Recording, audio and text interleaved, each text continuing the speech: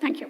So the story of GPS and how GPS started, GPS actually is a full stack biofuels company which works in biofuels. Like what we mean by full stack is on all the layers of a biofuel project, which is technology, design and engineering, execution capabilities, R&D, software layers. So we work on all the layers of a biofuel project. But how we actually started, the two co-founders, Sri Krishna and Menak, actually started work.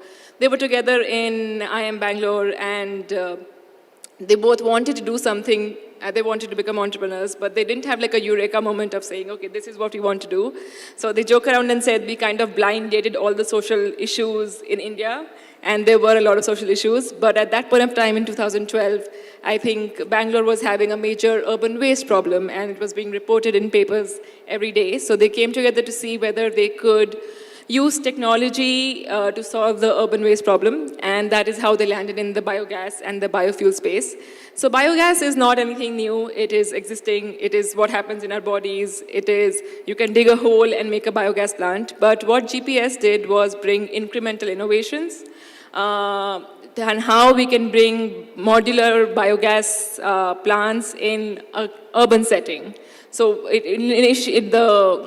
our flagship project is called BioUrja, which is a captive biogas, modular biogas plant. There were incremental innovations like if you look at traditional biogas plants, they are cement-based, large plants that are not really monitored, they're not really financially viable. But the BioUrja plant is a vertically based plant that does not take a lot of space. So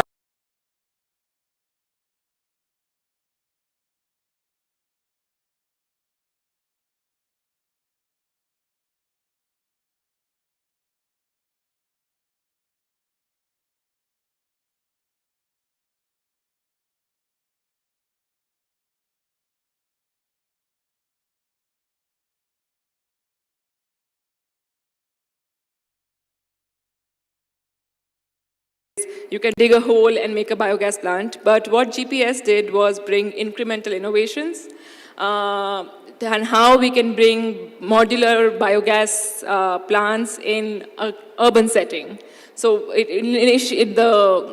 our flagship project is called BioUrja, which is a captive biogas, modular biogas plant. There were incremental innovations like if you look at traditional biogas plants, they are cement-based, large plants that are not really monitored, they're not really financially viable. But the BioUrja plant is a vertically based plant that does not take a lot of space. So one of our clients, like JW Marriott, also has like the biogas plant is on 3 floors, decentralized.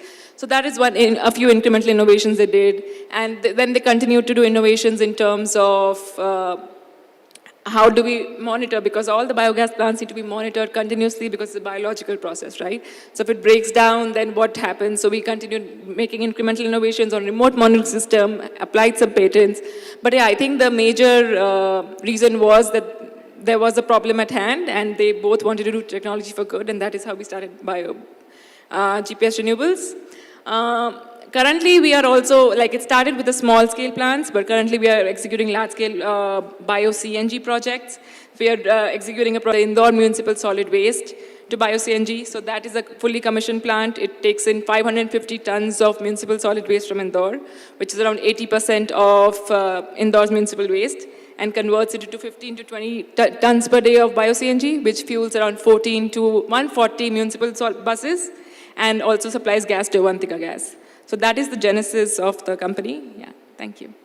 Some simple questions for all of you, where I'm going to try and link the kind of stuff I do as an ecologist and what I study to the innovations that you're making. And so for you specifically, what is increased sea surface temperatures going to do to the potential for the farming that you've been talking about? I'd imagine the seaweed would be very sensitive to it.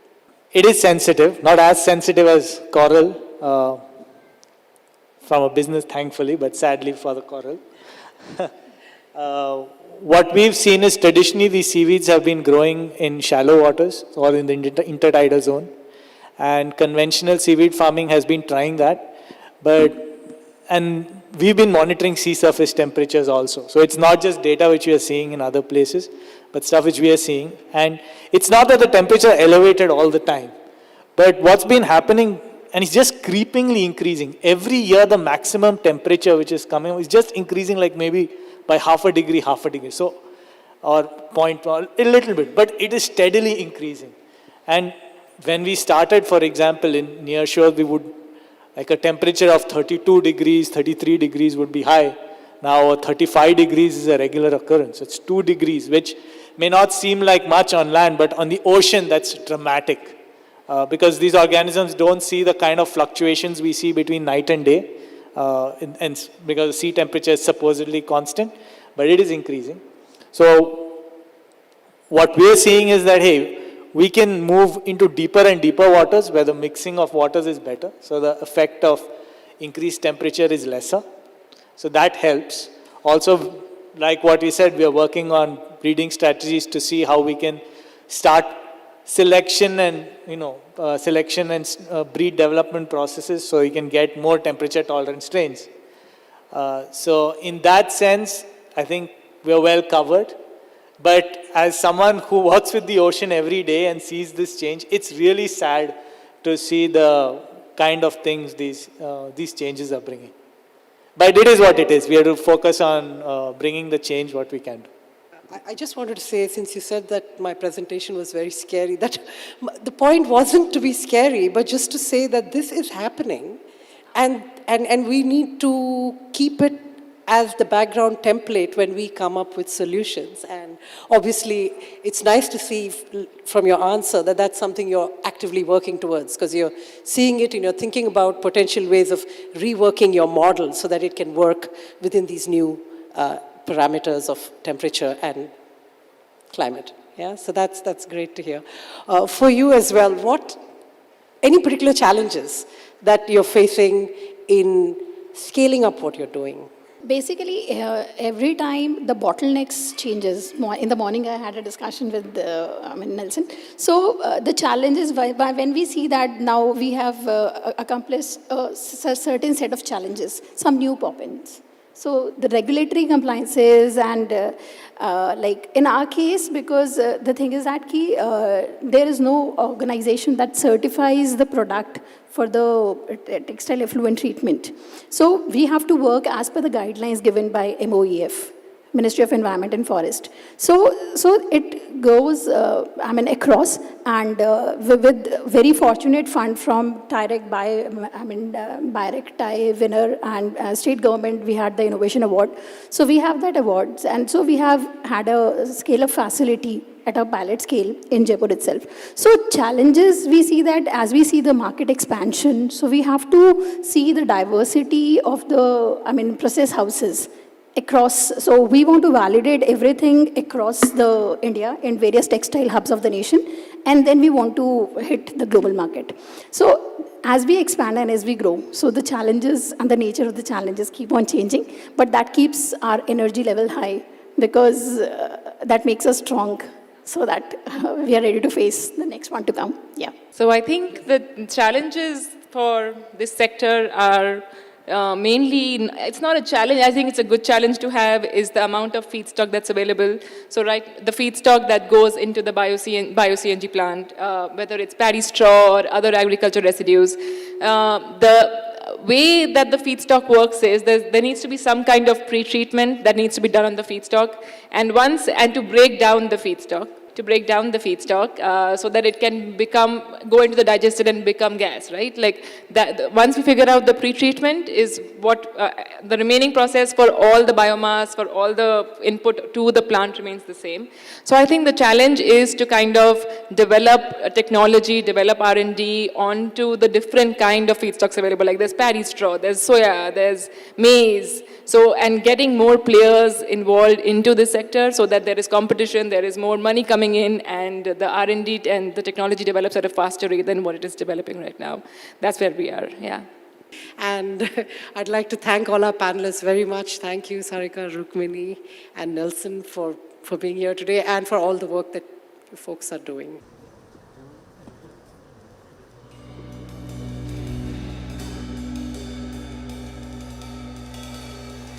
To stay informed about the startup ecosystem, subscribe to My Startup TV.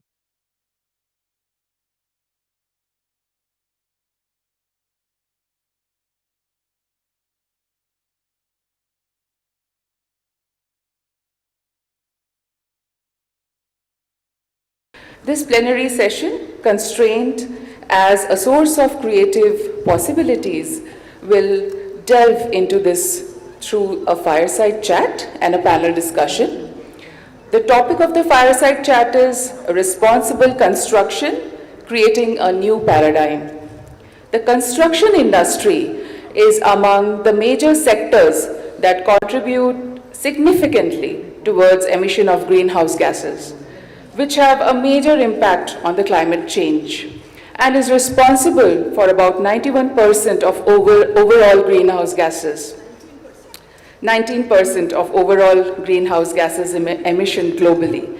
While several countries have fixed their targets for zero carbon rating for new building construction, it is unclear how this will be achieved in India, where the average consumer is extremely cost sensitive and most likely unwilling to pay for an extra price for sustainable material and design.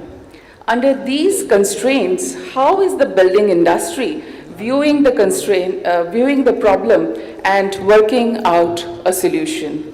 Let us hear about some of these complex issues from the conversation of two progressive architects, the fireside chat, responsible construction, creating a new paradigm. Ladies and gentlemen, please welcome Dr. Anjan Mitra and Dr. Vinod Gupta. Please, sir, come onto the stage. Anjan Mitra is a designer, an architect by passion, and a creative thinker in search for responsible design practices, a process that has taken him beyond the physicality of architecture to a holistic experience to build environment. This journey started with his design practice, The Appropriate Alternative, in 1992, and sustained over the last 3 decades. He believes that the most sustainable model of development is rooted in conservation and value addition and can be made possible through addition of responsible design practices. Dr. Vinod Gupta is alumnus of School of Planning and Architecture, New Delhi, and IIT Delhi, and from IIT Delhi. Dr. Vinod Gupta has been a teacher in architecture and industrial design at School of Planning and Architecture, Delhi. He is partner in Space Design Consultants and CEO of Opus Indigo Designs Private Limited, Fellow of Indian Institute of Architects, member of Institute of Indian Interior Designers, founder members of Gubi Alliances for Sustainable Habitat, and founder member of Griha Council. So I welcome both of you, and we look forward to learning from you how we can do responsible construction. Thank you. The current situation is scary. So I take that take it from there and try and understand what is really the role of construction in kind of today's context and also a future idea. If you really remember what Jesse has said, the kind of footfall change, the kind of built environment change, that has happened primarily of one human expression, and that is construction. Construction is something which is, I would say, is more of a displacement. It is an act which is basically a violent act. It kind of, the moment we conceive, we want to make a statement. So construction necessarily symbolizes a kind of an aggression into the local habitat, local flora, local fauna, ecology. In every part, that is the way of things that has happened. And this particular trend of construction has vastly changed from the construction practices that existed in the pre-industrial area. If you really recall anything in Hindu philosophy, it is that the human beings are considered as a part of a larger universe. There is a kind of a symbalance between the humans and the Prakriti, the nature, Mother Nature, in all its forms. So what happened is that every small little things that is being projected as a shelter or some other occupation, it was always conceived as a part of that whole system. The balance is an essential component, because if you are part of it, you always think of a balance. But things started changing when we kind of overlook into this, and then with the industrialization, suddenly the technology has started over, and it mainly challenged the one course that we are not part of the nature. We are here to dominate nature. And that is a kind of an attitude which actually is manifested in construction. Roads, infrastructure, buildings, building typologies, everything changed. The way people interact also changes. So when we talk about construction, we have to really understand construction from this particular manner. Earlier, the building construction was a kind of a circular system. Everybody knows that it needs repair, it kind of comes back to the original cycle, so it's more of a cycle. Today, we have conceived construction almost like a project. So there is a starting point and then there is an end point. In fact, who is going to use it? There is no connection. So construction largely today, the way we see, is completely separated from the society as a whole. And this is very disruptive. So in this kind of a parameter, I think we have to really look at the construction as a whole, and that is how I find that the topic of this today is that responsible construction, because we are not taking any responsibilities as far as the construction is concerned. We always think sustainability is a concept. Sustainability is in the thinking process. Sustainability cannot be with a material until and unless it is like Mother Earth, which kind of has an automatic decay. Anything apart from that has a process of putting it together. I think in that kind of a scenario, I would ask Dr. Gupta to elaborate on this particular aspect of sustainability, because through his GRIA Council and his prolonged experience in this, that how really the modern construction is thinking about this. When we talk about sustainable construction, we think of rating systems that define, how good that particular construction is.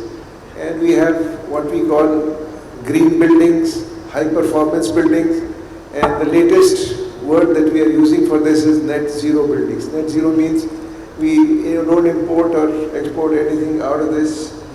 And the system that we have, first we define the goals. So the goal is really for us to have less greenhouse gas emission, which is what this talk has been this morning. So and less energy use is one of the ways in which these greenhouse gas emissions are supposed to be taken care of. So the systems that we have for measuring this, and once we have our goals, and then we process this, the building process that Anjan was talking about, and finally when the result is obtained, we can measure it in terms of LEED, which is an American system, and GRIHA, which is modeled after LEED in some ways, and it defines what a good building ought to be. And ECBC, which is the Energy Conserving Building Code, which defines how much energy you may use in any particular building. So all of these, both of these systems of LEED and GRIHA, they talk about energy use, water use, less waste to be generated and less pollution to be generated. But the main thing which they deal with is indoor air temperature and indoor air quality. That means what we are breathing inside the building should be good air and without pollutants, and we should all be comfortable and so on.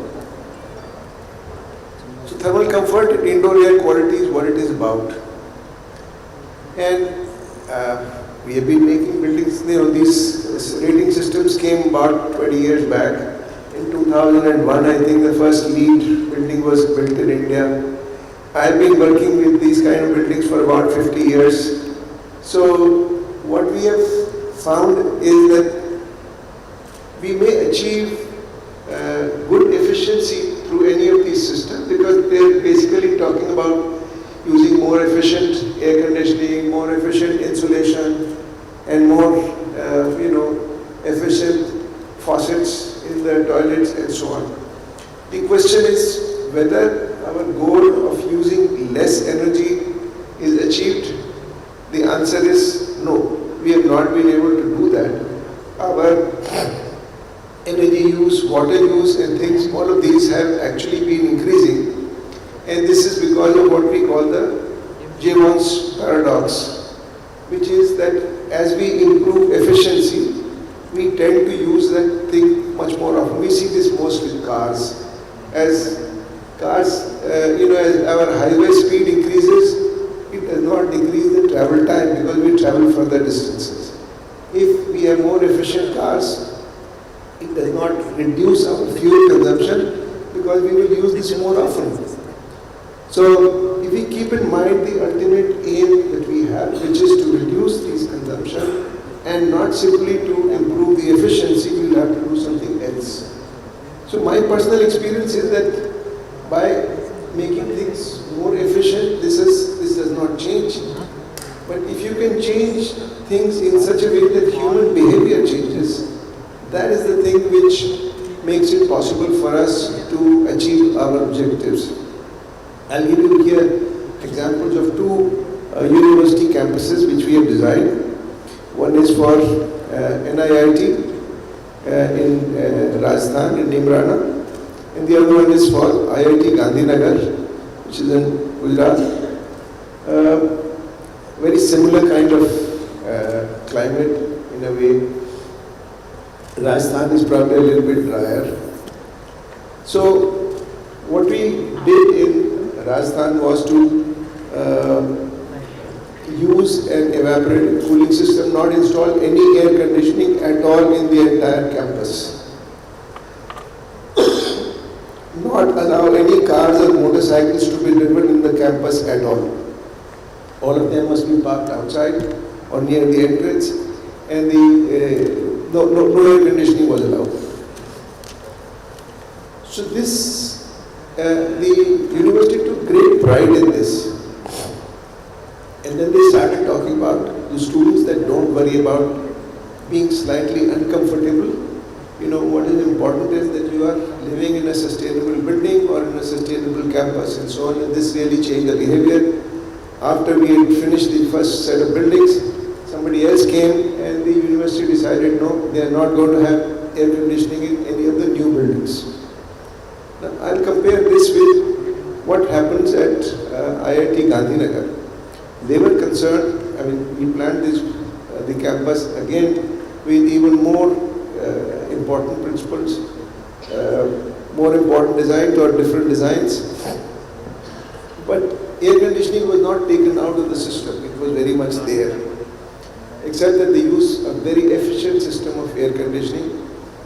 And the net result is that now they have air-conditioned hostels, air-conditioned laboratories, all the administrative buildings and everything is air-conditioned. It's not that the campus is bad, it's just that the goals which they were looking for were efficiency, and they wanted to provide the highest level of comfort for the elite students that they have in this campus. And they probably achieved this objective. But if we look at the objective from a larger perspective, which is a global perspective, and which is to reduce energy use in buildings, that does not seem to happen there. We have, much less use of water, perhaps in this, and I will talk about that a little more.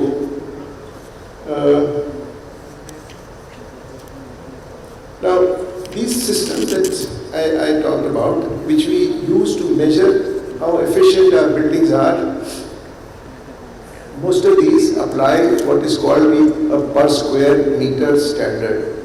Per square meter standard is how much energy do you consume in per square meter of the building space that you have built? Or, you know, now we are not in a situation where our country has a set standard of how much space we can build. So the end result can be something like what we have, Mr. Ambani's house, where there are 4 residents, but they have 60,000 square meter of space. They have built the most efficient, energy conserving building or most environment friendly building that they could possibly build. But is this sustainable to have this kind of construction? No. The whole concept of sustainability is something which we need to define a little better in our own context. The European concept of sustainability given to us at the United Nations by the Brundtland Commission is that we are fighting with, or we are trying to save our future. But in India, we are fighting against each other. There are so many different sections in the society, and it is said that 1% of the top Indians control 50% of the wealth in this country. And the top 10% controls 75% of the wealth of the country. And if we take the bottom 50%, they have only 5% or so. So in this kind of a situation, any standard that we have which says 1 square meter, how much does it consume? It doesn't work for us. We have to look for our own solutions. And the only solution that I've found is that if we can, instead of thinking about efficiency, if we can think simply about changing human behavior, that is what will get us to come to a better situation. We are having this, making it possible seminar where in a completely artificial environment, which doesn't justify itself. So this is a kind of a situation. There is no daylight, but there is plenty of daylight outside. And what we are striving for is a kind of a artificial comfort zone. And we are talking about sustainability in general terms. This is not done. I think we have to change our perceptions first. On one hand, as Dr. Gupta has amply identified, that human psychology is hunger. Hunger for comfort, hunger for status, hunger for so many other greeds. If that doesn't change, and your hunger for controlling others, if that is not going to change, obviously the construction industry which feeds this is definitely not going to change. And the kind of construction when we talk about 10% of actual constructions. 90% of these constructions are beyond our domain, which is where the mass of the built area is being defined. Who follows what kind of logic? So until and unless we change our perceptions about the construction that we are trying to do, is first we have to have that the overall concept that I am part of this nature. If I want to reverse that, the first thing is we have to change and make ourselves humble enough to understand that I am part of a system, I am not the system. So if we take that system in part, then the way we approach construction is making it purposeful. Why I am trying to do it. That's number one. Number two is whatever we include is displacement. Now construction is displacement in the large scale. You have urban redevelopment, which is a major large scale thoroughfare. We create huge scale infrastructure. The Uttarakhand and the Himachal Pradesh is reeling under, Sikkim is reeling under because of extensive landslides, because it completely destroys the ecology. In terms of tourism, in terms of economic boost, what we are trying to do is completely destabilize the culture. Now, this is something which is very, very erroneous. So, instead, if we just think that can we reverse this, now that reversal process has to include that first and foremost, can instead of displacement can be more accommodative. Earlier in the Indian system, we don't throw anything, all the waste taking from our kitchen to everything that we used to recycle, we used to reuse. If our clothes are torn, we just mend it up and use it for that matter. The old things we kind of stitch it, like our grandmother's heritage and other thing, we re-stitch, we actually wear it with the greater elan. Where is that system gone? So we don't have any respect for what we have. We are talking about heritage. We don't understand heritage. Because our heritage is the way we connect with the nature, the way we connect with the people, the way we connect with the society is completely gone. So if we kind of just reverse this back, then we don't look at our old things in the similar manner. Instead of development, because the inner city cannot be developed, what we are doing is infringing on the farmlands and the marginal. Our development has become essentially marginal. By doing that, we are creating more kind of road infrastructures, creating more pollutions, and all these gas emissions, what we are talking about when we talk about a unit, then it makes something, but when it is happening at a very large scale, it is enormously destabilizing. So, construction industry can we really think of something else as a more kind of a healing process, of a more accommodative process or a negotiated process? It is that over the time some things is not there. And also when we talk about construction, we don't talk about maintenance because we think everything is maintenance free. Permanence is something that we all achieve at. But practically there is nothing which is permanent. Until and unless you really cultivate towards that, so maintenance becomes a headache. So whatever establishment that we have done over the period because of non-maintenance, it kind of completely derodes.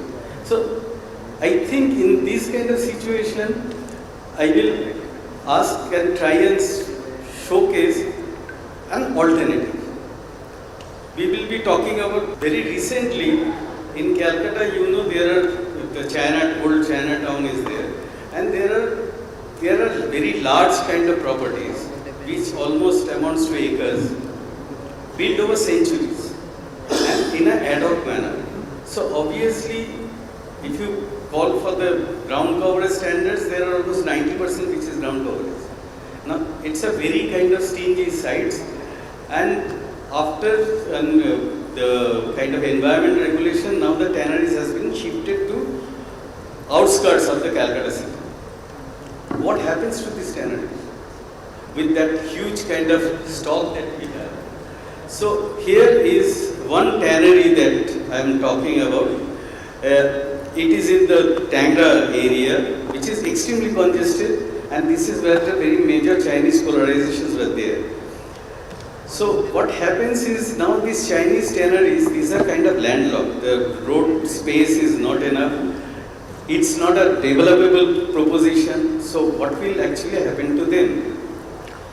So we take this opportunity and then we thought, can we retrofit and make an adaptive reuse, make this as a part of a major kind of a development campaign?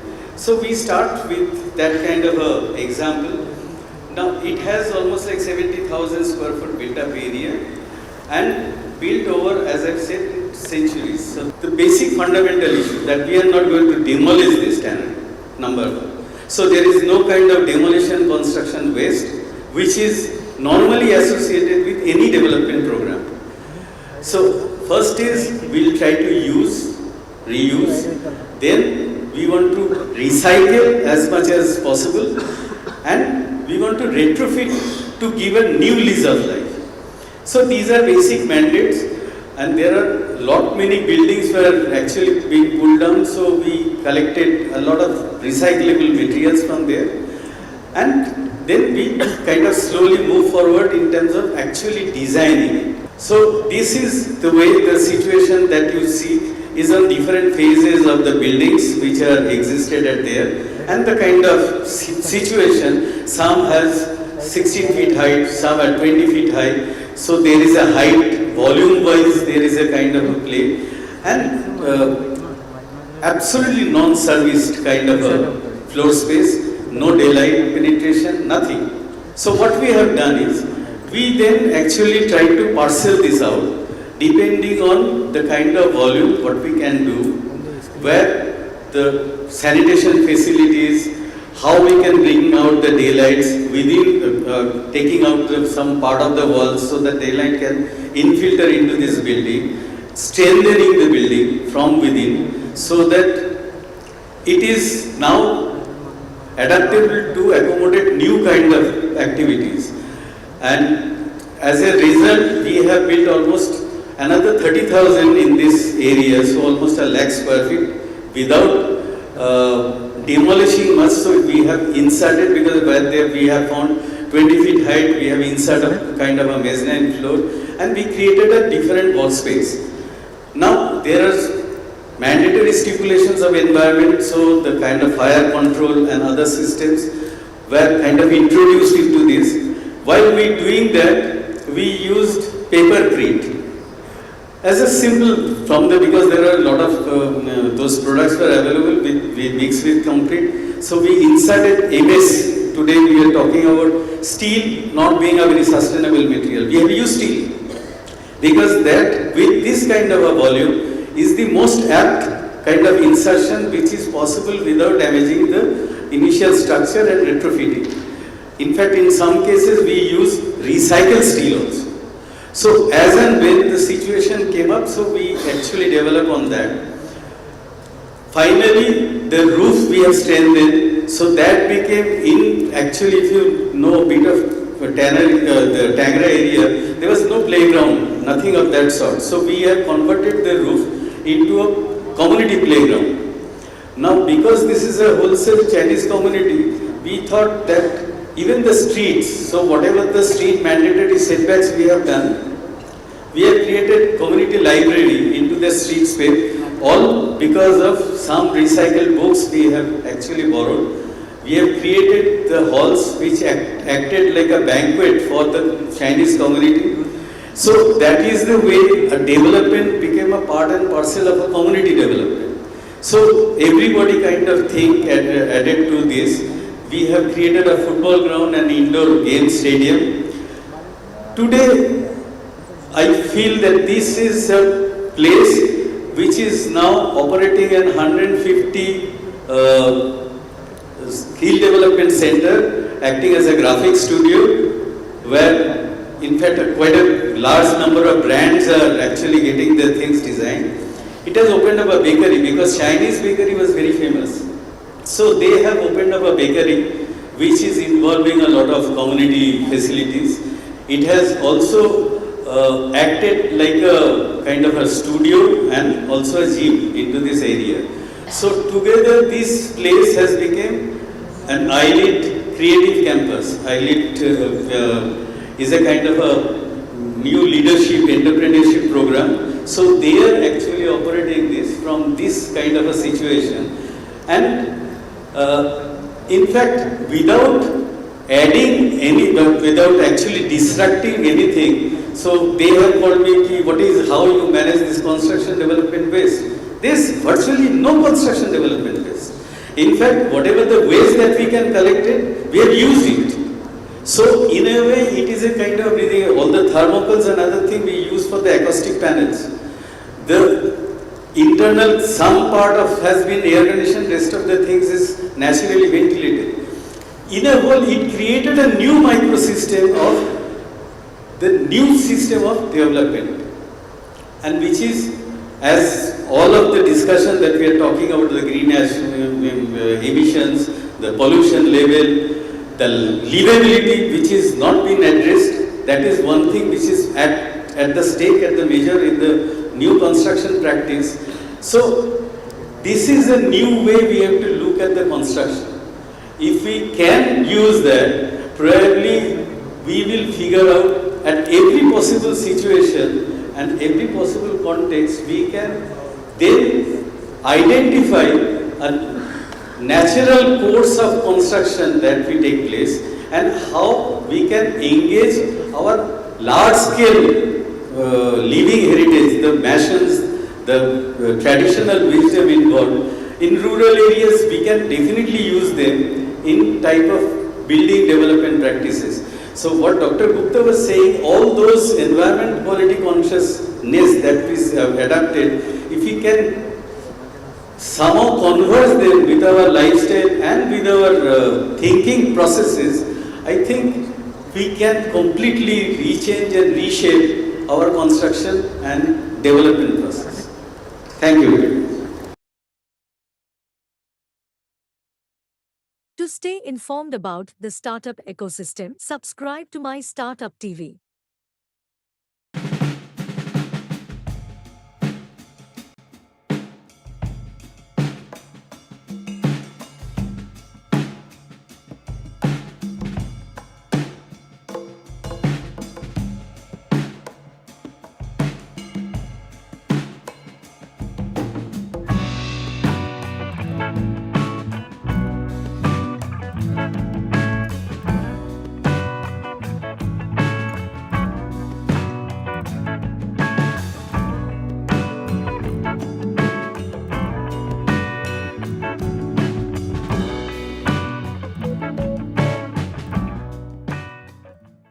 We now have a panel discussion with innovators who have used constraints as an inspiration to uh, develop innovative products. So for this, I would like to invite our moderator of the session, Dr. Janvi Falke. Janvi Falke is a founding director of Science Gallery, Bangalore. Previously, she held a tenured faculty position at King's College London and pursued her academic career at institutions like University of Heidelberg, Georgia Tech, Lorraine, and Imperial College London. She worked as an external curator for Science Museum London. Her publications include Atomic State, Big Science in 20th Century India, and Science of Giants, China and India in the 20th century. She has also showcased her talent as a producer-director of a documentary film called Cyclotron. She holds a doctoral degree in the history of science and technology from Georgia Institute of Technology in Atlanta. So welcome, Dr. Janvi. Please come onto the stage. Our panel includes Mr. Gaurav Parchani. Gaurav is a co-founder and CTO of Dozy, a company that aims to simplify and transform healthcare in India and beyond. Exclusively designed and manufactured in India, Dozy is India's first contactless remote patient monitoring device. A mechanical engineer by education from IIT Indore, Gaurav is leading Dozy's technology, and he's heading the technology division. Dozy has so far established a presence in 370 hospitals covering 40 plus districts in India and is now expanding its operations in Africa. So welcome, Gaurav. Please have a seat. Our next panel member is Ganesh Shankar. Yeah, please come onto the stage. Ganesh is a serial entrepreneur in sustainability and clean tech. He is currently the founder and CEO of FluxGen Technologies. He has also co-founded the Sustainability Mafia with a mission to multiply the impact of sustainability leaders through goal-oriented collaborations. And he also co-founded AirProbe Tech. He's an alumnus of Indian Institute of Science and had worked with GE Digital Energy, Selco Solar, Next First Technologies before embarking on an entrepreneurial journey. Welcome, welcome, Ganesh. So our last panel member is Rajkumar Madan Gopal, a visionary leader. He is currently making significant waves as a co-founder. Please come onto this. Co-founder and CEO of Banyan Nation. Through innovative technology solution, he is pioneering the transformation of Indian recycling value chain, promoting source segregation and achieving maximum landfill diversion. His dedication to environmental sustainability led to his well-deserved recognition as a climate warrior at the Forbes Indian Leadership Award in 2023. Raj holds a master degree in science in mechanical engineering with a specialization in robotics from University of Delaware.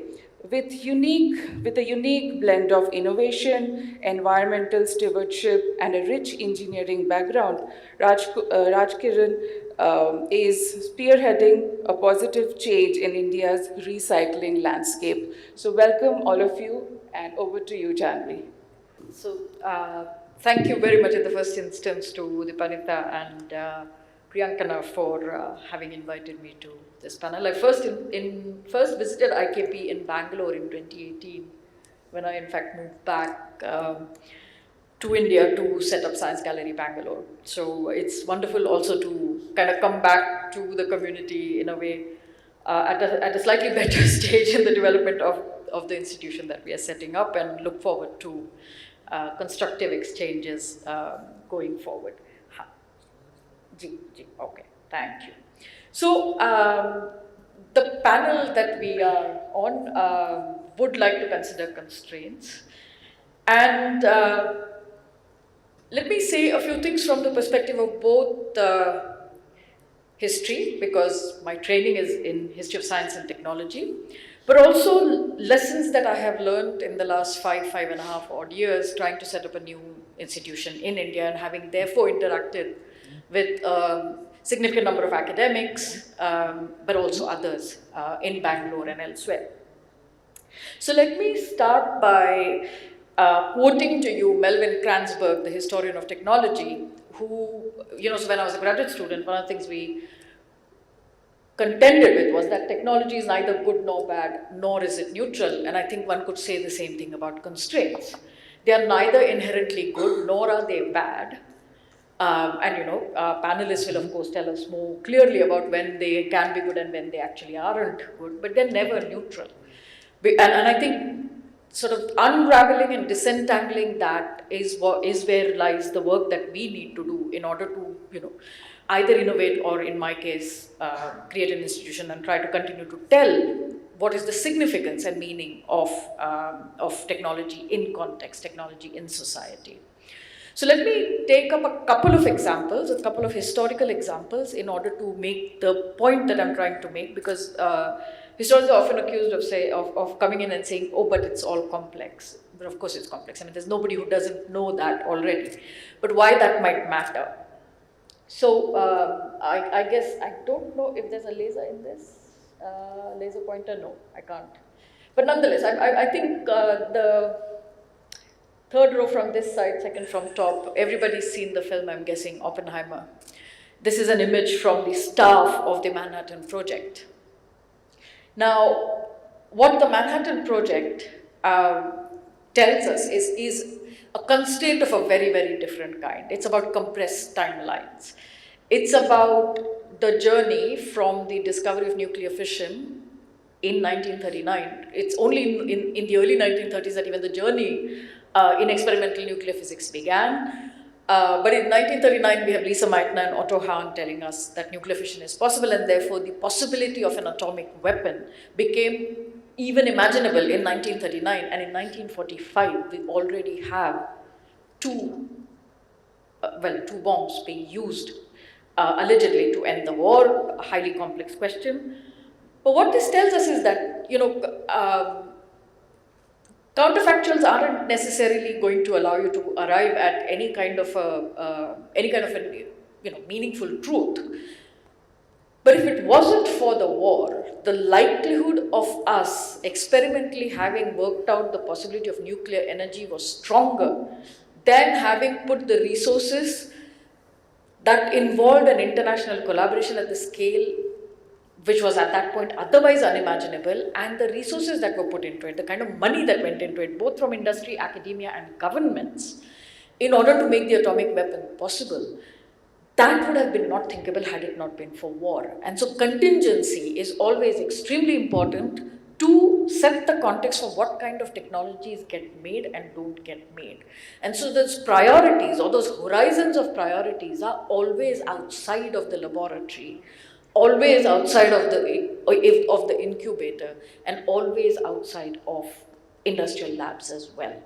So this is what, we heard Sharad and Vinod say in the morning, geopolitics. Geopolitics is not a product of the lab. Labs function in registers that are entangled with geopolitics, but it's of course not the only constraint. There are several constraints under which agendas get set and resources are mobilized. And since the Second World War, I would always say in my classrooms, for example, that before the Second World War, we would be hard pressed to imagine a country. We also spoke about who has an airline, who doesn't have an airline. Before the Second World War, we would be hard pressed to imagine a country that would have a Ministry of Science and Technology. After the Second World War, we do not know of a country that doesn't have one. So science and technology are now embedded in what are called reasons of state, right? Like statist ambitions are realized by pumping resources into the production of new technologies and new research. And therefore, the scale at which science and engineering have been done since the Second World War means that the money that is pumped in is also at a much higher scale than anything we could have imagined before that. The First World War, of course, saw poison gases, but so most certainly not at the same scale as we saw since the Second World War. And so constraints, what are those constraints, right? Like, are those constraints of setting research agendas? Are those constraints of resources? Because these are not compatible, or in a sense, they're not constraints in the same register. And that is something one needs to kind of constantly be attentive to. And the registers are that of the state, of course, of industry and the market, of academia, of even imaginations, right? Like, can we, as an engineering community or as a scientific community, imagine the horizons where certain things are possible or not possible? And so I think so this for me is a very good example. This is just one of the facilities of the Manhattan Project. And so I always like to remind myself of, what was the scale at which what was allegedly science and engineering science done, the outcome of which was entirely political. The second example that I would like to briefly touch upon is the Green Revolution in India. Major constraint was food security, right? Like, or what today we understand or conceptualize as food security, but basically lack of food, enough to feed the Indian population. So the constraint was scarcity of food, which meant research into high-yield varieties had to be conducted. Not that the roots of it weren't there. In fact, the very first experiments were conducted by an Indian in Mexico before the Second World War, which was then brought back to India. Pandurang Khankoje is the person, for any of you who are interested in looking at. In fact, he's on a mural, or large mural created by Diego Rivera at the Autonomous University in Mexico City. So it's not that the thinking or that research possibility or that the possibility of that solution wasn't there before, but the manner in which it was realized and implemented, both in the lab and on the ground, was determined by a constraint, which was food security. Second was, of course, foreign policy, geopolitics again played in. The kind of help that the Americans were willing to extend towards the Indians, the kind of research that was possible in the Mexican labs and later than in the Indian labs, meant we had the Green Revolution, which created, and here's where constraints Sharad also in the morning indicated the need to think things through. And so what we see as the end result of the Green Revolution are constraints of a different kind: increased salinity of soil, high consumption of water, and of course the production of rice in areas in which rice neither was a part of the diet, but also is simply untenable. Apart from, again, social restructuring in large parts of the Punjab, where landholding patterns changed entirely because now industrial agriculture was the way to go during the Green Revolution, which means social upheaval as well. And so constraints of all kind are also imposed by new kinds of research and new products of technology that we unleash into society. So on the one hand, while research is shaped or solutions are shaped by constraints in different registers around us, the products that we unleash into society or the research that we put in there also creates, in turn, constraints that we may or may not be able to deal with. And historians of technology like to call them unintended consequences. The third, of course, more recent again, it's like the Manhattan Project, a project of a compressed timeline. Technology known since forever. The pressure of the pandemic meant that we got the vaccine sooner than we would have otherwise, which of course the debate has been, being the debate is ongoing. People are discussing this. Some trust it, some kind of are skeptical towards the long-term outcomes of it. I don't know. This is the case I know the least about, but I don't know the answers, and neither do most of us in the room. But again, it's a case of a constraint that is a pandemic, right? Like, so it's not a constraint that's geopolitical. It's not a constraint that it emerges out of the manner in which we interact with nature and the manner in which we take it for granted, something that Jayashi alluded to, in fact, very, very clearly and with sort of great clarity in the morning. So what is it so unintended consequences was the point I wanted to make through this. But there's another point that I wanted to sort of make, is that how does one think about this? How does one think of, so when we have examples, right, like, or when we see success stories or what we identify as success stories, what are the registers in which we place the success? Why do we consider it successful, and how far in the future are we able to imagine? And I don't mean imagine in terms of predict, but what I mean is how far can we think it through? And I think that remains a very, very important point. So constraints don't, what I'm trying to say, I think fundamentally, is that constraints don't often necessarily mean shortages of capital, resources, time or tools. Identifying the right constraints, of course, is essential for any even solution to work. So, constraints can create challenges, which makes things creative, and I think which drives the entire startup vibe, so to speak. But what I think we might want to do is merge these two kind of discourses, for lack of a better word, or merge these two kinds of understandings in order to arrive at a better landscape of what's possible and what's not. And therefore, what we need is new knowledge. Then we need new knowledge, we need new partnership, but we also need an honest public dialogue about uncertainty, incompleteness, and the tenuousness of the knowledge and products, therefore, that we hold. And I think this needs to be understood better and better in order for us to understand both constraints better, but also the consequences of these ideas that we hold much better. I'll end by quoting a man from about 200 years ago who spoke about how men and women make history, but not under conditions and probably also constraints of their own choosing. And I think having an acute awareness of that, balanced with an optimism that tells us we can still want to control nature, might help us towards a better path. Thank you.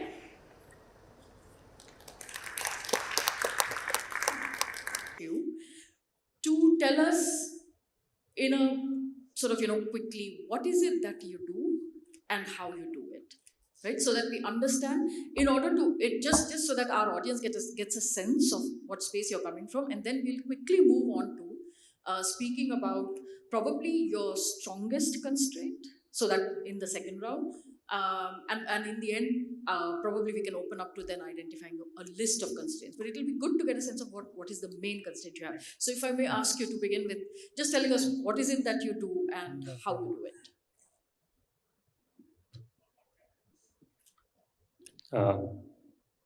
Everyone, good afternoon. Excuse me.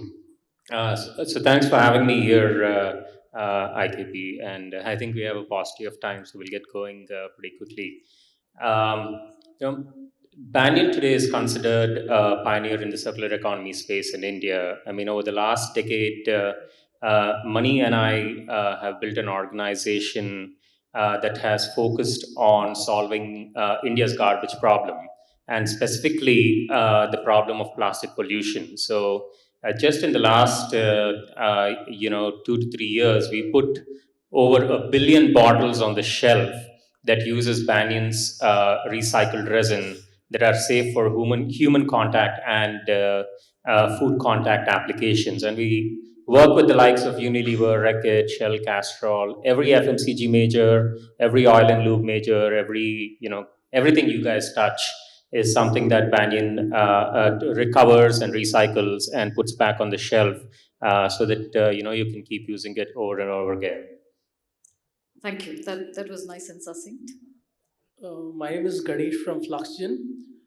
So this world is going through massive water crisis. I mean, because we consume water not just directly. The amount of water that goes into buying a shirt like this or a jacket is indirect water consumption is much higher. So what we essentially believe is that this will affect business continuity risk to industries.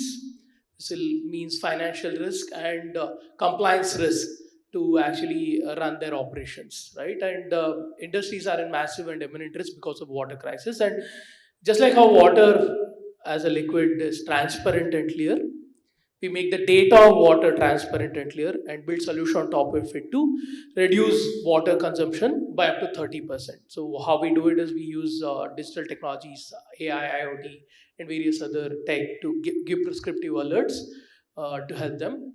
We primarily help large and very large industries like the Tata Steel, Vedanta Group, of the likes to help them. We have so far saved more than 3 billion liters of water through our tech. Yeah, so look forward to save a lot more in the future. Do you also work with agriculture? Or is it industrial? No, agri-processing companies, yes, like food processing, beverage, yes, yeah. Thanks.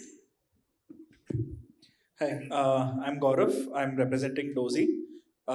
We are a contactless, continuous remote patient monitoring solution powered with artificial intelligence and an early warning system as well on top of this. In a nutshell, what we do is we have these proprietary contactless sensors that go under the mattress, don't even touch the user at all, and capture all the key biomarkers, heart rate, respiration rate, blood pressure, and other physiological parameters. We make them available to nursing stations, and this is in-hospital monitoring outside the ICUs. So for hundreds of patients, you can set up a small command center to have them monitored in one shot. And on top of this, the solution is as easy to use so that it can actually go for home as well. So we're expanding to home monitoring as well as we speak. And there it's also a different challenge altogether. I think we'll speak about the challenge and problems in the next round. Yeah, absolutely. So, may I start with you? What is your biggest challenge and how have you addressed it? Or what is your biggest constraint and how have you addressed it? So when I started out as a single founder, still a single founder company. I always thought like, how do I scale a company as a single founder? Of course, I went on to meet a lot of people and somehow I got people. What I realized is that a founder is not essentially always looking at all the time about operations. Like the fact that I'm speaking in an event like this is also to attract people towards our mission and vision, and eventually they become part of our goals. So initially that was a big challenge, building the team towards a mission and vision on this. While water, is not a very attractive sector to be. Unfortunately, in the past, now it is becoming more attractive. Because water is not charged. I mean the economics of water. So was building a team a constraint, or how did you what did you feel was in a way coming in the way of? See, that's what the unit economics of water is not very attractive like energy or various other sectors, right? So how do you convince? Actually, when I entered the sector, there's or when we were started doing business. Water got almost like 0.07% of total investment in climate tech investment. That is like not just investment at large only.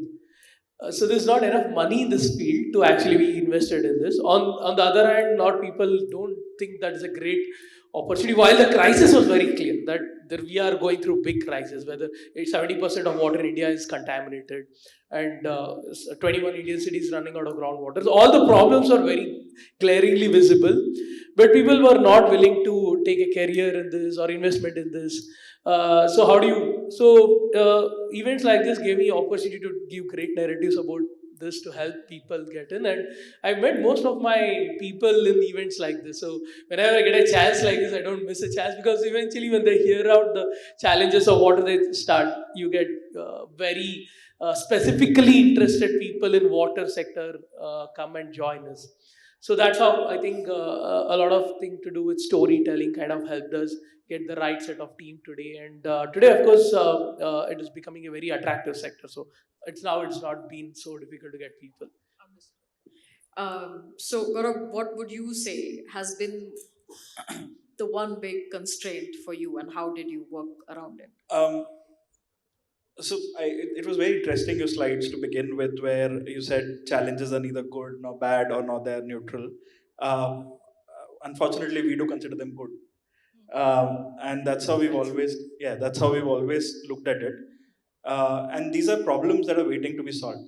That's are essentially the way to look at them. And for us, and just to kind of give you a little bit of idea around the challenge that we're working around, right, or the constraint that we're working around.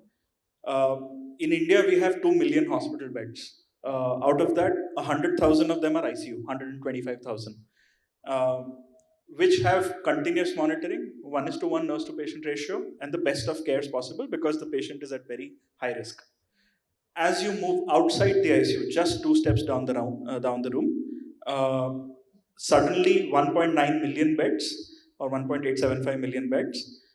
Nurse to patient ratio, although recommended 1:4, starts from 1:8, 1:10, 1:15. In some of the rural areas and public hospitals in Chhattisgarh, I've even seen 1:25. And this is not uncommon. Now, the sad reality because of this is that we end up doing spot checks, and at the end of the day, the sad reality is that code blues do happen. Patients are admitted to ICU in emergency from the ward because they're identified very, very late, or there are mortalities outside the ICU that do happen. For an ideal hospital, if there is a mortality that has to happen, it has to happen in the ICU, not outside. That means that we tried everything that we could to save that patient. And that's the sad reality. Now, multiple studies in the last 5 decades have shown enhanced monitoring frequency, continuous monitoring saves lives. You will identify the patient much earlier on. You will be able to take corrective action for many cases then and there in the ward, and for many cases transfer the patient to the ICU at the right time, not in a code blue. Now, this is pretty clear since the last 5 decades. But why hasn't this happened? In our country, still 1.9 million beds are still unmonitored, and not just in our country, even in the developed world as well. And this has to do with constraints, because since the solution was so easy and clear in front of you, you still could not do it. Because resource constraints in the healthcare industry. We are severely short of nurses, doctors, severely short of intensivists. On top of that, the current tech that we had from long ago in terms of monitoring required resources for compliance. When I say compliance, availability of data, collection of data, collection of these vitals and presenting them to the right person at the right time. So both these combined together present that constraint, that single largest constraint, that you don't have the tech that can work without too much interference, with minimal interference, or minimal requirement of effort. At the same time, severe shortage, which is just increasing and increasing and increasing. So let me add a footnote to it here. So you're speaking to us about a circumstantial constraint, right? What we're trying to understand here in this room is what was the so this is a larger situation constraint, right? What was the constraint that came in a way in your way of trying to do your work, right? Like, because this for you is an opportunity. Right? This is not a constraint around which you're trying to work. For you, this is an opportunity to develop something. Absolutely. What was the constraint in order for you to actually be able to develop what you developed? Correct. So I think the answer falls right through this, because what we essentially did was to get to this opportunity. First thing that we did was we removed the amount of effort required for nurses to monitor a patient. So we made it completely contactless. So the compliance is given for when the patient is on the bed. But for us, the major constraint was people did not believe it, right? How come a monitor can be contactless? What is this new thing? A new thing, and that too out of a startup in India. How can you make such a thing where you can give heart rate, respiration rate blood pressure from under the mattress can be as thick as it can be. How can you even do that? So that sort of a disbelief or saying that, oh, this almost seems like magic, was a big constraint for us to convince. And how did you work your way through it? We took multiple approaches to that. We did multiple clinical studies. We've done 7 clinical studies. We have almost 100,000 data points to show the efficacy against the conventional monitors that are there in the ICU. Second, we got the regulatory clearances, so we are FDA cleared. So that also helps in terms of bringing in credibility as well. Third was the brute force approach, which was when I approach a hospital, we end up doing a 1-week demo that you use it and see whether it works or not. And then you believe. So using is believing. So trust was a constraint. Yes, and, it still is. Or objectivity was a trust. Yes, And you yes. were But able these to are the work 3 that. ways we solve it. Understood. May I ask you to share with us, Raj, what were the constraints that fell in your way, and how did you work around? For sure. I mean, a startup at the end of the day is born out of constraints. So I think it's our job to lay down the framework and operate within the constraints that we have to break out and establish that structure, whether it's organizational or business or the otherwise. I think over the last decade, I mean, we've been able to do that pretty successfully at Banyan. I mean, one of the ongoing dialogues and conversations in the space right now is that I think regulation is catching up to the work that we've already been doing. And that's the dialogue that we are now part of, at a local and at a national and international level, is to drive the adoption of circular polymers, drive the adoption of recycled resins. Not just in India, but across the globe as well in a big way. And I think that will be the next phase of our work in the next 3 to 5 years and beyond. Okay. So if I were to, as a sort of concluding round, ask each of you to draw up a checklist of between 3 and 5 constraints that startups in India confront, what would they be? May I ask you to start? I think in our case, I covered the trust bit, but the first and obvious, specifically healthcare startups in India face is the brunt of the regulatory approvals that we need to get without the funding. So that's the second part of it. So it's a chicken and egg problem, right? You require funds to get the approvals, but you require the approvals to be credible enough to get the funds. So funds, regulatory approvals. Another bigger thing in healthcare, particularly in India, is, since I mentioned the shortage bit of it, which has a side effect in terms of that the existing healthcare providers are overloaded. So their appetite for new solutions, new technology, in fact, which are going to help them, is even lesser. So you have to make them believe that, yes, you do give me some time, basis that I will in future generate so much value for you that will solve your problems. But that appetite to hear that solution and believe in it is pretty less as well. So these 3, I would say, to a healthcare startup or a healthcare founder in India, are pretty kind of glaring constraints, and you have to solve for that. Thank you. That again was very concise. Please. Yeah, so while the planet is warming every day, like we talk about climate change, there's a lot of effort just going in the direction of climate change mitigation, which is very important. But at the end of the day, the adaptation and resilience is equally important. Unfortunately, in the climate space, that is seen like a step parent. And whether it is in terms of funding or whether it is in terms of projects at various levels, it's not taken as seriously as climate change mitigation. And water, by far, it's said that if climate change is sharp, water is its teeth.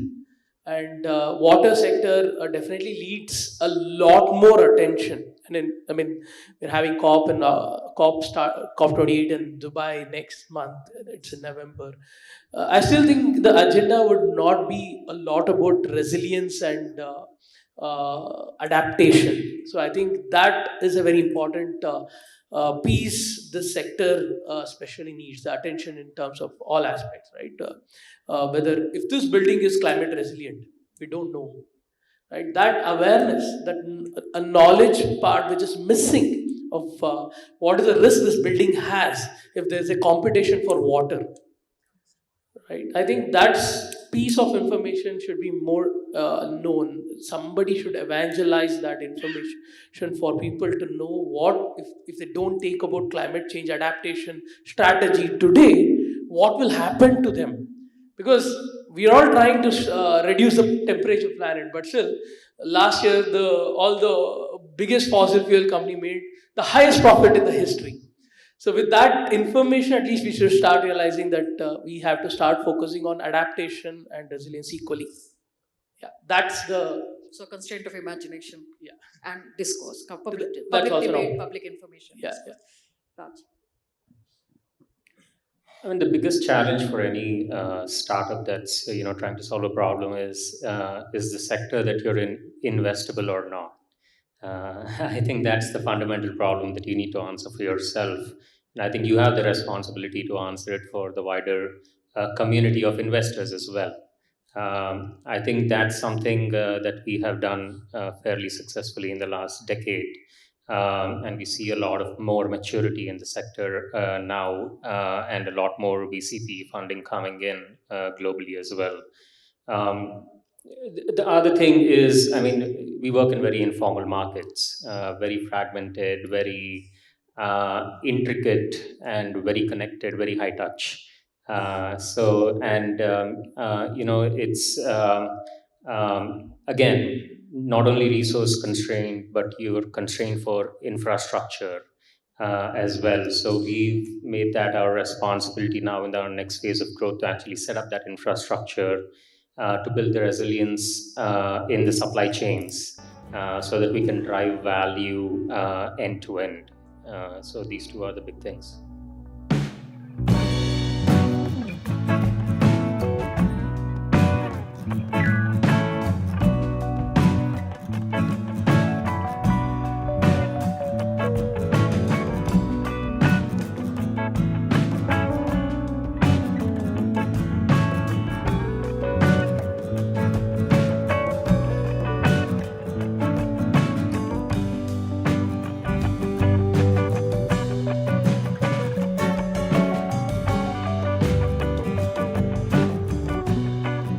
To stay informed about the startup ecosystem, subscribe to MyStartuptv.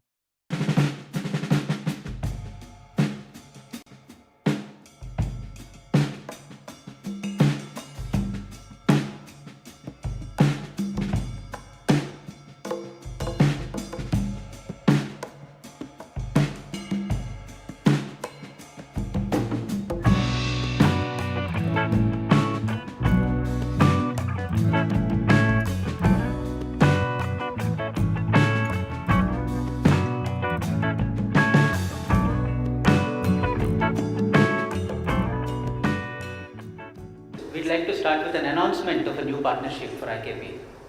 As some of you might be aware, IKP is entering into a partnership with Montgomery County, Maryland, United States.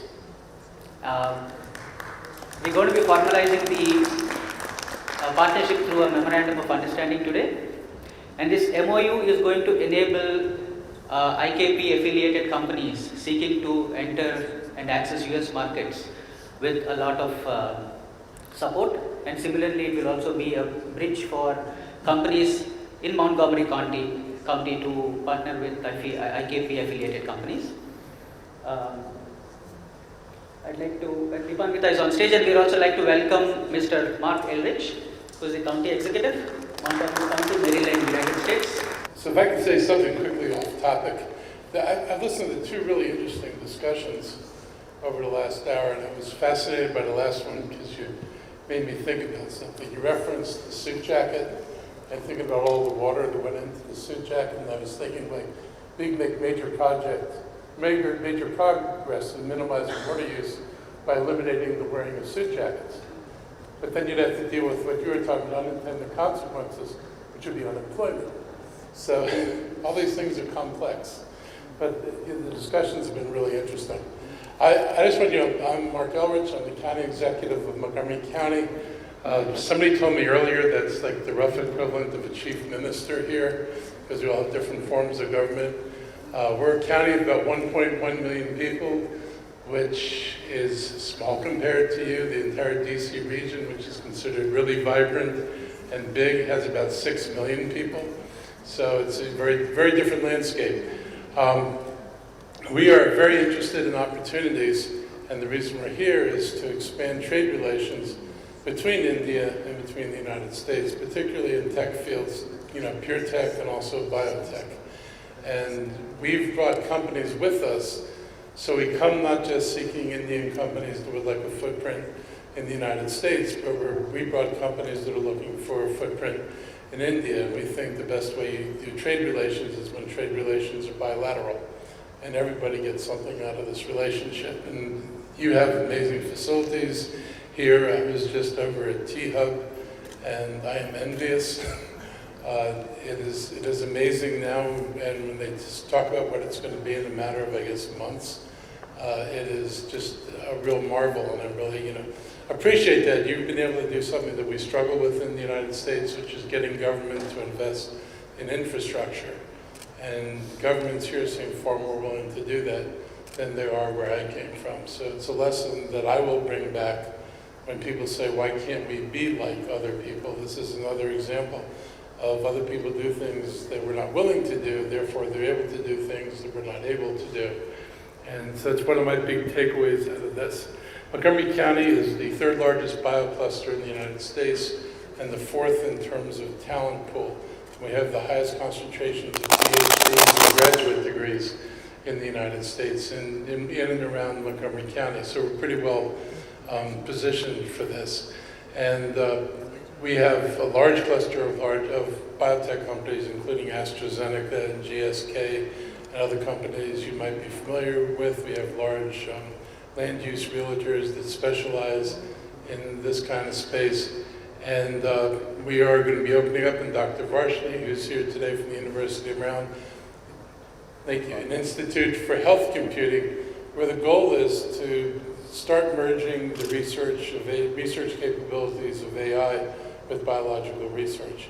I saw that firsthand as COVID vaccines were developing. I'm old enough to think that all lab work was done in actually wet labs, and they weren't done on computers, and increasingly we see things are being done on computers and not wet labs. And so it was kind of eye-opening, and AI is one of those things, great possibility, possibly great risk, but great possibility in terms of speeding research and discovery and using data and learning from data in ways we couldn't even imagine before. So Dr. Varshney is going to be setting up this Institute for Health Computing at Montgomery County, and we think that's something that's going to be of interest to many of the companies in India, whether you're working on the research side or whether you're working on patient data and the collection of information. We think there are opportunities to partner. Montgomery County is in a position where we can provide soft landings, and that's one of the things we want to be able to do. We can, if a company wants to come to Montgomery County, we have the ability to facilitate the soft landing by providing legal support so you can get incorporation in the United States. Incorporation in the United States gets you access to federal, state, and local money.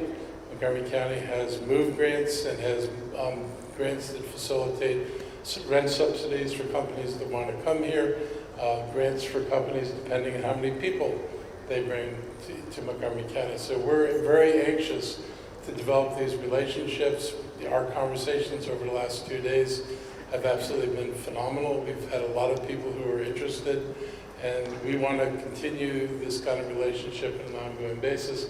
We'd like to partner with where we came from this morning, because what they have over there and their ability to do things is something we need to be able to do. We don't work at that scale, and to see what they're able to do has just really been eye-opening. So we're going to sign this memorandum of understanding, and I'm very excited about this. I have a certificate to the IKP Knowledge Park in recognition and appreciation of your support for Montgomery County, Maryland's 2023 trade mission to India. Your organization's willingness to support relationship building and partnership opportunities among IKP startups and alumni and Montgomery County will lead to business growth, new jobs, and technology innovation in both regions, which will benefit businesses and residents in our jurisdictions and around the world. And thank you very much for joining us.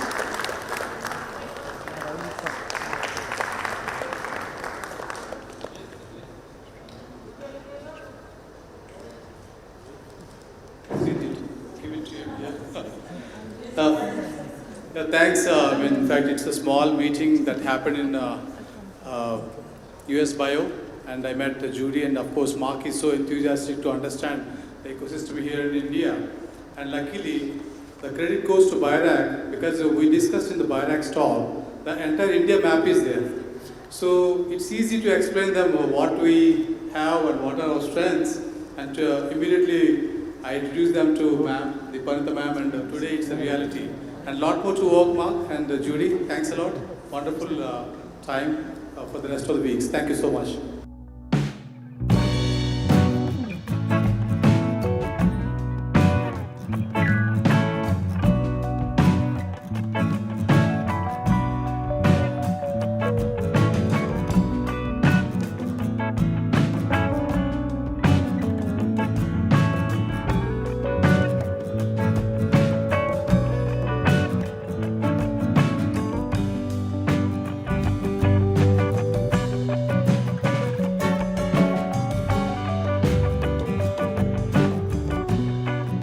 To stay informed about the startup ecosystem, subscribe to MyStartup TV.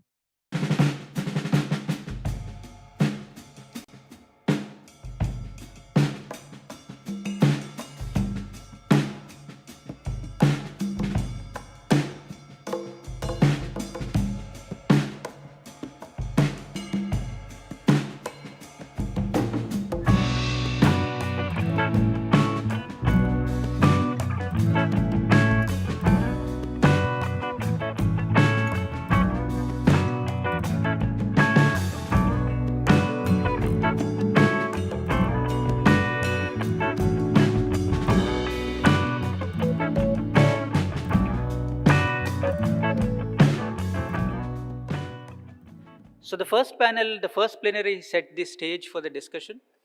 So we had, Jayashree, who scared us a little bit with some of her slides. And then we had Sharad telling us how, the way to address these problems is to start by taking a panga. And then in the second plenary, we engaged with the counterintuitive thought that constraints can be sources of creativity. And now we're all set to explore the possibility of partnerships. This is actually a fairly important aspect of the whole thing, because we're talking about the challenges of Anthropocene. When we talk about that, we usually use words such as planet scale and global. So it means two things. One is, of course, it refers to the massive scale of the challenges. But the second thing, it also indicates that boundaries are not very relevant. When we're talking about changes in temperature or pollution, line of control and line of actual control may not matter that much. So to also address these challenges in an impactful way and at scale, we need to create partnerships across traditional boundaries between governments and business, between for-profits and not-for-profits, between innovators and bureaucrats, and such stuff. And this means that we are going to have individuals and institutions which are wired in a certain way, with different kinds of goals, different incentive systems, different cultures who have to work together and continue to work together. And such partnerships can get quite complex, conceptualizing them and executing them. And to explore this, we have got three remarkable people who are going to be sharing their experiences in leveraging partnerships in different areas. We're going to have Professor Mahesh Shankaran, professor at NCBS, who will be talking about working across continents to save the savannas. Then we'll have Dr. Ashish Nimgaonkar talking about scaling impact by innovation, biomedical innovation. And then we'll have Dr. Chintan Vaishnav talk about forging global partnerships to nurture startup ecosystems. Chintan is not able to join us today, so he has kindly sent us a video with some of his remarks, and we'll play that. First, I'd like to invite Dr. Mahesh Shankaran on stage. Mahesh, please. So Dr. Mahesh Shankaran is Professor of Ecology and Ecosystems at NCBS Bangalore. And he's one of the researchers whose work is helping reshape our view on the role of ecosystems and climate change. He got his PhD from Syracuse University, and he also did his postdoctoral work in US and UK before joining NCBS in 2009. He has recently played a pivotal role in an IPCC publication, which highlighted the work of biodiversity and ecosystems in the relationship to climate change. And his work has also been recognized by his fellowships. He's recently been elected to the Fellowship of the Indian Academy of Science in 2020 and the Indian National Science Academy in 2021. Thank you for asking me to be a part of this session. And in the interest of full disclosure, I must say that this is an entirely different kind of audience from the one that I'm used to. And hopefully my talk will sort of meet the remit that was given to me. So I was asked to talk about cross-continental collaborations that we're involved with in terms of savanna ecology. And well, we work with a lot of ecologists from across the world, in Africa, South America, Australia, and so on and so forth, addressing questions of very basic scientific relevance, right? But I thought that's probably less of an interest to this group. So what I thought I'd talk about today is a kind of challenge that all of us, or all savanna ecologists working across the globe seem to face.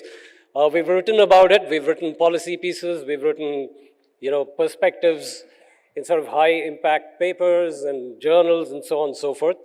But the problem is, we keep shouting, but nobody seems to be listening. So I really don't know what the answer to this. We've been trying to collaborate to get this message across, and it seems to be one not of uptaking new technologies or ideas, but of unlearning what seems to be ingrained in many of us. And I think that's really a hard problem. I don't know what the answer to it is.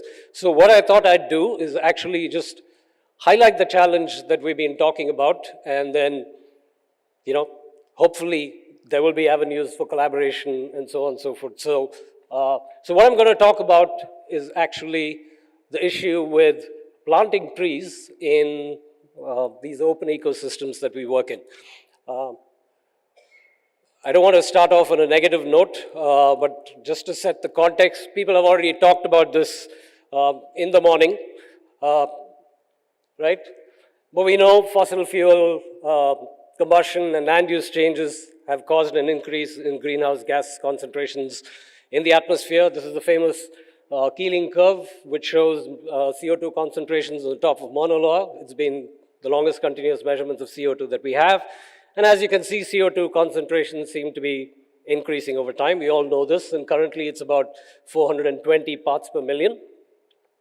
And because of this increase in greenhouse gases, we know temperatures globally have also been changing. This is a figure that shows global temperatures over time, and every successive decade has been warmer than the previous. 8 of the last hottest years have been in the last decade. And 2023, we've hit records in terms of the summer temperatures, hottest ever recorded, and we're probably on track to, break annual records too. Time will tell. And as Nelson was talking about early in the morning, the thing is ocean temperatures are also going up. And, the NASA webpage had an article a few months ago saying the ocean has a fever because they recorded the highest temperatures ever in July this year. And as you can see the black line, these warmer temperatures are continuing, right? So this is a bit of a problem. Possibly we are in an El Nino phase that can possibly extend into next year. And this has major consequences for coral reefs and ocean life and so on and so forth, right? And the thing is, governments over the last couple of decades have recognized that we seem to be in this sort of pickle with respect to climate change, and so we need to do something about it. And so there's been this call for climate action. And there are two basic approaches here. One is technological solutions to actually reduce the emissions in the first place, and also probably reduce atmospheric CO2 concentrations through carbon capture and so on. And the other one that's been put out quite a bit are these nature-based solutions, right? And one caveat here is, while nature-based solutions are necessary, they are unlikely to be sufficient in terms of mitigating climate change in the absence of any technological solutions, right? But I'm going to be focusing a little bit on these nature-based solutions. And one nature-based solution that seems to have, that seems to be all the rage right now is tree planting to sequester carbon from the atmosphere, right? And this has led to many initiatives like the Trillion Trees program to plant 1 trillion trees across the globe. And more locally, we can see, these different governments from different states are trying to plant 22 crores of trees in a day, or even, 1 lakh saplings in the arid, cold deserts of, the Ladakh region. And while reforestation, that is the planting of trees in areas that the trees were there earlier, is definitely something we need to be focusing on, afforestation, which is the planting of trees in areas that they weren't there earlier, can be problematic, right? And which are these kind of areas where we need to be a little cautious when we are planting trees? And those are the kinds of systems that we work on, which are grasslands and savanna ecosystems. Now, the term savanna, I don't know how many of you are familiar with it, but it refers, well, it's a 16th century word. Well, it was first recorded in the 16th century, and it's derived from a Carib Amerindian word, which means treeless plain. But in its current avatar, it refers to systems that have both trees and grasses. So you have a continuous grass layer, and you have a discontinuous layer of trees, right? And the reason why people tend to plant trees in savannas, and a lot of these tree planting initiatives are focused on these open natural ecosystems, which are savannas and grassland. Why is that? For many reasons. One, if you want to plant a tree, you're looking for an open space, and here's a lot of open space where you can actually go and plant trees. The other is this outdated concept of a climax community, which, people tend to think that forests are the climax, and systems like these are actually degraded forests, that humans have gone sometime in the past, cut these trees, and made these systems open, and so these are degraded systems that actually, need to be restored. But both our work and the work of colleagues across the globe has shown that savannas are not degraded ecosystems. They're in fact very ancient ecosystems. They evolved in the late Miocene, about 5 to 10 million years ago, and they're fairly widespread, and these are not degraded forests. The other major issue facing savannas and grasslands, particularly in the Indian context, is they're classified as wastelands administratively, right? This is a fallout from a colonial legacy. But the fact is, if they're classified as wastelands, then they can easily be diverted to other uses, such as tree planting initiatives, right? But like I said, savannas are actually fairly ancient ecosystems. They're very widespread. They cover about 20% of the Earth's land surface and more than half the area of the southern continents. They support a large fraction of the world's human population and a majority of its rangeland and livestock. And for ecologists like me, they're home to the greatest diversity and density of wild herbivores and carnivores of any ecosystem on Earth.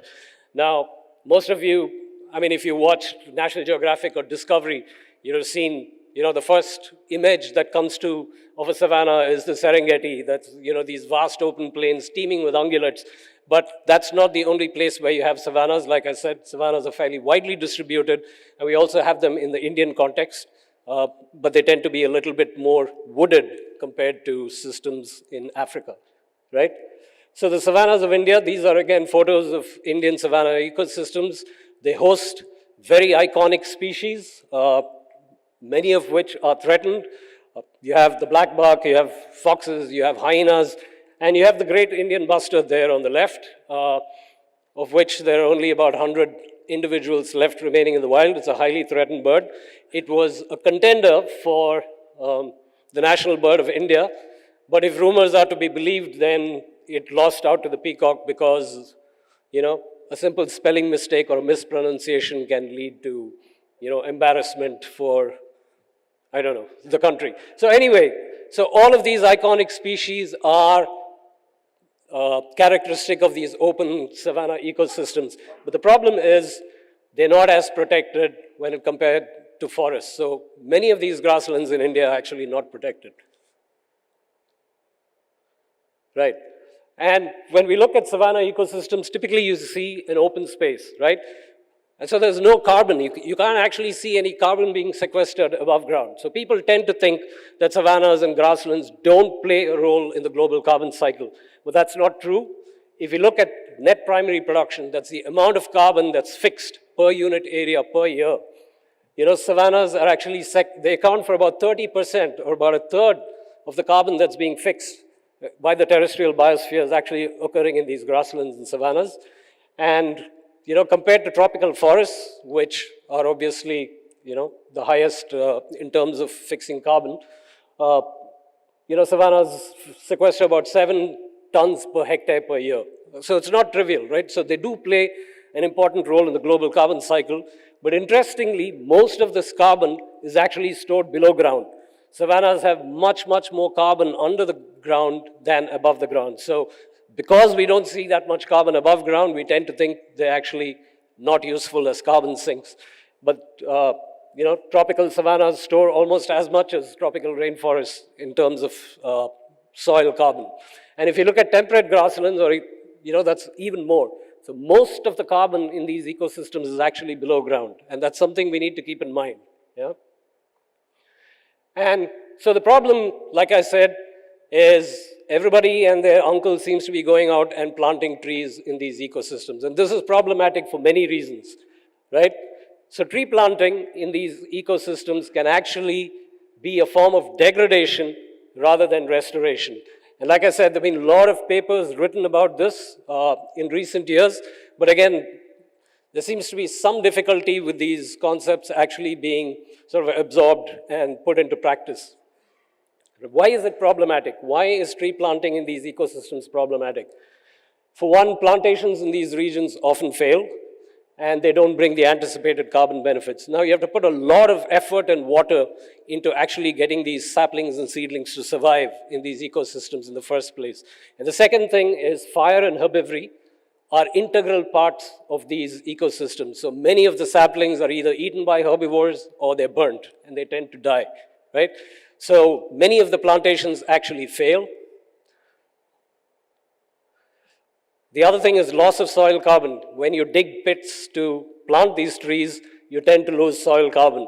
And some studies have shown that actually, when you plant trees in these systems, you tend to lose carbon from the soil such that the net amount of carbon in the ecosystem actually goes down, which kind of beats the whole purpose of planting trees there in the first place, right?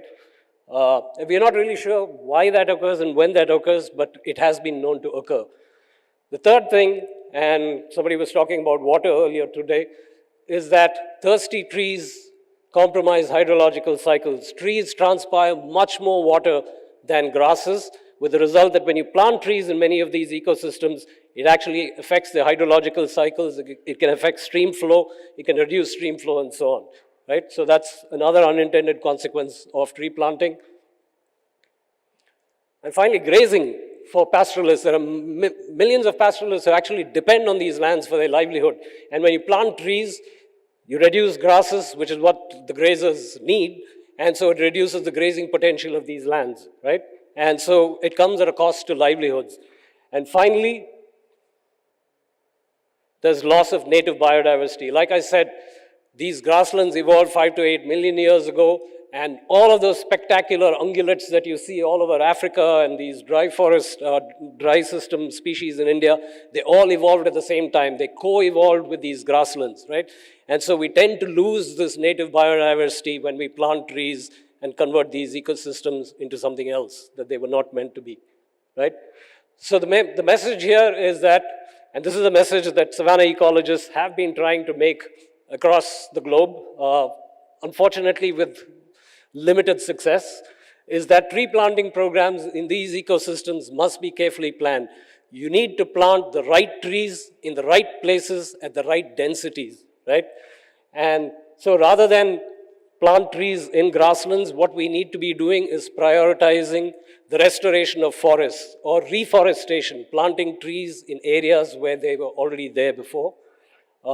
And for grasslands, we actually need to be working on restoring grasslands.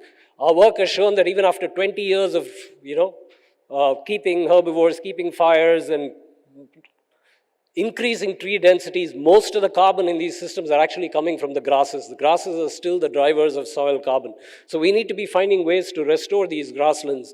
Unfortunately, unlike tree planting, restoring grasslands is a major problem. We really don't know how to do it properly, right? And there's clearly a need for much more work here to be able to successfully restore these grasslands. Of course, planting in urban, semi-urban, farmland edges, all of that is fine. We should be encouraging that. And provided food security is not compromised, we can plant some amount of trees in grasslands, but we need to ensure, and in savannas, but we need to ensure that they're planted at the right densities, right? And I'm just going to finish, if I have time, to just show 3 or 4 slides, a little story of how planting the wrong trees in the wrong place can have very long-lasting unintended consequences.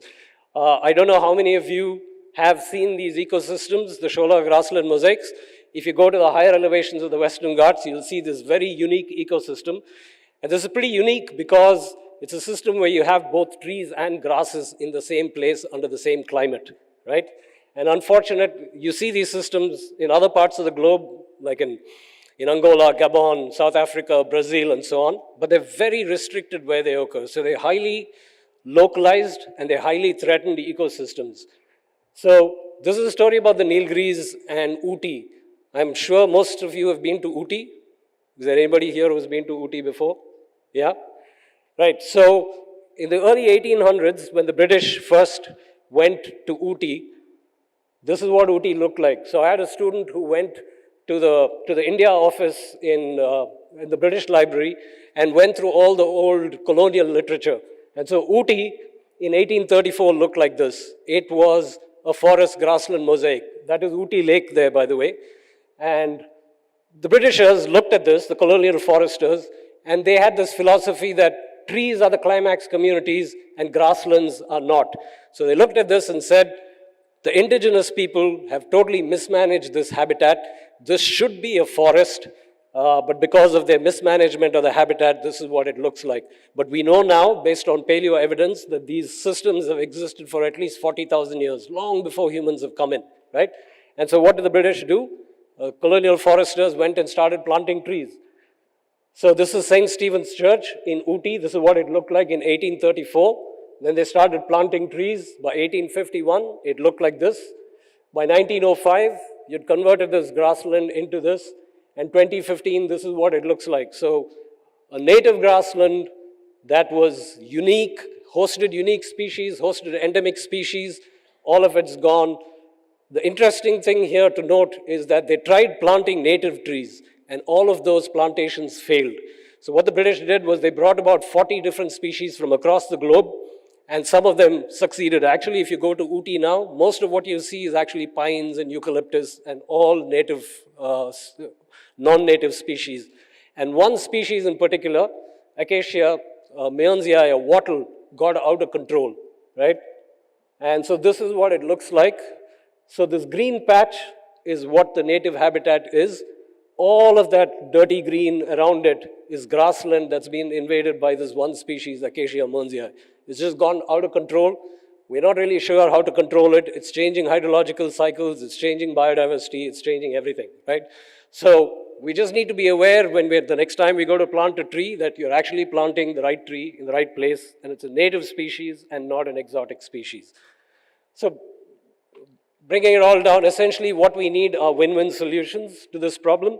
The Intergovernmental Panel on Climate Change and the Biodiversity and Ecosystem Services, IPCC and IPBES, had a joint report that came out a couple of years ago. And essentially what they highlighted there is that we have two crises. We're dealing with a climate crisis, but we're also dealing with a biodiversity crisis. And both of these are linked.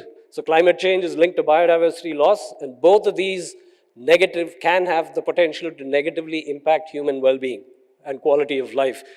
And you cannot focus on one while ignoring the other. And that's what we've been doing for the most part, is we've just been focusing on climate change and trying to mitigate climate change, but this is coming at a cost of biodiversity. And we need to stop and think about our approach is going ahead, right?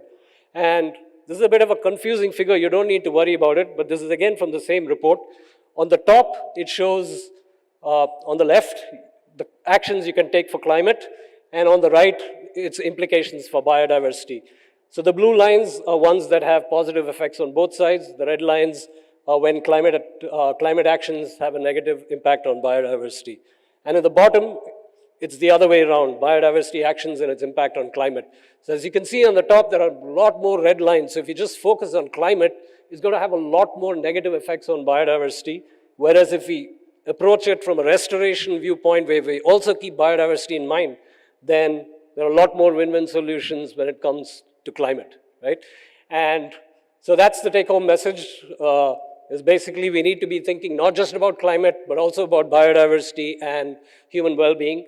And when it comes to actually implementing these, like I said, there seems to be this belief for many of the people that trees are good and a forest is good, where a grassland is bad. And this is something people have done a survey, and it's called biome awareness disparity. It's not just here. Globally, people seem to value forests more than grasslands. And how do we change that? Because unless you change that, we're not going to be able to sort of address these issues that impact biodiversity. Unfortunately, I don't know the answer to that question, but it requires, working with forest department officials, it requires working with government officials, it requires working with industry, CSR, people who are giving money to plant trees, should think about where these trees are going to be planted, right? And if it's planted in the right place, then that's great. So I'd like to stop there. Maybe I've just gone on more than I should. But yeah, I'd like to thank all of these people. Now I'd like to call upon Dr. Ashish Nimgaonkar. Dr. Nimgaonkar is a physician scientist, entrepreneur, and educator. He is founder and chief medical officer and chief of R&D at Glycine Therapeutics, which is developing innovative gut-restricted oral medication for obesity and type 2 diabetes. He also holds an academic position at Johns Hopkins University and is an active gastroenterologist at Johns Hopkins Hospital. Dr. Nimgaonkar is an accomplished and award-winning innovator, and his research is funded by the National Institutes of Health and National Health Foundation in the US. He's got a very well-rounded academic background as well. He's an MBBS, he's a physician from Osmania. Then he gained MTech from IIT Bombay and an MSc from Harvard MIT's Division of Health Sciences and Technology. And he completed his residency in internal medicine at Harvard and undertook dual fellowships in gastroenterology and design at Stanford. Thanks for the generous introduction, Sivaram. And I'm really glad that I'm sandwiched between two terrific speakers, because as they say, as long as the beginning and the end is good, no one cares about the middle. I don't have any slides to share, but I do want to share some of my perspectives and stories that I've gathered over the last 2 decades. And some of these exemplify the real power of collaboration and partnerships. When it comes to innovation in biomedicine, it's really hard, right? And by definition, innovation requires interdisciplinary crosstalk and collaboration across different aspects of research and development. The earliest memory actually that I had, which inspired and triggered me to going into becoming a researcher and entrepreneur, was the Human Genome Project. Some of you may have heard Human Genome Project, which was the first project of its kind sponsored by the US government to sequence the entire human genome, which had 3 billion base pairs. This was almost 20 years back, and it took close to 10 years to get the whole entire human genome sequenced, but it required collaboration between 20 different universities across 4 different continents at a price tag of somewhere between $3 to $5 billion. But it was a collaboration at scale that since has really reinvented the whole field of biotech industry, whether it be diagnostics or drug discovery. I always had the aspiration to be an entrepreneur ever since I learned about these discoveries. And the real inspiration was to get products from conception into patient care to have a global impact. But when I started on this journey, I was very naive in my thinking, and I used to think that all it mattered for a successful product was to have a great idea, and then some magic happened. But that magic was really planning and execution, and a large part of that was building teams and leading these teams across not just the company, but also our multiple different organizations. This is particularly important in a healthcare startup. By definition, a startup is resource constrained. And when you're trying to build a company from scratch, you have to rely on external partners and collaborators and be resourceful in how you manage those partnerships. Whether it's early stage R&D where you are talking to other scientists and as well as groups outside your sphere of expertise, or later stage drug development, which we are at my company Glycin. We are now a phase 2 clinical stage company, and we talk to a lot of CROs and pharma partners. At the end of the day, it is the individuals that you're talking to on the other side of the table. And it comes back to aligned incentives and ambitions. By definition, these kind of collaborations are pretty complex and can be really symbiotic if they are structured the right way. An example that comes to my mind is the discovery of insulin. More than 100 years back, Fred Banting, who was a physician scientist, discovered insulin in his lab in Canada. And for many years, he toyed around with trying to make the insulin, synthesize the insulin. It was a phenomenal discovery, but it went nowhere until he found the right partner in Eli Lilly, which is a global pharma company, and the rest is history. And that just exemplifies that you as an individual can do only so many things, and to really have impact at scale requires this kind of sort of collaboration. So, but collaborations are not without their risks. When I looked at the failures in biomedical innovation, what I learned and realized was most of the failures happen because of stakeholder mismanagement, misalignment of expectations, and differing risk tolerance between the partners. So no matter how promising a collaboration is, it is essential to build that relationship and address potential failure points very early on in that partnership. Because at the end of the day, we are, as individuals, are only one drop, but together we make the ocean. And so it is critical that we have a shared vision and alignment as we execute on a goal which is for the greater good. Well, thanks. Chintan Vaishnav is currently the Mission Director, Atal Innovation Mission at Niti Aayog. And also more to the context, he chaired the Startup 20 track during India's G20 presidency recently. Chintan is a socio-technologist trained as an engineer to design large systems which have both human complexity as well as technological complexity. He is currently on leave from his academic position at MIT to work at Niti Aayog. As teacher, innovator and entrepreneur, Chintan splits his time between teaching and research at MIT and living and working with rural communities in India to build solutions that can overcome constraints and constraints that are fundamental to the human condition. Chintan couldn't join us, so he has sent us his remarks over a video. Many of you know about Startup 20. This was the only new engagement group under India's G20 presidency. India proposed it. We took it from 0 to 1, and now it has been made a permanent feature of the G20 architecture as we move forward. This is an important moment. In some ways, in the global startup policy, this is a watershed moment because until now, G20 has had only one group that represented businesses called the B20 or the Business 20. Going forward, there will be two groups representing businesses.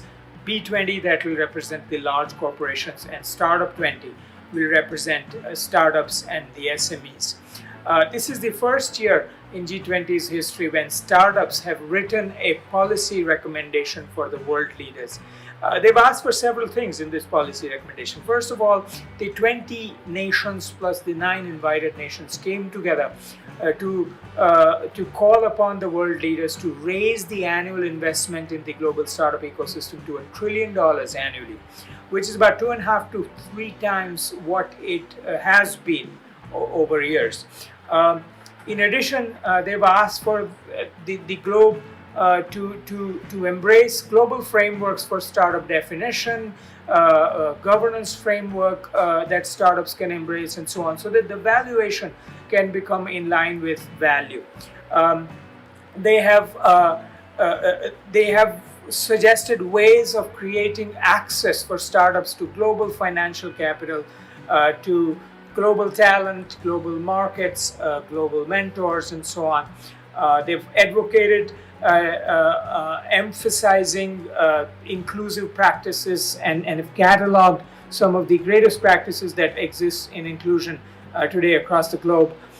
They have identified ways for taking startups that are of global interest global.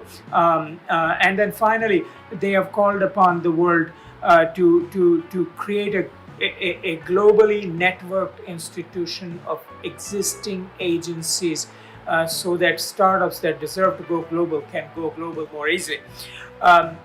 Sorry for a lot of information very quickly, but this is very relevant to this forum. First of all, I must say that I'm terribly sorry that I can't be with you in person there in Hyderabad. This is indeed one of my favorite forums organized by IKP. Every time I've come there, I have learned a lot, and I'm sure you have a lot of excitement coming as this conference gets underway. Now, this year's theme of sort of positively impacting the Anthropocene is a very relevant theme to what is happening with respect to the creation of this Startup 20 as well.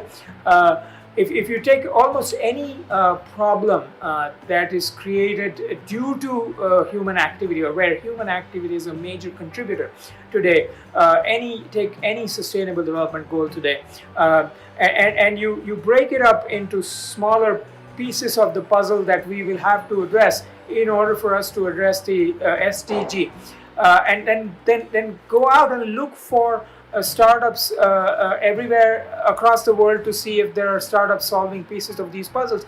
And I bet you, for any challenge that you take on, you will find great startups in some or the other corner of the world solving for that piece of the puzzle.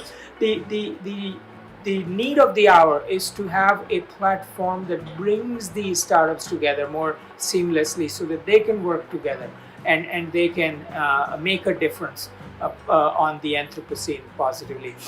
So I hope with the creation of the Startup 20 as a forum that enables such work, and I welcome you all to come participate as we turn this great policy communique that we have produced into action through various platforms. Thank you very much.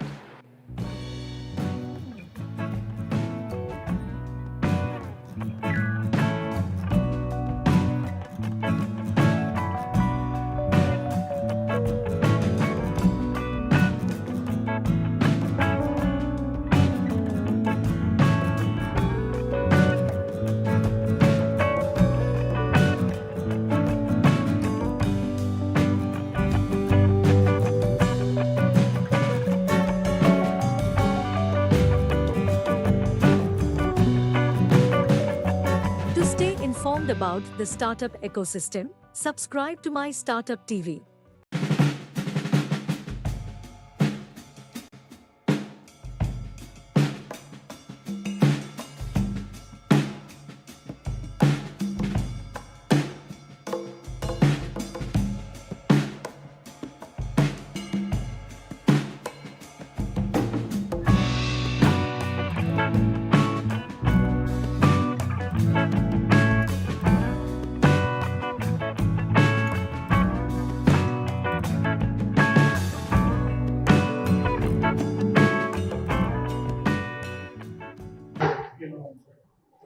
Lower standards of Indian layouts and it is pointed out by international agencies. And looks like this may be a common difficulty. Don't you think we can, of course, it will entail costs, I agree. But don't you think we can have the international experts doing the design itself and then also at the later aspects, having a mock audit, etc., so that you are well prepared. Of course, it has definitely a cost implication, but also in addition to this, I think the international standards are expanding at a very great accelerated pace. You have now AI embedded into organizations and all digitalization across. I really feel that if we have to come to the standards of say Samsung Biologicals or Celtrion, we may have to have some collaborative board or engaging with them, bringing them to Indian scenario. Do you think this makes sense? Because I don't have experience in biomedical, but from the common perspective, this.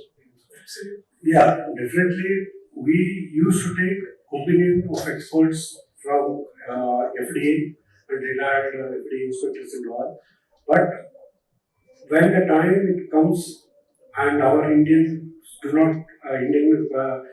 regulatory people do not need that much of accuracy, so we just manage. Because there is money and early to market and money oriented. And after that it becomes extremely difficult to correct those things. So therefore, owners of doing it first time itself right, at least for 10 years, do not change any layout, should lie with the Indian regulators, not outsiders. Maybe I can add this one. The constraint, because I worked on the complete development cycle of product. So what we find is the gap that we have, and I don't know now, currently it's still existing or not, that we spend less time on the development, early development. So the biopharmaceuticals, when you are doing the early development, I think the QBD approach is absolutely absent, at least when we were doing our R&D. Maybe it has come now, that is good, but this is what is required. There should not be any discrimination between the regulations. So the regulation has to be equal in every, whether it is an Indian regulator, whether it is an European agency, or whether it is an FDA. The question is that maybe we could convince here with much lesser data. But if you have enough data, we talk about the design space. Okay, you have a parameter that you are talking about that, okay, you have to fix those parameters. Now, when you validate those parameters at that range, you don't need to think about later on that whether it is, going beyond. If you don't do it before, during your development phase, then you have big challenges and higher scale. The large scale is very difficult to do it. So all these things have to be done. So during the development itself, the QBD approach has to be incorporated in.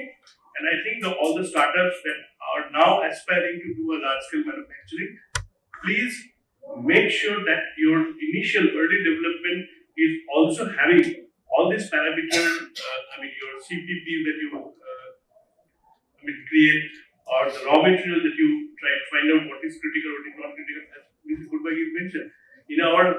We did not measure what are the critical raw materials. All raw materials are critical. So each raw material you change, you have to go through clinical trial. Unless you define in your process that these are the critical raw materials, not all others. So there are multiple things that we need to do during the development, and our development has to be robust.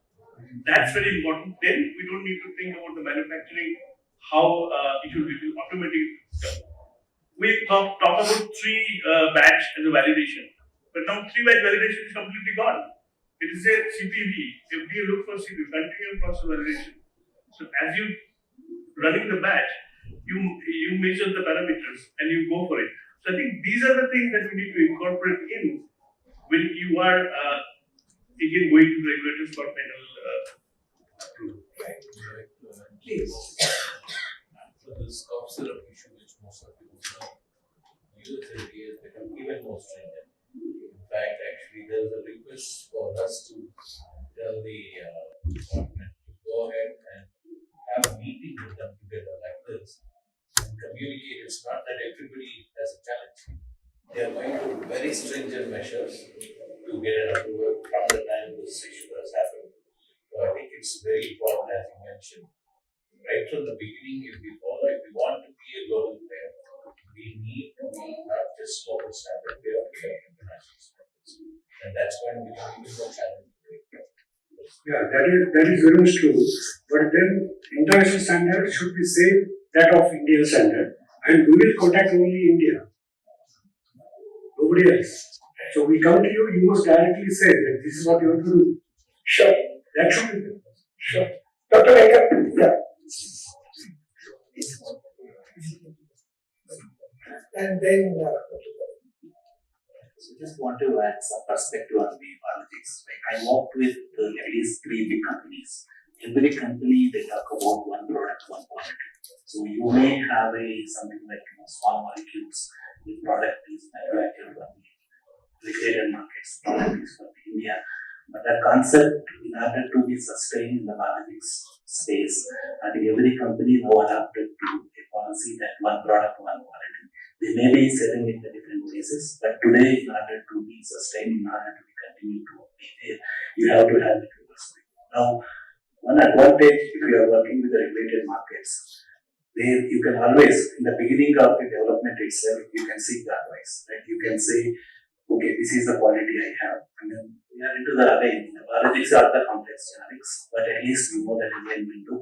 So you will say, okay, I have a data. I am there within this window. Is that actually sufficient? Does it meet the standards? Like you always seek you show the data and then you seek their opinion. Just, in the interest of having a wider discussion, and then we'll come back to you. Just to set this context, when we're talking about responsible manufacturing, we've touched upon quality right now. They could also be in terms of environment degradation. They could be, you touched upon resource efficiency, how well we use resources. And also in terms of,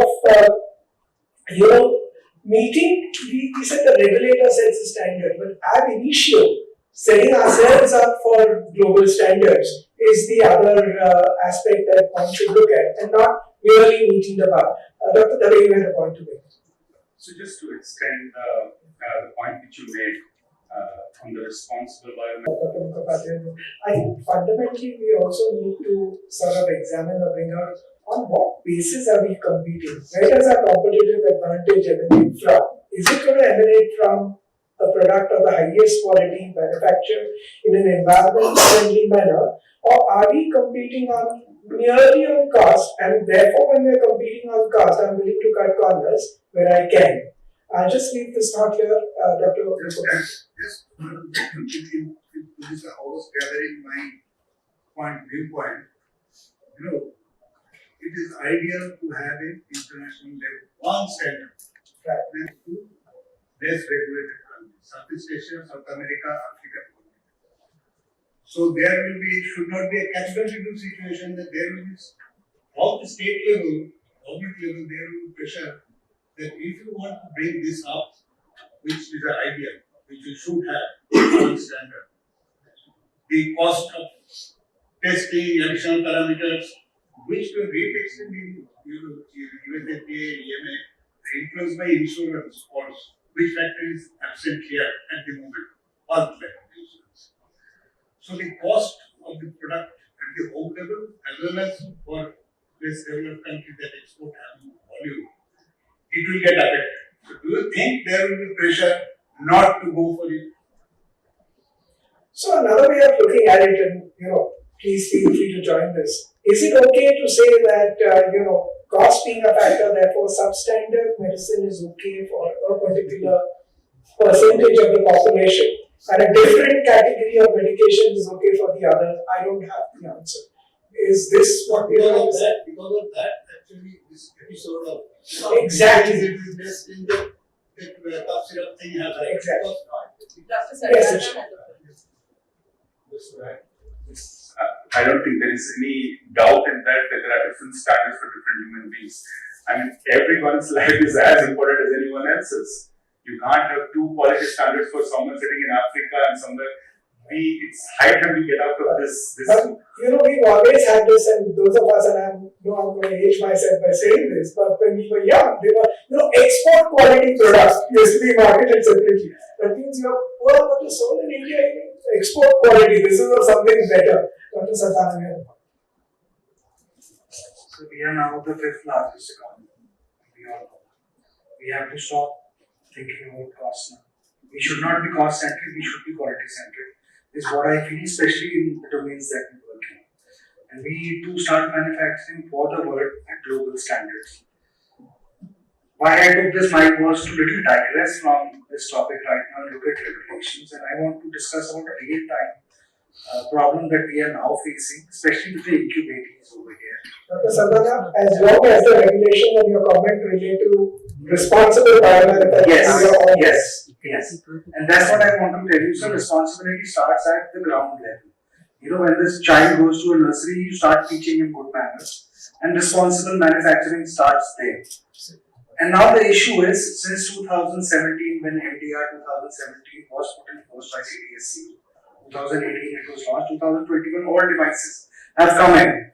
The problem we are facing now with most of the big grants and the incubators is that they are developing data, they are developing products without being regulatory compliant.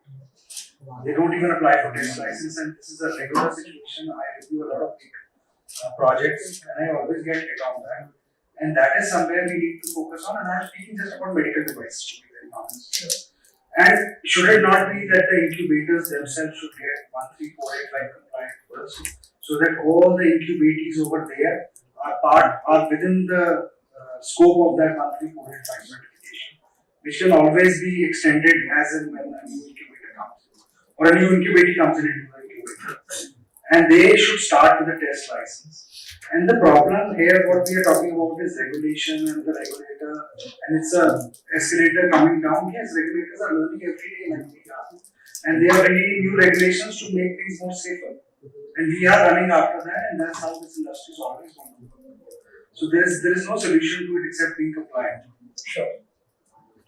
Yeah. So I think talking about quality and cost, I would say from our experience, we are all talking more about B2C, we are talking about B2B, wherein China is a classic example. When enzymes were brought into India, we had Chinese enzymes also smaller in India. What happened ultimately is the customers preferred quality and consistency, which was not there in China. Let it be electronics, let it be any other sort of chemical which is coming into India, they are doubtful about the quality. So if we are going to today compromise, we will also be in China. So we have to basically make sure that quality is the ultimate, and I'm sure any consumer or B2B consumer will definitely pay for quality and consistency, which is what was our example classically. So while talking about responsibility, we've talked about quality. Another area which we've not touched upon and which starts or emanates from design is environment management. One just has to go to Ankleshwar in Gujarat or Pashamailaram closer here and we'll see what's happened to the environment in terms of the companies that exist there. So again, we talk about being cost competitive, we talk about manufacturing good products, but we tend to ignore or play lightly the environmental impact. How do we marry the two? How can we be environmentally responsible as well as come out with quality products? Or are the two incompatible? May I start saying? Because it connects with the last point I was making, and my point was that there is nothing like low cost.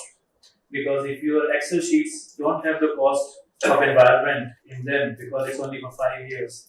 When you plan for 20 years, the cost will come. So there's nothing like cheap. Either Mother Earth pays or you pay, or the consumer pays. Somebody's paying. Now the question comes back, and I think I'll connect to his point is who is responsible? And I wanted to ask this question to everybody who has made many of these regulatory assumptions and strategies.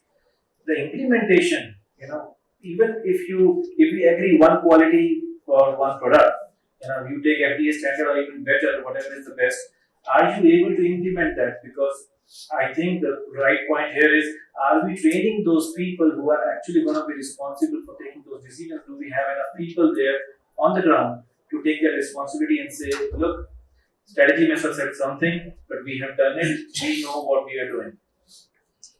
And that's a deviation I would like to know about your experience. If there's nobody again, I can. Please.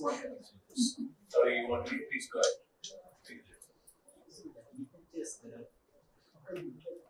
There are clear guidance on the EHS also. I think, luckily for the biologics manufacturing doesn't generate that kind of harmful waste except for the large volume of the. Sorry, Well, from an industrial biotechnology point of view, what we have experienced about 30 years now is very difficult. It was very difficult for us to talk about sustainable solutions. It was very difficult to talk about eco-friendly solutions. Most of the application of enzymes was adopted in India more out of international demand. Let me tell you all this again. For example, the leather exports, if you look at it, the exporters very clearly said that if you're going to do acid baking or if you're going to do harsh chemicals, we are not backing. So they were enforced. Same way, the poultry industry in India never believed in an enzyme phytase. Elsewhere in the world, it was a regulation of the phosphorus emission in the environment. When we went ahead and spoke to all the farmers and big poultry farmers, some of them said that who's bothered about bird shit? India has enough of space for the phosphorus emission from the bird. But what made them use phytase was a mad cow disease, where the gelatin manufacturer stopped, no exports. Dicalcium phosphate, which was a byproduct of gelatin, was not available. They ran back to us. Today, a market which we started about 10 or 15 crores is 300 crores today. Phytase. Almost 90% of the farmers' poultry industry is using enzymes. Likewise, in Delhi, most of you have seen all those jeans washing laundries. They were all in between households where the bleach, the indigo dye coming out was running in every drainage there. And then later, there was an enforcement where Delhi and then the Delhi government pushed them all to an industrial area. They started coming up with this solution of using enzymes. So in India, it was always very difficult. We are ready to go for a cheaper alternative. Unless somebody tells them, people will not believe it. So it is a challenge today. And this is where we need to understand how we educate. Today, farmers are ready to learn. Farmers want biological solutions. Poultry farmers, in fact, asked us, how does this 250 grams of enzymes are acting vis-a-vis 10 kg of dicalcium phosphate? What is this miracle? That's the level with which one has to teach, and that's what will make a difference if you talk about sustainability, if you talk about environment from an Indian context. It makes a big difference. This is a good segue to move to the next element. Is in terms of we talked about a minute earlier, what is our competitive advantage, on what basis are we competing? Could we therefore then say that our products are manufactured in an environment that's eco-friendly, quality that meets global standards, and thus that become the basis of our competition rather than which has been ingrained as it's only cost that we are the lowest cost. Take for example a country like Italy. It's counterintuitive, but you look at the API manufacturers in Italy. They are equally competitive with manufacturers both in India and in China. And one of the strongest cards is that they manufacture the APIs in a most environment-friendly manner, and they are able to sustain their sales. And it's amazing. I can give you so much of data on private equity investing in API manufacturing in Italian companies. So is this something that we can also put forth, saying that products manufactured by manufacturers in India meet the best standards? Can we then make it, it's not just on cost that we are competing, it's both on quality and being environmentally friendly. Is this something that we can do and come out of just the cost benefit that we offer? You are setting up a large CDMO, and CDMO, getting the COGS manufactured at the cheapest cost is one of the drivers. So is this going to be cost, quality, and environment for you, Dr. Vaikar? I mean, most of the major big pharma, even in the insulins, they wanted to have a business continuity. They boils down to that. And in a lot of markets are the tender-based government tenders you need to win. So I think the cost plays a major role, but the kind of it is not expense of the quality. Right? So you need to, otherwise there's innovator there. When I travel outside, people always ask me, can you bring me the aspirin C from a particular manufacturer? Even the pharma guy who works in the major company, they ask, this is old mindset. But at least if I am actually working in a company, I should be confident about taking the thing. Can you take that medication? If I say confident, yes, that means that you are matching everything. I think today our intent is very clear. The big pharma we are trying to get. Please.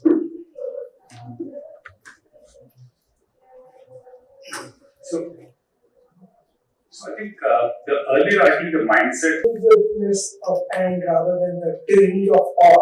So and can exist. Michael Trendy has. Yeah, please. Look, we are all talking about quality. Sure enough, quality has to be good. But then let us look at the regulatory system. Today, WHO does not recognize our so-called biosimilars. They call them similar biologics simply because they are not comparative to any of the reference products.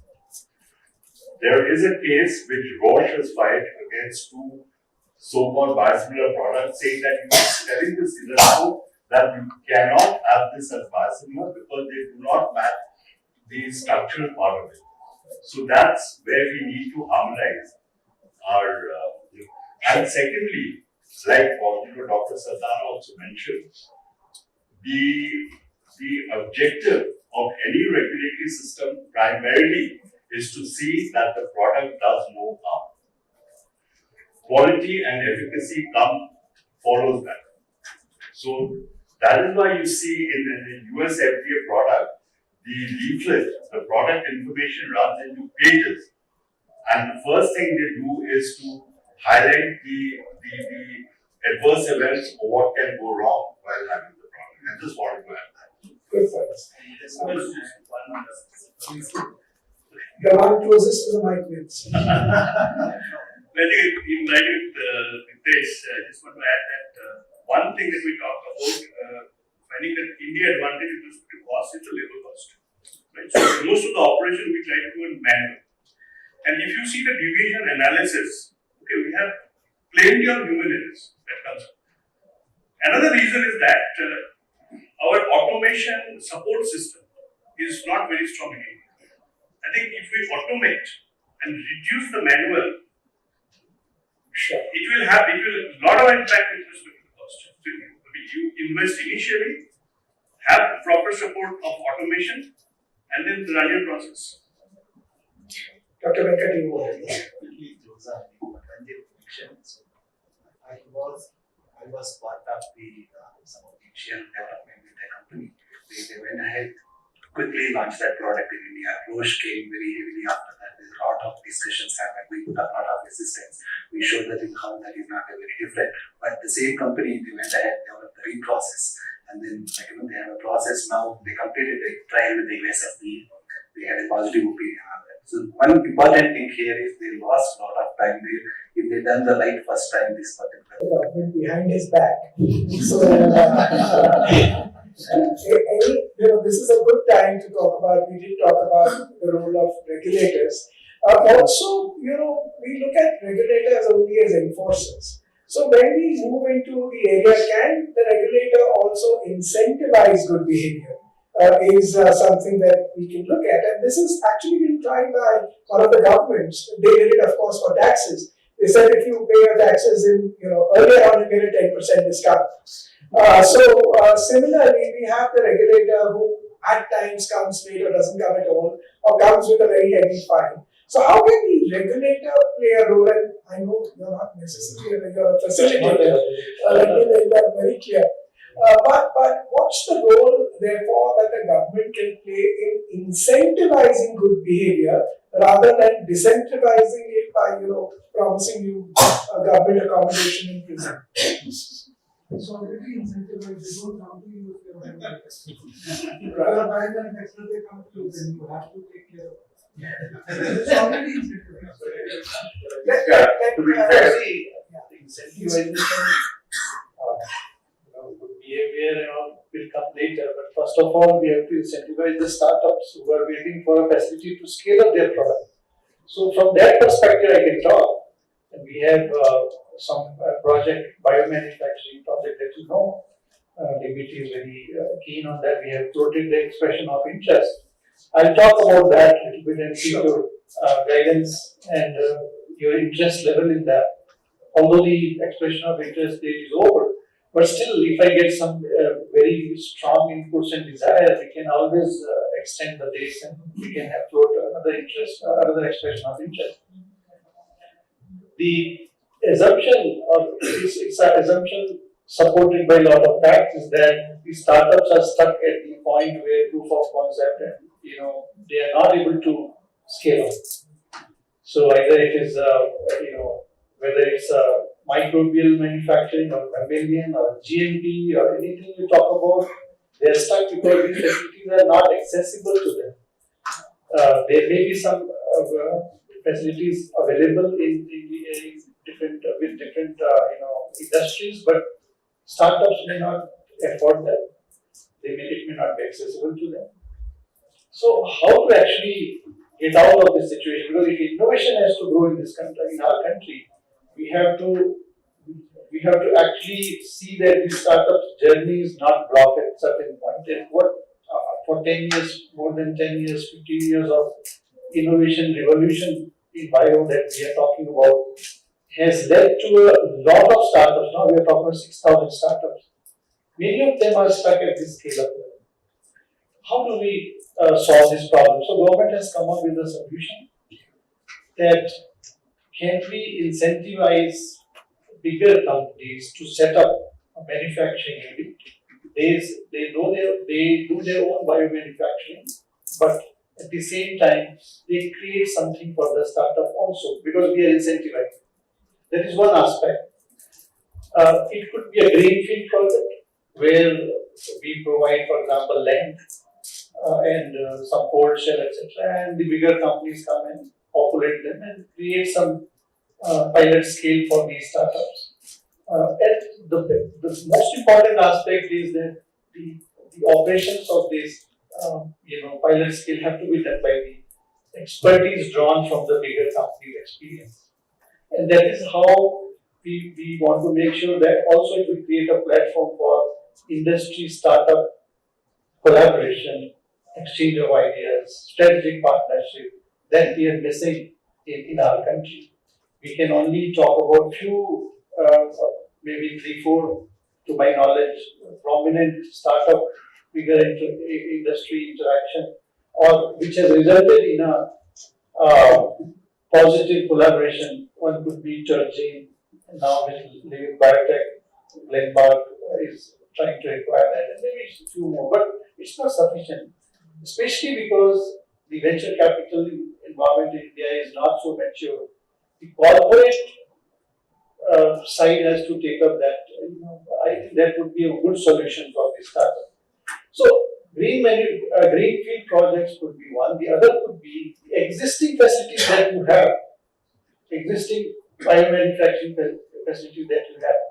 If we provide some incentivization to create a pilot scale in that, would you be happy to let startups use that? That could be one part of augmentation, or one part where you can create The other could be you already have an existing facility, you just let startup use and we will incentivize or subsidize that profit.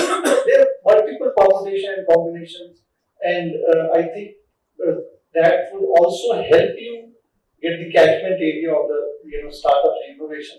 Suppose in your area you want certain startups to be looking at for strategic collaboration, that could be a good platform.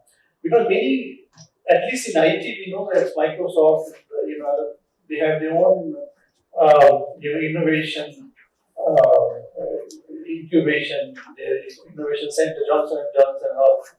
What they are trying to do? Trying to create a good pipeline of innovations. This may not be exactly what I am talking about, but at least it will create a platform. And government is very keen and ready to support this whole endeavor, which will take our country to the next level.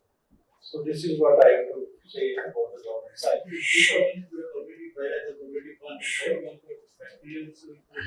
So yeah, that is from National Biopharma Mission, but this is biomanufacturing.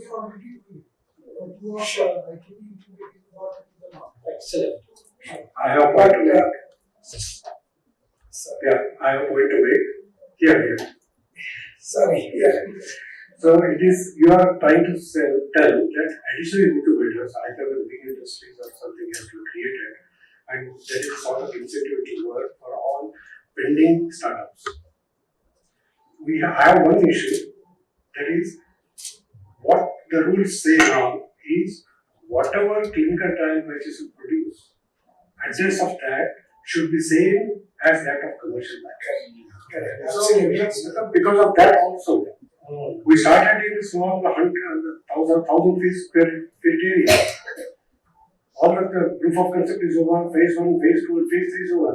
But now I have to create a bigger facility and again I have to do the clinical trials. But I am creating outside. This is what is also in a hitch. Yes, that's excellent. Just to when we talk about startups and we're very fashionable to talk about startups, but we shouldn't forget that startups is just nothing but a young enterprise. And like every other enterprise, all the regulations, you can't give a concession on quality to just because I'm, new or young or starting up, and when I grow up, I'll start behaving well. So this is something that we have to bear in mind. It has to come from the beginning. It's not something that we can do a catch up on at a later stage in our lives. But coming, to where we've shifted gears to incentivizing. Now, incentives could be of different kinds, right? One, of course, regulatory support, concessions in registrations. There could be tax breaks, grants, funds given for CGIP. There could also be a certification or a label that this product has come from a facility where the quality, it's responsibly manufactured, the quality is guaranteed. This comes from, you can create what kind of certificate or label you want. And also to a certain extent where I think on the consumer side, we have created awareness of quality products that we consume. A similar kind of awareness in terms of where that product is emanating from. Ultimately, it has to come from a sense of pride emanating from the manufacturer himself. So how can we, then build it that it becomes, I can't resist using this cliche, part of our DNA. So what already we are doing, the government and the PLI schemes, product link incentives, where you're doing responsible manufacturing in a sense that whatever this area or the critical area that you're looking into, okay, you are manufacturing something, so you get incentivized once you on your sales or whatever. That is one. Second thing is that, like if you talk about the COVID scenario, so we had a very crisis situation, and the companies who have taken this responsibility of manufacturing COVID vaccine, government has incentivized them, quite significantly. So that is MyStartup responsible for that one. So I think these schemes are already existing. That's what. But moving forward, as you have mentioned, I think the PLI is the one which is coming from the government side that can be considered. So PLI, I think, and I'm happy to be corrected. PLI was, a scheme directed to meet certain shortages that the government saw, and where we are largely import dependent. But what we are talking about is overall raising our standards, incentivizing us to be manufacturers of a standard that is globally uplifted. Wow, this is a product. I can be rest assured if that product carries this label or carries this certificate. How do we get to that stage? What kind of drivers, motivation required to reach there is what we are discussing at this point. So I think there is, if I remember, with FDA, if you, and correct me anyone, is I think if you do your first two interchangeable biologics in Italy, and I think they get a year or exclusivity or something like that. If you get 1 year exclusivity on these kind of products and you have a sales, that's a good head start for someone, and that's a good incentive if they are ready with everything. That just one experiment has been done in the US. Yeah. So, going back to many decades ago in an organization that I worked at, suddenly the tagline was changed one day to quality in everything we do. And what happened was in every, PowerPoint presentation also you made, when you have that tagline, you check the figures twice. Because when you're sitting in front of a client and your tagline says quality in everything that we do, and the numbers don't add up, you've got a sorry figure. So maybe a simple thing like that will change the mindset that, when I'm sending out a deliverable which says this and doesn't match. So this is a very, it costs the company nothing to do that. So how can we do that? We take innate pride, we take immense pride in everything that we do. There is no inferior quality, this is always the best quality. Yes, Ramesh. Celebrate GFP Day every day. Right. Good point. Yes, sir. While doing licensing out, bigger pharmaceutical companies always look at how the quality of the product is made, how eco-friendly the material was made. And that actually is indirectly incentivizing, because if your quality is so good and if you are taking care of all the social impact and everything else, we always ask for more during the licensing opportunities and other things. So again, we are incentivizing companies who are following the rules and regulations. Sure. Satya, I hope the X stands for experience. Yes, expertise. Yeah. Please go ahead. No, first, thanks to Monica for giving me this opportunity to be here. I speak on a personal basis. My opinion is not with any company or organization that I work with. Okay. I think one thing from the startup side, and it would be great to hear Vaibhav and others here, and including Nageshwar and others. And I agree with what you said exactly. All startups that we fund, we want them to be big, right? But at the government level, there is somehow little hesitation to interact with big companies. Right? So I see that kind of a contradictory. In tiny startups, we want them to be really big. When they become big, all of a sudden we think, they become big. Right? So that's the mindset we have to change. And Atul is smiling. Second is having that regulatory input from the very start, and I think that responsibility lies with our platforms like IKP, and they have regulatory arm, the Nature Center, and others have that. And this is really at the stage when they are coming very pinky-eyed that we will do it and take it to the market in 18 months flat. Right? I think that big program needs overhaul. If I say that, being the progenitor as well, but it needs an overhaul from a variety of things. And I do a very early stage incubation, and you've got to really start looking at what you are starting to fund, because 50 lakhs was 10 years back. Even at inflation, you know what. So you've got to, and that's also the Manish here. So you've got to put that. But that's funding is not everything. Last year I was on a US program, and I was also working with an organization out of UK, and they asked me to look at diagnostic companies, review them, longitude price. And one of the companies I was talking to, they said we I said, okay, 8 billion longitude prize. Is that be enough? Is that good? He said, well, longitude prize is a good label to have, great. But Baba has funded us $75 million. How on earth our company, whether big, small, tiny, micro, will compare with that kind of funding? Right? So it's even NBM, I think, the kind of money is needed is different. And because what you said, I completely agree. Regulation as a tool for competitive advantage is important, and quality has to be the biggest one. So the morning question, Ranjit said, very nice, patient at the center. Do no harm. Do no harm to patient. If you read Rachel Carson's Silent Spring, do no harm to environment. They are linked in some. How do you incentivize it? I think you've got to, US, the country that we think is the mecca of private enterprise. The role of the government is just mind-boggling. Right? Whether at development, design, manufacturing, you say that. I was in UPenn in Philly. There's a Navy yard, 1,200 acres.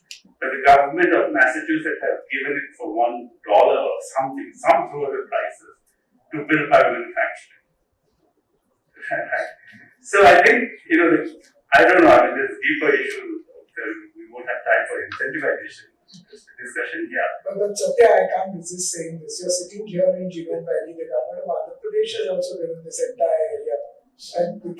Yeah, so that's a good point. My last intervention would be that, we're talking about either as a company, but the whole ecosystem of supply chain. We don't have companies that make the best ropes, the best cell lines, the best materials. We don't have companies thinking through, what's that English word? Obsolescence, right? Death of the product, packaging, right? All of that has to be thought through when thinking about quote unquote responsible manufacturing. So where is our network of companies that supply the best molecule food? I don't think we have it yet. Biber can give you a good answer to that, right? So to Jitendra's headache, let's add two more. Is it doable? I think it is doable. It's a collective headache. And the quick it's amazing what government can do to you in 3 months. I'm associated with government all the time. Yes. In one form or the other. But I think, see, when we are talking about incentivizing through funding, startup is one we can always take an excuse. Okay, we have to spur innovation in our country, we can do. But when we're talking about funding the bigger company, you said no that when they become bigger, we don't talk to them. We don't talk to them only from the funding perspective. No, but that's not the point. So that's why. In the interest of giving other people. Just to counter that, it's not to counter that. It's, do you think the biggest of the big companies, Genentech, Amgen, J&J, Electronics, Danaher, take access to incentivization by the government? The answer is yes. So I will just take a minute to. Sure. And then we have you, sir. Revert my dear friends. Let's not forget that. So I take this a minute to just revert my dear friend Satya regarding incentivization. The HPV vaccine story. Yes. It started with a VAP program, went to DBT for the big program initially when it was with BioRack. Then it came to Grand Challenges India, and under BioRack we funded Serum Institute of India.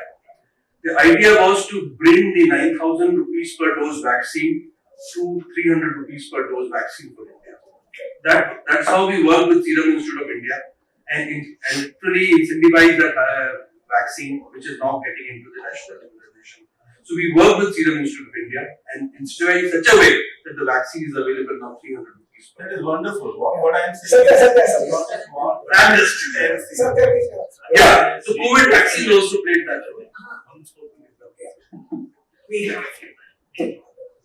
No, it's a small point, but see, I mean, responsible manufacturing always becomes more transparent if somebody does the life cycle analysis. Absolutely. Keeping in view all the aspects like environmental sustainability, etc., etc. And I don't see any academic papers or life cycle analysis of Indian companies ever, which I see from other countries. Probably that is one area that people should be encouraging in making more documents on. Big companies may have already their own internal documents about it, but why can't they be made public if they are not, help others to make make amends to it or look at it more deeply. In fact, if you look at, say, for example, people talk about cultured meat. I mean, at one point, 2 years ago, it was considered to be a very attractive technology for alternate protein. But today, a lot of people come back and say probably its greenhouse effects are as bad as what it was to be with the animals. But it's not a debatable point, but somebody has to keep talking about them. And especially the morning, somebody was saying, how do you convey the vagueness or uncertainty about our knowledge in a best possible way? Because nothing is going to come black and white, it's always grey. So in my opinion, I think there should be a more effective communication among the stakeholders about the various challenges that we will face.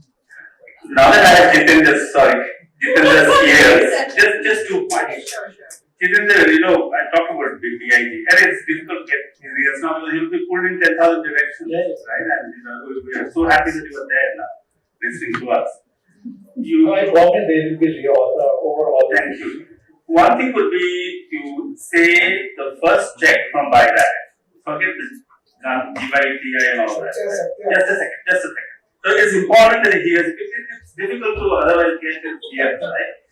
75 lakhs for the DIT. Plus, after, no, it's not for batting what just 75 lakhs. Have some big plus.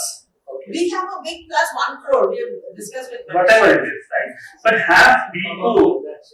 have people advise on regulation and manufacturing from the very start. So responsible manufacturing we are getting to irresponsible. You cannot get responsible manufacturing, like somebody said, unless you start plowing at the seedlings. I couldn't agree more with you, Satya, but the topic given to me was responsible manufacturing. So that's the one that you have to have a separate session. So you are and responsibility of the chair, Mr. Utkarsh, responsibility of the chair to manage the speakers to focus on the topic. Completely, and with that view, we're going to give Sir the floor. See, I just want to touch base on the incentives, like what we wanted to do. With the points in that we will be responsible in developing with the responsibility in manufacturing. And specifically, the cost that will add to the product is predominantly comes from the clinical trials. So, a lot of countries across the world, like they said, they are giving this option not to do the phase 3. For example, MHRA today recommends saying that if your data is really good and you can come up with only the phase 1 data to get it. So similar kind of a thing, if you can have such kind of a body within India where the clinical design can be made such that the cost on the clinical trials can be reduced.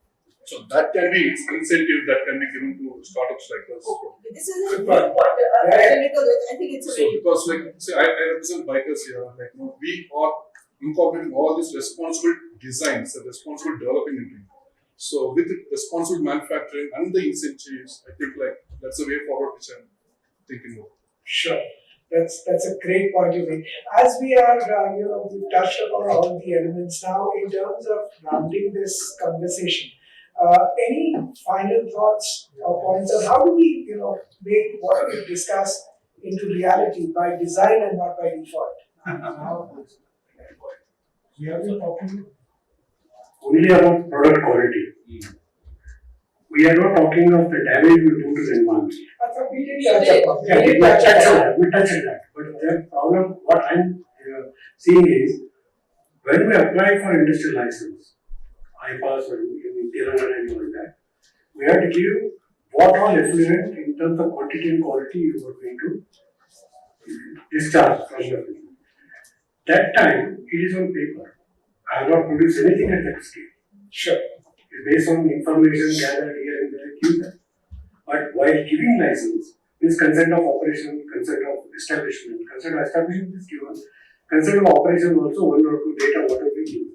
That instead of that, like whatever rules are currently there, they cannot be changed overnight. Everything will come to a halt. You cannot become an international suddenly. So, but whatever is written there has to be at least followed currently. Means even while giving the manufacturing license, they should collect data of their effluent continuously for some time during the batches and test it in their lab, certify and then give it. Then give the license. Otherwise, while writing our innocently written whatever is there, sure. And while dispatching, then otherwise there will be another partial environment down like that. That is one thing. And second point is, when we are talking of incubators, we are taking care in a small scale the requirement for the startups. Fair enough. But when you give it to the big people, when they want to go for a bigger commercial manufacturing, what you have is you have only got land which is barren. Hence, people have to buy it and level it, and there is no water. And that we have to get every time from a tanker. And that quality changes from time to time. And the entire process also goes haywire. Costs will go higher. So therefore, whenever a big area is allotted for a manufacturing plant, big one, there has to be a sort of service of all the things available. Betterment properly done, then you should be able to say. Sure. Please. Right. So, I just wanted to talk about, I'll just take 2-3 minutes. I was reading Biotech 2022 annual report. I don't know how many people have read the Biotech annual report.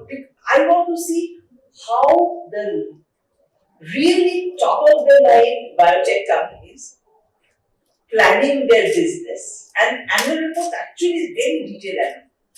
They started in 2008, in 15 years. They had an IPO in 2019. Now they are present in 5 international locations.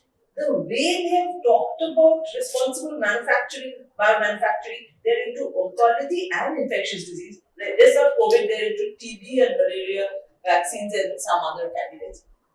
They have something called biotech containers. It's not biotech containers, it's a little shopper where the whole manufacturing thing is taken to Africa. It's a closed chamber, mRNA vaccine manufacturing. They say access has to be given and it has to be distributed.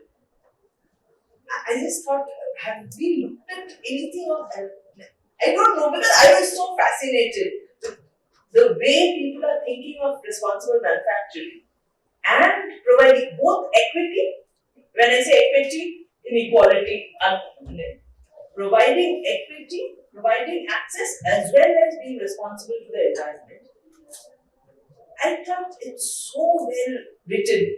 Sharing the technical know-how to that people. Yes, they will always exactly. Sharing, training people in Rwanda. Yeah. Very, very good. So I was absolutely thrilled. Can we even look at from India's side something like that? Just to add, there are now impact investors, that's a separate breed which has emerged. They're investing in companies which offer ESG as an inherent trait. And I think that as we move forward, that could be a trend. So where greenfield products, as well as even the AIFs, the LP or partners, they are now starting looking at funds which are investing in ESG-centric, responsible manufacturers of enterprises. Separate to this, I think the points which we were discussing regarding manufacturing and promoting manufacturing in a more responsible manner. I think we all of us relate to the fact and also relate to the fact that cost. Yeah, with the permission of the chair, of course. We are into effluent treatment. Everybody talk about ESG, regulatory compliances, price point, unit economics. We do not harm the environment, but we have been through more than 150 industries across Rajasthan. But condition is worse and worse. industry people, what I think is that they think that the effluent is a byproduct, and actually they because it is not giving them any revenue, so they don't want to spend money on the treatment per se. Having said that, they talk about what is the per paisa cost of the treatment. Even if it is 2 paisa less, they forget about being compliant or everything like that. So it is a very sorry situation that we coming from the microbiology background, looking into the same and ever since we were kids, we always think that so much of pollutant and toxicant and everything is going in the environment, and still it is not. Because the rules are not that being complied by the industry. They are basically the industries are having like 24/7. They are looking after the production, but taking a little less care about the effluent treatment. Right. So very very good point that you made. When we talk about ESG, E and S can happen only if there's G. Yes. Yes. And unfortunately, that's an area. So we've had this point. Telangana government, I believe, you are working on this project. So this generates a lot of effluent. What I was told that we have a huge effluent treatment plant. So only people have to do is they either have to dump it or haul it over there. That's not even occupied in today's scenario 20% of the capacity. So Where is that? I believe it's there near the Pasha Maidana. Because I know that individual and we'll talk about this separately. So this is something I was told about it, but I'm very interested in If they are doing that, that would be very interesting because Tirupur area where it's textile, they had a challenge. There is a common effluent treatment, but some governments have common effluent treatment and never treat it. So that's where you have to be careful. For example, we have a facility in Mumbai. We are treated effluent is sent to the common effluent treatment. So whenever there is a challenge, they come to us. They think that we are the people who created the problem. The problem is there. What is important here is if the governments can make sure to take the support from the scientific community and do the common effluent treatment plan well, it will be far better, is what is my feeling. One more point is the equitable access. Like what you said, the technology, equitable access, a lot of companies shy of sharing that. But at the same time, equitable access to the medicines, a lot of companies they give incentivized price to some of the countries where they require, they give very high subsidies. Not the companies what I'm associated, but what I read it in the publications and all that, a lot of big pharma, the global pharma, they give it to the countries in very, very subsidized prices. Since we're conscious that we have to be responsible for your time, we will ensure that this session ends at this point. Dr. I know you have a point to make, but you just have absolutely run out of time. I'm just following what Sarat said. We have to bring the organization. So I can see exactly 15 seconds, sir. You will have things not spoken. I just take 15 seconds. Yeah. Industrial ecosystem is very important. 70% of Fortune 500 companies in US are incorporated in the state of Delaware. So we should look at that. It's a very interesting case. Sure. So, obviously, we need to budget a half a day for a discussion like this and not a couple of hours. Thank you for your wholehearted participation. Obviously, there's a lot of work to be done, and the work to be done comes under B. The question is always which one of us is B, right? So on this, very happy note. Thank you for your participation, and thank you, Dipanwita, for convening such a session. And once more, an outstanding ITMC. Thank you.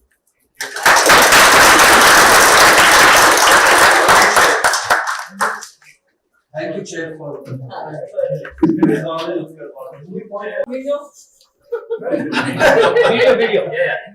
Viju.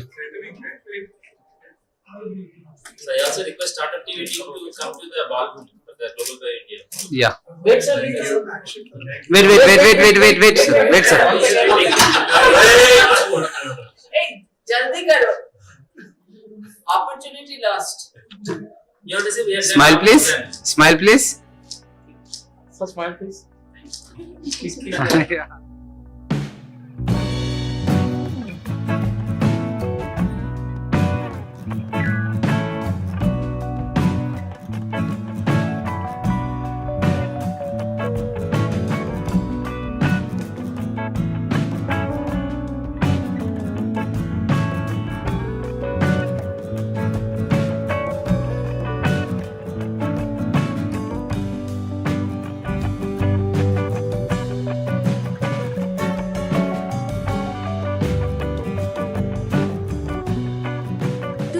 informed about the startup ecosystem, subscribe to My Startup TV.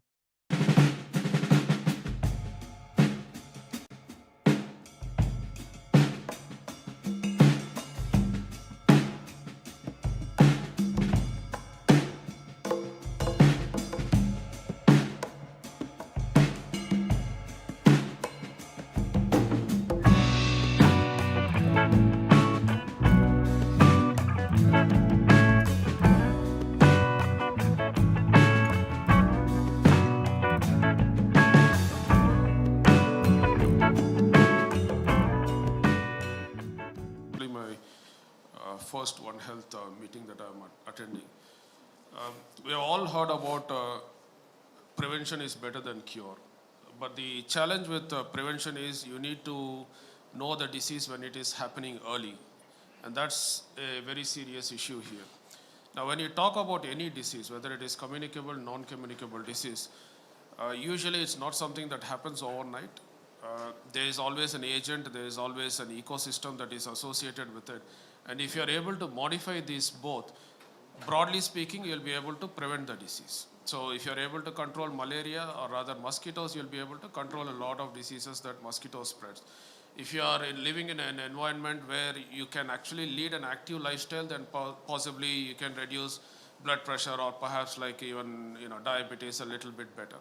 In the absence of this, then most of these disease conditions do kind of progress and flourish. So if you want to kind of identify diseases at home, and that's what we are actually planning to do, or perhaps like even implementing in several areas, you need to focus on disease and also the determinants, which slowly start expanding from human beings to the home environment and the community, and also the extension of the community. That's what we are actually speaking about, which is the interface on the larger community, which spreads into forests in areas where it is not normal, perhaps even abnormal. Now, there are a lot of challenges here, and as we all agree, we are all kind of very diverse, and perhaps like we all speak in different languages, although it is English, it's different languages. We need to figure out a way how to unite ourselves, and at least from my perspective, the way that we can approach this unity is through data. Everybody wants data, everybody agrees that only data is the way forward, and if you don't have data, you will not be able to measure, if you don't measure, you will not be able to modify. So all of us need data. But there are challenges to collect data in a resource poor setting.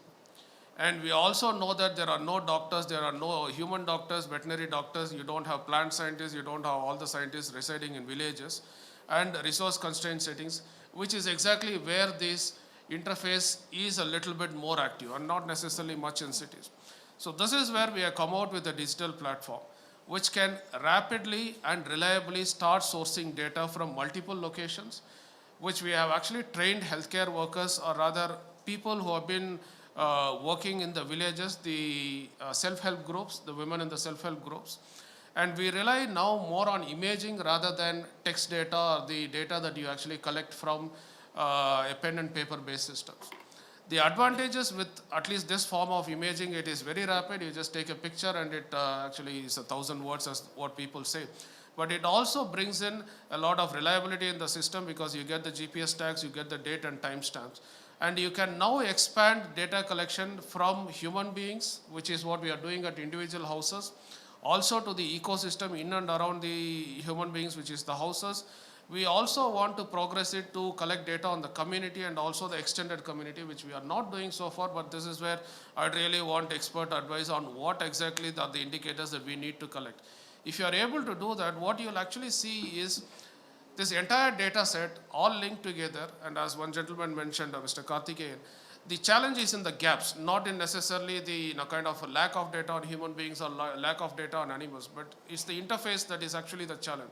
If you can put all those things, and if this data can be reliably and rapidly collected by relatively lesser skilled people, and if they can even happen longitudinally, you have a platform where you can at least understand these things, and that is essentially what we are trying to implement. And in Bihar, we are screening about 500,000 people, which is fairly a large number. And we are going to each and every person's house and then screening head to toe, and also screening the ecosystem that they are actually living in. And we are also providing real-time interventions that, because they don't see this only as a data collection exercise. People actually want interventions. People want support. So we are providing them with water sanitation hygiene advisors. And this itself is actually having a tremendous amount of effect in the field, where 2 years later, we see substantial reduction in dengue cases, chikungunya cases, not because we are able to identify the susceptible individuals, but because we are able to cover all the drains and all the water stagnation, which in turn actually reduces the effect of mosquito breeding. And also we are seeing disease reversal, which is not happened before in lymphatic filariasis. People who had this thick legs are now coming to us and saying, hey, we are able to wear these jeans. I mean, we didn't even realize, because till they actually came, we didn't realize all those things. So disease reversal is actually happening when you start modifying the environment, but you'll have to identify it at an early stage, or even if you do it at a later stage, you need to follow it up continuously. And this is the kind of the biggest advantage of using the local people, of using these digital platforms. And also in future, if you start building in the artificial intelligence or these automation algorithms in, you'll be able to reduce the workload, you'll be able to comprehensively do the screening. I think I do agree. That's very good. So what's the digital platform is, what you're talking about? This is something that we actually developed in-house, and this is primarily image-based kind of that screening. you explained. Yes. Is it known to public, or it's valuable for people to share? It's still a kind of a pilot project. So we hired our own people, gave them about a couple of 100 phones, and we are doing it more as a pilot project. Nice. Thank you so much, Dr. Suresh. Thanks a lot. So we are maybe 3 minutes late, but we will hear to the co-chair, Professor Karna Sagar first, before we move on to the technological innovations. Over to you. Thank you very much. Of course, when we talk about capacity, we have to think of who all should be involved. And if we are not thinking of capacity building only in professionals, it has to be all across. So everybody has to play a role, because One Health is so complex. And there has to be awareness in the general public, and everybody who say consumes food or produces food, and many of the things that you all mentioned. Is mainly due to lack of awareness. How many people are aware what are the risks coming from eating a wild animal, or the way we behave, or how we produce food. Now those who are in the farm, for example, are they aware about the use of antibiotics or the chemicals which they use in the farms, and what are the implications? So capacity building, I think, has to happen at all levels, at the stakeholder level, at the professional level, and even before people specialize. Probably, because once we specialize, suppose you are a doctor or a veterinarian or an agriculturalist or a biotechnologist, so we are highly specialized. But before that, that awareness should come. So I don't know whether at school level, is there any information on One Health, or before people go to a pre-university level, how much of awareness is there? So I think we need to think of this capacity building at all levels, and how we can facilitate this. And facilitation can be done by different agencies. Now, of course, we heard about what is happening in India about the One Health mission, but then probably more awareness needs to be created among policymakers, and funding institutions which need to fund research in this area. So probably even academies, the science academies could play a role. Because here again, if we see, we have a medical academy, we have an agriculture academy, so they are again specialized. Then who speaks for this? So we need to think whether the general, where academies, where general scientists are there, can they raise this issue, and can they sensitize the policymakers and funding agencies on what needs to be done. So I think there is a lot of work needs to be done all across the different sectors, and all across the different stakeholders who are involved. Thank you. Thank you very much. I think very rightly you said that awareness, I believe, is the same thing, that it won't happen only at one level. So all level, and you interestingly touched upon the academies. I wish, yes, they do. So there's also a veterinary academy as well, I may inform. Okay, all right. So we move on with the third subsector, and she keeps on looking at me, but my watch says it's 5:16. So it's just a 1 minute difference. You said start at 5:15. She's looking constantly at me.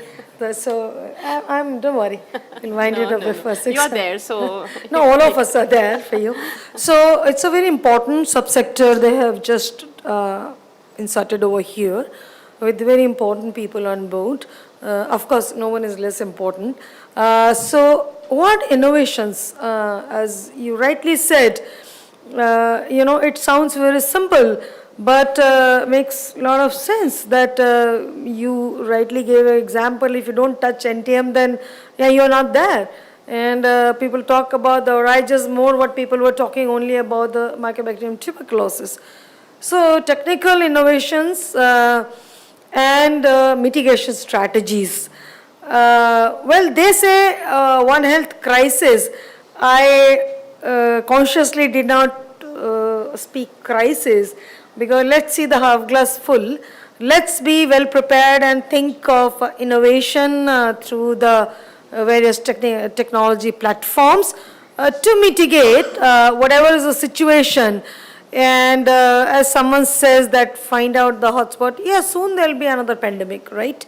So when there was another wave of COVID, we all went through it. The only thing is we never spoke about it, because majority of us were already vaccinated and so on. So I'll not deviate. So we directly go to Dr. Shivam Sharma. So if I have your permission, can I speak 2 lines, please? Oh, I'm sorry. No. I just wanted to add something. Before we move to a very important sector that IKP and a lot of science park and incubators deal with, I just want to, many of you know, but most of you don't know, that during the peak of COVID, IKP launched its international One Health incubator at IKP. It's a virtual incubator. And actually at NIAB, Dr. Renu Swarup launched our first cohort, because I do believe, and IKP believes, that innovations and continuously innovating for new solutions for One Health, as well as I started with agriculture but have transcended to One Health like many pathogens, is going to be key in tackling global One Health challenges. So we are talking global, we are talking about making connections and networking, so it cannot be done in silos, as was pointed out by Dr. Taru Sharma and many of us. So from our cohort, we have 4 startups, and I think we have 3 of them here. So if you could just raise your hands. Thank you.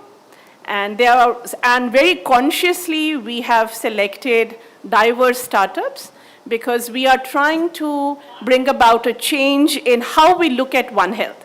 You talk to a clinician, for him One Health, if he knows it at all, is human health. You start talking to veterinarians, and for them it's animal health. And similarly for ecologists, ecology and ecosystem preservation is most important. What our role as facilitators of this approach of One Health is to make it a planetary health centric approach. And if a solution, if a technology and innovation is good for one domain of One Health, it has to be good for other domains as well. And that's our working mantra for this one. And for this cohort to be selected, we came up with an evaluation matrix in which we looked at what domain of One Health out of the animal, human, and planet health are there. If they are only working on One Health, they didn't make the cut for being called a One Health startup. So they have to impact a minimum of 2, and it's beautiful if it's all 3. And then what SDG goals are they looking at? And are they looking at global deployments? So these are some of the parameters we put these startups through, and me and Vishakha, we probably talked to around 30 startups who thought they were working in One Health space, or who we thought were working in One Health space. And from there, the first cohort originated. So I'll stop now, and Shivam, over to you. Thank you. Just a minute. Yeah, thank you very much, Dr. Bindu Nishchil. This I just missed, and you rightly said about the first cohort which was inaugurated. And yeah, hats off to IKP. And there they have got very important people and very young, talented people. Yeah, in fact, I was really surprised. So many people, for so good reasons, they are working. It's, as you rightly said, that it's actually, it could sound trivial to many of us. But if you just have an intervention, and you rightly said, bringing them and set the, the whole consortia kind of thing, it's very important. Thank you so much. Yes, please. Focusing more on startups, ma'am, I think... My first One Health meeting that I'm attending. We have all heard about prevention is better than cure. But the challenge with prevention is you need to know the disease when it is happening early. And that's a very serious issue here. Now, when you talk about any disease, whether it is communicable, non-communicable disease, usually it's not something that happens overnight. There is always an agent, there is always an ecosystem that is associated with it. And if you are able to modify these both, broadly speaking, you'll be able to prevent the disease. So if you're able to control malaria, or rather mosquitoes, you'll be able to control a lot of diseases that mosquitoes spread. If you are living in an environment where you can actually lead an active lifestyle, then possibly you can reduce blood pressure or perhaps like even diabetes a little bit better. In the absence of this, then most of these disease conditions do kind of progress and flourish. So if you want to kind of identify diseases at home, and that's what we are actually planning to do, or perhaps like even implementing in several areas, you need to focus on disease and also the determinants, which slowly start expanding from human beings to the home environment and the community, and also the extension of the community. That's what we are actually speaking about, which is the interface on the larger community, which spreads into forests in areas where it is not normal, perhaps even abnormal. Now, there are a lot of challenges here, and as we all agree, we are all kind of very diverse, and perhaps like we all speak in different languages, although it is English, it's split in different languages. We need to figure out a way how to unite ourselves, and at least from my perspective, the way that we can approach this unity is through data. Everybody wants data, everybody agrees that only data is the way forward, and if you don't have data, you will not be able to measure, if you don't measure, you will not be able to modify. So all of us need data. But there are challenges to collect data in a resource poor setting. And we also know that there are no doctors, there are no human doctors, veterinary doctors, you don't have plant scientists, you don't have all the scientists residing in villages and resource constrained settings, which is exactly where this interface is a little bit more active and not necessarily much in cities. So this is where we have come out with a digital platform which can rapidly and reliably start sourcing data from multiple locations, which we have actually trained healthcare workers, or rather people who have been working in the villages, the self-help groups, the women in the self-help groups. And we rely now more on imaging rather than text data or the data that you actually collect from a pen and paper based systems. The advantages with at least this form of imaging, it is very rapid. You just take a picture and it actually is 1,000 words as what people say. But it also brings in a lot of reliability in the system because you get the GPS tags, you get the date and timestamps. And you can now expand data collection from human beings, which is what we are doing at individual houses, also to the ecosystem in and around the human beings, which is the houses. We also want to progress it to collect data on the community and also the extended community, which we are not doing so far, but this is where I'd really want expert advice on what exactly are the indicators that we need to collect. If you are able to do that, what you'll actually see is this entire data set all linked together, and as one gentleman mentioned, Mr. Karthikeyan, the challenge is in the gaps, not in necessarily the kind of lack of data on human beings or lack of data on animals, but it's the interface that is actually the challenge. If you can put all those things, and if this data can be reliably and rapidly collected by relatively lesser skilled people, and if they can even happen longitudinally, you have a platform where you can at least understand these things, and that is essentially what we are trying to implement. And in Bihar, we are screening about 500,000 people, which is fairly a large number. And we are going to each and every person's house and then screening head to toe, and also screening the ecosystem that they are actually living in.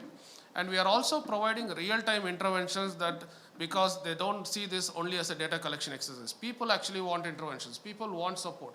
So we are providing them with water sanitation hygiene advisors.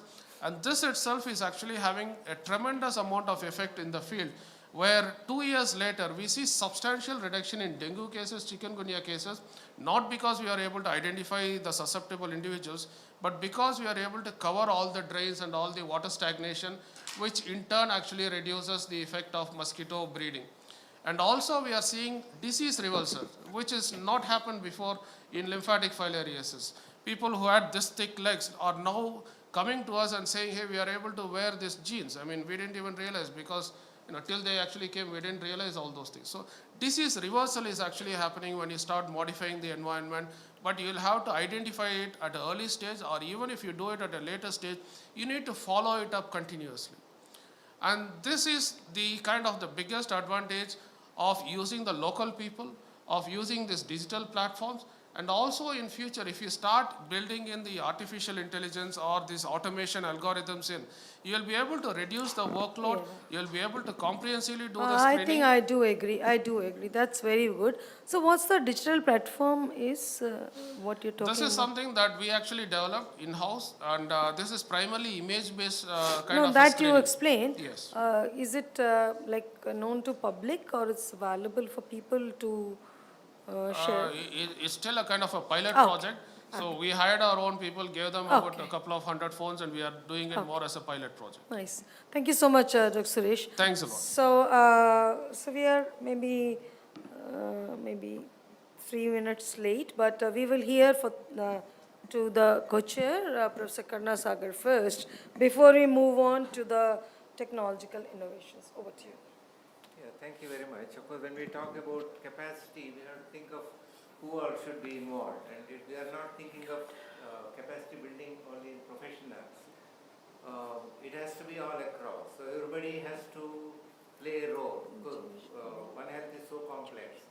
And there has to be awareness in the general public and everybody who say consumes food or produces food, and many of the things that you all mentioned is mainly due to lack of awareness. How many people are aware what are the risks coming from eating a wild animal, or the way we behave, or how we produce food.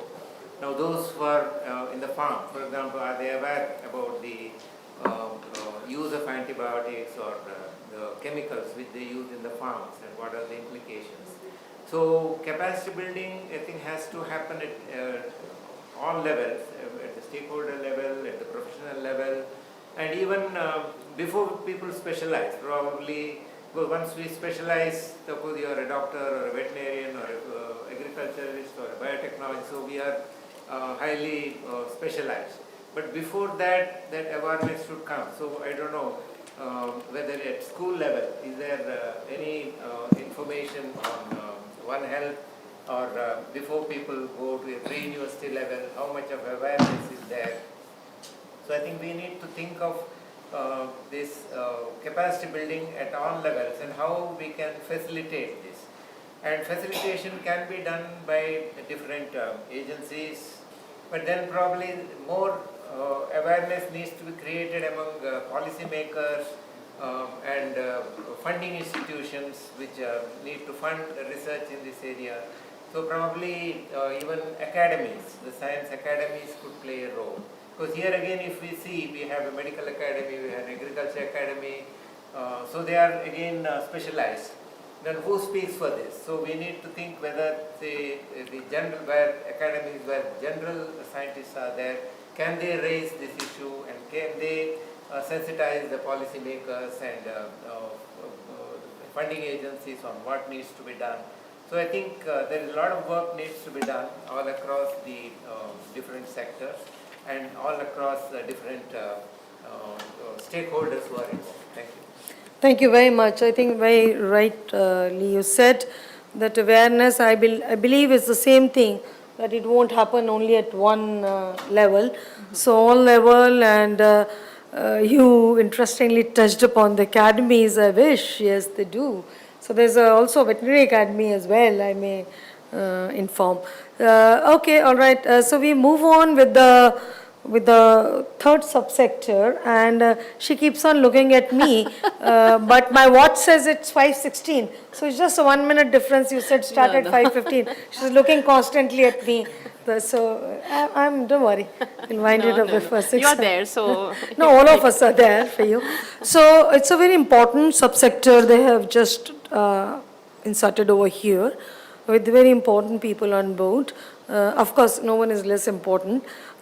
So what innovations, as you rightly said, it sounds very simple, but makes a lot of sense that you rightly gave an example. If you don't touch NTM, then you're not there. And people talk about the orages more what people were talking only about the Mycobacterium tuberculosis. So technical innovations and mitigation strategies. Well, they say One Health crisis. I consciously did not speak crisis, because let's see the half glass full. Let's be well prepared and think of innovation through the various technology platforms to mitigate whatever is the situation. And as someone says that find out the hotspot, soon there will be another pandemic, right? So when there was another wave of COVID, we all went through it. The only thing is we never spoke about it because majority of us were already vaccinated and so on. So I'll not deviate. So we directly go to Dr. Shivam Sharma. So if I have your permission, can I speak 2 lines, please? Oh, I'm sorry. No. I just wanted to add something. Before we move to a very important sector that IKP and a lot of science park and incubators deal with, I just want to, many of you know, but most of you don't know, that during the peak of COVID, IKP launched its international One Health incubator at IKP. It's a virtual incubator. And actually at NIAB, Dr. Renu Swarup launched our first cohort, because I do believe, and IKP believes, that innovations and continuously innovating for new solutions for One Health, as well as I started with agriculture but have transcended to One Health like many pathogens, is going to be key in tackling global One Health challenges. So we are talking global, we are talking about making connections and networking, so it cannot be done in silos, as was pointed out by Dr. Taru Sharma and many of us. So from our cohort, we have 4 startups, and I think we have 3 of them here. So if you could just raise your hands. Thank you. And very consciously we have selected diverse startups, because we are trying to bring about a change in how we look at One Health. You talk to a clinician, for him One Health, if he knows it at all, is human health. You start talking to veterinarians, and for them it's animal health. And similarly for ecologists, ecology and ecosystem preservation is most important. What our role as facilitators of this approach of One Health is to make it a planetary health centric approach. And if a solution, if a technology and innovation is good for one domain of One Health, it has to be good for other domains as well. And that's our working mantra for this one. And for this cohort to be selected, we came up with an evaluation matrix in which we looked at what domain of One Health out of the animal, human, and planet health are there. If they are only working on One Health, they didn't make the cut for being called a One Health startup. So they have to impact a minimum of 2, and it's beautiful if it's all 3. And then what SDG goals are they looking at? And are they looking at global deployments? So these are some of the parameters we put these startups through, and me and Vishakha, we probably talked to around 30 startups who thought they were working in One Health space, or who we thought were working in One Health space. And from there, the first cohort originated.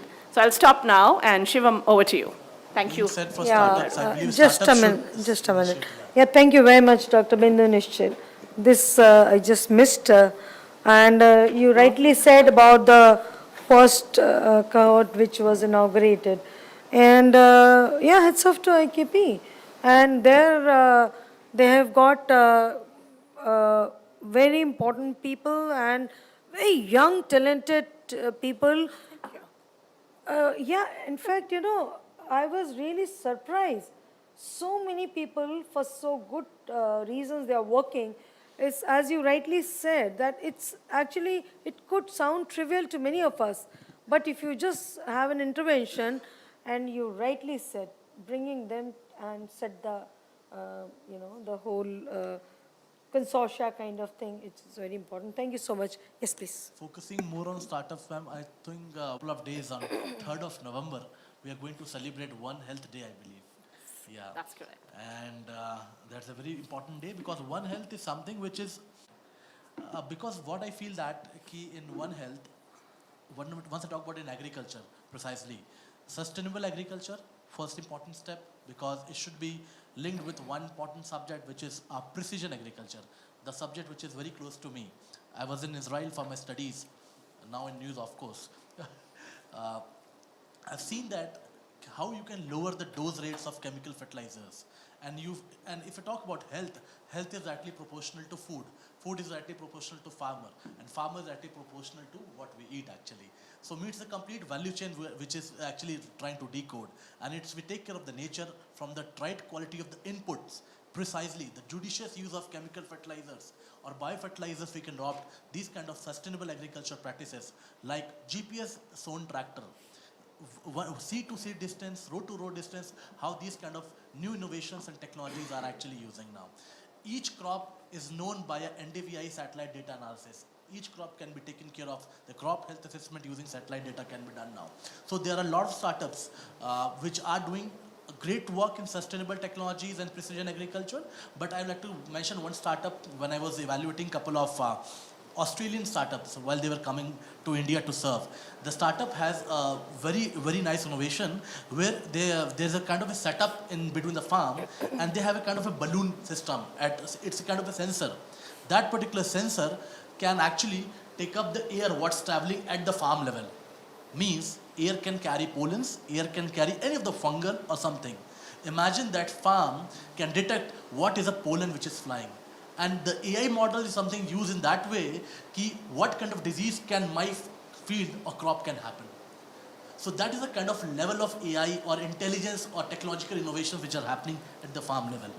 So that will stop there, but it's all about capacity building initiatives and collaborations and much effectively bringing all the major stakeholders together under the one roof, bringing the policy makers and the other peoples together. That's the most important part, and giving startups the due respect, opportunity to scale and reach out to the cross-border initiatives. That's my say. Thank you so much. We go to Bhaskar. I remember you was talking something about biomanufacturing, if I read it correct. Which kind of biomanufacturing are you going to touch upon? Yeah, so the biomanufacturing comes from that deep expertise of reliance on manufacturing at larger scale. A lot of chemicals, a lot of materials what typically have been produced.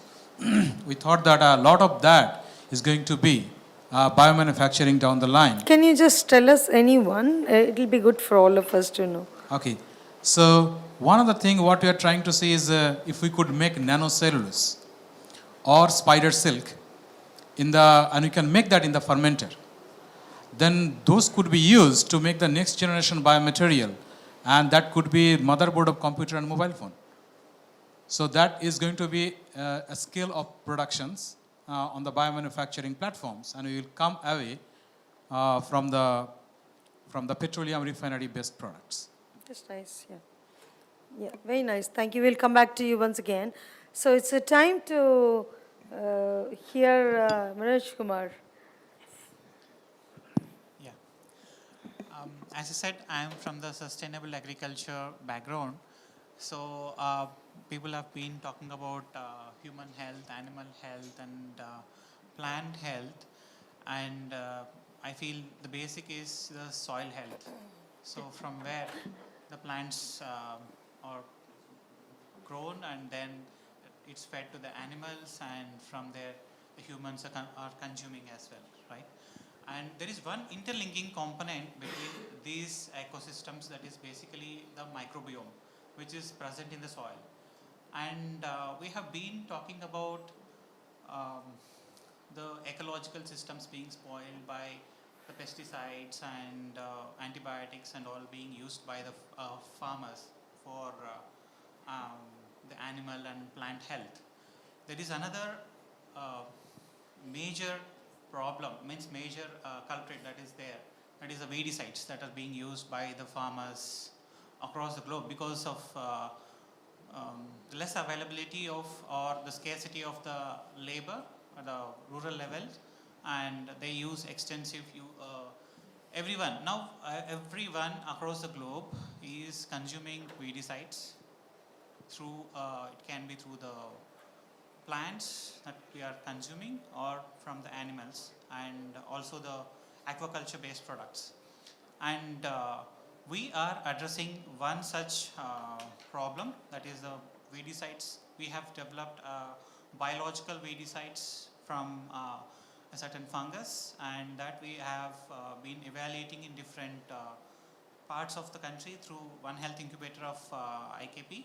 And apart from that, the microbiome which which is there in the soil, so we are like less than 0.1% of the total microbiome is only known to the humans, and like 99.9% is still not aware. And it's very complex kind of a system where the microbes are interconnected and they live in a synergistic complex consortia, where we are trying to understand the consortia of these microbes and their role in their hidden role actually in the ecosystem. So we are working in that lines and understanding this microbiome of the plant health, present in the soil, and which are actually present in the human as well as animal guts also. So they are interconnected, and we are working in those lines. And apart from that, this microbiome can be engineered is what we are working on, microbiome engineering. So we are collaborated with University of Netherlands and working on this concept. Yeah, I think these are few of the innovations. Yeah, very nice. So, Dr. Narendra. So as I mentioned earlier, landfill proximity on the health of the people. So we are actually working with Symbiosis Institute. So they are actually trying to understand, what kind of pollutants the landfill will produce, and how it actually can impact the air quality and also the water quality. So they are actually coming up with some technology innovations to really mitigate the problem what the landfill is really causing.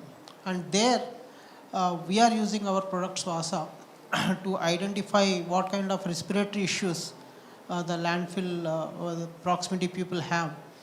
So that's the closest what I can talk in the context of One Health. Obviously, if the environment can impact humans, it also can impact the animals. But in what way, what technology intervention we need to use and all, at this moment of time, I'm not very clear. But coming to the policy someone talked about and the help what we need is really kind of like to work with collaborate with these kind of organizations where we can help in understanding identifying the hotspots of respiratory issues, and then potentially you can plan some mitigation around those areas, and more importantly give these innovations an opportunity at a state level to do a pilot, without too much worrying about lot of logistics and complexities in terms of the process and so on kind of a thing. And that's all what I can share. Thank you very much. I think we would like Praveen to tell us more about the innovations, technological innovations, so we can think of mitigating. Yeah. Thank you, ma'am. I will share a short story that was a funny conversation with a senior veterinarian from You're a veterinarian. No, I'm not, ma'am. From a big chicken farm that we eat every day, consume every day. So I was asking him what kind of Oh, antibiotics. you call it chicken farm, is it? So veterinarians will call it poultry farm. Poultry farm. So he's not a... I was asking him what's the antibiotic you use. I said no, we don't use any antibiotic. I said okay. I asked him specifically that particular name. We use it. Why? You said no, but that's a growth promoter. He said. Oh dear. So that kind of thing happen in a livestock industry, and that's where the most of the problem AMR etc originate from, and everybody take it at a very light note. But the thing is that's that much more serious. But what are the alternatives for this livestock nutritionist to formulate with less antibiotics? And that's where ingredients from insects come in.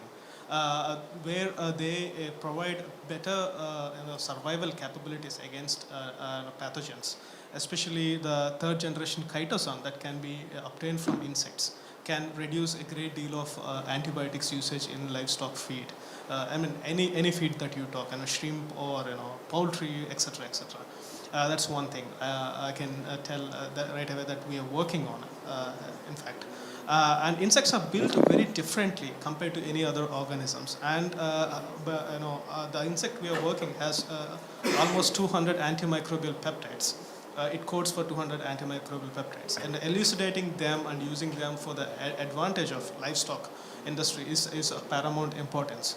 So not only that, we also have products for biopesticides wherein there are no competition at this point of time for a few pests that occur in sugarcane fields, etc.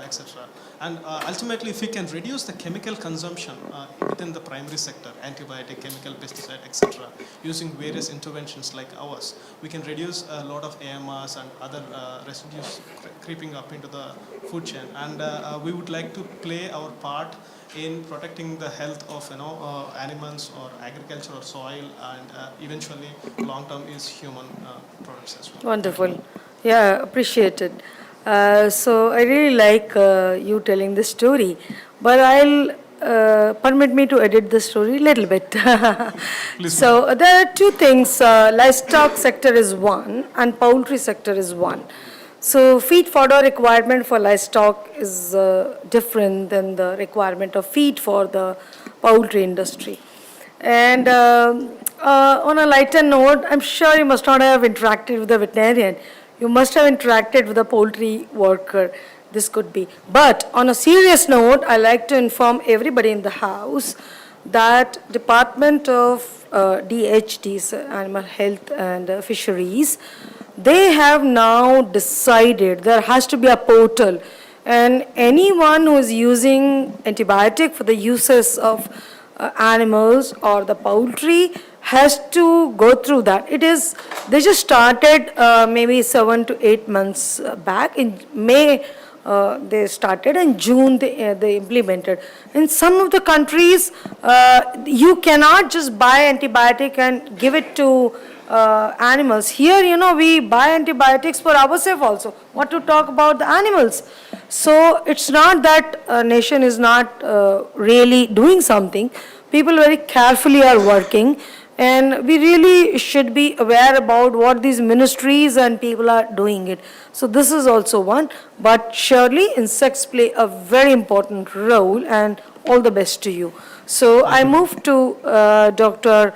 Rachna and Dave, and she would give her points that what you think about these innovations when we are talking about to mitigate the One Health issues. Thank you, ma'am. First of all, I'd really like to thank Dr. Bindu. See, I was working as a scientist at the Bhabha Atomic Research Center, and in 2016, I gave up that position to work on One Health, and I started this company. So when I was putting my papers, the director BRC called me to Bombay and said, One Health? And today we are talking about policies around One Health. The name of our company is actually Microgo One Health. I didn't put that because I wasn't sure if it's formally been changed. So imagine the kind of happiness I am that we are talking, on this issue. So what we actually are trying to do, personally, technology. first 3 years into our, trying to work around this problem, you go to any industry. आप food industry में चले जाएं, आप healthcare में you go. Everywhere, at the month end comes, you start seeing lot of dilutions. Dr. Hegre here mentioned something about SOP. Nobody cares because there is absolutely no monetary benefit around following SOP because you are, from a microbe standpoint of view, you are dealing with invisible. ये खतरा आपको दिखता नहीं है. And when you can't see the problem, any solution around this is taken as a chale na. When policies will be made, when pandemic sort of crisis will come, then we will sort of start thinking about it. We took the first challenge around food security. We were taking on post-harvest challenges, and we worked with warehouses, farmers, that this is how you got to store. Because see, one, you are producing, we are the second largest producers of fruits and vegetables. You'll agree. And if you don't conserve it well, the direct and indirect impact are so many. Right from inflation to, food security, not having food, 70 rupees a carrot, 48 rupees tomatoes, 300 rupees tomatoes. And you tell them, sir, इस तरह से store करेंगे तो at least microbial spoilage नहीं होगा. 20% of the losses comes through microbial spoilage. Sprouting gives 40% losses. When it comes to potato, onion, garlic, madam सालों से ऐसा ही कर रहे हैं. Change नहीं होगा. We tried to go around so much and brought in so much technology and science that now we prevent that 40% spoilage, and therefore now we have been able to increase the supply at the seasons like Diwali and Pongal and all of that. That solved the problem कि चलो ठीक है, we will take care of the microbes. Food industry में madam, फल सब्जी आती हैं, fruits and vegetables. You have SOP that how you got to disinfect these, how you have to disinfect your chickens and your meat and everything. Month end आते the dilutions become from 1:2 to 1:6. कभी अगर एक Radha disinfectant से लात मार के गिर गया, हाउसकीपिंग वाला मैनेजर को बताएगा नहीं. Why? Because if I go and tell that I spilled, I will add water and this is how I will disinfect. I don't care. We went around and made so many changes, right? Taking care of science part of it. We took engineering. We brought in technology so that now there is no way he can manipulate because the manager will get to know on a dashboard that for fruits and vegetable sanitization, he kind of, did 1:4. Because at a scientist level, you understand what is 4 implication. But they don't care what is the implication of 1:4. We brought in so much of engineering that they save water, they save electricity. So we give them an Excel sheet now. कि sir, आपका central kitchen you have, if you take this, at the end of the year, इतना पैसा बचेगा. Then he strike यार ये तो दोनों काम हो रहा है. Customer को भी दिखाएंगे कि देखिए sir, this is the kind of standard we do. But when I go to my management, I'll say sir इतना पैसा बचाया आपका. So what I'm trying to tell here is, जब तक we don't think from the user point of view, this will continue to become an academic problem. Absolutely. And therefore, we need to bring the business health in it. Absolutely. No, hats off to you. Like Microgo One Health, I remember, if I'm correct, you were an IAB also. One award was given to you. I was also part of that. So I really feel very happy to listen more about it. Quickly we come back to you again. Another Rachna, Dr. Rachna Tripathi. So what do you think about, we heard you, we understand what you do. So what do you think about these innovative technologies are really going to do us? We talk about, sometimes we talk about AI, ML, which is to be talked. Sometimes we talk about AML because it's a fashion to talk. I'm sorry if I'm hurting anyone, but please go on. I completely agree with Rachna. If, again, because I'm in diagnostics, so somehow I reached there. As she said that, okay, you can make it somehow profitable, or you can show them that your business is, bottom line that your business is. When you go to the diagnostics, when you go to the diagnostics, when we were super excited when we made the POCTs. One of our POCT is a molecular POCT. You can do it sitting here and very accurate. And then we thought how to make it reach to each and every village. So the best thing was we started searching and we found out a distributor group which supplies the pharmaceutical medicines to each and every village. And we went to them that, see, this, we are so excited about it and I'm sure you will be interested and why don't you sell, and we have priced it very low so it won't be difficult to sell, blah, blah, blah. We kept on saying. And he came back and said, madam, why should they buy it? I think they prefer to invest more on medicine than on diagnosis. It's not at all beneficial for them to do a test. They'll say, why to invest on test? Medicine is cheaper. I will take the medicine. And there the problem comes. We can keep doing, again, we are doing so many innovations but how to make it penetrate and how to implement it. We need support from the government. We need support from the doctors. Sorry to intervene. Very rightly you said, we need support, we need this and that. What are your thoughts? Because it's your baby. So first you should really strike it. I need XYZ. So what are your thoughts? So when you come to this, I would say that somewhere the diagnosis should get its due respect, or some kind of rules should come that before taking antibiotic, it's not that, as you said, go to the medical shop, buy it and take it. Have a proper checkup. Do you really need it or you don't need it? Then only proceed with it. Make the diagnostic tools available to each and every individual.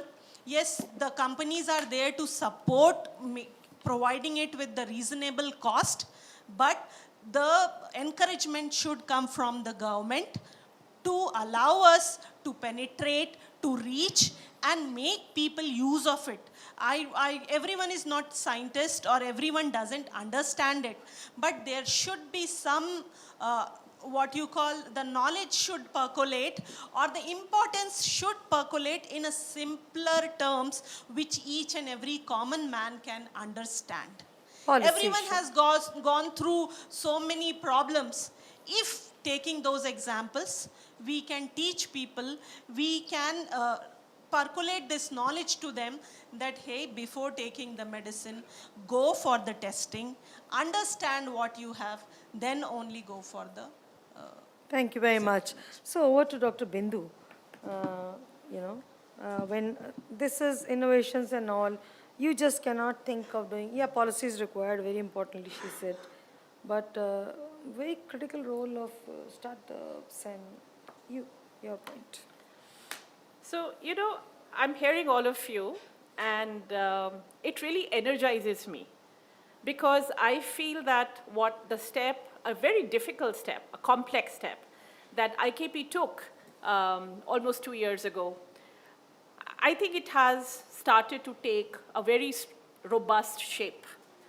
And we had, in our last year's IKMC, I was thinking when I was listening to all of you guys, we had Sindhura from PSA's office, and he was moderating a plenary session. And after the session, he was telling me, Bindu, 45 minutes, bahut kam hai, it's very less. So I assured him, next year, I'm going to do either a workshop or a round table. So unfortunately, he couldn't make it this time, but I am very happy and gratified to see that it's taking shape. I have a question to all the startups here. Do you consider, I know the answer from Rachna, but from others, Rachna Dave, do you consider yourself as One Health startups? Just by the raise of hands, since we are running a little short of time. You do. Excellent. Now, you consider yourself a One Health startup. Can you think of one challenge, very, very, very quickly? What comes in your mind? Don't think about government bodies, representatives here, or experts here. What is that one challenge that you face as a One Health startup? Manoj, you have to get out of your, nature or crop mode and get into a One Health startup mode being part of IOCHA, and I'm not putting you in stand. Anybody can go first, but we have to be very fast. Sure. So the one major problem. 30 seconds each. One major problem that we generally face, like convincing the end customer, the farmer, like as Rachna said, that what is it to the farmer ultimately? If you talk about his health and soil health and all, yeah, of course he listens, everything is good, but ultimately what is it going to help me? So we need to show how it is going to help him in the bottom line, one thing. And we actually have been showing as a BC ratio, that benefit to the cost ratio, what he is spending and what is the benefit that he is getting out of it. So that is one major problem. And demonstrating this to the farmer Only is one major demonstration. Yes, okay. Yes. And the reason I'm asking is so that IKP as an organization can work towards supporting you for this. Yeah.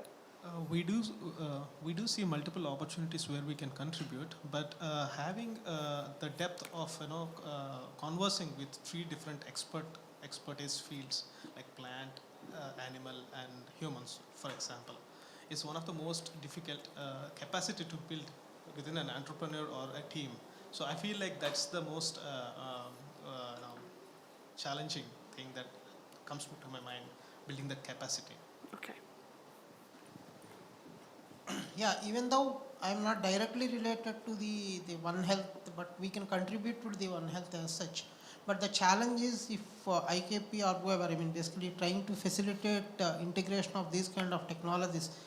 I mean, the biggest challenge what as a startup we face is, will there be a commercial value? I mean, can we expect some kind of a commercialization that will really motivate us to contribute? Thank you. Yeah, nice, very nice. You want to add something? I think Rachna wants to add one last comment. So exactly same thing, that how can we integrate this One Health in our society? We can have the technologies. I think there is no dearth of intelligence in this startup cohort, or it's not difficult to develop the products, but how they will be utilized properly is something we need support in. Thank you all. Back to Yeah, Taru. thank you. Yeah. So I like to give, there was a review this month about the bioeconomy and BioRack. I happened to read it, I shared with the secretary as well. It's so interesting, and if you see the data, I'll not read it all, but I'll just touch upon. There were companies, 760 core companies, 7,300 startups, and in 2003, the value was $1.1 billion.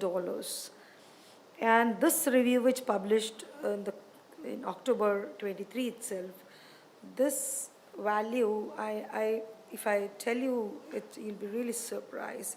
This is $92.3 billion in 20 years. And DBT is very clear, and the target for 2027, this is more or less an answer of which someone says, by 2027, they want to target $150 billion bioeconomy. And they have divided it in clear 4 sectors, biopharma, bioresearch, bioagriculture, and bioindustrial. So I believe majority of the things are covered. I believe it's up to us as well, how do we really take, and I have some very important people like IKPs who really keep facilitating. When you were talking, Rashad, the way it was so good to, you should start looking at the watch, so good to do. So yeah, but I think, and the DBT also is very focused with a number that 10,000 startups by 2027. So this is this very review, maybe I can pass it on to Bindu, and she can pass it on to others, and if she can get me connected to all of you, it will help all of us, and this will be the symbiosis, I believe. So with that, 5:40 was the time. It is, we are late by 11 minutes. local to global? Yeah, that's what I'm saying. So I said 5:40 was the time given, so it's 11 minutes, but we'll cope it up here because she gave 10 minutes, kept 10 minutes for discussion, which we are doing together. So that is One Health in action. How do we go from local to global? I believe this should not start with the framework she gave me. This should start with Bindu herself. Please. So as I mentioned, thank you for that, Dr. Sharma. So as I mentioned earlier, we have come up with a One Health evaluation matrix in which global deployments is a parameter we measure to provide a One Healthness score to a startup. And recently I was in Luxembourg where we spoke about One Health as a megatrend in the IASP, 40th IASP conference in International Association of Science Parks. It was interesting to see so many, there was a representation of 80 countries, science parks from 80 different countries. And India was represented by me and Dipanvita, like we both gave talks from IKP. And there was an interest for Indian startups or Indian technology solutions to go overseas. And we made some very good connects. And through our virtual, very unique, there is no other One Health incubator across the world, the last time I Googled it. So this is a very unique initiative. Make use of it. Give us problems. We will try to support and solve for you, right? So global deployments is a key to solve any global challenge. And someone mentioned globalization is a problem, right? It begins with that. But globalization could also be a form of solution as we go forward. So now I'll hand it over to Shivam, who is representing Absolute. And they have some examples of, they started as a startup, and now they have taken some technology solutions outside India. And then I would like Manoj and Narayan Rao to please just talk about it in 1 minute each as to what are your plans for going global. 1 minute only, please. Yeah, sure, ma'am. I always keep it a bit short, right? Appreciate Okay, it. Yeah. Landfill proximity on the health of the people. So we are actually working with Symbiosis Institute. So they are actually trying to understand, what kind of pollutants the landfill will produce, and how it actually can impact the air quality and also the water quality. So they are actually coming up with some technology innovations to really mitigate the problem what the landfill is really causing. And there we are using our product Swasa to identify what kind of respiratory issues the landfill or the proximity people have. So that's the closest what I can talk in the context of One Health. Obviously, if the environment can impact humans, it also can impact the animals. But in what way, what technology intervention we need to use and all at this moment of time, I'm not very clear. But coming to the policy someone talked about and the help what we need is really kind of like to work with collaborate with these kind of organizations where we can help in understanding identifying the hotspots of respiratory issues, and then potentially you can plan some mitigation around those areas, and more importantly give these innovations an opportunity at a state level to do a pilot, without too much worrying about lot of logistics and complexities in terms of the process and so on kind of a thing. And that's all what I can share. Thank you very much. I think we would like Praveen to tell us more about the innovations, technological innovations, so we can think of mitigating. Yeah. Thank you, ma'am. I will share a short story that was a funny conversation with a senior veterinarian from. You're a veterinarian? No, I'm not, ma'am. From a big chicken farm that we eat every day, consume every day. So I was asking him what kind of Oh, antibiotics. you call it chicken farm, is it? So veterinarians will call it poultry farm. So he's not a. I was asking him what's the antibiotic you use. I said no, we don't use any antibiotic. I said okay. I asked him specifically that particular name. We use it. Why? You said no. But that's a growth promoter. He said. Oh dear. So that kind of thing happened in a livestock industry, and that's where the most of the problem AMR etc originate from, and everybody take it at a very light note. But the thing is that's that much more serious. But what are the alternatives for this livestock nutritionist to formulate with less antibiotics? And that's where ingredients from insects come in. Where they provide better survival capabilities against pathogens, especially the third generation chitosan that can be obtained from insects can reduce a great deal of antibiotics usage in livestock feed. I mean any feed that you talk, shrimp or poultry, etc. That's one thing I can tell that right away that we are working on. In fact. And insects are built very differently compared to any other organisms. And the insect we are working has almost 200 antimicrobial peptides. It codes for 200 antimicrobial peptides. And elucidating them and using them for the advantage of livestock industry is of paramount importance. So not only that, we also have products for biopesticides wherein there are no competition at this point of time for a few pests that occur in sugarcane fields, etc. And ultimately, if we can reduce the chemical consumption within the primary sector, antibiotic, chemical, pesticide, etc., using various interventions like ours, we can reduce a lot of AMRs and other residues creeping up into the food chain. And we would like to play our part in protecting the health of animals or agriculture or soil, and eventually long term is human products as well. Wonderful. Yeah, appreciated. So I really like you telling this story, but I'll permit me to edit the story a little bit. So there are two things. Livestock sector is one and poultry sector is one. So feed fodder requirement for livestock is different than the requirement of feed for the poultry industry.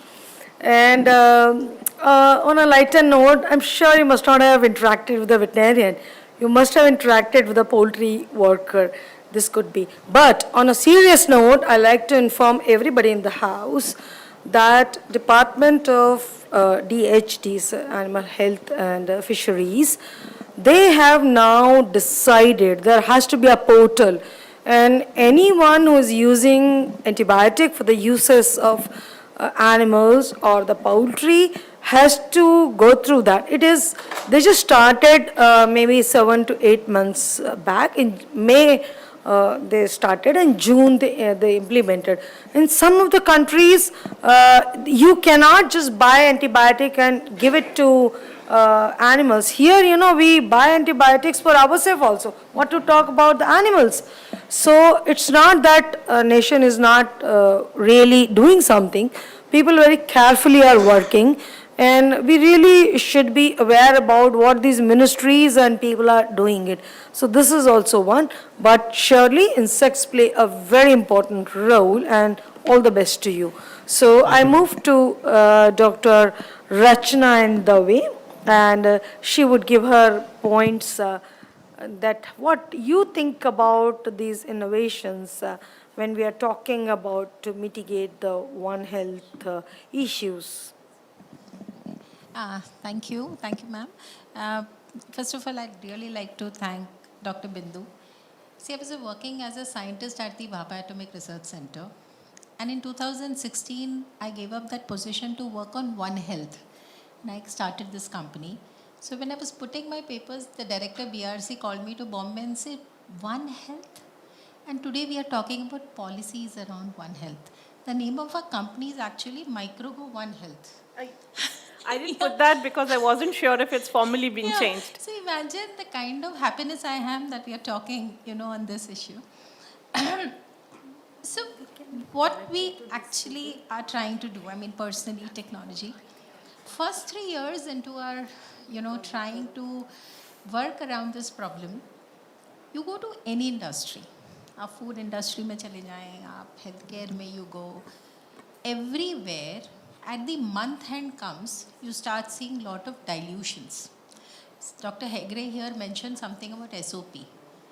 Nobody cares because there is absolutely no monetary benefit around following SOP because you are, from a microbe standpoint of view, you are dealing with invisible. ये खतरा आपको दिखता नहीं है. And when you can't see the problem, any solution around this is taken as a chale na. When policies will be made, when pandemic sort of crisis will come, then we will sort of start thinking about it. We took the first challenge around food security. We were taking on post-harvest challenges, and we worked with warehouses, farmers, that this is how you got to store. Because see, one, you are producing, we are the second largest producers of fruits and vegetables. You'll agree. And if you don't conserve it well, the direct and indirect impact are so many, right from inflation to, food security, not having food, 70 rupees a carrot, 48 rupees tomatoes, 300 rupees tomatoes. And you tell them, sir, इस तरह से store करेंगे तो at least microbial spoilage नहीं होगा. 20% of the losses comes through microbial spoilage. Sprouting gives 40% losses when it comes to potato, onion, garlic. Madam, सालों से ऐसा ही कर रहे हैं. Change नहीं होगा.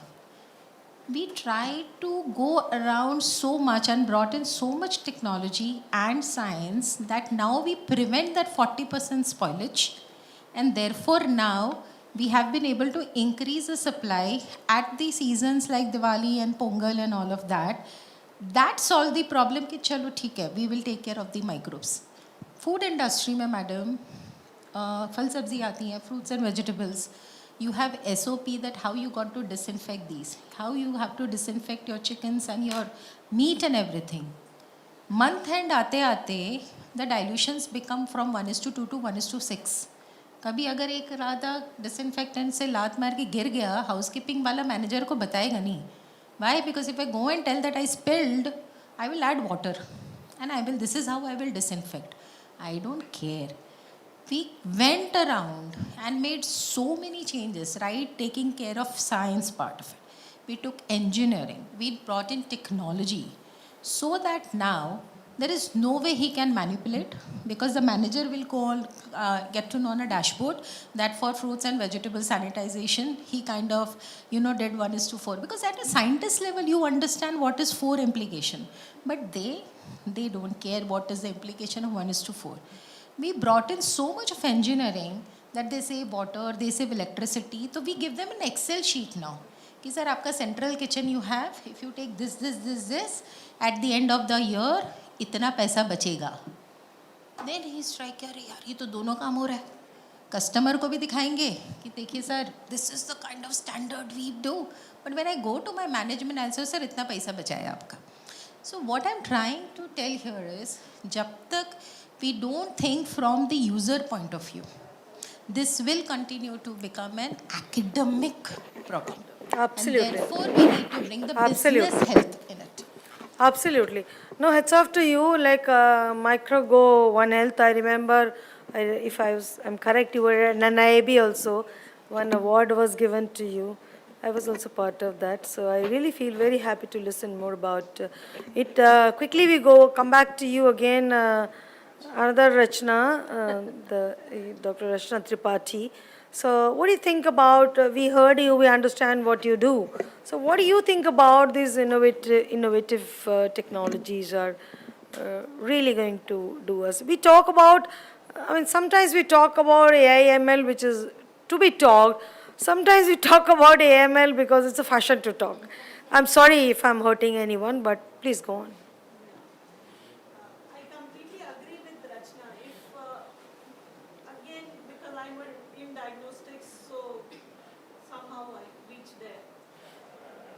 She said that, okay, you can make it somehow profitable, or you can show them that your business is, bottom line that your business is. When you go to the diagnostics, Yeah. When you go to the diagnostics, when we were super excited when we made the POCTs. One of our POCT is a molecular POCT. You can do it sitting here and very accurate. And then we thought how to make it reach to each and every village. So the best thing was we started searching and we found out a distributor group which supplies the pharmaceutical medicines to each and every village. And we went to them that, see, this, we are so excited about it and I'm sure you will be interested and why don't you sell, and we have priced it very low so it won't be difficult to sell, blah, blah, blah. We kept on saying. And he came back and said, madam, why should they buy it? I think they prefer to invest more on medicine than on diagnosis. It's not at all beneficial for them to do a test. They'll say, why to invest on test? Medicine is cheaper. I will take the medicine. And there the problem comes. We can keep doing, again, we are doing so many innovations but how to make it penetrate and how to implement it? We need support from the government. We need support from the doctors. Yeah. Sorry to intervene. Very rightly you said, we need support, we need this and that. What are your thoughts? Because it's your baby. So first, you should really strike it. I need XYZ. So what are your thoughts? So when you come to this, I would say that somewhere the diagnosis should get its due respect, or some kind of rules should come that before taking antibiotic, it's not that, as you said, go to the medical shop, buy it and take it. Have a proper checkup. Do you really need it or you don't need it? Then only proceed with it. Make the diagnostic tools available to each and every individual. Yes, the companies are there to support providing it with the reasonable cost, but the encouragement should come from the government to allow us to penetrate, to reach, and make people use of it. Everyone is not scientist or everyone doesn't understand it, but there should be some what you call the knowledge should percolate, or the importance should percolate in a simpler terms which each and every common man can understand. Everyone has gone through so many problems. If taking those examples, we can teach people, we can percolate this knowledge to them that, hey, before taking the medicine, go for the testing, understand what you have, then only go for the Thank you very much. So over to Dr. Bindu. When this is innovations and all, you just cannot think of doing, policy is required, very importantly, she said, but very critical role of startups and your point.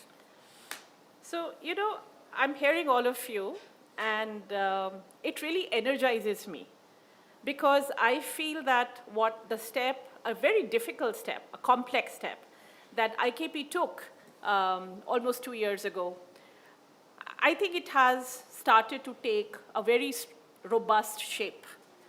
And we had, in our last year's IKMC, I was thinking when I was listening to all of you guys, we had Sindhura from PSA's office, and he was moderating a plenary session.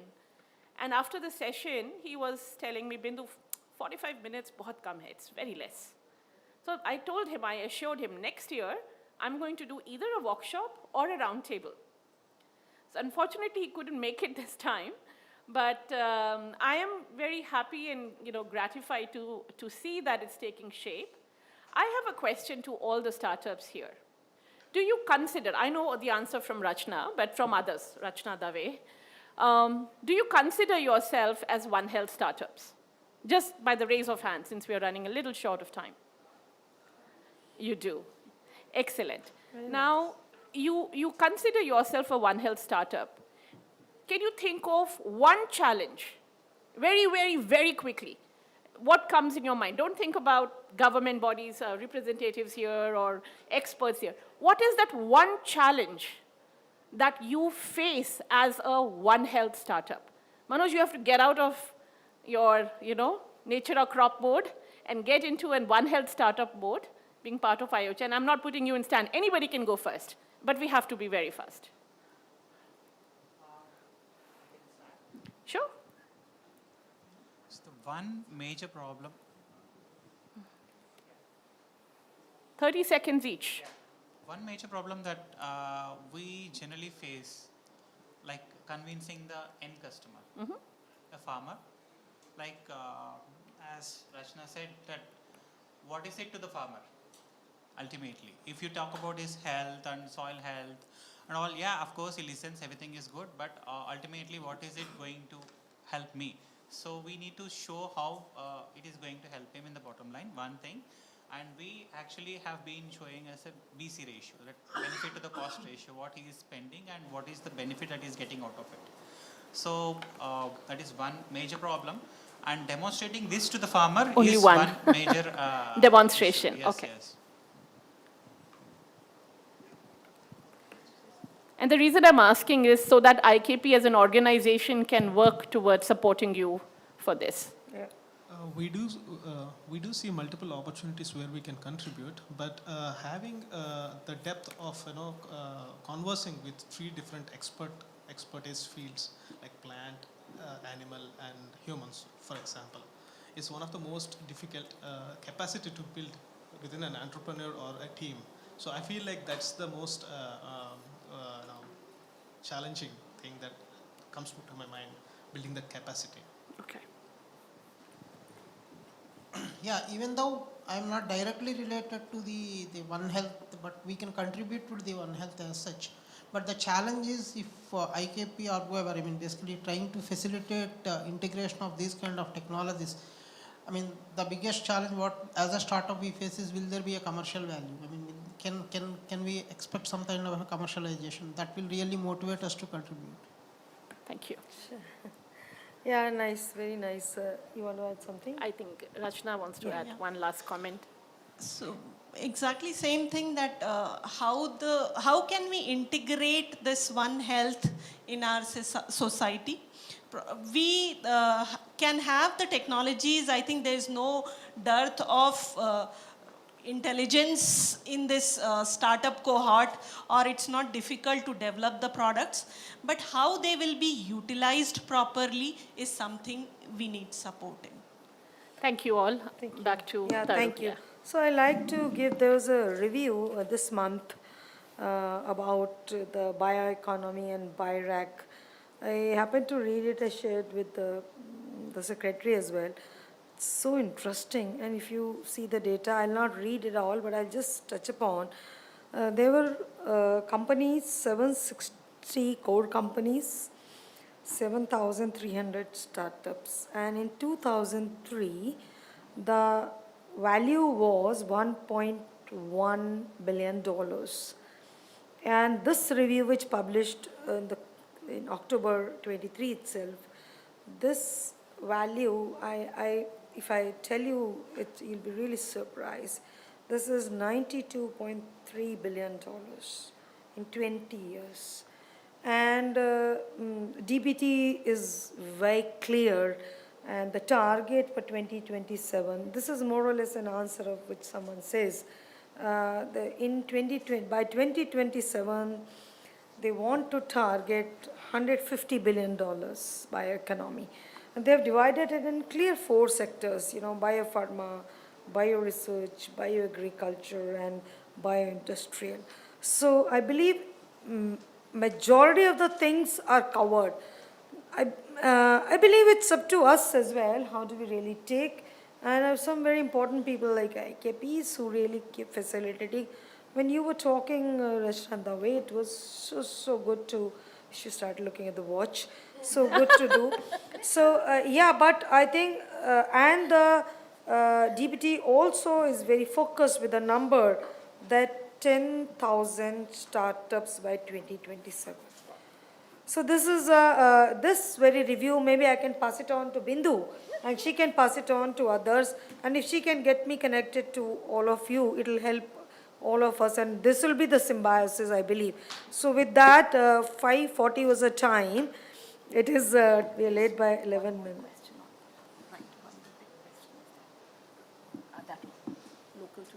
Yeah, that's what I'm saying. So I said 5:40 was the time given, so it's 11 minutes, but we'll cope it up here because she gave 10 minutes, kept 10 minutes for discussion, which we are doing together. So that is One Health in action. How do we go from local to global? I believe this should not start with the framework she gave me. This should start with Bindu herself. Please. So as I mentioned, thank you for that, Dr. Sharma. So as I mentioned earlier, we have come up with a One Health evaluation matrix in which global deployments is a parameter we measure to provide a One Health NES score to a startup. And recently I was in Luxembourg where we spoke about One Health as a megatrend in the IASP, 40th IASP conference, in International Association of Science Parks. It was interesting to see so many, there was a representation of 80 countries, science parks from 80 different countries. And India was represented by me and Dipanvita, like we both gave talks from IKP. And there was an interest for Indian startups or Indian technology solutions to go overseas. And we made some very good connects. And through our virtual, very unique, there is no other One Health incubator across the world, the last time I Googled it.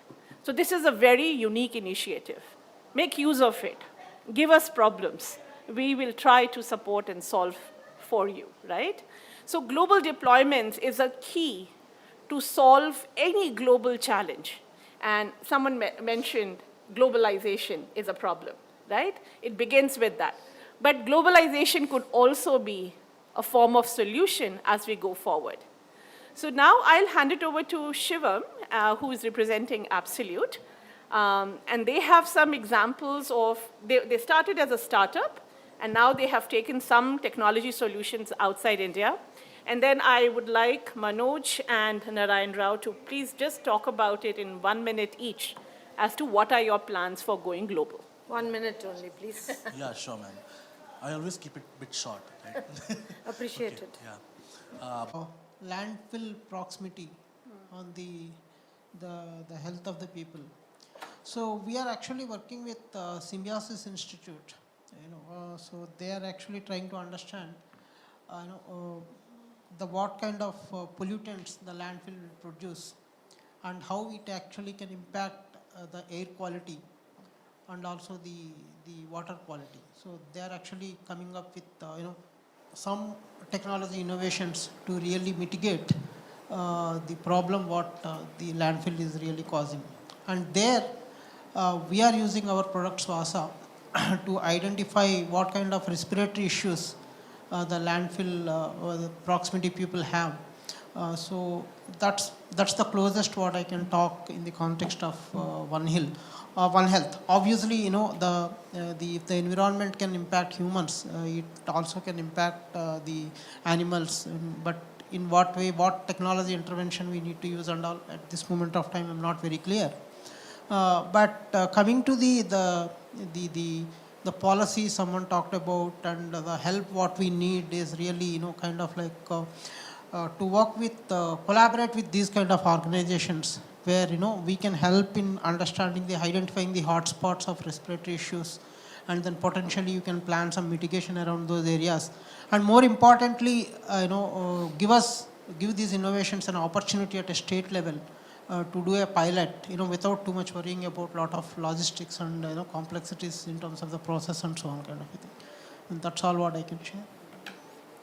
Thank you very much. I think we would like Praveen to tell us more about the innovations, technological innovations, so we can think of mitigating. Yeah. Thank you, ma'am. I will share a short story that was a funny conversation with a senior veterinarian from. You're a veterinarian? No, I'm not, ma'am. From a big chicken farm that we eat every day, consume every day. So I was asking him what kind of Oh, you antibiotics. call it chicken farm, is it? So veterinarians will call it poultry farm. Poultry farm. So he's not a. Yeah. I was asking him what's the antibiotic you use. I said no, we don't use any antibiotic. I said okay. I asked him specifically that particular name. We use it. Why? He said no. That's a growth promoter. He said. Oh dear. So that kind of thing happened in a livestock industry, and that's where the most of the problem AMR etc originate from, and everybody take it at a very light note. But the thing is that's that much more serious. But what are the alternatives for this livestock nutritionist to formulate with less antibiotics? And that's where ingredients from insects come in. Where they provide better survival capabilities against pathogens, especially the third generation chitosan that can be obtained from insects can reduce a great deal of antibiotics usage in livestock feed. I mean any feed that you talk, shrimp or poultry, etc. That's one thing I can tell that right away that we are working on. In fact. And insects are built very differently compared to any other organisms. And the insect we are working has almost 200 antimicrobial peptides. It codes for 200 antimicrobial peptides. And elucidating them and using them for the advantage of livestock industry is of paramount importance. So not only that, we also have products for biopesticides wherein there are no competition at this point of time for a few pests that occur in sugarcane fields, etc. And ultimately, if we can reduce the chemical consumption within the primary sector, antibiotic, chemical, pesticide, etc., using various interventions like ours, we can reduce a lot of AMRs and other residues creeping up into the food chain. And we would like to play our part in protecting the health of animals or agriculture or soil, and eventually long term is human products as well. Wonderful. Yeah, appreciated. So I really like you telling this story, but I'll permit me to edit the story a little bit. So there are two things. Livestock sector is one and poultry sector is one. So feed fodder requirement for livestock is different than the requirement of feed for the poultry industry. And on a lighter note, I'm sure you must not have interacted with the veterinarian. You must have interacted with a poultry worker. This could be. But on a serious note, I like to inform everybody in the house that Department of DHDs, Animal Health and Fisheries, they have now decided there has to be a portal, and anyone who is using antibiotic for the uses of animals or the poultry has to go through that. They just started maybe 7 to 8 months back. In May they started, and June they implemented. In some of the countries, you cannot just buy antibiotic and give it to animals. Here, we buy antibiotics for ourselves also. What to talk about the animals? So it's not that a nation is not really doing something. People very carefully are working, and we really should be aware about what these ministries and people are doing it. So this is also one, but surely insects play a very important role, and all the best to you. So I move to Dr. Rachna in the way, and she would give her points that what you think about these innovations when we are talking about to mitigate the One Health issues. Thank you, ma'am. First of all, I'd really like to thank Dr. Bindu. See, I was working as a scientist at the Bhabha Atomic Research Center, and in 2016, I gave up that position to work on One Health, and I started this company. So when I was putting my papers, the director BRC called me to Bombay and said, One Health? And today we are talking about policies around One Health. The name of our company is actually Microgo One Health. I didn't put that because I wasn't sure if it's formally been changed. So imagine the kind of happiness I am that we are talking, on this issue. So what we actually are trying to do, I mean, personally, technology, first 3 years into our, trying to work around this problem, you go to any industry. आप food industry में चले जाएं, आप healthcare में you go, everywhere, at the month end comes, you start seeing lot of dilutions. Dr. Hegre here mentioned something about SOP. Nobody cares because there is absolutely no monetary benefit around following SOP because you are, from a microbe standpoint of view, you are dealing with invisible.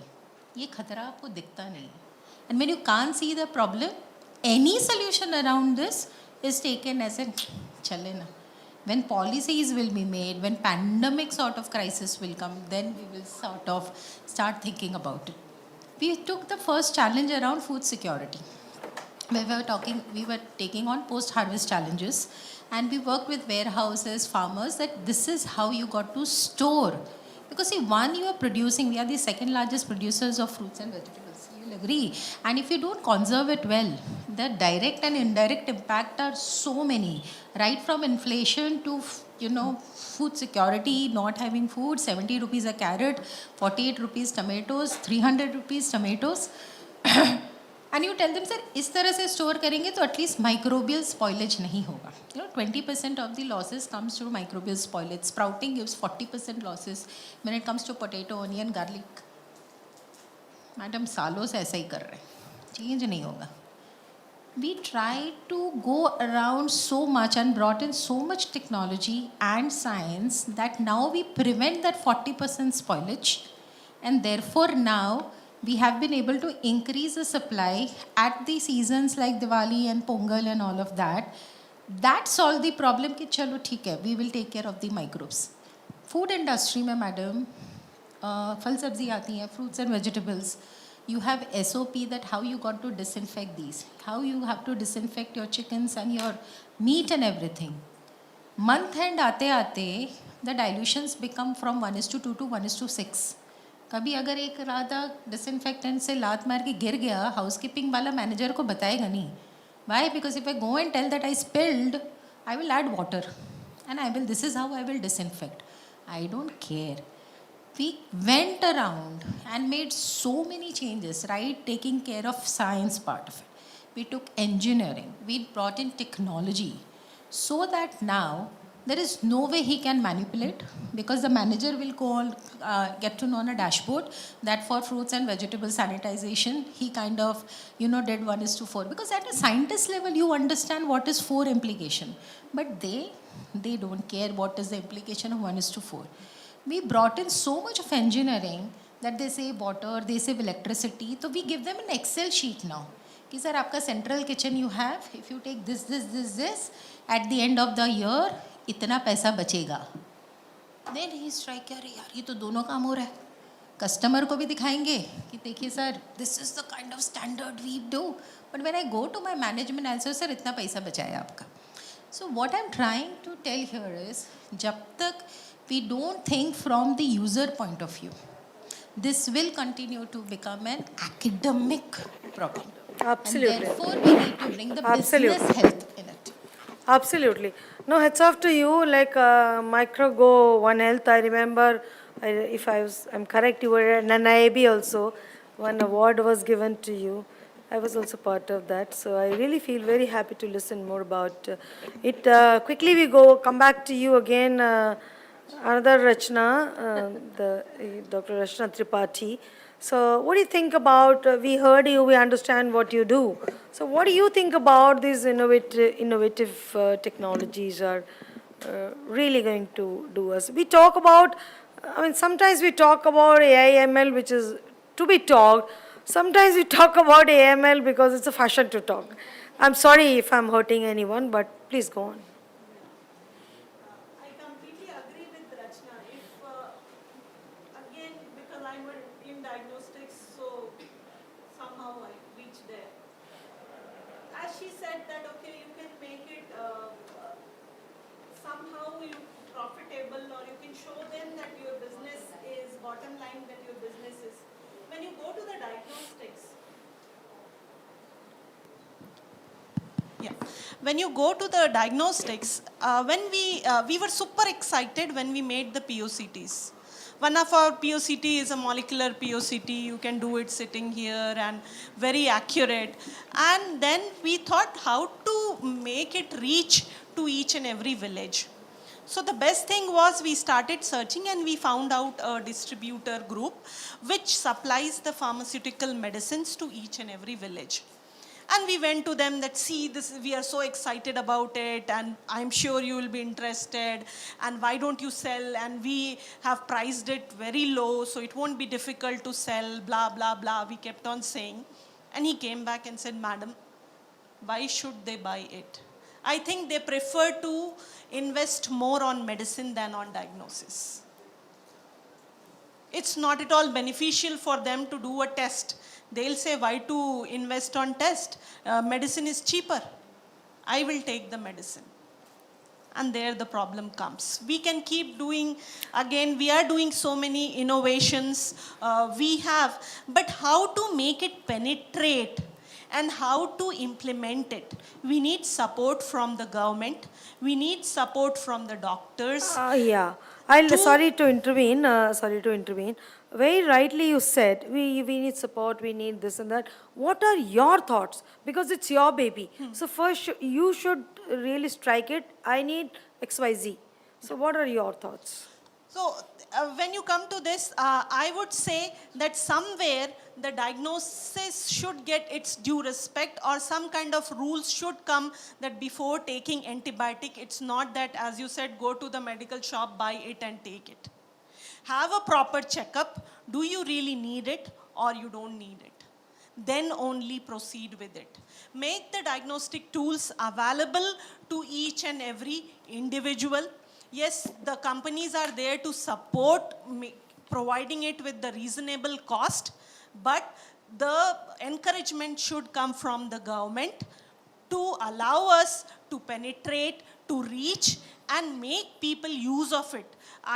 Everyone is not scientist or everyone doesn't understand it, but there should be some what you call the knowledge should percolate, or the importance should percolate in a simpler terms which each and every common man can understand. Everyone has gone through so many problems. If taking those examples, we can teach people, we can percolate this knowledge to them that, hey, before taking the medicine, go for the testing, understand what you have, then only go for the Thank you very much. So over to Dr. Bindu. When this is innovations and all, you just cannot think of doing, policy is required, very importantly, she said, but very critical role of startups and your point. So, I'm hearing all of you, and it really energizes me, because I feel that what the step, a very difficult step, a complex step, that IKP took almost 2 years ago, I think it has started to take a very robust shape. And we had, in our last year's IKMC, I was thinking when I was listening to all of you guys, we had Sindhura from PSA's office, and he was moderating a plenary session. And after the session, he was telling me, Bindu, 45 minutes, bahut kam hai, it's very less. So I told him, I assured him, next year, I'm going to do either a workshop or a round table. So unfortunately, he couldn't make it this time, but I am very happy and gratified to see that it's taking shape. I have a question to all the startups here. Do you consider, I know the answer from Rachna, but from others, Rachna Dave, do you consider yourself as One Health startups? Just by the raise of hands, since we are running a little short of time. You do. Excellent. Now, you consider yourself a One Health startup. Can you think of one challenge, very, very, very quickly? What comes in your mind? Don't think about government bodies, representatives here, or experts here. What is that one challenge that you face as a One Health startup? Manoj, you have to get out of your, nature or crop mode and get into a One Health startup mode. being part of IOCHA, and I'm not putting you in stand. Anybody can go first, but we have to be very fast. Sure. So the one major problem. 30 seconds each. One major problem that we generally face, like convincing the end customer, the farmer, like as Rachna said, that what is it to the farmer ultimately? If you talk about his health and soil health and all, yeah, of course he listens, everything is good, but ultimately what is it going to help me? So we need to show how it is going to help him in the bottom line, one thing. And we actually have been showing as a BC ratio, that benefit to the cost ratio, what he is spending and what is the benefit that he is getting out of it. So that is one major problem. And demonstrating this to the farmer Only is one major demonstration. Yes, okay. Yes. And the reason I'm asking is so that IKP as an organization can work towards supporting you for this. We do see multiple opportunities where we can contribute, but having the depth of conversing with 3 different expertise fields like plant, animal, and humans, for example, is one of the most difficult capacity to build within an entrepreneur or a team. So I feel like that's the most challenging thing that comes to my mind, building that capacity. Okay. Yeah, even though I am not directly related to the One Health, but we can contribute to the One Health as such. But the challenge is if IKP or whoever, I mean, basically trying to facilitate integration of these kind of technologies. I mean, the biggest challenge what as a startup we face is, will there be a commercial value? I mean, can we expect some kind of a commercialization that will really motivate us to contribute? Thank you. Sure. Yeah, nice, very nice.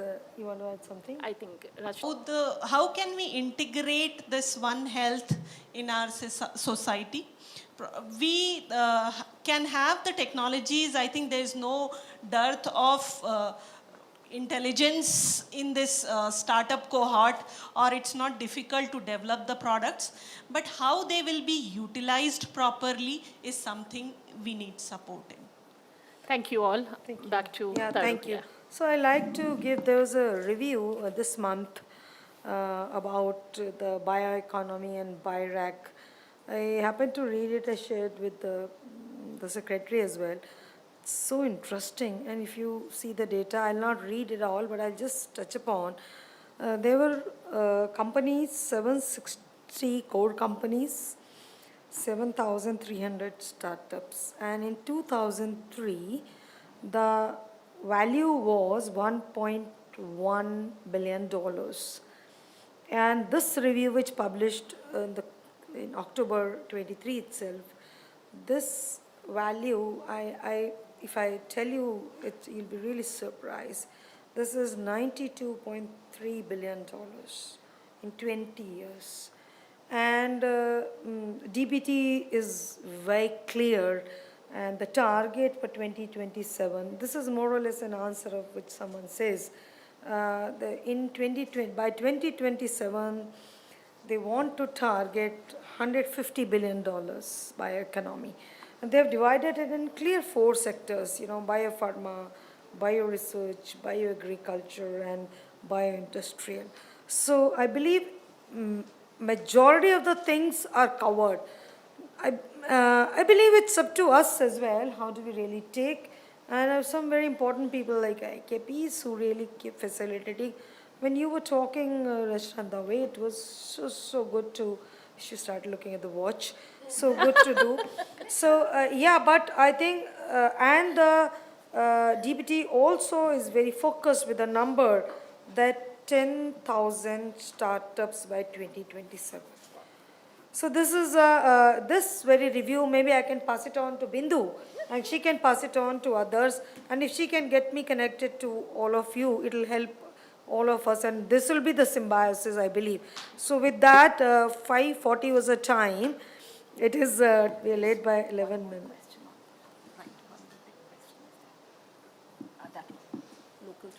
Yeah, that's what I'm saying. So I said 5:40 was the time given, so it's 11 minutes, but we'll cope it up here because she gave 10 minutes, kept 10 minutes for discussion, which we are doing together. So that is One Health in action. How do we go from local to global? I believe this should not start with the framework she gave me. This should start with Bindu herself. Please. So as I mentioned, thank you for that, Dr. Sharma. So as I mentioned earlier, we have come up with a One Health evaluation matrix in which global deployments is a parameter we measure to provide a One Health NES score to a startup. And recently I was in Luxembourg where we spoke about One Health as a megatrend in the IASP, 40th IASP conference in International Association of Science Parks. It was interesting to see so many, there was a representation of 80 countries, science parks from 80 different countries. And India was represented by me and Dipanvita, like we both gave talks from IKP. And there was an interest for Indian startups or Indian technology solutions to go overseas. And we made some very good connects. And through our virtual, very unique, there is no other One Health incubator across the world, the last time I Googled it. So this is a very unique initiative. Make use of it. Give us problems. We will try to support and solve for you, right? So global deployments is a key to solve any global challenge. And someone mentioned globalization is a problem, right? It begins with that. But globalization could also be a form of solution as we go forward. So now I'll hand it over to Shivam, who is representing Absolute. And they have some examples of, they started as a startup, and now they have taken some technology solutions outside India. And then I would like Manoj and Narayan Rao to please just talk about it in 1 minute each as to what are your plans for going global. 1 minute only, please. Yeah, sure, ma'am. I always keep it a bit short, right? Appreciate Okay, it. Yeah. Operations and funding side. I was placed in IRA PUSA precisely. And I have conceptualized one program known as Indo-Brazil Cross-Border Innovation Programs when Brazilian 5 startups came down to India and from Indian 5 startups came down, gone to Brazil. Because one thing is very much important when we talk about the cross-border initiative is every innovations cannot work at all the geographies. Sure. It should be that particular tweak is required. And that is how Manoj was also the part of that particular program when he has gone to Brazil and seen what kind of market could be there, and he is right now taking care of those innovations from India to Brazil.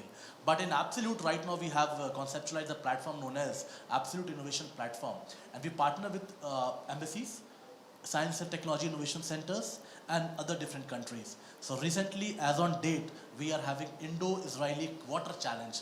Of course, it's a part of it. One Health, we can call it. So today we have completed the evaluation of 50 startups. Today also, I missed the evaluation round. So today we have completed 50 evaluations of startups, and these all startups are technologies from India to Israel. And from Israel, we are taking some great startup who are working on water technology, because that particular country has a problem with water. They come up with desalination technology. They had a problem with agriculture. They started with precision agriculture and drip water technology. They had a defense problem. They have an iron dome technologies. So it's in news now. So that is how we have doing right now with the agriculture and water technologies with Israel. Now next with Canada, we are trying Indo-Canadian cross-border program. Then with NAS is National Institute of Singapore.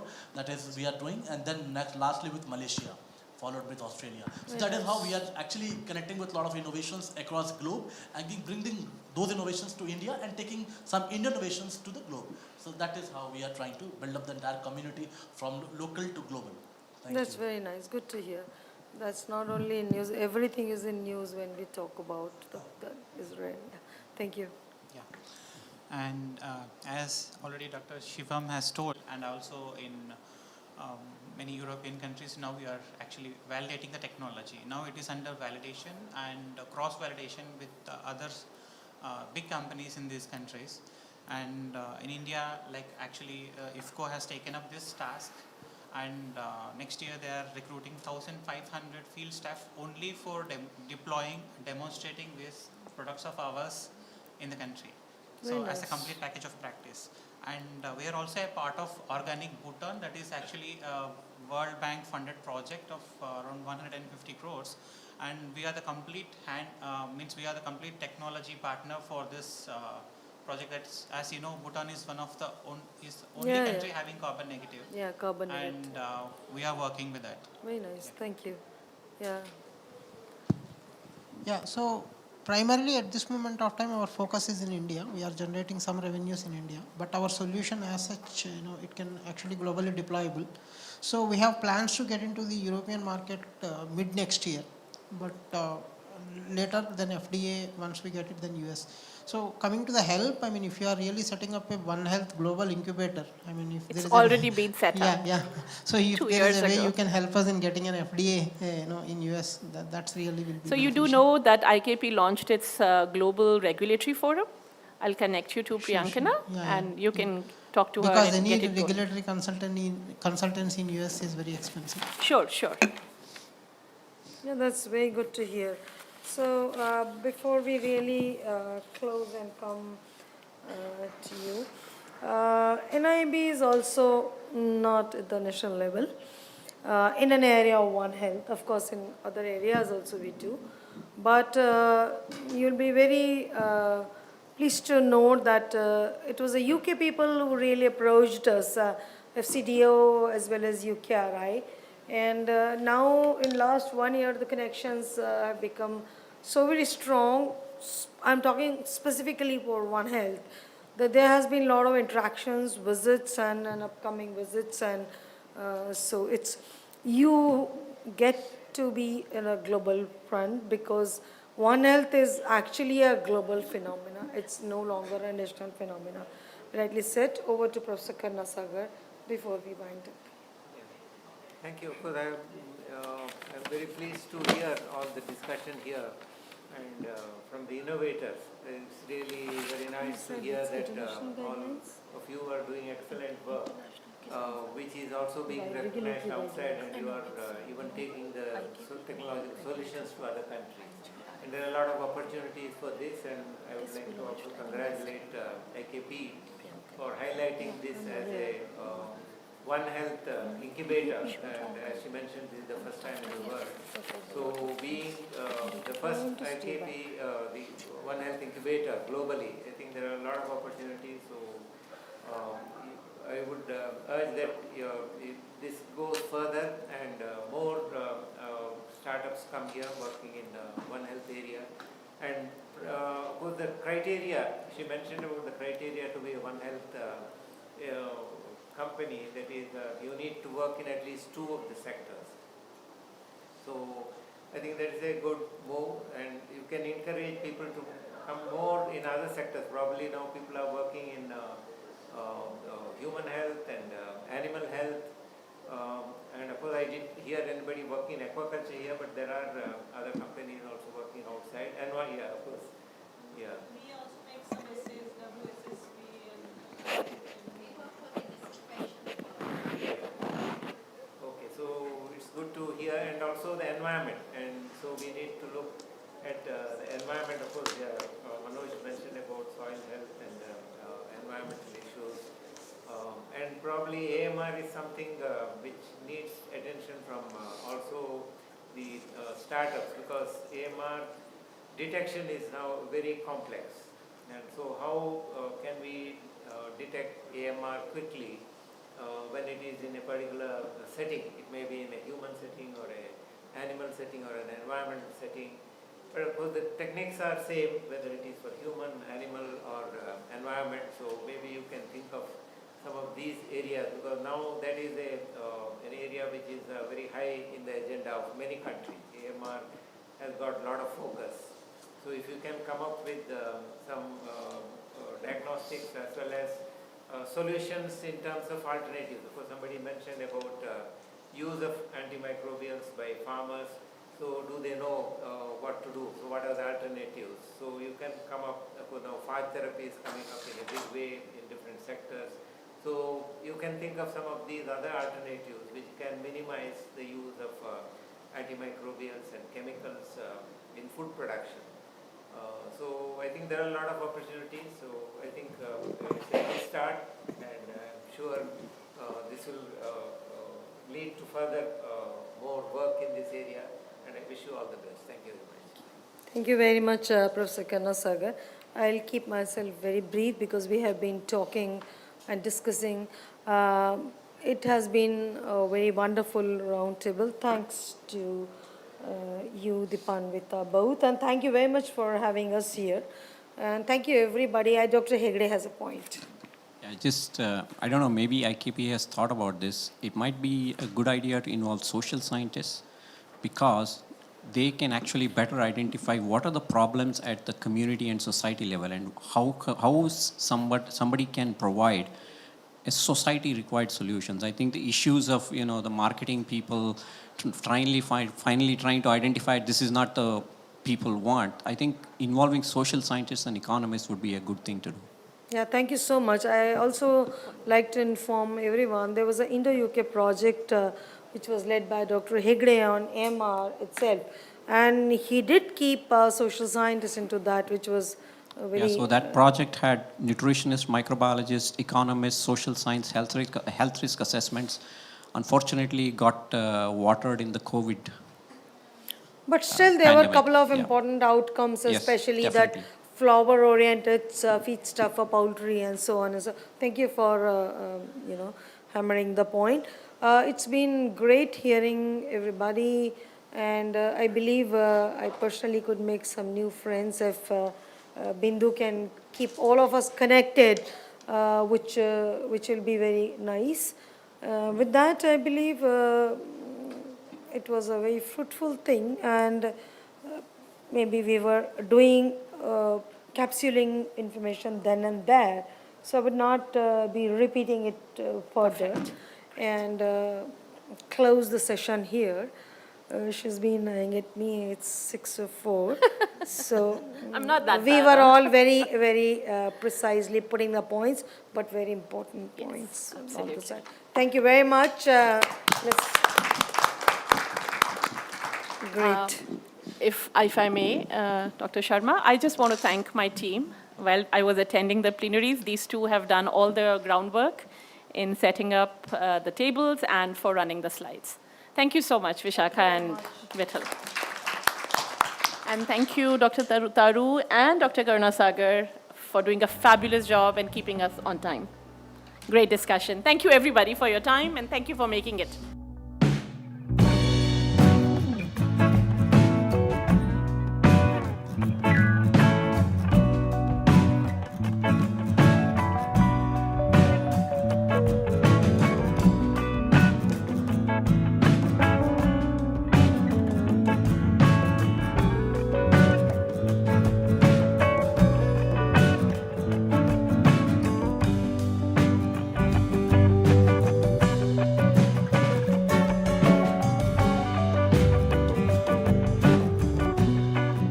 To stay informed about the startup ecosystem, subscribe to MyStartup TV.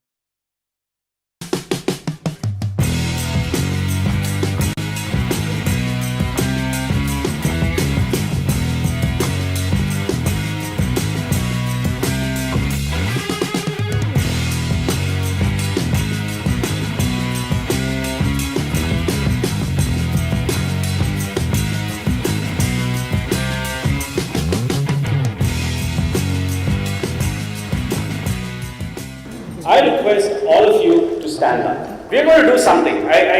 We keep talking about it, but we are calling it the daily pledge for the Anthropocene era. Something that we should do. So put your hand up. I solemnly swear that I will try to do my best to create a better tomorrow. Without any further ado, it's my pleasure and privilege to invite Dipanvita Chattopadhyay, the Chair, CEO, and the moving spirit of IKP Knowledge Park, to set the stage and get us started. Dipanvita. Every time we look look at a relevant problem,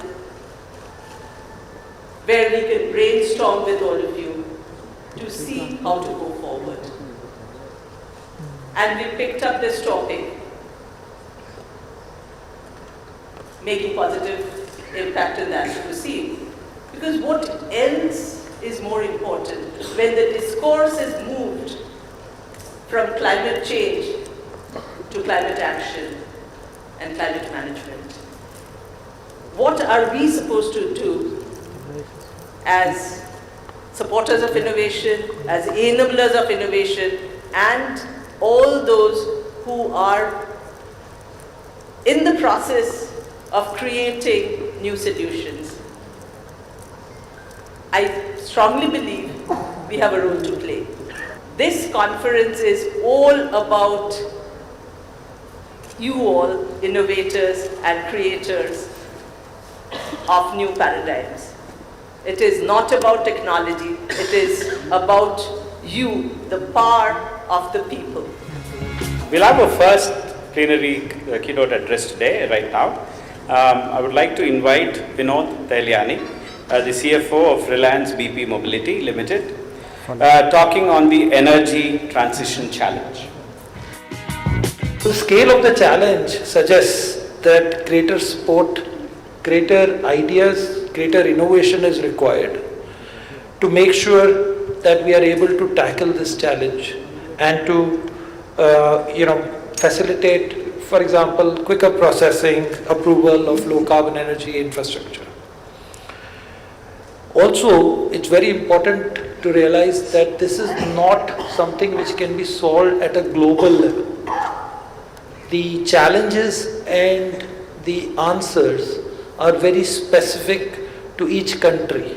We in BP, we prepare an energy outlook every year.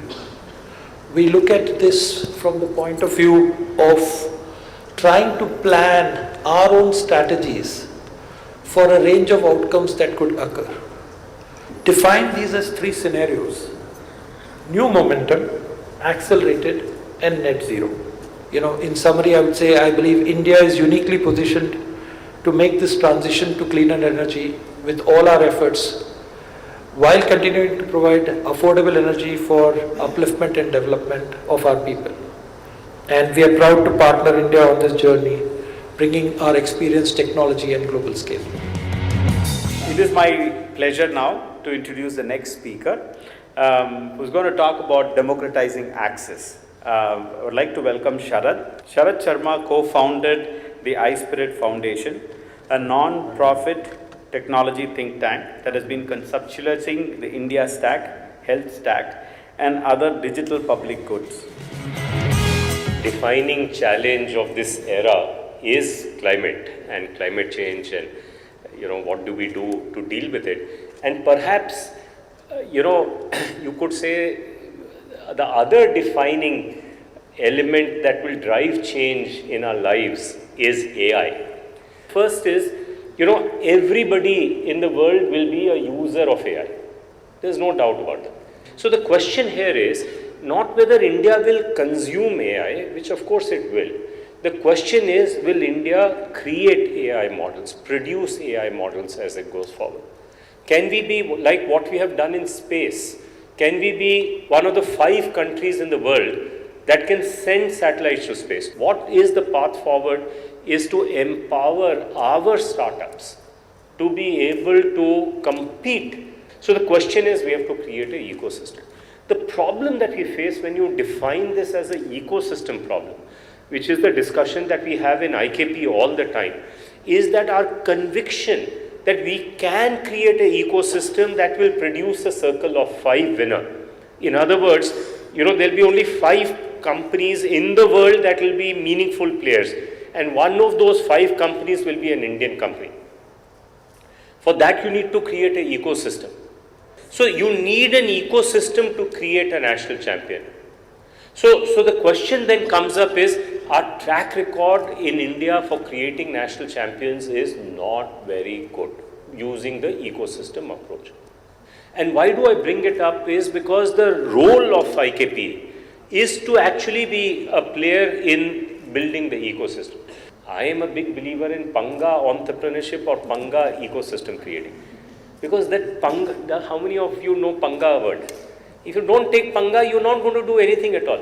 Because how can you be in circle of 5 if you're not thinking of panga? It is a panga by definition, right? So if you have to take panga, and I can tell you I would bet today there is a 60% chance that India will break this cycle. Because this realization is emerging that we must do something different. Doing more of the same is not the answer.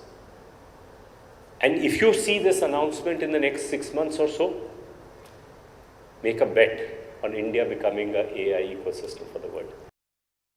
Thank you, Sharad. That was inspiring. If at all, one thing that all startups and all of us can take is take panga. Challenge the status quo. Right now, we are going into an exciting session, and this has got stories of impact for a better planet. That's what we are calling it.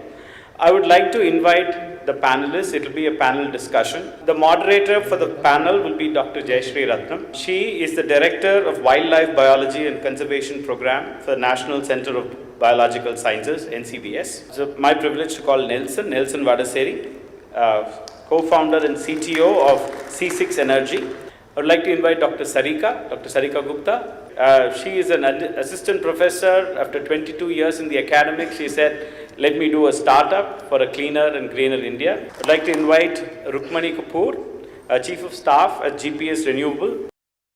Basically, from a number of,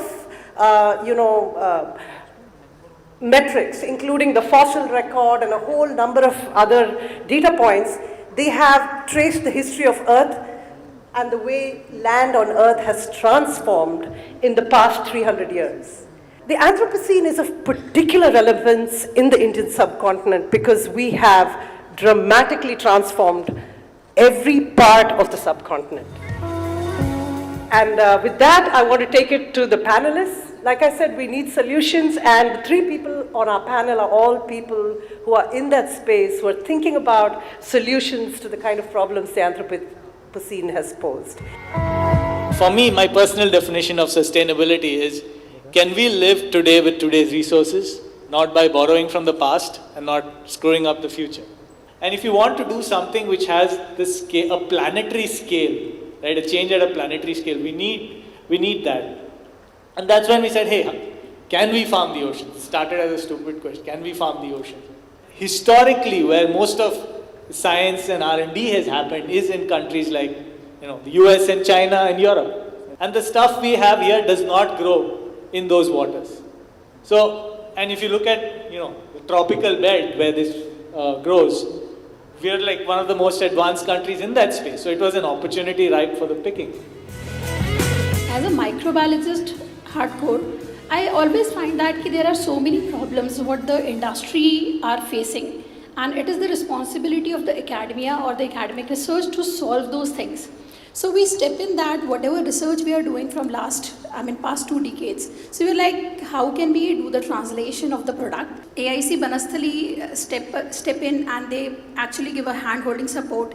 An organization like IKP, we've been long associated with IKP, mentoring and all those things. So we like that we can bring it to reality. So now presently we are developing green technology industrial solutions for textile industry, and we have developed a patented technology that can basically detoxify and treat the textile industrial effluent, which is very high on dye and toxicants. The GPS actually is a full stack biofuels company which works in biofuels. Like what we mean by full stack is on all the layers of a biofuel project, which is technology, design and engineering, execution capabilities, R&D, software layers. So we work on all the layers of a biofuel project. This plenary session, constrained as a source of creative possibilities, will delve into this through a fireside chat and a panel discussion. The topic of the fireside chat is responsible construction, creating a new paradigm. The construction industry is among the major sectors that contribute significantly towards emission of greenhouse gases, which have a major impact on the climate change and is responsible for about 91% of overall greenhouse gases. Ladies and gentlemen, please welcome Dr. Anjan Mitra and Dr. Vinod Gupta. The construction as a whole, and that is how I find that the topic of this today is that responsible construction, because we are not taking any responsibilities as far as the construction is concerned. We always think sustainability is a concept. Sustainability is in the thinking process. Sustainability cannot be with the material. So my personal experience is that by making things more efficient, this does not change. But if you can change things in such a way that human behavior changes, that is the thing which makes it possible for us to achieve our objectives. We now have a panel discussion with innovators who have used constraints as an inspiration to develop innovative products. So for this, I would like to invite our moderator of the session, Dr. Janvi Phalke. Janvi Phalke is a founding director of Science Gallery, Bangalore. Our panel includes Mr. Gaurav Parchani. Gaurav is a co-founder and CTO of Dozy. Our next panel member is Ganesh Shankar. Yeah, please come onto the stage. Ganesh is a serial entrepreneur in sustainability and clean tech.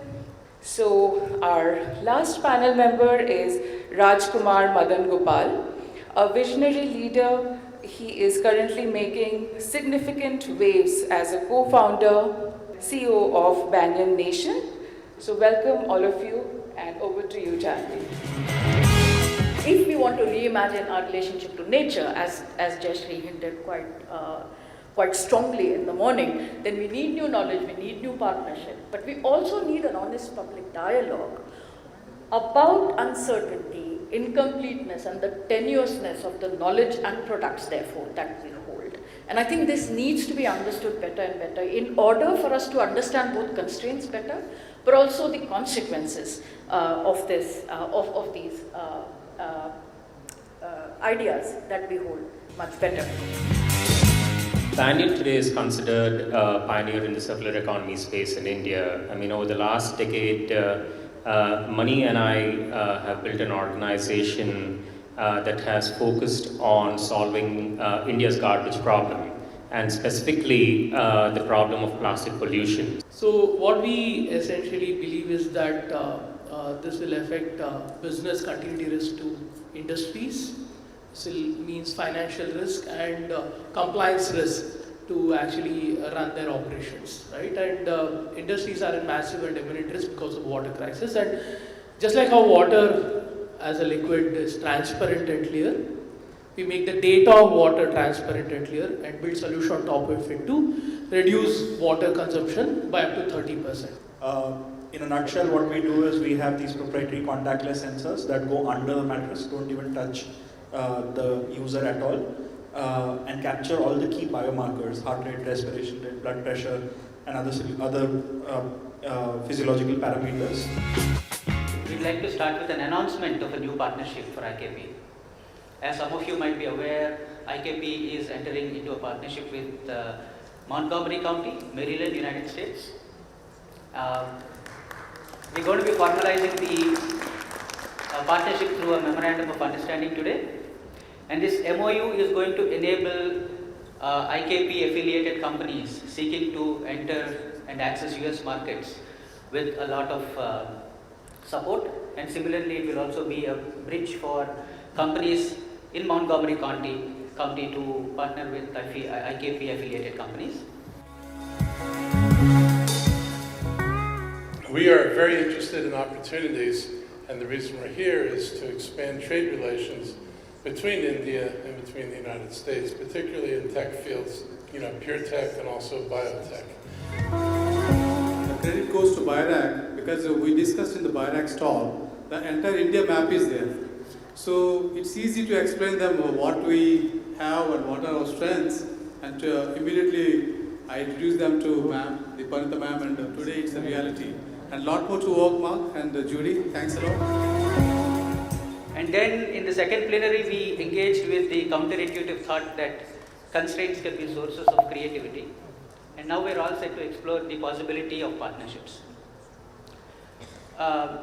This is actually a fairly important aspect of the whole thing, because we're talking about the challenges of Anthropocene. When we talk about that, we usually use words such as planet scale and global. So it means two things. One is, of course, it refers to the massive scale of the challenges. But the second thing, it also indicates that boundaries are not very relevant. You know, when we're talking about changes in temperature or pollution. I thought I'd talk about today is a kind of challenge that all of us, or all savanna ecologists working across the globe seem to face. But I'm going to be focusing a little bit on these nature-based solutions.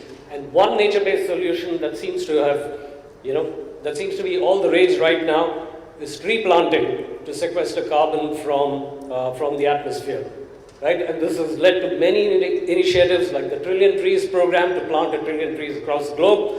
For many of the people, that trees are good and a forest is good, but a grassland is bad. And this is something people have done a survey, and it's called biome awareness disparity. It's not just here. Globally, people seem to value forests more than grasslands. And how do we change that? Because unless you change that, we're not going to be able to sort of address these issues that impact biodiversity. To think about where these trees are going to be planted, right? And if it's planted in the right place, then that's great. Now I'd like to call upon Dr. Ashish Nimgaonkar. Dr. Nimgaonkar is a physician-scientist, entrepreneur and educator. He is founder and chief medical officer and chief of R&D at Glycin Therapeutics. You know, when it comes to innovation in biomedicine, it's really hard, right? And by definition, innovation requires interdisciplinary crosstalk and collaboration across different aspects of research and development. So no matter how promising a collaboration is, it is essential to build that relationship and address potential failure points very early on in that partnership. Because at the end of the day, we are, as individuals, are only one drop, but together we make the ocean. And so it is critical that we have a shared vision and alignment as we execute on a goal which is for the greater good. This is an important moment. In some ways, in the global startup policy, this is a watershed moment because until now, G20 has had only one group that represented businesses called the B20 or the Business 20. Going forward, there will be two groups representing businesses. B20 that will represent the large corporations, and Startup 20 will represent startups and the SMEs. This is the first year in G20's history when startups have written a policy recommendation for the world leaders. If you have to talk of one institution in India that has shown the power of partnerships for building innovation, it is BIRAC. I think the international standards are expanding at a very great accelerated pace. You have now AI embedded into fermentations and all, digitalization across. I really feel that if we have to come to, the standards of say Samsung Biologicals or Celtrion, we may have to have some collaborative board or engaging with them, bringing them to Indian scenario.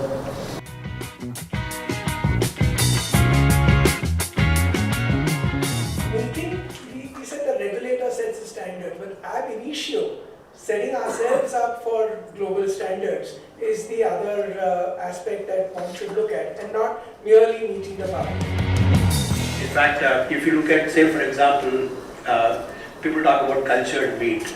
I mean, at one point, 2 years ago, it was considered to be a very attractive technology for alternate proteins. But today, a lot of people come back and say probably its greenhouse effects are as bad as what it was to be with animals.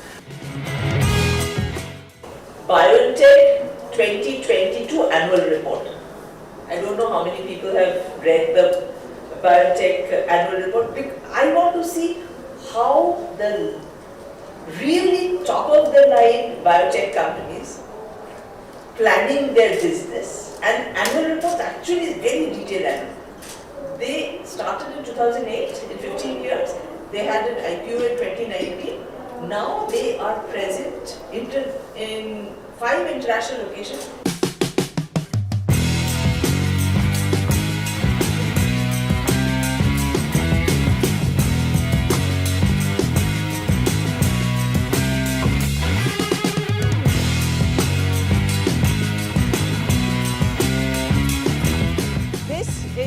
The time our startups wait because the awards will be declared. A part of this very important annual flagship event, IKMC, and very glad that day one has gone off very well. Congratulations to all the awardees, all the award winners once again.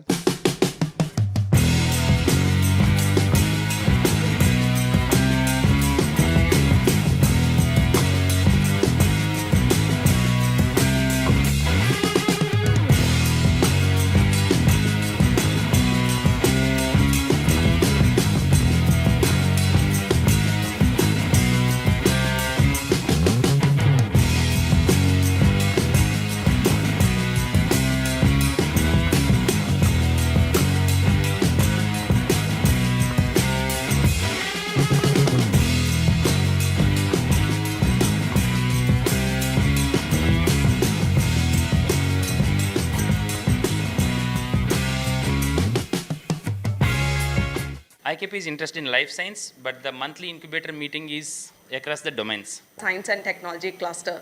So we are currently a Government of India initiative. We have one student-based startup called Abhyom Space Tech. They are building India's first reusable launch vehicle. Incubator from hospital, LV Prashad. Experiential water is what we can see, feel, drink, taste, all of those things. And we use it for, whatever purposes we have, basically cleaning more than anything else. We drink very little, but clean, wash, clean, and so on.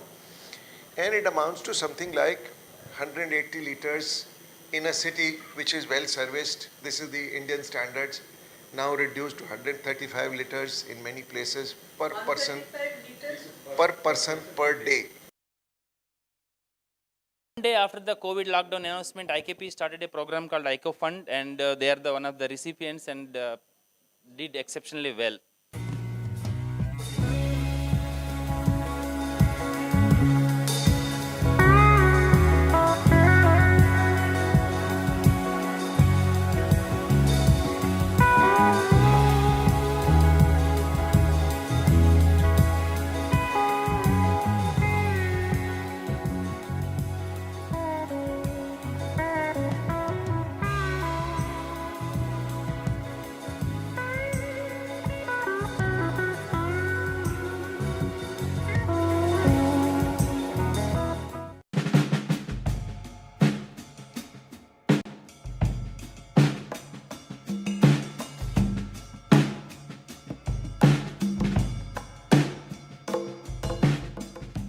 Just to introduce about this meeting and context for our visitors as well. In Hyderabad, there are 75 incubators across domains, life science, engineering, edutech, all together. IKP is interested in life science, but the monthly incubator meeting is across the domains. So we meet every month at an incubator to know what they have to offer. Can the other incubators make use of those things? They don't have to buy the same things what they have. If there is a particular equipment that is not used, the new incubator need not buy that one. So they will buy the next level equipment or a higher version. So that way this meeting is very useful. And we also discuss all our problems because working with innovators, scientists, early stage, engineers with ideas to transition is a very complex thing. They are just out of college, university, amazing energy, lot of hope. They believe the government, they believe us because there are some success stories. In the campus you have seen few companies who have grown just from a scientific entrepreneur coming and going to 10 billions. So that's a hope for them. So it is our responsibility to keep up to their expectations and help them in our capacity. So whenever we discuss for the new incubation managers, working in these centers, how they can cope up with these things. We have a very nice analogy actually. I will just repeat that one. When half the time football, the score is 0-3, your team is 0, opponent is 3. You can push your team for 4-3. They may become 0-6. You may lose your team, or you can tell your team you have 45 minutes, you improve from the previous half, 0-3 is fine. Just maintain 0-3. So at the end of the game, you might have lost the game, but you have a better team for the next match. So that is what all the incubation managers try to work with all these engineers and scientists. And thanks to all my friends.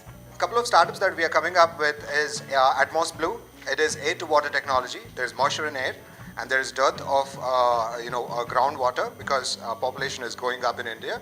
And then now with this technology we are able to bottle 1,000 liters a day from the current prototype, and that is one thing. And we are coming up with Gynecare, Gynecare.in, because there are many communities in India who are shy physical systems, right, into digital education, right. They're providing an edtech platform that enables universities and colleges to offer courses and programs via online. They are helping these universities and colleges to offer these solutions online. That being said, we have some core technology products as well, like let's say fructooligosaccharides. It's basically 100%, it's a biotech product. It's a 100% dietary fiber, but then it looks like honey and tastes like honey. Imagine that is so sweet, but then it is probiotic and a prebiotic, and then it helps improve your immunity, and it's otherwise termed as billionaire sugar. So because it is quite expensive elsewhere in the US. Now we are collaborating with Revelations Biotech Private Limited to diffuse that product into the domestic markets. Revelations Biotech. Revelations Biotech. Exactly. Great. So Revelation, one of the team from IKP, and they are helping them. So I'm Sushmita. I'm representing RICH. RICH stands for Research and Innovation Circle of Hyderabad. We are based out of T-Hub. We are a sister entity similar to T-Hub. We were started way back by in 2017 by Telangana government as one of the ecosystem players which will connect research institutes, academic institutes and industry. So we work, our mantra is collaboration. We do not have an infrastructure. We tap on the existing infrastructure. So we partner with IKP, CCMB and the other incubators. We are one-stop solution for anybody who has a need, whether be it industry, whether be it an academic institution or a startup. So they come to us, we look for partners who can help them out. So we work with others, as I said, so it's a collaborating institution. We focus on 3 verticals: food and agriculture, health and life sciences, and sustainability. Currently, our big project is on green hydrogen, where we are building the consortium for green hydrogen. So we are also part of the Office of PSA. So Office of PSA, Principal Scientific Advisor to Government of India, has 7 city cluster initiative. And at Hyderabad, instead of finding one more entity, Science and Technology Cluster. So we are currently a Government of India initiative. And yeah, that's it in short for us. And this is one of our initiatives which we do along with TSIC. So bringing the incubators together, collaborating, ensuring that there is exchange of information and collaboration is one of our core activity. I'm Sandeep Raut. I'm from the Beach Pilani Hyderabad campus TVI Society, Technology Business Incubator. So Birla Institute of Technology and Science has 4 campuses, Pilani, Hyderabad, Goa and Dubai. And we have a centralized system that we have a central committee who look after all the technology business incubator at these campuses. We are basically DST supported TBI, and our thrust area is medical devices, healthcare and ICT for other purposes as well. So just to name 2, we have one student-based startup called Abyon Space Tech. They are building India's first reusable launch vehicle, and they have several national and international awards.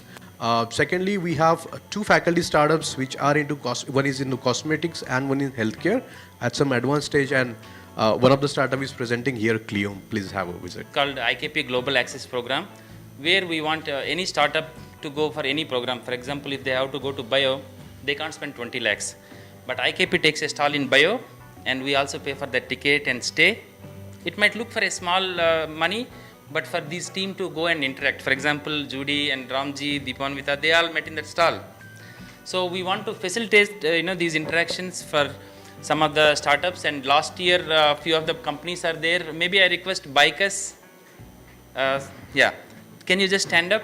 So we have mentioned few times. So maybe they will be coming to Bio US, their team. They are a 48-member team in the University of Hyderabad. They work on biosimilars. Abhishek, thanks to Judy and Mark for the early introductions. Abhishek spoke in so much detail, and he sees a lot of opportunities working with the team. So we will follow up on that one separately. And yeah, so can I have the next slide?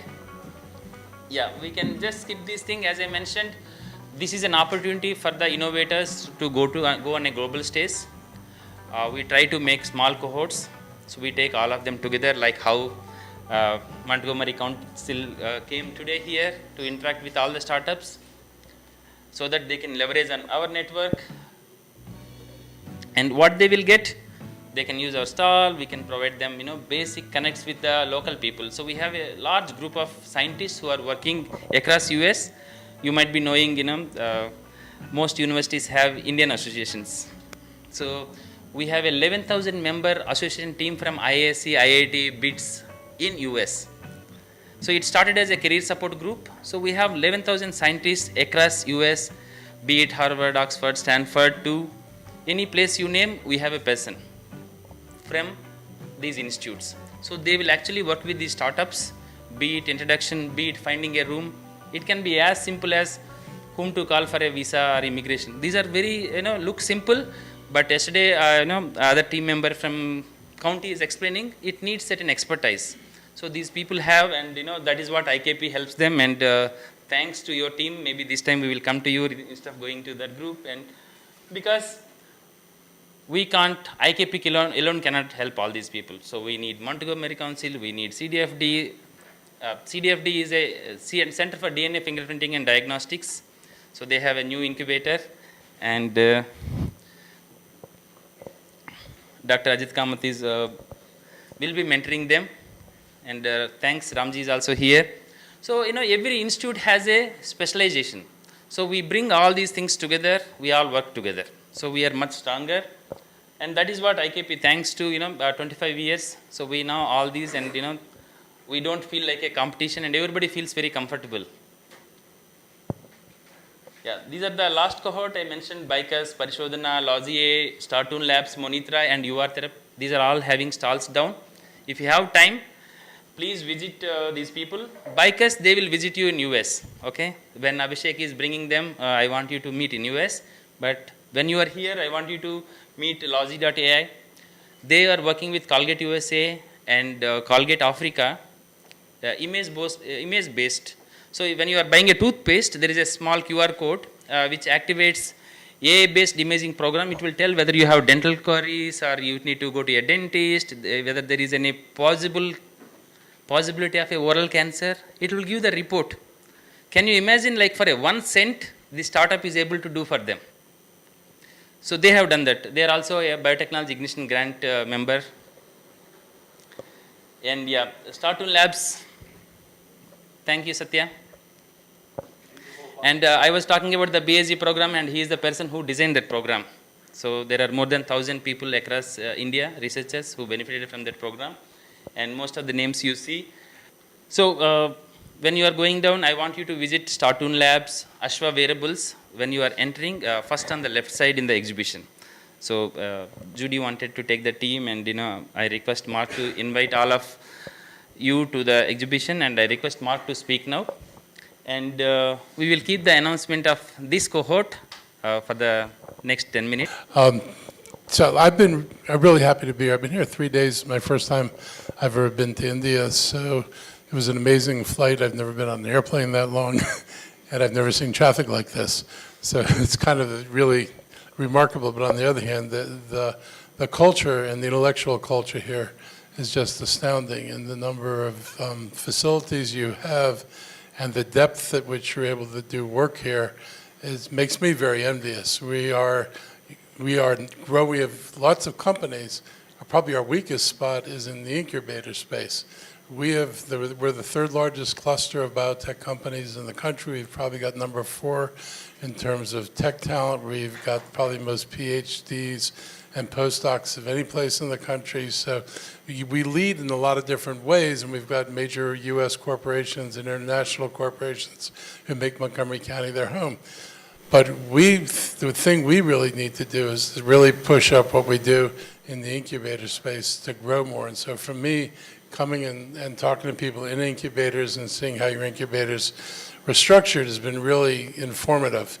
I get a sense of what's possible, and the fact that you're able to do this here, and the fact that, it was mentioned here and it was mentioned to us yesterday, the possibility of even doing collaboration across continents using live streaming is something, we couldn't even imagine 10 years ago. And now you have the ability to literally sit in a room with each other and talk about common problems and things that you're trying to solve with other people who may be doing the same thing across the world. So you almost have like a global campus, which is something I imagine we'll all evolve toward, a kind of global approach to how we share knowledge and how we distribute knowledge. And we want to be part of that. So one of the things the county offers for, people, incubators coming over, we can get you connected to legal services so you can get your visas, but also so you can incorporate your counties in Montgomery County in the state of Maryland. That's important because incorporating here means you now have access to federal, state, and county grants. And so we can help provide support, and we give grants based on the number of jobs people bring. There are grants based on moving expenses. There are grants where we underwrite rents per square foot to help make the space that we have more affordable to people who are moving and ready to transition. So we want to be able to provide soft landings for people in Montgomery County. We want to put you in an environment where you've got a lot of closely clustered companies that are doing work in this field where you can find people you'd want to partner with. I definitely want to talk to the person who said green hydrogen, because I'm mildly obsessed with this. We're about to redo our solid waste facility. We're moving to mandatory food recycling. And when that happens, I don't want to burn that food. I want to turn it into gas. And methane's easy, but if there's a path to hydrogen off of food, we want to know what it is. I understand it's like 2 bacteria and a fungi, from what I could tell from my research with AI. But if this is feasible and doable, this is something that is happening in real time in Montgomery County. So I hope you or anybody else who has interest in that particular field feels free to reach out to us and talk to us about it. But in the long run, we really do want to develop partnerships with people here. And if you notice our delegation, it's not just a bunch of government people here saying, come to Montgomery County. We brought a lot of people from the business community in Montgomery County, and a lot of them are looking for opportunities to expand in India as well. So I look at trade as a two-way street. It does not make sense for us to tell people to move to Montgomery County. We want you to expand to Montgomery County, and we want Montgomery County businesses to be able to expand in India, because we should grow both economies, not one or the other. This is an opportunity for us to grow both. I know you all have a long history of colonialism. Sadly, it was longer than our history of colonialism, but the principle is the same. First world countries extract from third world countries and leave them with the worst. We want to make sure we're in a situation where we're dealing with each other as equals and we're providing equal value to each other. So this is really important to me personally, because I have a sense of history that tells me you need to do the right thing, and that we're in a place now we can do it. And also in our delegations, 2 people that want to make note of, Amitabh Varshney, who's dean at the University of Maryland, and he's responsible for setting up in Montgomery County an Institute for Health Computing, which is going to begin the process of marrying AI to biological research. And starting to do this is at an earlier age for scientists. I mean, I saw scientists who were using this, but there are people who are older and picked it up in the process of doing the work. I can only imagine what would happen if young minds were exposed to it and then started approaching the work they do already knowing what they could explore using artificial intelligence. So we're excited about that. We're going to have an institute in Montgomery County. It's going to be on top of a metro station, which for us is a big deal. And Amitabh has just been a great friend in this project. And we also brought with us Ash Shetty, and Ash is most notably our procurement officer in Montgomery County. So people who want to do business and have products that are, day-to-day to sell, or services day-to-day to sell that governments buy, we wanted our procurement officer to come over here and get exposed. So that's helped. Evan Glass is here. He's one of the council members in Montgomery County. Bill Tompkins is here. He's the head of the Economic Development Corporation. Judy Costello, who a lot of you got to meet earlier in the process of getting all this put together, is here, and she's done an amazing job. And then you can look around the room and figure out who came from where we are. Where is Montgomery County? It is on the east coast of the United States. It's about a 3-hour drive from the Atlantic Ocean. It is about 60 to 90 minutes to the mountains, which is kind of nice and cooler. And we're a lot cooler right now than it is here. And we're right next to the nation's capital, which is a good or bad thing, depending what kind of silliness is going on over there. But everybody knows about silliness in the political world, so we're not the only ones. And so we're dealing, we're close. And so we're close to major corporations. We have the FDA. So if any of you have anything that's going to need approval to get into the U.S. market, this is the place to be. If you wind up on where we're going to do the center, you're like a 15 to 20-minute drive away from FDA. NIH is like 2 metro stops from this. So, and then we've got a biotech cluster, which is up in Shady Grove, which is another 2 metro stops in the opposite direction. So we have a lot of concentrated things in Montgomery County. We have the Henry Jackson Institute. They do military medicine, except military medicine isn't exclusively military medicine. If you're dealing with burns and severe wounds, it applies to soldiers because they get them disproportionately, has implications for medical care in general. So we're in the middle of all this, and we're looking to grow, and we came here to find partners to grow with. And so I invite you to find out more about us. If you're interested, or you get to the point where you think you might want to explore American markets, we're here to help you get into the American market. And the last thing I'll say about Montgomery County, one of the most diverse places in the United States. 1/6 of our population is Asian, not a small number. We were 95% white in 1970. We are 54% not white today. So we've integrated lots of different people and lots of different cultures into Montgomery County. You will find amazing Indian food in Montgomery County. And some of us can show you the restaurants. But there's a lot there culturally. There are temples in Montgomery County. We have a very active community we work with. So you would find us, I think, an interesting place to be and a comfortable place to be. So anyway, thank you all very much for giving me time. Thank you. I think it's great to have the entire team here, from Montgomery, with the entire delegation here with a lot of expertise in various areas. And as you rightly pointed out, I think it's a partnership, global partnership is the one that's going to take us forward. Things have changed a lot. I completely agree with you. For a period of last 10 years, 20 years, 30 years, when we were all doing research, I did most of my work, preclinical drug discovery at Pfizer. We used to interact with some of the incubators there in the US, but now seeing all the youngsters doing it, and then this being a place for incubator managers to join together, it's a lot that the incubatees can benefit from. Okay, so my request to all the incubatees and then of course the incubation managers is to make sure that you take the benefit of this. Okay, they are coming with a lot of expertise, okay, a lot of knowledge, and more than that, their willingness to partner with us.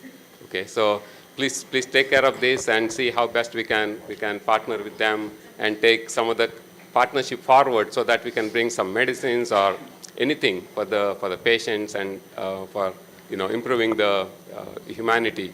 We have had visitors from New Jersey. I don't know if they visited here. They have been visiting US, from US, they were visiting various parts of India, trying to do the partnership. We had people from Switzerland, offering very similar things. Various, parts of people from Switzerland coming here and saying, we want to partner. Again, this is a message for all the youngsters sitting there, it's opening up. There is opportunity for us. from people from India to go and set up something so that we impact not only just India, but also outside, collaboratively, taking their advice, taking their partnership, and bringing some things together synergistically to the world. Thank you. Sorry, I didn't get your name. Welcome to India. Mark Helrich. Okay, thank you. Welcome to India again, and all the guests from outside India. Salubrious climate. Wonderful to be in Hyderabad. Great to see you. My name is Satya, and very closely I've worked with Dipanvita over the last 15 years. I'm kind of an ecosystem person, building an architecture of biotech innovation in India. Last year, this time, thanks to the US government, I got a fellowship to go and spend a month across 6 places across the US, starting with DC, then Philly, then Akron, somewhere in Kalamazoo, saw Stryker's headquarters, and then Cleveland, Ohio, and then went to the West Coast to San Diego. We didn't want to go to the Valley. Everybody goes there. So, and then we saw a mix of things, the kind of innovation that is happening. In Philly, we went to the Navy Yard, which is, I don't know, it's where the US ships were decommissioned, were brought to decommission, and now it's become empty. I think the decommissioning happens now in the West Coast. So I think the state of Massachusetts, is it? Yeah, has given it at a very, almost a throwaway price of 1,200 acres of land to build biotech innovation there. So that was an amazing thing to see. But you have had a glimpse of what exciting stuff is happening in Hyderabad, and that is an exemplar of what is actually happening all across India. Hyderabad is leading in pharma innovation in India for the last 30, 40 years, 50 years. And the incubators that are here, I mean, many of them come with resident startups. You name it, those companies, those startups. Startups, as another colleague of us in IKP said yesterday, are rebels, right?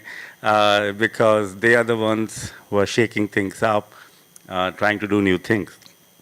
And what we do in India now with the incubation space, IKP, to me, is the leading organization in this space. And what we do, I don't work in IKP, by the way, so it's an unbiased opinion, is we are in the biotech, medtech, health tech, agri-tech, whatever you can think of. If you think in terms of S-curves, we are just getting into the place where the hockey stick part of the S-curve will happen. Over the last 15 years, what has happened across India, you see this here. This is, of course, older than 15 years. Has been the time when, in terms of microbial culture, is still there. And we are just going to go now shoot up in the next 10, 15 years. But what we need for the incubators, especially for our startups within the incubation space, is to really understand different markets, including the most regulated markets, whether it's the US or Japan or EU. So if those kind of information can be shared between your county, which is, as you said, is in the shadow of FDA, it would be amazing for our startups. That's number one. Number two, I think for our incubators to come together and have one voice to then connect with your part of the world, to see, I do not know, there must be India to US, Indo-US programs that we can leverage in terms of, I don't know, co-development. Gates Foundation is very active in India, so is Rockefeller Foundation. Actually, IKP was the first organization that partnered with Gates Foundation for grand challenges in India, right, Dipanvita? Right.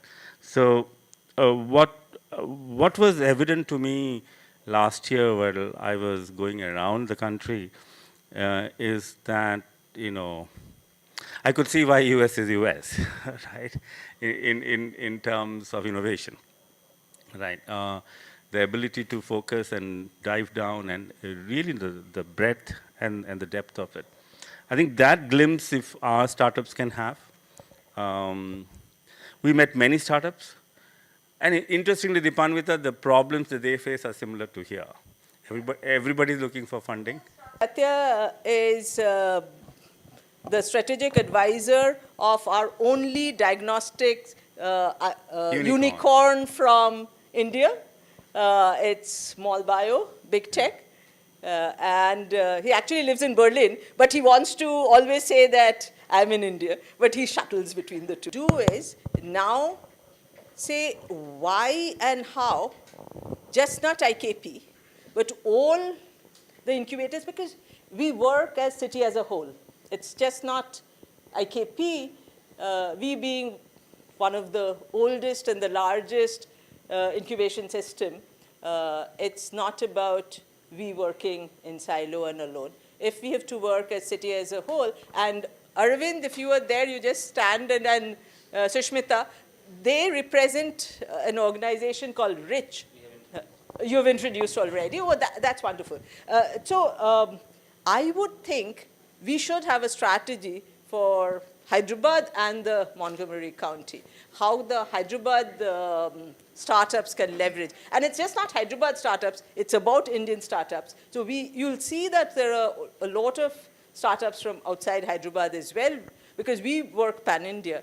And the idea today, every month we have in Hyderabad an incubator meet. That itself just says, and we have 57. But each time I ask Jayesh Ranjan, he just increases the number. So I'm very confused. You call it 70 today?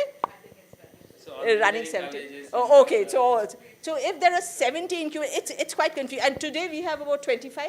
Yeah. About 25 incubators present here. So this is an ecosystem which is, I can't call it a microcosm of India. It's actually a sizable part of the Indian ecosystem.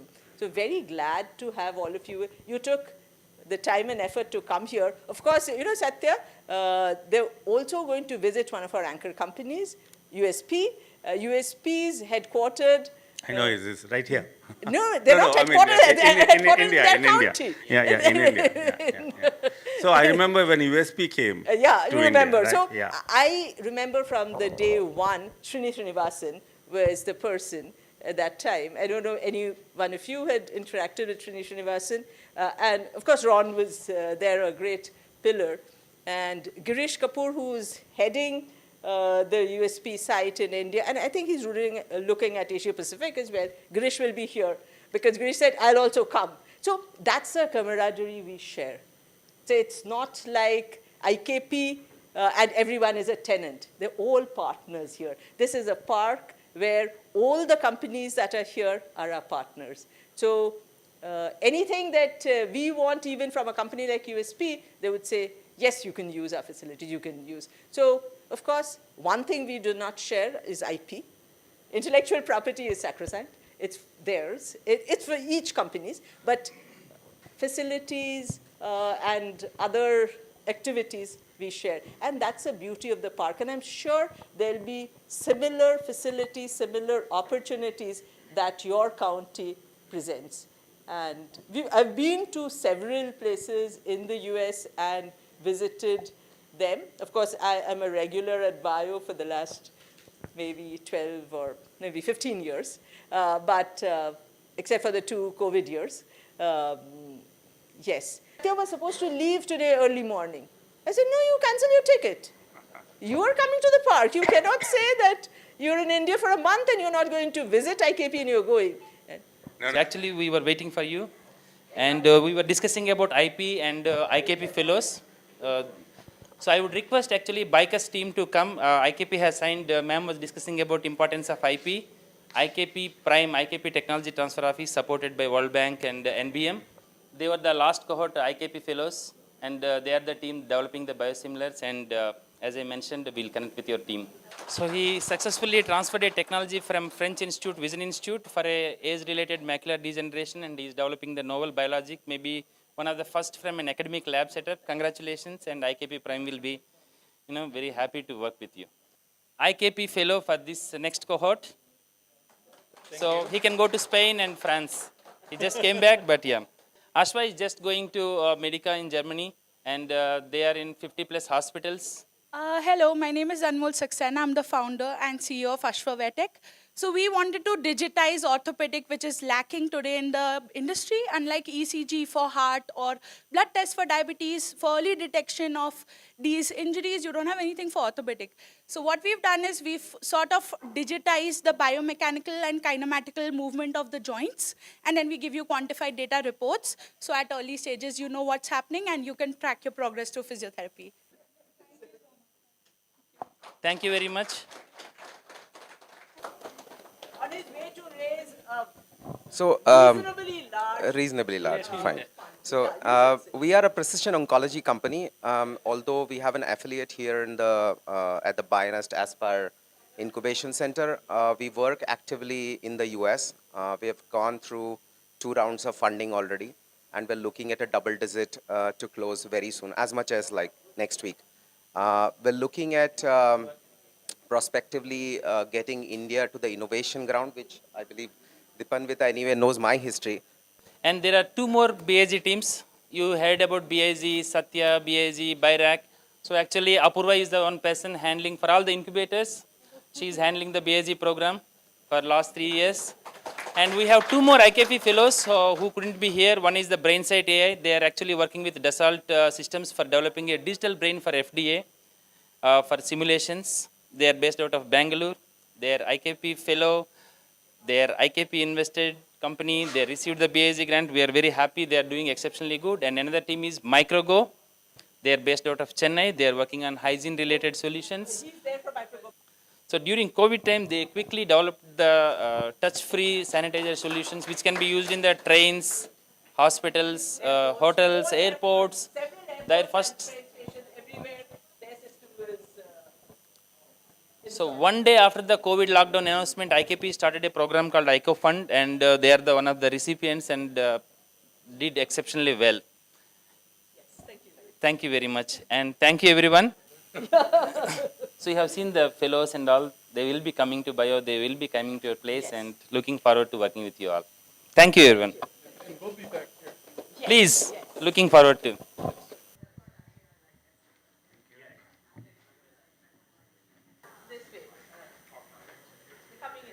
Sustainability is a myth, as we were discussing.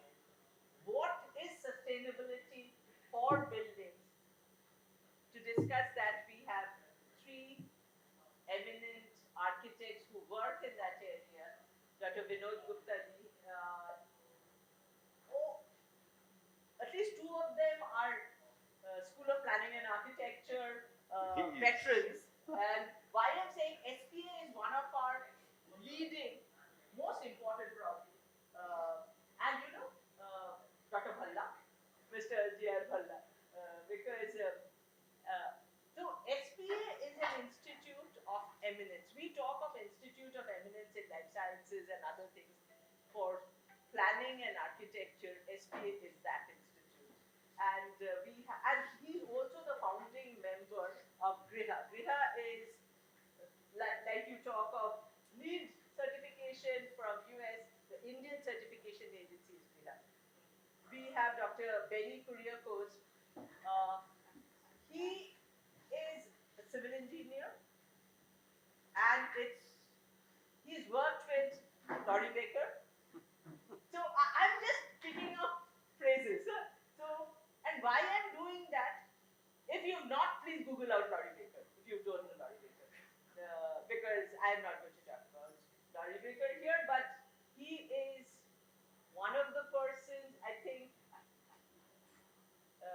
during my college and PhD, we all looked up to the work that Laurie Baker was doing. So I was so amazed to see I told Anja, can we get this person? And he said, oh, Benny, I know. So actually, he is from Chennai.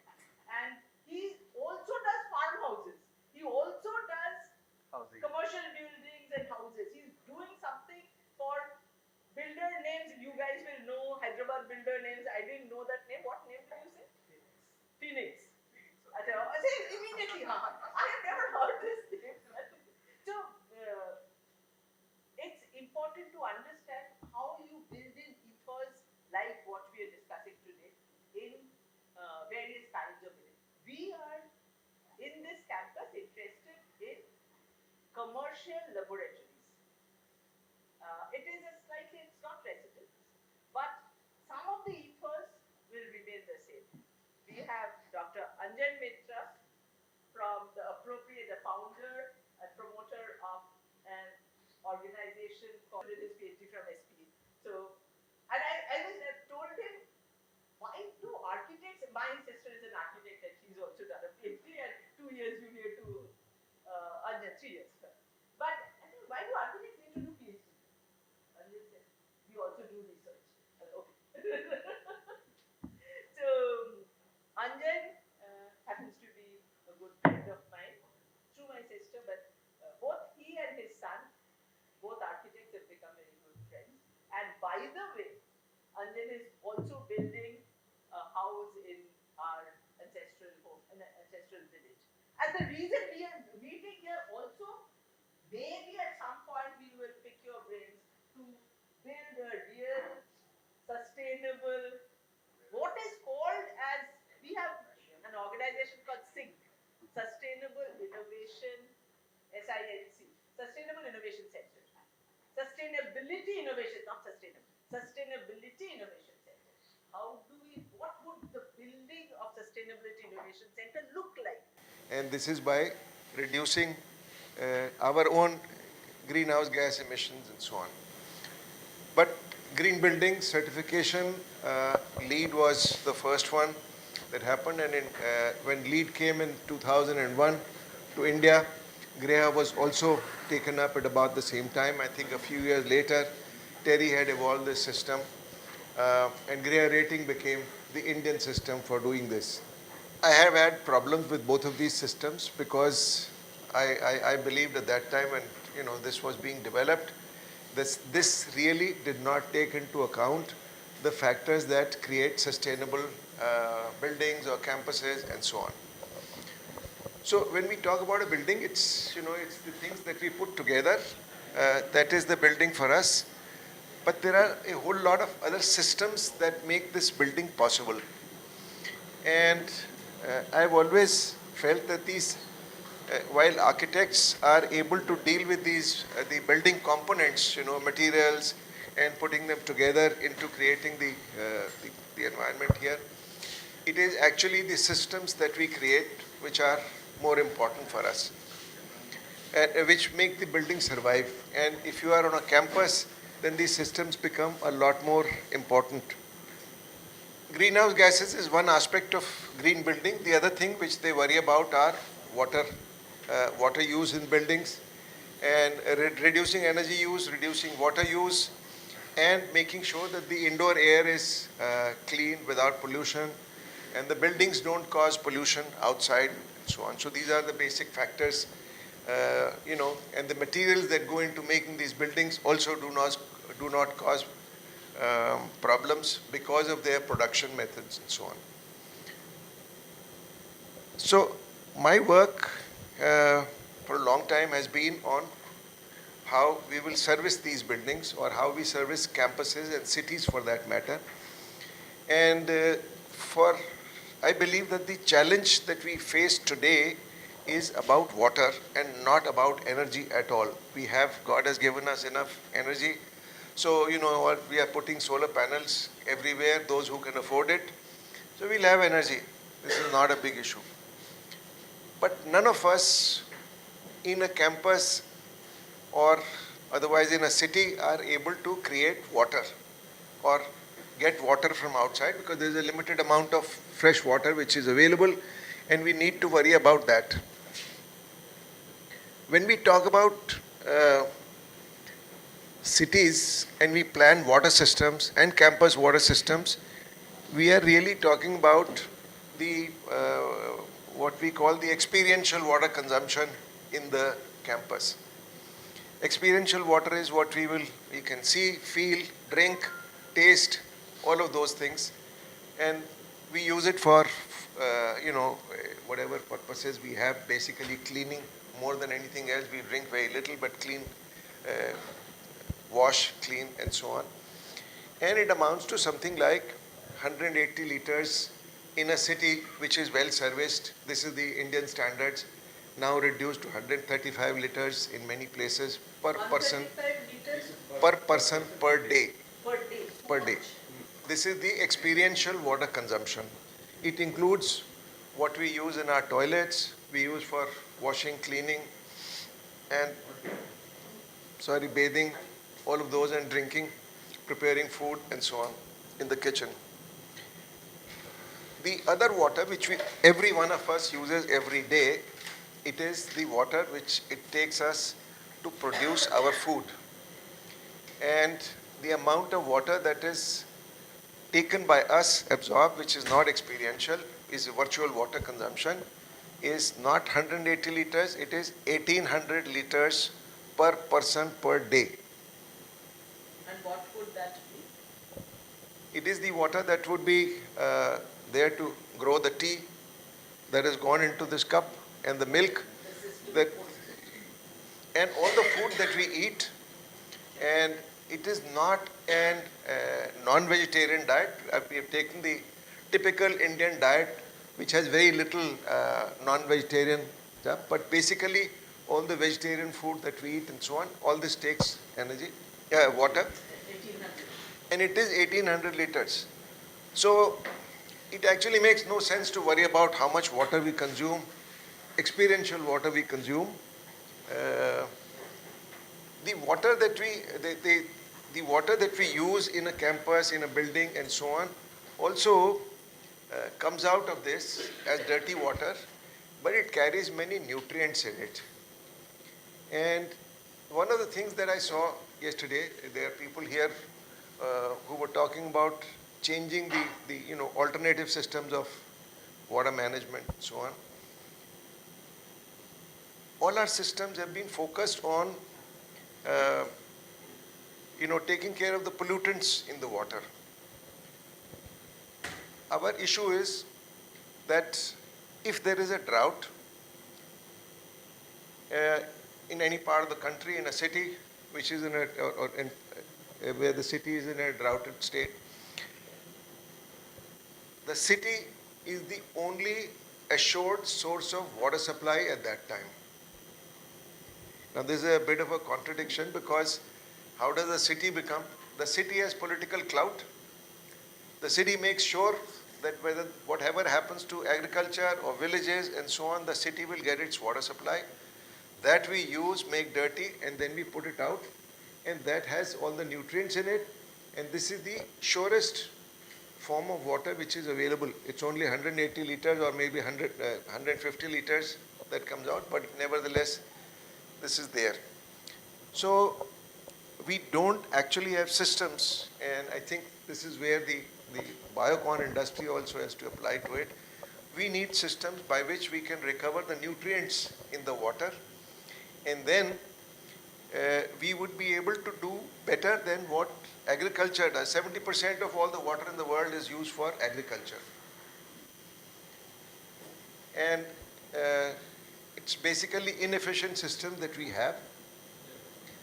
What we can do in urban situations where we are assured of this water supply and we have more money available, we can do more efficient systems of agriculture and thereby reduce our water consumption. If we were to apply, let's say, aquaponics or hydroponics or aeroponics, any of these systems which consume very little water to produce food, then the amount of water that we can save because of whatever we are consuming within the city or within a campus would be many times more than the amount of water which we have actually consumed in the city itself. So 180 liters is what we are talking about, but we can probably save, if we grew only vegetables and not grain, we'd save 300 to 400 liters per person per day. This is the possibility. Anyway, so I come to IIT Gandhinagar. They had asked us to do they were looking for a green sustainable campus at that time. None of these green building rating systems make sense because they are only talking about how to measure, what to measure per square meter of built space. How much space we build is not the question at all, and therefore we can do whatever we want. Next, please. So I feel that these goals, the goals that we set for ourselves in these systems are one can simply focus on these goals and get points for them. And this is what has been done in a campus like this or in a building like this. And we didn't want to repeat this in IIT Gandhinagar. I had to set up new goals which we would be able to achieve differently. Let's please go ahead. So today, green buildings are now people are talking about net zero energy buildings. When they talk about net zero energy and net zero water, they're talking about space stations like this. So space station recycles all its water and all the energy it gets from the sun and so on. But they've forgotten that it requires a lot of energy and water and food from Earth to go up to this. We use exactly the same system for defining what a green building is. We don't consider what we are getting into it from different places. It's just simply measuring what we are doing within the building itself. Next, please. I think I'll go through this quickly. But the goals that we set up for ourselves were biodiversity was very important, social equity, minimum water and energy imports, zero waste, and car-free mobility. This is a 400-acre campus, and we wanted it to be car-free. And we wanted to grow energy and food within the campus itself. Next, please. This is the site. It had the river flowing next to it, and they had a village here and a road cutting through this. So this is the north campus. This is the north campus, this is the south campus.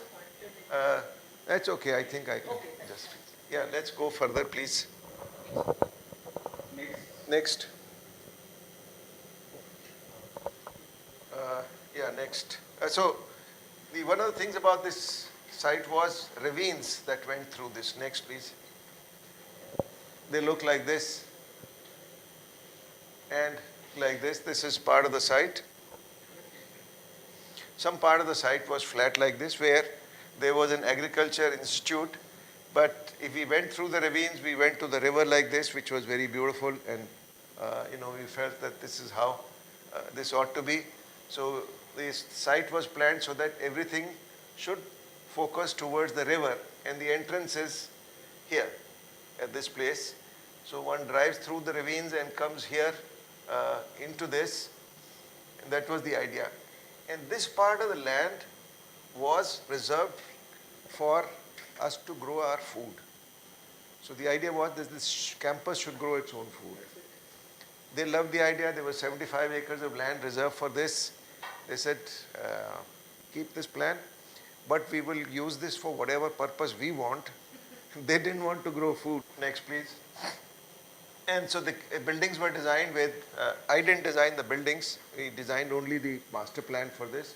Many architects have come, including the most famous architects that we have in the country. Bimal Patel was one of them. No, that's a different matter. That is a different matter. But and Doshi was Doshi's office, Bimal Patel's office, and Miti Mitra from Pune. They were also there. So anyway, so the ravines had to be used in the best possible way. So we decided that for biodiversity, the North Campus, which had a lot of ravines in it, should be for biodiversity, and we should leave it like that. Develop some pockets of it, but not much. And these we could use for recycling our water, which these are ravines on the south side. Next, please. Next. Next. So we had to redo the plans for this. And the question was, if we have to talk to the stakeholders, who are the stakeholders in this? And we had to redefine this for ourselves, because construction workers on this site were the first stakeholders. And as long as this campus is being developed, the construction workers will be there. Not the same person, but they would be there. So our job was to provide housing for construction workers first, before we build anything else. That was the idea. It didn't happen like that. And then the engagement with neighbors and so on. Next, please. Yeah, I already talked about this. Okay, I've already talked about this. So a new plan was developed in this, and water became a very important element in this, and we defined water systems in this, and the methods that we use, water has been a very important part of our architecture also. So if we go to Rajasthan, you will see some of the most beautiful things have been built around water, whether it is lakes or it is bawdis, and ghats, and what do you call them? These open ponds which are there, step wells. All these beautiful architectural things were there. Next, please. Next, I think I'll just. Next, this is the campus with a green spine that runs through it and that points to the river in this way. The hostels are here, the academic buildings are here, and sports facilities and so on, and housing is all located, staff housing here. Next, please. And this area, this area which had ravines is now used for treatment of water and recovery of waste and so on. This is buildings, design, academic buildings. Next, more of the academic buildings. Sir, the roadway that you have planned to go to the campus through the ravines, is that there? Yeah, it's here. So this is the roadway that comes here. This is the entrance to the campus. It went through a ravine. I may have a picture of this somewhere here. So inside the campus, it's all walkable campus. There are no cars inside in the academic areas, no cars in the residential areas either. So the ponds that existed, the low areas that existed, have been converted into parts of this architecture, and this is the entrance area. Managing this water created many opportunities for doing beautiful things on the campus. This is not something that we have done, but the landscape architects have done this, Shahir and Associates. And where there were existing ponds, again, they've been used for rainwater collection, and they become an important part of this campus. One of the things that happens is that water is not there all through the year. It is there after the rains. It may be there till December or so. After that, it just goes away. And they started putting water back into this because everybody loved this. They loved the water birds that were coming there and so on. But Import water? well, they were pulling it out of the ground, or so. But this is stopped now. This is a water collection center, which is rainwater from roofs, and you don't see this inside. That is all inside, but this is used as an architectural feature in the campus and so on. There are many of these which were, in the style of the bawdis or new kind of system that we have.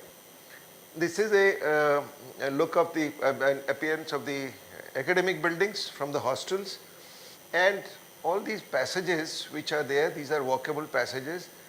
These are the passages with solar shading and so on. Not very effective from the point of view of shading, but nevertheless, it was an idea that all these passages which are there in Ahmedabad, it's too hot to walk in the sun, so they should all be covered. And this walking is the only way that they will get from the hostels into the building. This is what it looks like. So some of the systems that are used there are for recovery of nutrients from this, and they are biogas plants to take care of this from the sewage that comes out. Not all of the sewage is processed like this, but some parts of it. And the solid waste also go into this. Even though the university did not plan to have agriculture, but the staff has got involved in this, and they grow organic food on the campus now using this, and this is part of that. Yeah. This is one of the systems which is again, I think, an architectural feature, which is for treatment or root zone treatment of sewage. The sewage flows through this. There is canna growing in it. Note this, I'll talk to you later. Because why I just talked, now our STP, all the STP of all the companies come here. Now we have excess water because we recycle the water. Yeah. Our plants, we don't have so much garden to give, and now we are thinking of doing, what do we do with that? Agriculture. Yeah. No, there is not enough. There's a lot water. I'll talk about that amount of water we generate because we have, how much did we expand? What? 250 KL now. And Yeah, so this is maybe 1000 KL. so this is a large campus. Our campus is One of the plants for this. So anyway, so these are, you know, architectural features in which the processing systems are there, and as a way of getting around the campus, some of the staff comes in cars from the residential area to the but a lot of other people use bicycles and so on, and a lot of people walk. And I think this is the last slide, and we have the Neil guys that's what I'm saying. on the campus, which is to prove really that we have maintained some of this biodiversity in the campus. Nobody wanted these here. So anyway, thank you. Thank you. So it's a thank you, and you know, we really need to build campuses which are different and which are new. One of the things we had adopted when we started with IKP, one is of course the wind flow and airflow of the buildings. The other is nothing to be more than 15 meters at that one, 3 floors, or because some of these are also lab and industrial buildings. Yeah. And now it's 18 meters maximum that you can. Why? Huh? Why? Why we increased from 15 to 18? Because okay, 15 to 18, I thought you said 80 meters. No, 18. 18 is fine. So because we don't want high rise here. So this is one of the things that we designed this campus around. There is one part of it which were allowed to be 8 floors or 10 floors, and this is to create a landmark in the campus. That's some of the housing, but everything else we have to prove to them that if you do only 3-floor high buildings for labs and 4 floors for residential buildings, staff housing is only 3 floors, hostels are 4, sometimes 5 floors. This gives you the optimum density. You cannot increase this density simply by elevating this, and this took some proving, but it has worked here. So I have a question. Yesterday, if I understood it right, you talked about this facility and how now AC, etc. have come in here. But the other one in Rajasthan that you built or designed is a completely natural cooling type of scenario. Are there any pictures that you could share of that? Of that project? The Nimrana project. I don't know if there is any of this. Maybe I have, but it'll take me some time. No problem. While he's presenting, I can maybe show. So I was just curious because that seemed, especially for those of us who gone to Rajasthan, without AC and how it holds is a. So it is with AC. AC is evaporative cooling. Evaporative cooling, that's what you're essentially, and we have a system of drawing air in underground tunnels. So they are 60-meter long tunnels through which the air is drawn. It already loses some 6 to 8 degrees of temperature. When it comes up, then we cool it further by water. For most of the summer, this works. When the rainy season comes, this doesn't work, and that is when we add air conditioning to it. Okay. So only for that period of time. They manage the buildings at around 28 degrees centigrade, and this is very important because this system does not give, if you want 22 degrees, 24 degrees, and so on. The other thing which happened was that the entire campus was cooled like this. So you could not say that the director's office does not have this system.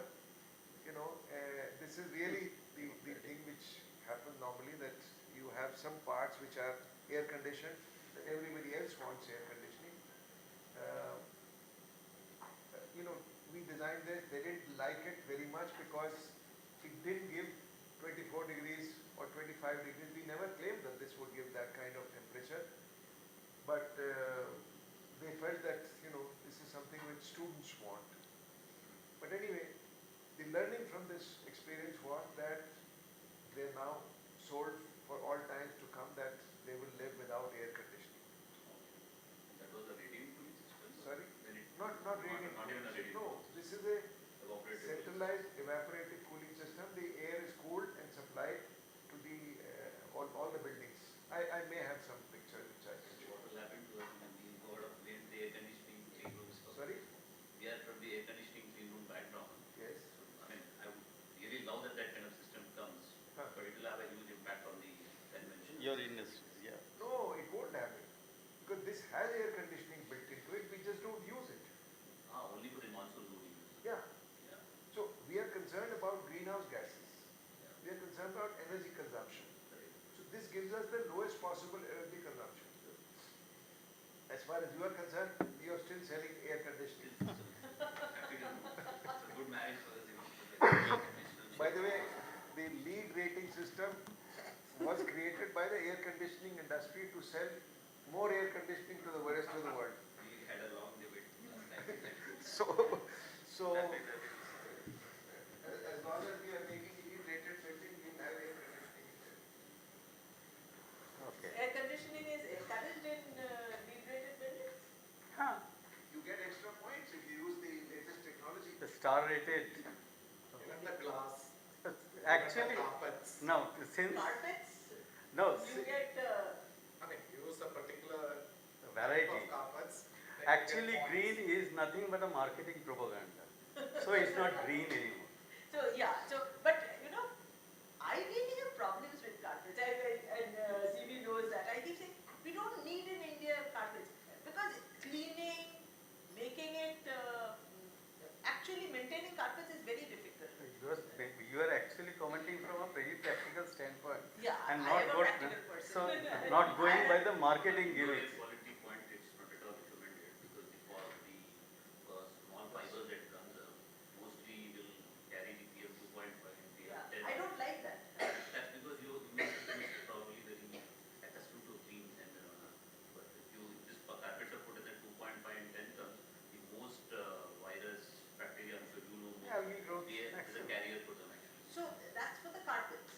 If you put a carpet, then the flying particles come and Yes, so I don't want to put carpets. That's what I'm saying. do away with the carpet. I believe in doing away. This is not a cold country where we need carpets. No, As and- far as possible, we'll do away with carpets. This is a problem.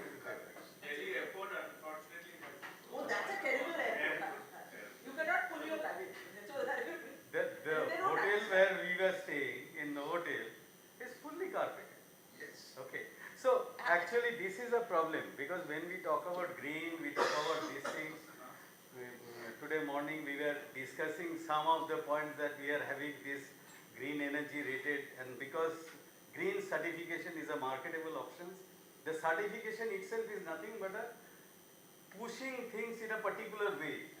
There is no question of any sustainable material. Sustainability is basically a concept.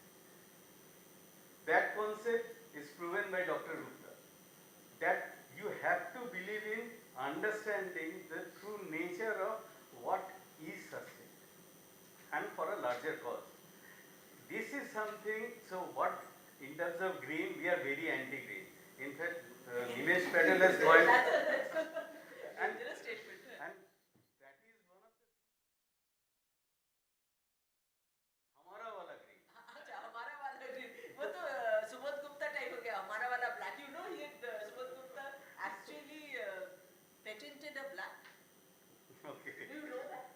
You've seen Subodh Gupta's art? It's in London, this huge thing, those button वगैरह, the installation. Subodh Gupta is a huge name, but he has patented a black color. Can you believe? That's Subodh Gupta. This is so basically sustainability means actually a concept. This concept is very core to the year as an Indian concept. Just look at any vernacular building to start with. Whatever parameters that we are fixing it today, everything is there in any rural village, in Himachal, in any kind of very extreme climate, even in the desert climate, the things that Dr. Gupta has clearly mentioned in Rajasthan. Rainwater harvesting system is as old as 400 years, used in a small medieval town called Vishnupur. It's a drought-prone area which was run by the king who belonged to the fisherman community. They actually hold the water, and that became a strategic survival point of that town. What they have done is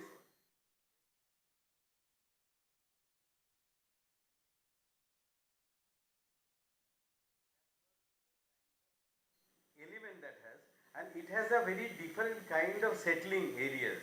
So there are several baths they used to call, which are very large water body area, and they use the terrain to hold that land. Whatever was the very basic of any habitation. Today Delhi is ready.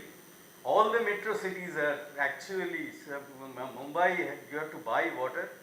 Darjeeling, the hill towns is really surviving only from a rented out water. This is the point. So we have to understand sustainability means different in different contexts. So as he was planning a large kind of a campus, in that campus he really pointed out the most crucial factors, and that has to be context generated. Where he is building, for what purpose he is building, and that is an institution. So whatever the value that can be promulgated can be then added to. We are not fortunate to have that kind of a large campus to deal with. So what we are trying to do is looking at our own home ground. Yesterday we are talking about the responsible construction, and that is what we are trying to say, that designers have a responsibility to design, to make things sustainable. So in this part, I'll actually directly go and try to see that how this kind of a knowledge system, traditional buildings, why we look at, because it has existed for hundreds of years without the technical gadgets. Technical gadgets in technology is something, is a kind of a scientific wisdom, scientific way of looking at things. If we take that part, where Jahnavi was saying that we have seen what technology could do, and the process of development, Manhattan Project, Green Revolution, and every other thing. But at the core is how you use this technology and where. Now, in vernacular things, because they don't have the gadgets, so they have to live with nature. Light is very important. Thermal control is very important. So is the ventilation, and so is the waste, the generated, and they live off the nature. We have a situation here for an orphanage. This is in a very extremely rural area, about 150 kilometers, in a small hamlet called Paushi, by the side of an Odisha-Bengal canal. It was a small kind of an orphanage of 60 students, orphans to kind of thing. So everything is like all the major institutions is grant based. So every time they have to really depend on what kind of grant to be able to survive. Penny is here. We were part of a very interesting thing called Incredible India campaign, which is basically promoting community-based rural tourism. Tourism is a circuit which is a kind of multidisciplinary. A lot of things do come in, and it is more of an experiential thing. So it is out of nowhere, you are creating a kind of interest where people should be coming. So there is a very interesting dialogue that they have borrowed. It's a Government of India and UNDP program. So they said there will be, for any development, there is a hardware component, the tangible ones that you build, and then there is a intangible component, which is the software which runs this hardware. A very interesting kind of a vocabulary to depend on.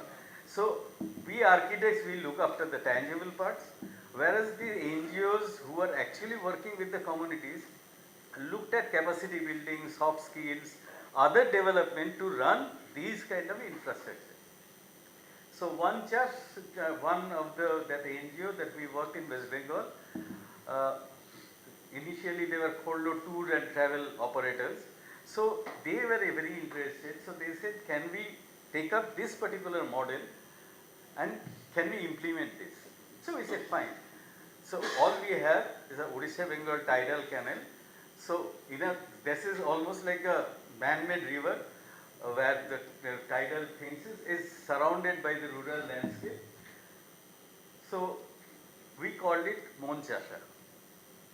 It's a tourist destination that we have promoted. Next. So now this is done almost in the Loriveka style. So we went there. We actually accumulated several of the artisans and then try to see, because there was no major drawing, there was no money. So without money, how can you really develop something? So what is we really dependent on the local skill. In the green, so-called last space, we are giving a lot of stress on the local kind of variety. So fair enough, we got that. We started actually going around the site and trying to develop a model. A very small model in that. And we thought, okay, if we can make at least a dormitories of 4, we should be able to do that. And then the idea struck, because while we were doing in Assam, in Brahmaputra Valley, there is a thing called Chang typology. There is a beautiful building which is tilted because it's in the floodplain area. So, and it is all with bamboos. And it's the floor is of bamboo mat. So I said, there is no windows. I said, how does it work? So they said, there is no problem. In the rain comes in, we know. But it doesn't stay, it goes away. So they don't try to prevent rain, but they actually allowed it and make a passage out of it. So actually it's a completely very dry, and because it's very airy. So the walls are made of bamboo mats, so the actually air breezes. So it's a very well ventilated system. So this is the wisdom that you actually adapt for that kind of climate. So accordingly we started making that. This is the tidal canal there, and we improvise this Cham typology to the Bengal typology. Next. So that is the kind of, like every institution, there is a heart, there is a core where all the public activities do take place. So we created that activities in that kind of a module where we can have the kitchen. So mud technology is very good here. So we actually employed all the mud technology to fill up with the walls instead of bamboo mats. Like kitchen and other thing, I cannot leave the bamboo open.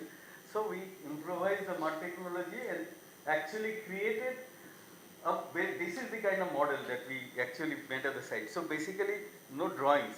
This is the way we actually developed there in the site. And it became, these are people how they are actually doing the LEPA. So everything is ingrained, everything is locally sourced, put that together. Next. So finally we created this kind of, because there are ponds, so we created that kind of thing. So now we are conscious people, because all said and done, hygiene has to be an important factor. So we use grey water management. Under the steels, we use all the agriculture. We have, I don't know what a shark called. That's sap. So greens. It's basically leafy vegetables. Yeah. So under things, because in Chang typology, they actually hold the stocks of their boats, their piggery, their kitchen poultry, everything is under that. Below the stills. And below the stills, so whatever the waste that is being dropped, it is being consumed by them. So in a way, they have a kind of ecosystem built. We applied the similar thing. So it's a kind of a grey water management, and we have this hog and other thing, which is comparatively in the shaded area. It worked very well. The roof, so this is the way we kind of have, because it's Bengal, we have some kind of a, this is in the kitchen. So we have the hot air exhaust, and everything was done like that. The whole, even the cot was made of bamboo only. The floor is bamboo mats. So in a way, it gives a very kind of a different feel, a very old kind of a tradition, but a very contemporary look. We even have a chimney effect, and created a skylight at the top so that hot air kind of rises up. It became so that we refused to have AC in this building. And now, after 6-8 years, this is still in the TripAdvisor's thing. It is a must visit. I mean, that is the kind of rating. It is the top rated tourism destination, very high end tourist. So what really has done is, and then we thought building the building is not enough. The experience is enough. So we actually brought in the local folklores, the way of the rural lifestyle. So if you want to actually experience what a rural Bengal life is, so the village community do take part. So that is the kitchen and dining area. So that became an adda khana. Because normally these kind of activities are completely gone. So by design, we created this kind of experience to kind of warm up. Then the dheki is there because that is the way they used to do that. So dheki pad. So basically, all villages would have pounding rice. Yes. So there will be a stick, and then there's a hole where you put the rice. I think So most of the traditional systems do have something like that. It happens every state. Because this is a very common to our kind of culture. So this is one aspect that we kind of, it needs a maintenance. So it's not a maintenance free. We have used thatch. The kind of variety of thatch that was originally found was not available. So we have to, so there is a regular maintenance cycle that we have now inbuilt into the term of a festival. So this is what actually, if we talk about sustainability, this is a way forward to take everything into the aspect and design. My thing is, we are looking at laboratory buildings. Yes. And this is residential tourism is fine. How do we convert some of that ethos, but where we can actually do lab work or other kinds of stuff? So, How to multiply? No. Yeah, because some of the ethos will change. Yeah. So while we're talking about these as buildings, but if you look at our urban jungles, extend, so this is the one on. Yeah, we integrate some of these into or retrofit it into our town planning so that you have more, if not completely, the sustainable building. Right. I'll come down to that. Yesterday, I have shown you exactly a similar kind, the tannery, old tannery building, how that can be retrofitted into something. If you are talking about a laboratory building, okay, let us look at the functions of that. Now, for particular laboratory experiment, what is the kind of space you need? Now, there is a kind of a norms and standard, because when we talk about space, we generate about a very large space. It can be a hangar, it can be something else, but there is a kind of a possibility that light can penetrate only so much. So what will be your depth of the building? That is important. Then what is the orientation of that building? Because the way you orient your building will also be energy sources. Actually, when we talk about this vernacular building, it is actually we are talking or thinking about the design rationale. So what I can gain from here, I can utilize the similar thing in different building typology suited to this logic.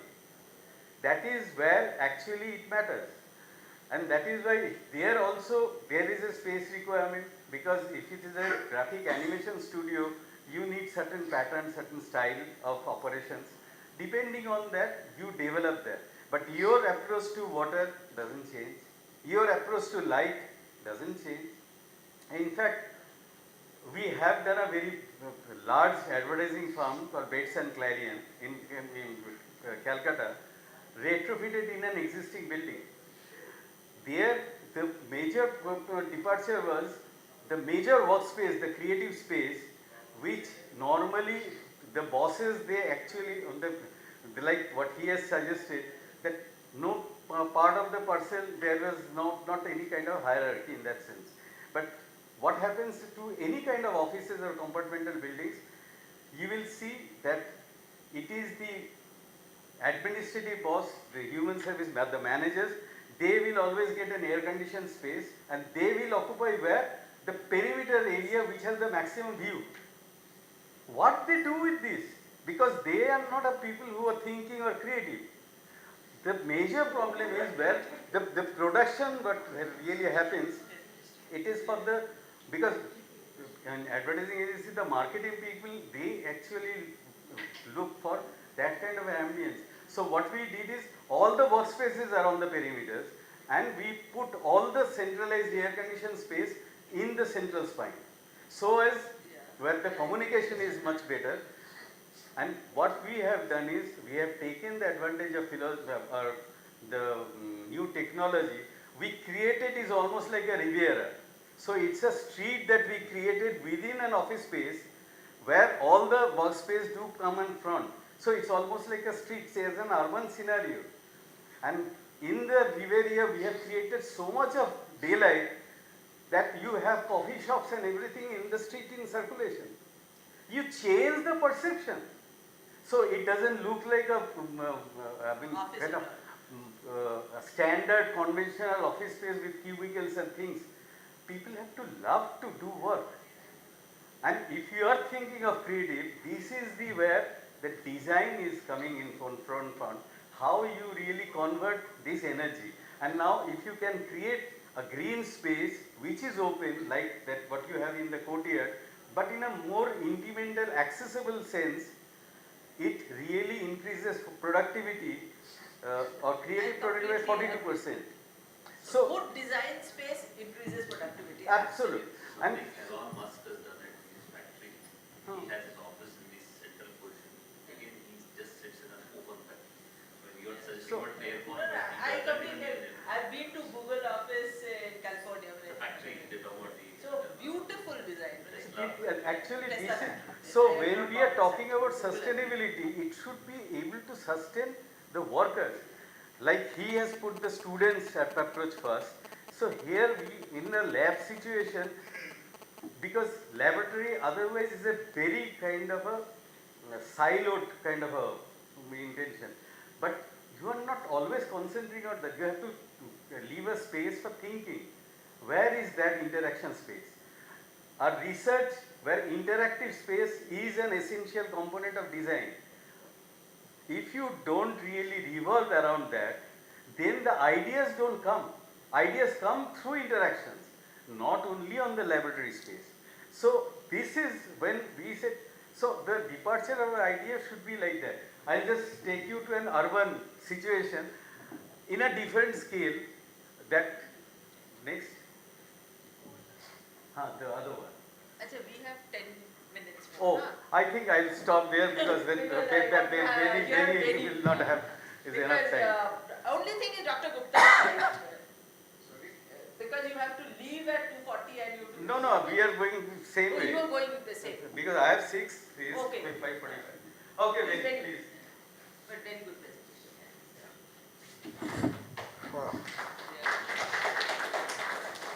I don't have any slides to show. So, I'm talking in a slightly different perspective. One is that sustainability should be seen in a very broad context. It is not the environmental sustainability which is the top. Social sustainability is very critical. You want to use the mic? Can you hear there or? You can hear. Okay, fine. Not able to. Yeah. Hello. Yeah. So it's not the social. It's not the environmental sustainability. I have to look at social, cultural, psychological sustainability also, which in many cases we forget about it. This is one of the very common things which has happened. In India, during the 60s and 70s and 80s, all these vernacular buildings which Anjan was trying to show around has been replaced by flat concrete roof buildings. I grew up in a flat concrete roof building which my father built in 1960s. Summer you cannot sit inside during lunchtime. This time you cannot sit inside. Very hot. We used to cut coconut leaves and put on top so that at least, and paint white color. The lime wash used to put on top of the terrace. And this is not something which has happened to the house which my father has built. It has happened to every house which has come up in our cities and rural areas. Which place was this? This is in Kerala, in a small village. Same experience in Hyderabad also. No, everywhere. I mean, it's not the same as what I'm talking about all over India. This is what has happened, and this is what is happening. So this is where we have to look at sustainability. Now, there is no thermal comfort. And also there is one more thing. Last year, July 19, London recorded a temperature more than 40 degrees. July 19th. Highest ever recorded temperature in London with no air conditioning in most of the buildings. People were dying, and old people especially. I was in Italy in last summer during the same time. Emergency was declared by the government. It's not only the hot wave which is spreading across Delhi or Warangal or Hyderabad or any of the cities, it is the cold wave is also happening. In Mumbai, for example, recorded some of the temperatures was never recorded at any point at the time. So this is the thing which we have to look at. What kind of buildings are we building? Is the modern architecture doing the right thing for the people? And look at a flat concrete roof building. I'll try to tell, it is not the fault of the concrete.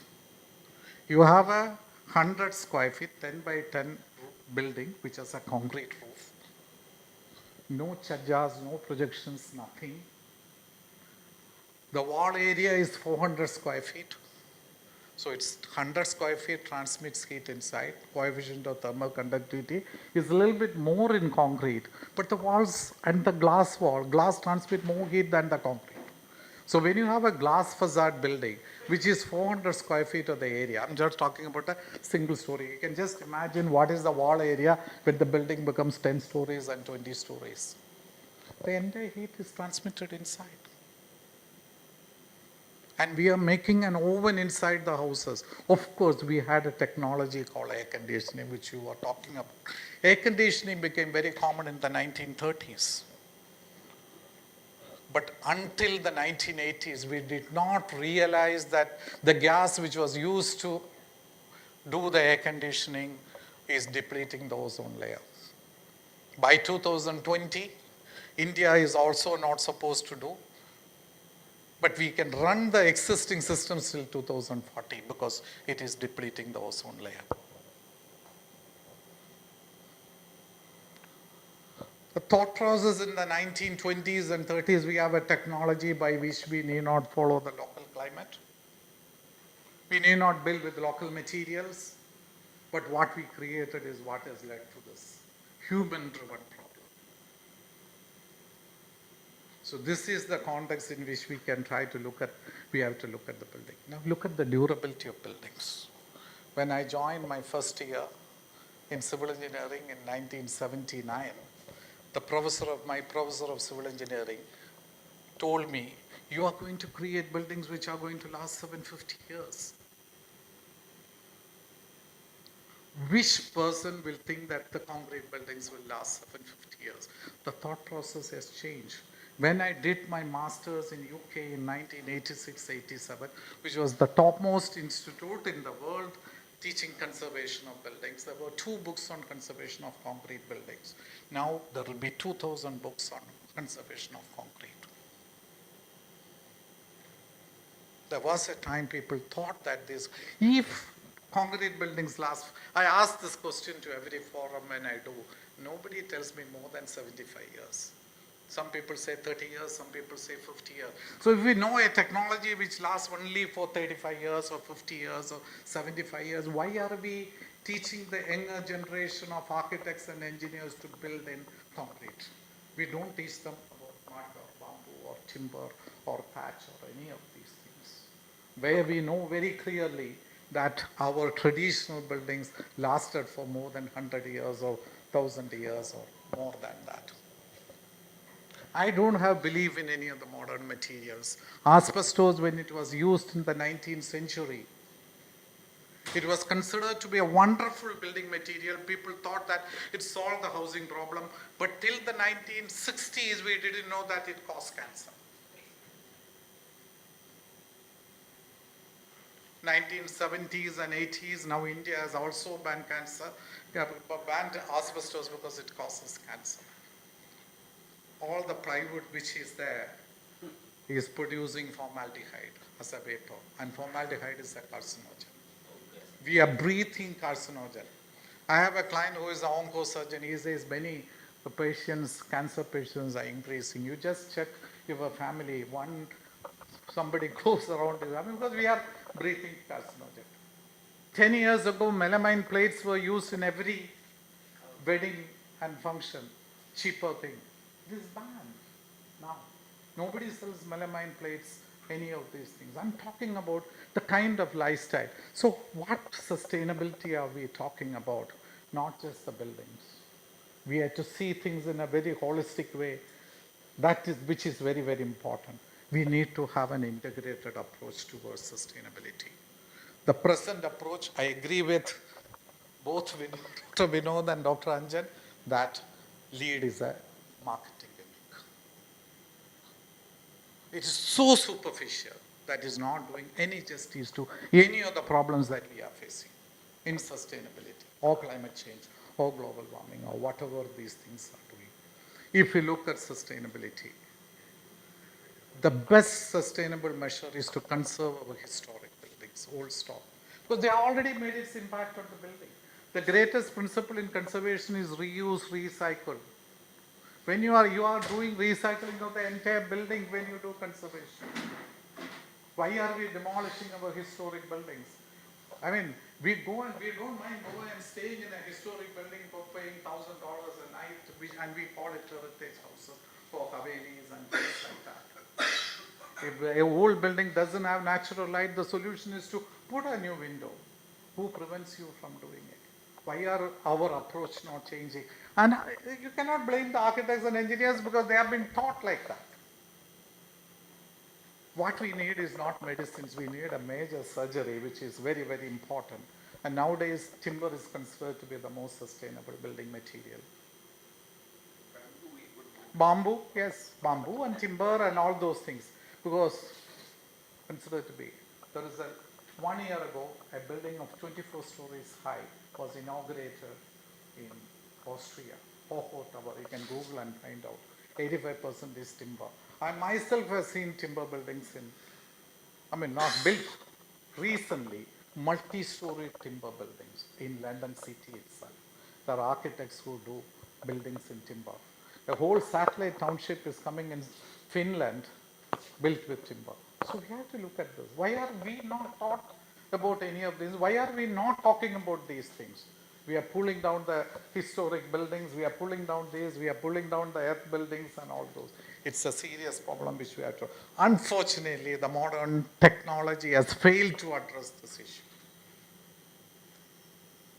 And it's not a problem which we will face when I'm working in sustainability or watching sustainability on these issues for the last 30, 35 years or 40 years. I initially thought I will never live to see this problem. But now I know, I've already seen it. Bangalore has 3 floods in last 2 years. I think Hyderabad also had floods, which was never unheard of. Chennai had floods. I am a victim of flood.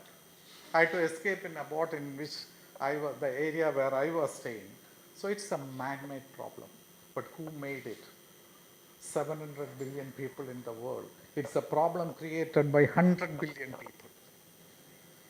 Not 600 billion people are innocent in this exercise. Now, an average American produces 16.5. I'm telling from memory, might not be exactly. 16.5 tons of carbon emission. A person living in Qatar is making an average per capita carbon emission is 43.4 tons. An average Ethiopian makes 0.9, average Indian makes 1.6 tons. Bangladeshis make much less per capita than Indians. Even the Indonesians and the Indians and the Ethiopians and the Bangladeshis produce carbon emission equivalent to that of an average American, the world will come to an end. It will come to halt. I am said in many forums, I'm still saying it here, it will be another 20 years when the government will put a ban on new buildings. New buildings. Whose way? This is already climate change and everything is happening. Nothing, I mean, if things are going from worse to worse, 3,000 climate scientists say that the temperature should be controlled, Kyoto Protocol, what have we achieved? We had a politician like Trump or one president in Brazil who thinks that Amazon forest should be converted into agricultural fields. We will talk in forums about sustainability like this, that everything should be done. But what are we doing as a country or as a community or as a people or as an organization? This is very critical and this is a serious issue which is to be done. Build according to the climate, I'll just 2 minutes, I'll just finish it. Build according to the climate, use local materials, use timber as a building material, use bamboo as a building material. We can still build 24-story Ho-Ho Tower in Vienna is the classic case, 85% timber, including the external cladding. Ho-Ho Tower in Vienna. Now another 26-story building is in the making. So we have to look at the latest 21st century know-how. What the science are. What science are we using in our buildings? What savings are we making? We know very well how much heat is transferred by the concrete and by the glass, but still we build in glass. And this is where the problem is. And if we don't do it, we will be doing a great injustice to our children and our grandchildren. It is possible to build, with an optimism, it is possible to build, but architects and engineers have to drastically change their attitude towards what a sustainable building is. It is not which is done according to LEED rating or Greha rating. It is something which is different, which our ancestors have shown all these years. That is what Anjan was trying to tell. I'm emphasizing that that is what is required. You can still build multi-story buildings, but do it in such a way that the buildings last. Sorry, you can move. The topic you're talking is something very close to my husband and me. So we actually, so when we started saying that let's look at sustainable home, biggest challenge we found was awareness, accessibility, skill sets. So sitting, say, in a city like Hyderabad, I did not know of architects who knew about it. If we found architects, in fact, we spoke to you as well. But then if there's an architect, where is the resources for people who are skilled to even develop it using eco resources? Those are the things. If you want to get supplies which will work within that ecosystem, where are the suppliers? So when you find the challenge, the pain for somebody to look at that, how does it pain? Because once the pain goes away, then it becomes part of the ecosystem. So how can you include it as part of the ecosystem? So curriculum, curriculum is none of the engineers and architects are taught about these things. People like us. You have to, I mean, So we were like, because we said we have to do something which is different and we wanted to see that how we can look at it. And But- it was just a struggle because we have to educate ourselves. And, Yes. And educating ourselves itself, we're trying to find materials. Where are the materials? Where are the resources to educate ourselves? no, it's not, you see. So I want to know about what building materials are available. I don't have that resource. You have to go Google, and Google is, but Google Yeah, is yeah. not reliable. So if you find a justifiable, then there are volumes of language where we don't understand. Actually, Google is your artificial intelligence which is without any intelligence. It is basically a data accumulation and pattern. What is important is that searching for material is next door. In fact, actually the thing that I have not shown you, it is an extension of an original, a small little existing building. So when we transformed it, buy. So we use recycle old materials which are now being demolished. Now the thing is, so it is not, you have to really search for the material. You definitely know what is available and put it together. But Anjan, the problem is that Anjan and I will perhaps know, or some architects will know, but it doesn't reach the public. There is only 2% of the Indian population have access to architects, and out of the 2%, how many will advise properly? That is the problem. If I want to put a sellotape somewhere and fix something else, my father-in-law, the local jockeydaar, will be able to tell me about what I can give, but that's not a viable solution. But if I want to understand that information has not percolated down. No, it's a very, very tricky situation now where education is not happening, awareness is not there. People don't know. Many people make this, whoever wants to doesn't have access to such an information system. It's very unfortunate. And if you approach a conventional engineer, they will or architect, they will say, don't do like this. You understand? It's a very, very tricky question. But I am of the opinion it will be forced to do things.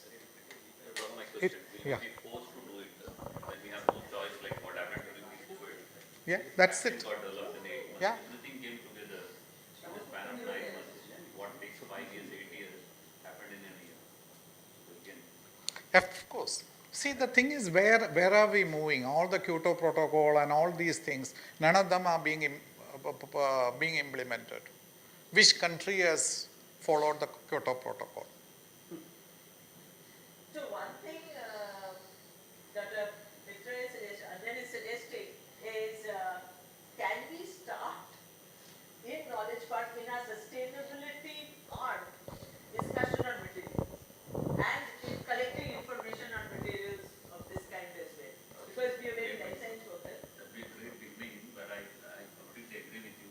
If I probably invite all 3 of them to a history platform, don't quote me anywhere outside. History is the Indian Society for Heating, Manipulation and Conditioning. Indian Society of Heating, the AC. And there's a bigger society called ISHRA, which is the American. There will be no takers. There will be no takers. No. And in fact, if I become them, I become the villain. No, it's not. But I say, in the interest of the nation, not the bigger, I am the villain. No, I see. But still we have to pursue. I think This is what we should do. our role is to bridge people, and it takes time, but we can still do it. If we can, what Sharma sir told me. पंगा लेना पड़ेगा. पंगा तो लेना पड़ेगा. No, it is. No, but we work with government in 50 years back. How tough was to even talk about anything with government? They won't even Government is understand. receptive. The government is Now, the government has been receptive, but there are lots of people coming. But what you are saying is people with interest, in the interest of time. People with positive, their profit interest will always Actually, but what we will do is, we will move to the food area and have the discussion. Because I do not want Then to business life. to business life. That will be. Consortium kind of thing we made. We will do Like-minded it people. slowly. Only like-minded Do people. things slowly. And but at the same time very focused. Very wonderful.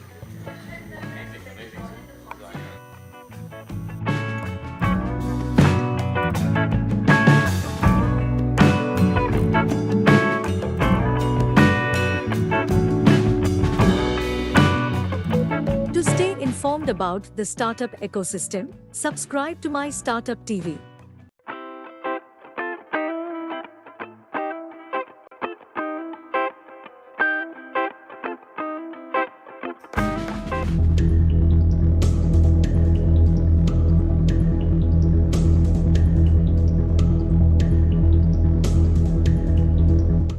Welcome viewers to My Startup TV. I'm majorsunilshetty. We are here at the India Joy Gaming Festival, which is a 5-day event. And with me is Rahul Saikia, who's the founder of One Up Academy. Let's find out what One Up Academy is all about. It is into edutech space. Hey Rahul, welcome to the show. Nice to win. So tell us, what is One Up Academy all about? So One Up Academy in one line is an online edtech platform where we help people get the skills in game design and development, and also help land jobs in the game industry.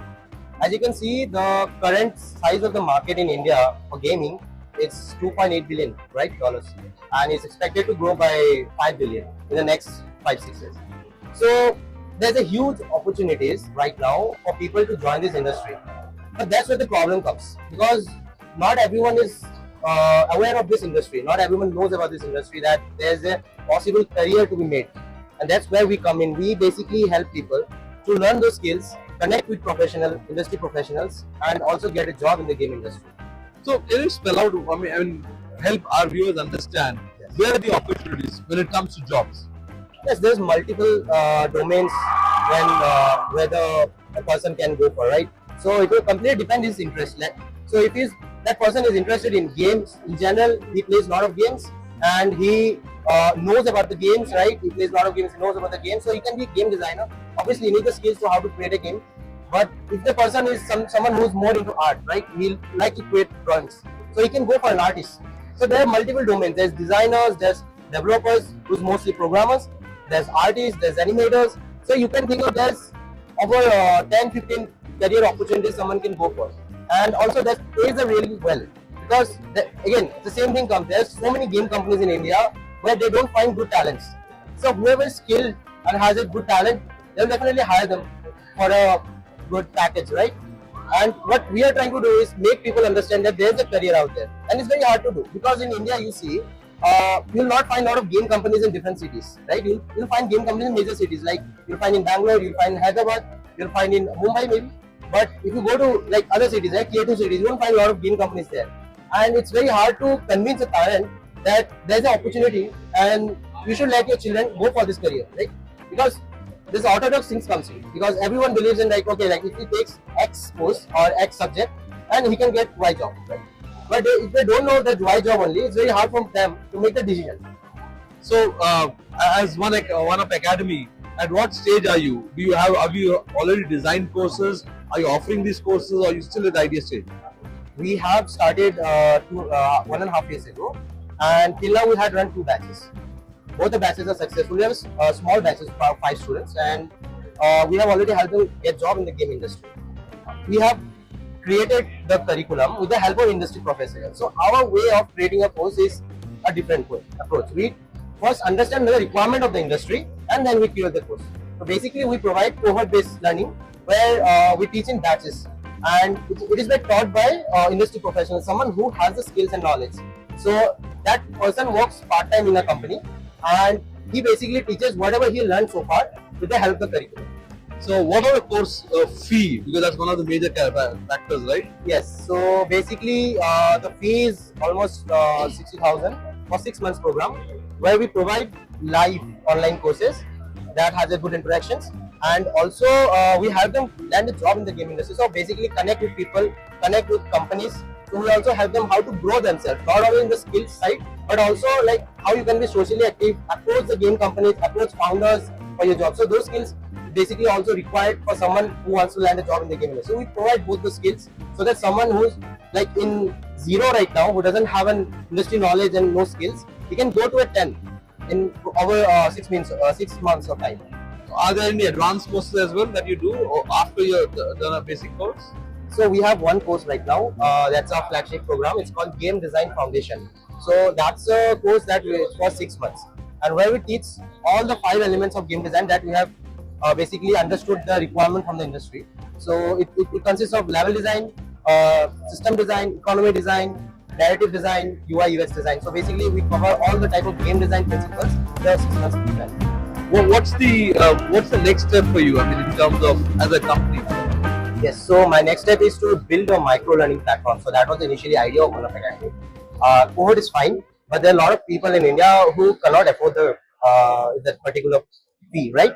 So I want to provide them with the education that is also reliable, that is something that they can easily buy, right? They can easily get and acquire the skills, because that is the entry barrier that I have. Like if they want to learn game design, either they have to go to a good college, or they have to rely on free sources on internet, which is not that much profitable for them, right? So we are coming into the middle section. So we are providing some solutions where they will have a good education and they will acquire the skills, but in an affordable rate. They can easily get. Thank you, Rahul. Thank you for being on the show. Nice.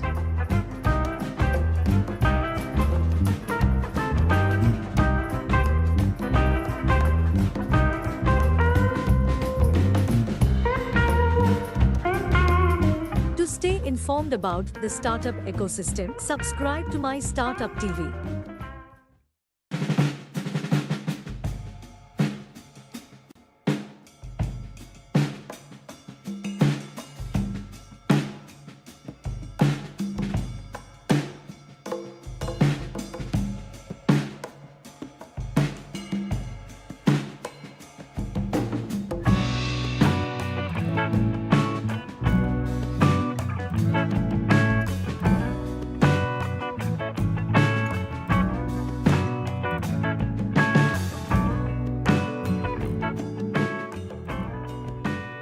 First of all, STPI has been a very close friend of the multimedia and AVGC XR industry, especially in Hyderabad.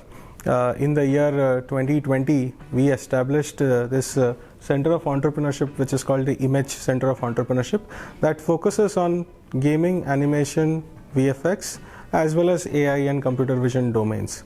Now, India Joy is an initiative of the government of Telangana focused on the AVGC and XR industries, the animation, VFX, gaming, extended reality industry.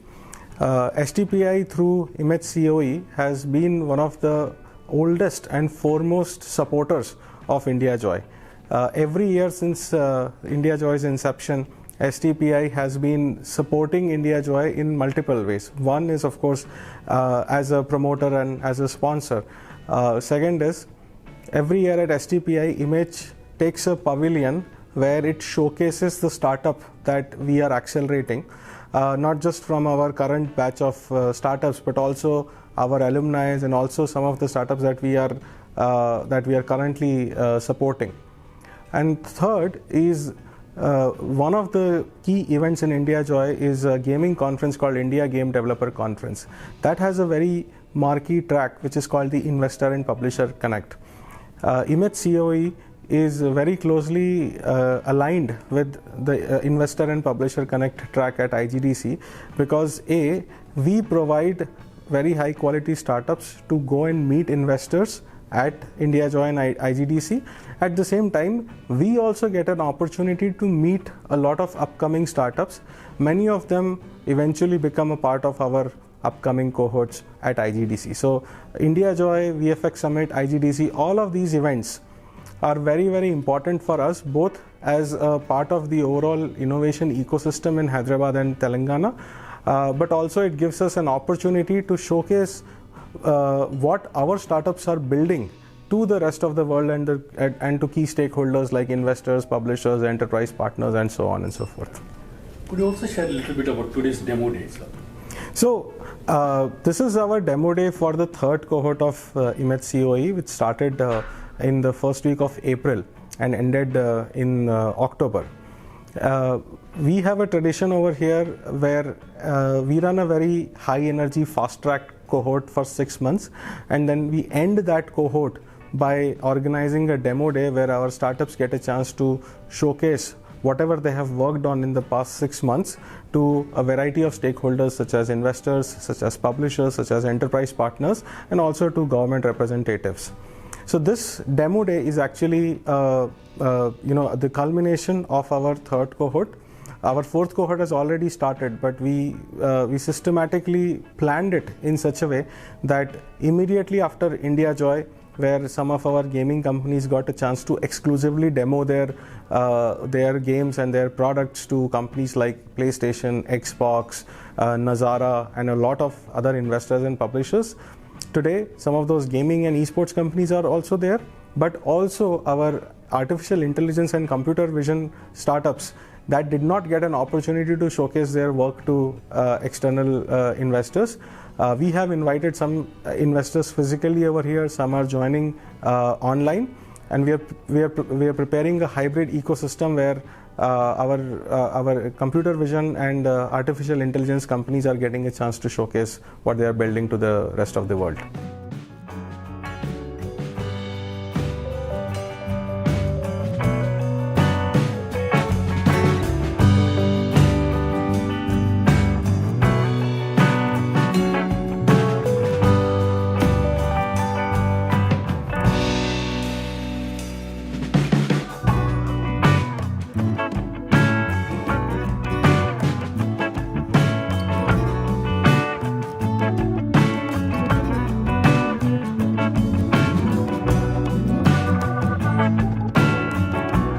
To stay informed about the startup ecosystem, subscribe to MyStartup TV.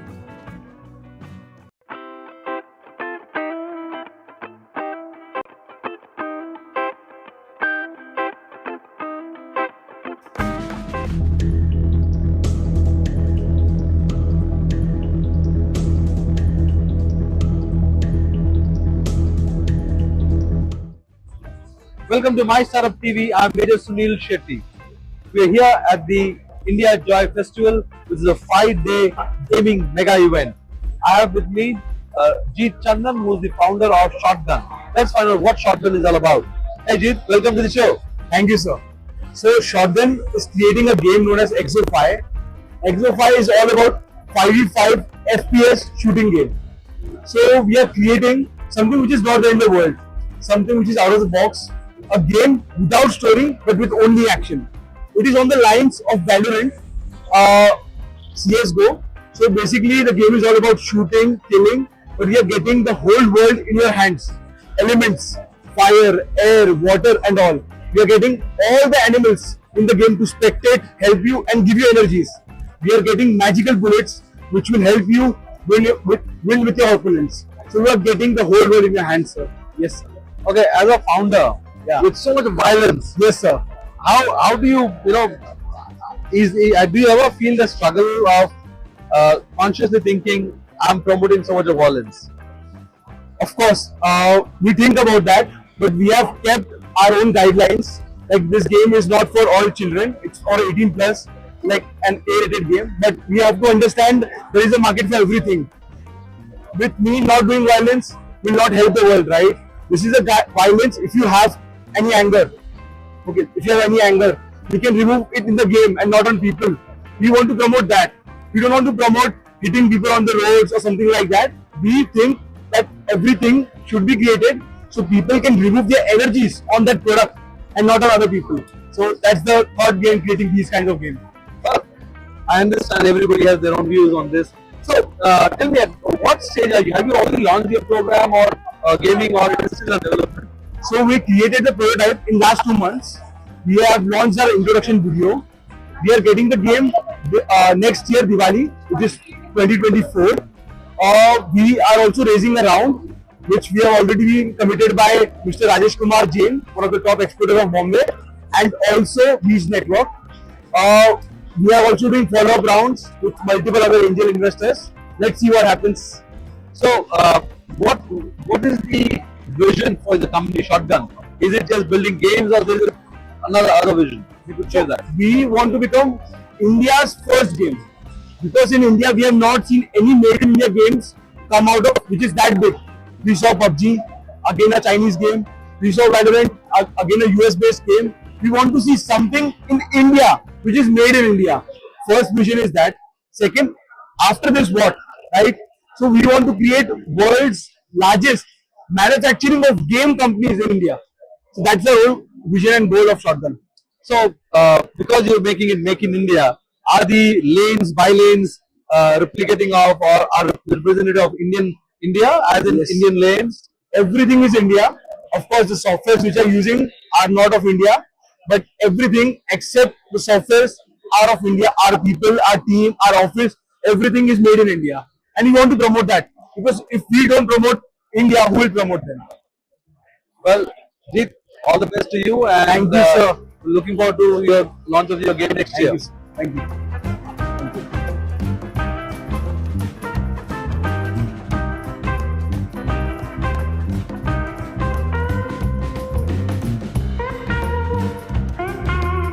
To stay informed about the startup ecosystem, subscribe to My Startup TV.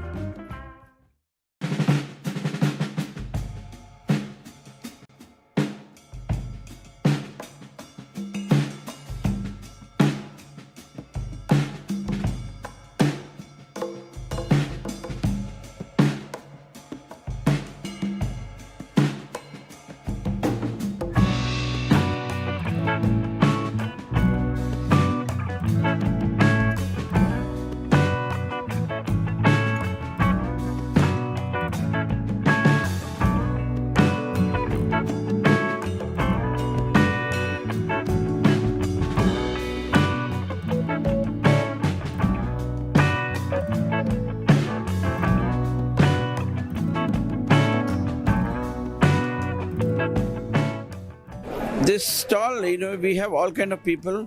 We have people who are investors who wanted to get into business. They came and saw new business startup companies, and they also signed some deals with them. And our stall, they have come for services, asking what are the movies, how they can help for some movies. In the Cinematica event, a lot of film people came. Nagarjuna Garu came, Chotaka Naidu Garu came, and Gopal Reddy Garu came, and Senthil Kumar Garu came, and many people have come from the industry, and it was a big successful with the Cinematica, where a lot of celebrities and technicians from the industry came. Here we displayed more about the cameras and lighting and other new equipment for the movie industry. At the same time, in animation also, gaming, VFX, the hardware and software is been, they've been putting the stalls to show the people, the students or working professionals, to show the latest techniques of the software, so what are the new changes and upgrades they have done. It's a very good event for all the people in the industry.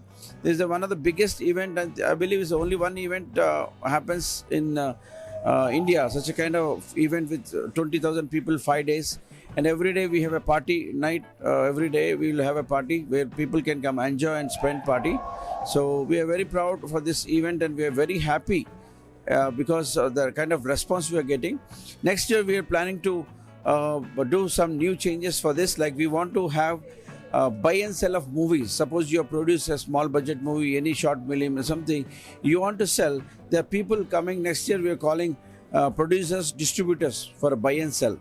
And if you're a movie maker, or you can sell here. Like even we are trying to get request to come Netflix, Amazon next year.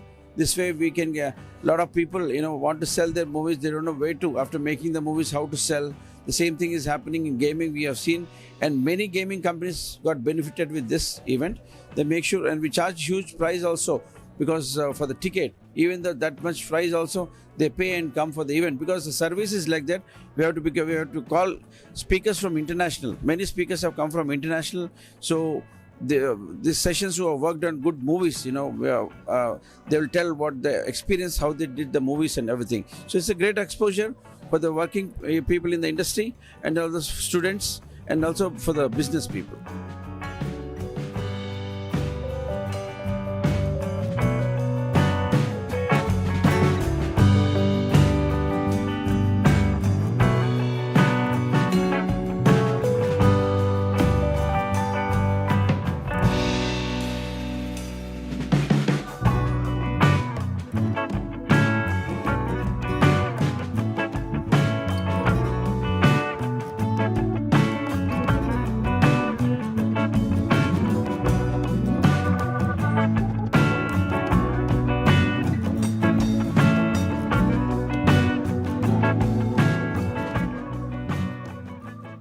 To stay informed about the startup ecosystem, subscribe to My Startup TV.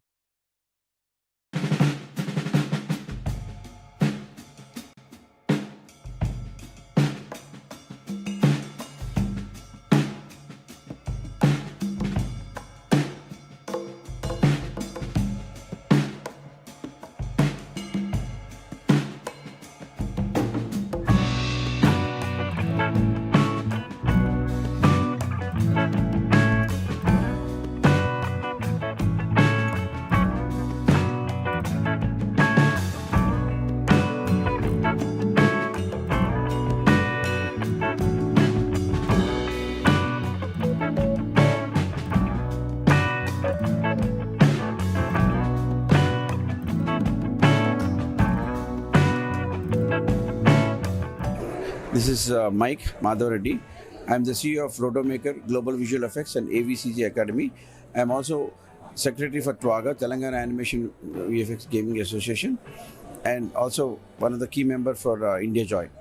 So India Joy, this event is happening this week. Today is the last day of the event. It's a total 5 days event. First 2 days is VFX Summit, Desi Tunes and Cinematica. The first 2 days event, a lot of participation studios came from all over India. We had a Karnataka Pavilion, we had Kerala Pavilion, we had Tamil Nadu Pavilion, and we had Maharashtra Pavilion.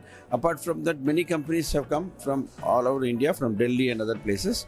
We had more than 200 companies, stalls, and we have overall for the VFX event, more than 800 companies participated. First 2 days, we had a crowd around 8,000 people. And for first 2 days, VFX gaming, and for the animation, we had around 12,000 people. Overall, total 20,000 people for the 5 days we had this event. It is a great successful. The 3 days gaming event, more than 2,000 B2B events happened, and there we met a lot of people who made the games. They can talk and sell their games or watch their games, understand their games. They can invest. And buy and sell of game happens, and also services who do for the gaming can get an opportunity to meet the clients and make their business. So it's a very informative and also good platform to sell their business and promote their business.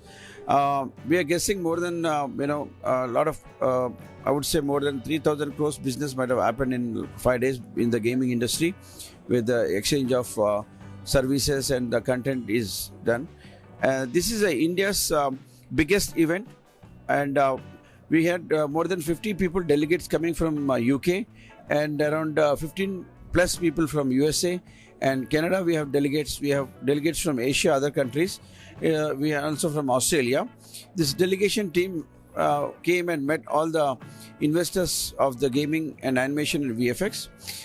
It's a great platform for the people who want to understand what is this industry. If you want to know how big is the industry, if you want to study in animation or VFX gaming, you should come this kind of event to understand and know how big is the industry and how are the opportunities. Nowadays, India is promoting and Telangana government is promoting this event. Major help from the KCR Garu and KTR Garu and our Principal Secretary Jayesh Ranjan Garu, and they have given extreme support for this. This is our 6th event successfully happening. This is a major support from the Telangana government, and they right from day one they have been supporting us, and now also they are supporting. We wish anybody who missed this event, they should come next year for sure. Next year we are going to have the same time during October end and November first week. This is a very proud moment. We also got people from the central government to see this event from broadcast to understand how big is this event and how it's going to help to sell their product globally. Rotomaker does the visual effects for a lot of companies, majorly Hollywood. They have worked on more than 4,000 movies in last 15 years. It's a Hyderabad-based company, and it's one of the biggest, third biggest company in India, which has such a big manpower and doing so many projects. They have, last year, out of 10 nominated Oscar movies, 9 movies Rotomaker has done VFX support. And Rotomaker has 5 locations in India: Pune, Goa, Patna, Vijayawada, and Hyderabad, Chennai also. This stall, we have all kind of people. We have people who are investors who wanted to get into business. They came and saw new business startup companies, and they also signed some deals with them.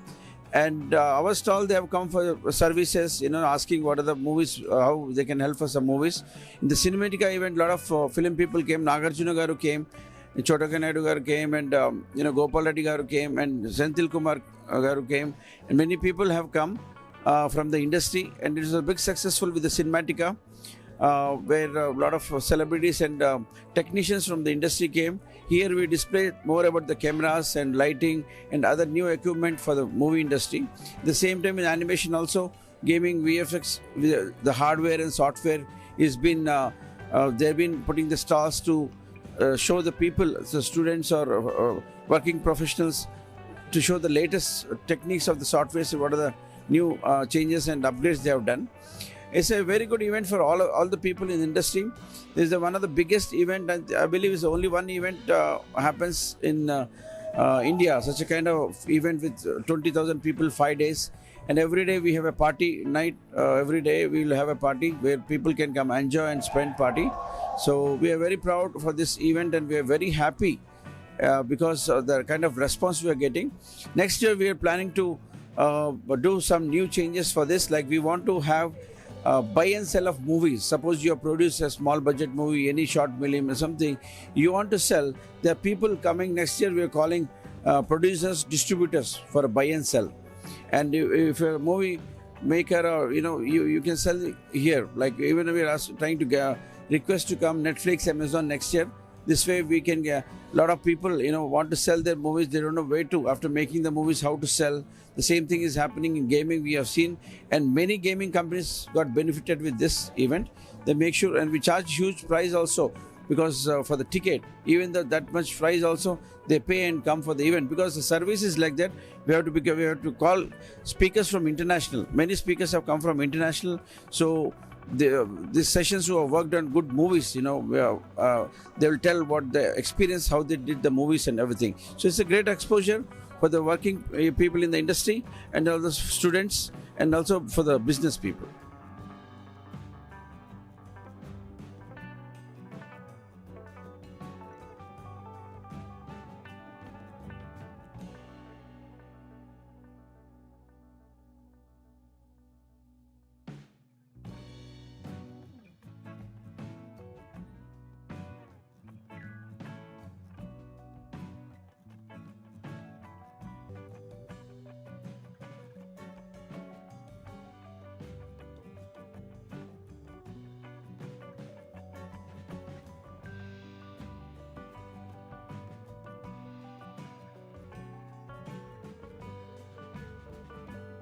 To stay informed about the startup ecosystem, subscribe to MyStartup TV.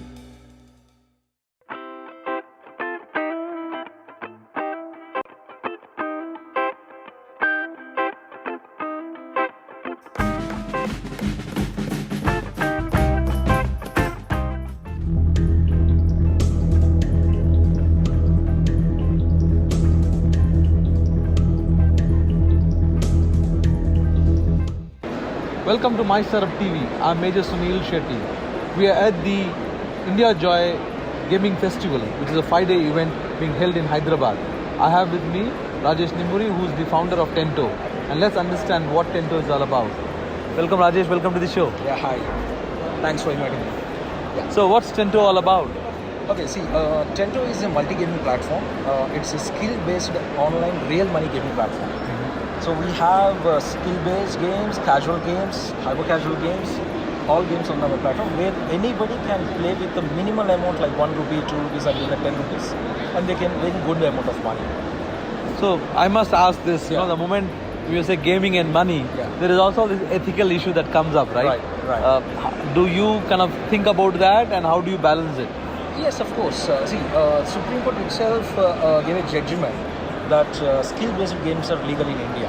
So that's where even the Rummy or the Dreamy 11 like fantasy games are so popular in India right now. So we just want to cross that and get into something new where users can play, use their skills like quizzing. It could be multiple choice questions or true or false or spell fun, like these kind of things. So I feel like from the day one, from the childhood, we keep on educating new things. So I'm using the same education to earn something out of it. That's where we started the thing. So you talked about quizzing. Yes. So in your gaming, what kind of areas or sectors you would cover? It's a complete general knowledge questions and the mathematics, science. So we cover all segments. And other than that, not only quizzing, we have skill games like Jigsaw Puzzle, where we'll showcase an image for 30 seconds. They have to rearrange that in 60 seconds. So we have the find the word. We'll display a few words. They just have to arrange. It's a kind of the jigsaw only like that. So it's not only quizzing part. We have the multiple games. Only need the skill base. That's it. Nothing else. So where would they play? Would it be online? Would it be a desktop app, or would it be a card games? What kind of gaming would that? So we have our URL is playtento.com. So user have to go there, they have to download the APK. So we, because it's a real money gaming, we are not on the Play Store as of now because of the rules they have in the Indian laws. In the iOS, we are live in the iOS, so they can download the APK and start playing on the mobile. We are planning to come on the web as well, but it takes a lot more time. So at this stage, are you funded or are you bootstrapped? We were bootstrapped, but we got a recent good funder right now, so we are funded. I should say we are funded. And how has been the association with, you are incubated with Image, STPI. Yeah. So how has been the association? I should say thanks to the IGDC actually, because last year I visited IGDC for the first time. I got associated with this Image. Fortunately, that was the third cohort they were planning at that time. So we have applied for out of I think 230 or 400 plus startups applied. Only 23 startups were selected. We were one among them. And it was a great support from the Image team. Though they invested a small amount of the fund, just to give some positive thing for the founders. But the support, the mentorships, it's excellent. It's a kind of next level. And being part of this India Joy Festival, how has that helped you? I saw when you came. I came in.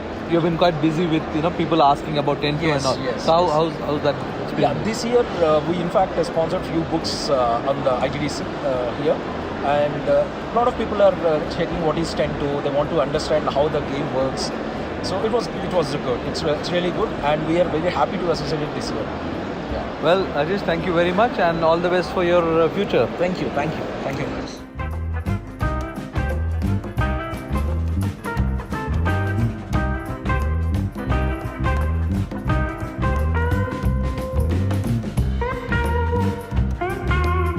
To stay informed about the startup ecosystem, subscribe to MyStartup TV.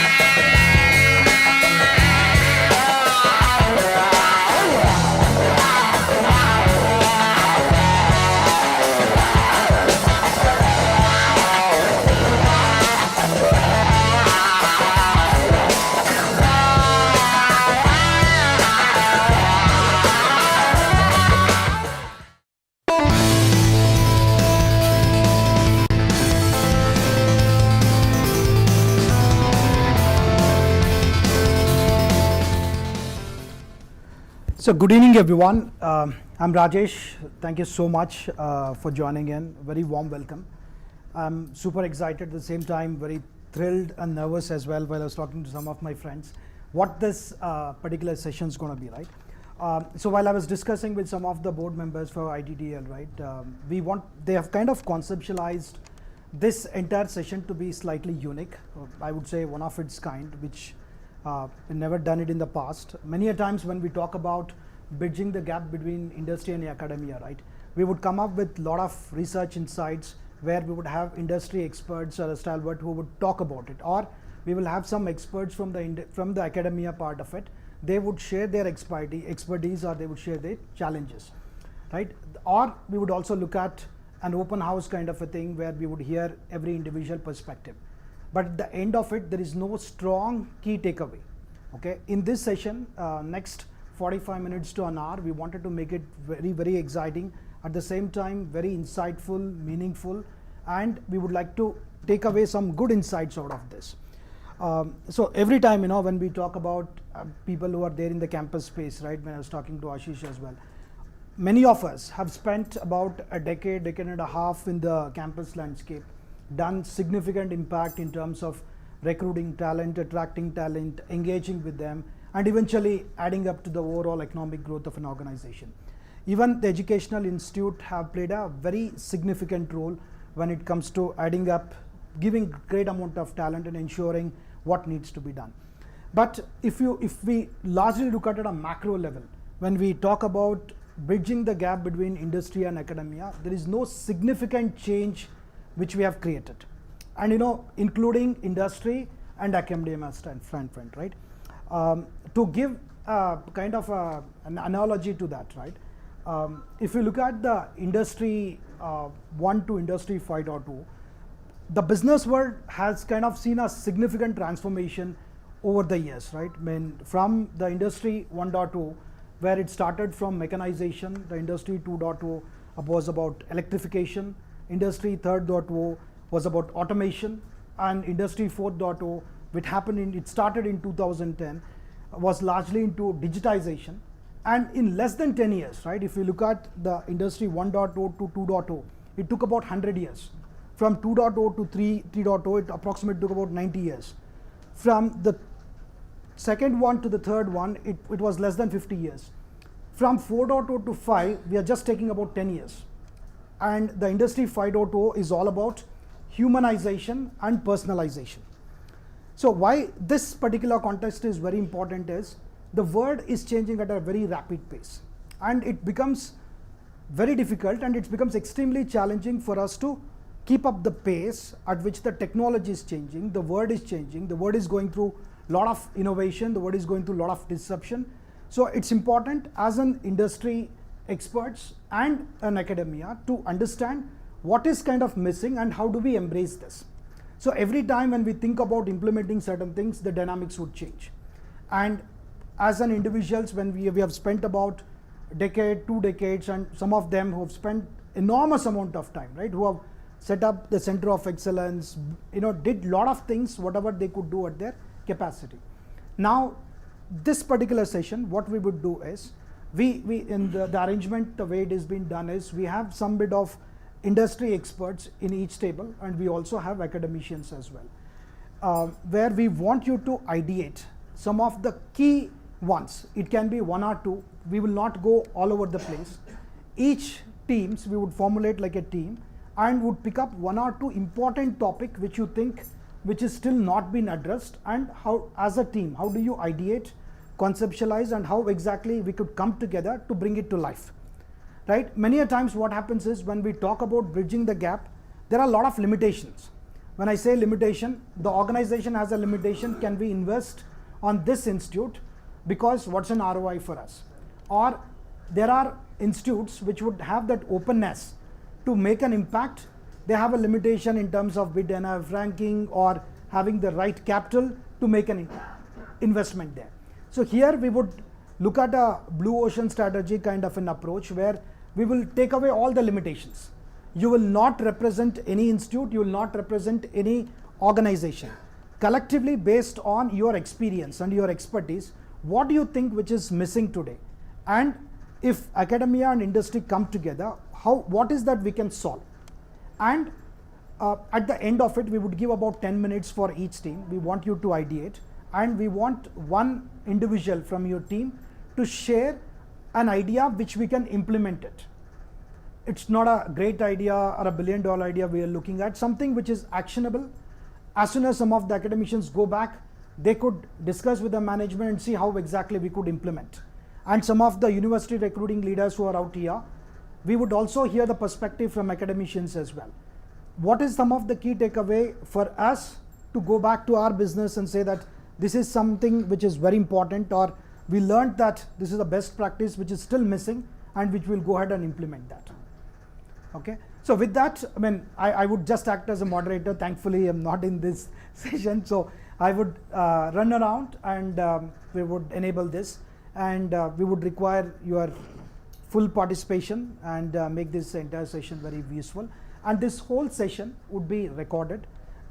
As I told you, we will truly create a greater impact out of this session. We will have all the pointers which we will draw. And this particular event is also partnered with the business world, right? Business world people.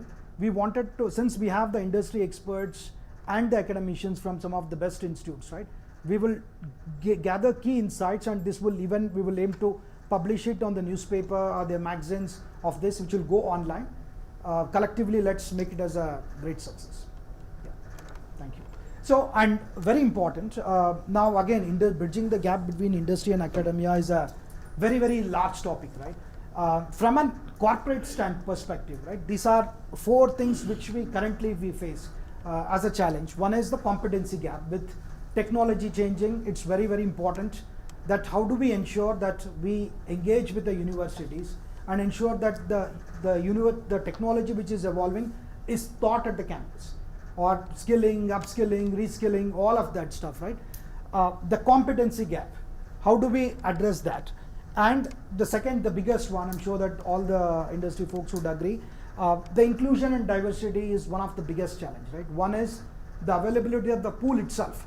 So every time now, if you look at as an industry as a whole, in India, a lot of leaders are thinking that we should hit 50% gender diversity by 2030, which is a very ambitious target. For that to make it happen, the university recruiting talent plays a very, very pivotal role.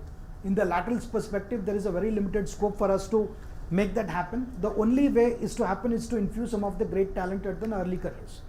For this thing to happen, we should look at what is the pool available, or the second aspect is if there is a bias, right? And if there is a male student, we will visit only exclusive diversity campus, or we would be slightly lenient to the students who are girls, and eventually we will make that. How do we address this issue, right, in terms of the supply as well as having the bias in terms of the recruiting itself? The third one is the time and resource constraints. While we know certain things exist, but the biggest challenge is, can we invest time? Because at the end of the day, academics have their own agenda to drive in terms of technically the students needs to go through the syllabus, they have their own grading system and all of that. They have a very limited time for them to upskill themselves. From an industry standpoint, their objective is on the revenue side, objective in terms of the product developments and all of that. With the limitations of resource and time, how do we kind of still navigate and address this challenge? Then the communication is a soft challenge, means soft skill aspect of it. This is something which is out there, and again, this is a very light one which can be addressed with all the advent of the online education which is happening, or the MOOC part of it, and there's a lot of avenues to which we could solve. Now, from an academic university standpoint, right, the relevance of the syllabus itself is a big challenge, because majority of it, if we look at Tamil Nadu as a state, right, majority of them are affiliated to Anna University. If we look at Andhra and Telangana, either of them are affiliated to JNTU Kakinada, JNTU Anantapur, JNTU Hyderabad for that matter. In Karnataka, at least about 250 to 350 odd organizations are affiliated to VTU. There is a very limited scope for them to include any new concepts, because that requires a different shift altogether. With that limitation, how an organization can strive and thrive to incorporate the right technologies which is required from an industry standpoint. The proficiency necessity, which means while the world is going through massive transformation in terms of the cloud, all the new age technologies which is out there, how do you stay embraced with all the technologies which is out there? How do we get the insights of all of this? Limited exposure, industry exposure, and again, here this requires two aspects of it. One is whether the organization have an appetite to invest. So there is an operational cost when we talk about industry exposure. Either an industry experts have to come to the academia, or the academic students have to go to our organization. How do we make it that happen is one of the biggest challenge which have to be addressed, and limited resources, right? I mean, any academic institutes have X number of manpower through which they could do very little in 365 days considering their academics as well. So these are some of the broader perspective, not limiting, but we just wanted to give you some insights for you to think through and slightly deeper on an action item on this. Okay, with that I will take a pause. We would request you to, we would give about 10-15 minutes each team to ideate and arrive at a very specific thing what we could address, and we would ask one representative from each team to share their insights. Thank you.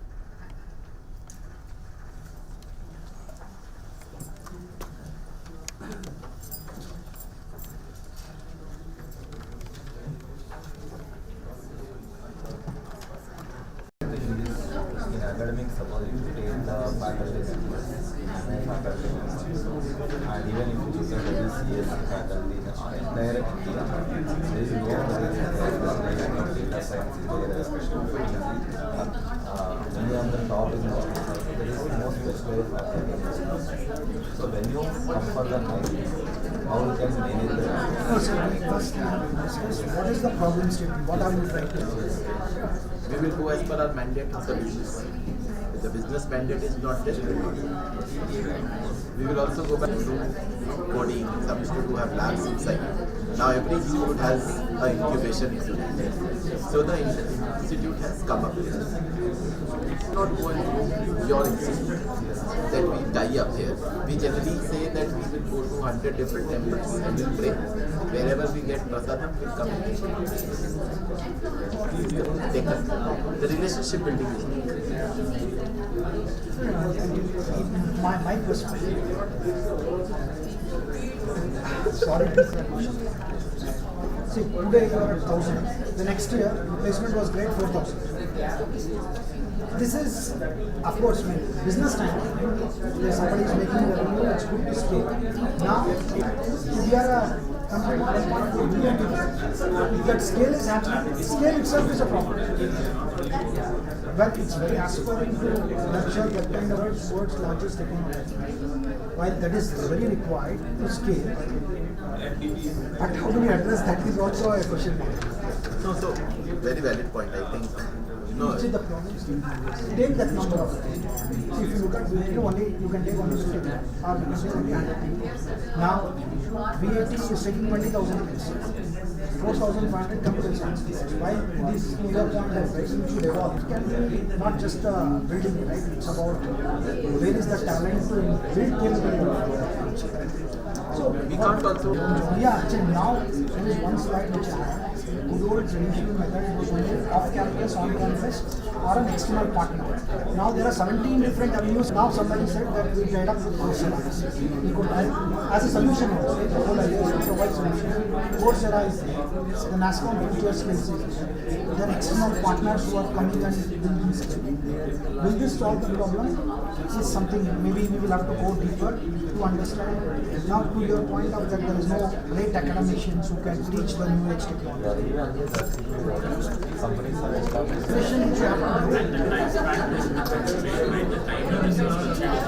Also there. So you can't expect or demand the company to invest in time. See, center of excellence is there, but to stay informed about the startup ecosystem, subscribe to My Startup TV.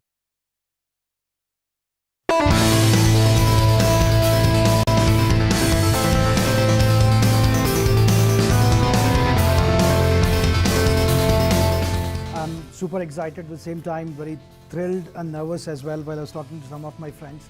I would run around and we would enable this, and we would require your full participation and make this entire session very useful. From a corporate stand perspective, right? These are 4 things which we currently face as a challenge. The competency gap. How do we address that? The inclusion and diversity is one of the biggest challenge, right? How do we address this issue, right, in terms of the supply as well as having the bias in terms of the recruiting itself? The third one is the time and resource constraints. With the limitations of resource and time, how do we kind of still navigate and address this challenge? Then the communication is a soft challenge, means soft skill aspect of it. This is something which is out there, and again this is a very light one which can be addressed. Now from an academic university standpoint, right, the relevance of the syllabus, with that limitation, how an organization can strive and try to incorporate the right technologies which is required from an industry standpoint. The proficiency necessity, how do you stay embraced with all the technologies which is out there? How do we get the insights of all of this? How do we make it that happen is one of the biggest challenge which have to be addressed. We would request you to, we would give about 10-15 minutes each team to ideate and arrive at a very specific thing what we could address, and we would ask one representative from each team to share their insights. Thank you.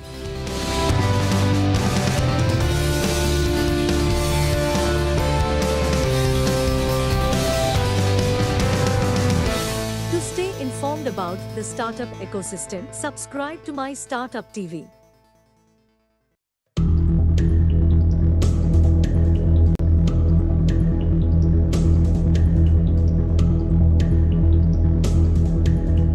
Ladies and gentlemen, gives me immense pleasure and honor to have our first keynote speaker join us on this dais.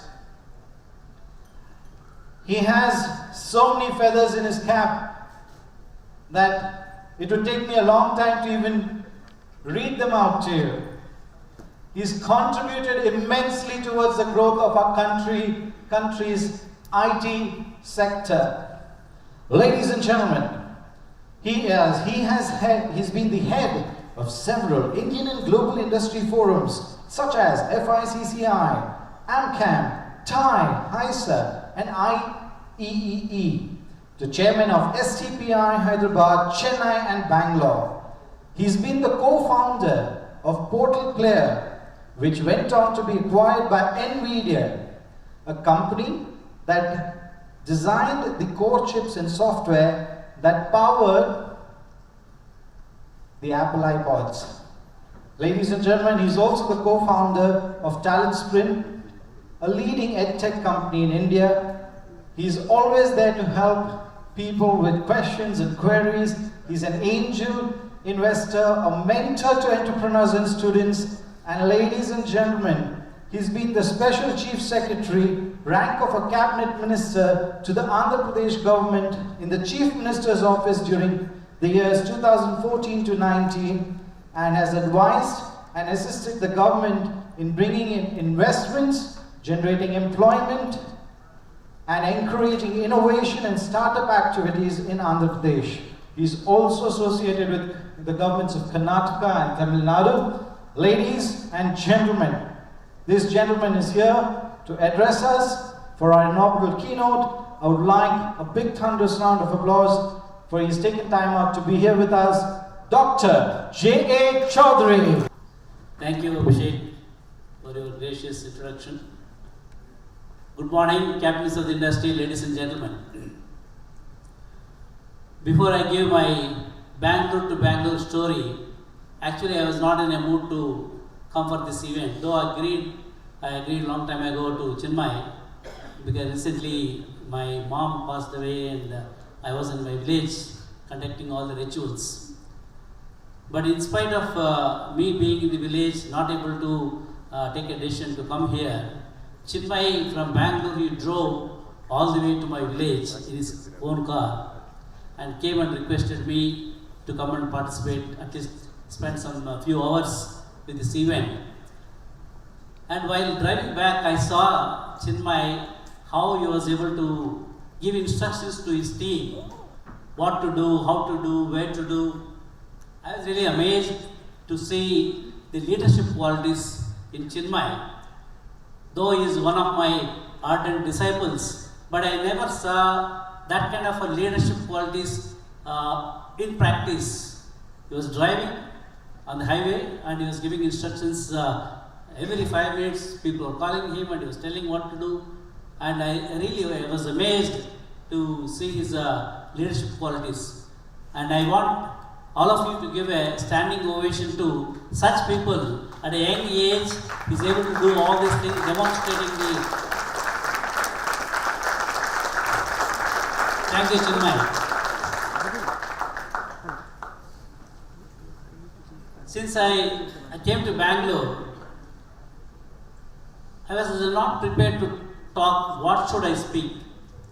In fact, I was not in a mood to come to the Indian Space Research Organization. I was in the telemetry division where Rohini, Bhaskara satellites, I was developing the telemetry subsystems for the Indian Space Research Organization. That's where I started my journey, tech journey from Bangalore. Then I left that and I went to Department of Electronics, New Delhi, in the policy making body with the Ministry of Information Technology. Those days there was no ministry called Information Technology. It was a part of the Science and Technology Ministry. So there I saw, when I was working in Bangalore, ISRO, it was a different environment. When I went to Delhi, Department of Electronics, it's totally the opposite environment.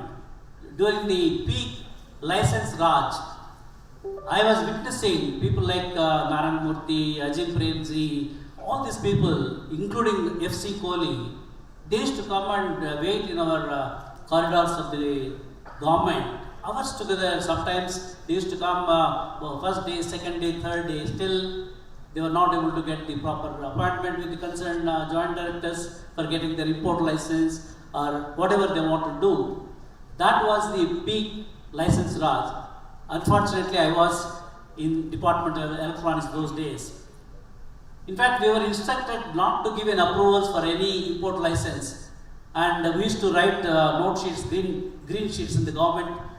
Every government they used a lot of green sheets. So we used to write why this cannot be approved. Some dozens of papers we used to fill all the data. Suppose if I give approval, then immediately they will say, no, you got a vested interest, you got some arrangement with that company or individual, so why to take risk? Keep on writing then justification, this cannot be approved, then my job is done. That's not the mindset of the license officials during that time. And many entrepreneurs from United States, United Kingdom, they used to come, they want to do something in information technology, but they saw that getting the computer import license itself used to take 6 months to 1 year. By the time they get the import license, the technology is changed and all those things are, and in addition to that, there is to be 350% customs duty. So all kind of restrictions, why we should not do anything in the government or in the industry, that is the mindset. But fortunately, again, Bangalore played an important role. Texas Instruments, those days they wanted to come to India, they had 2-3 other options. Israel was one option, Ireland was an option, then India was also one of the options.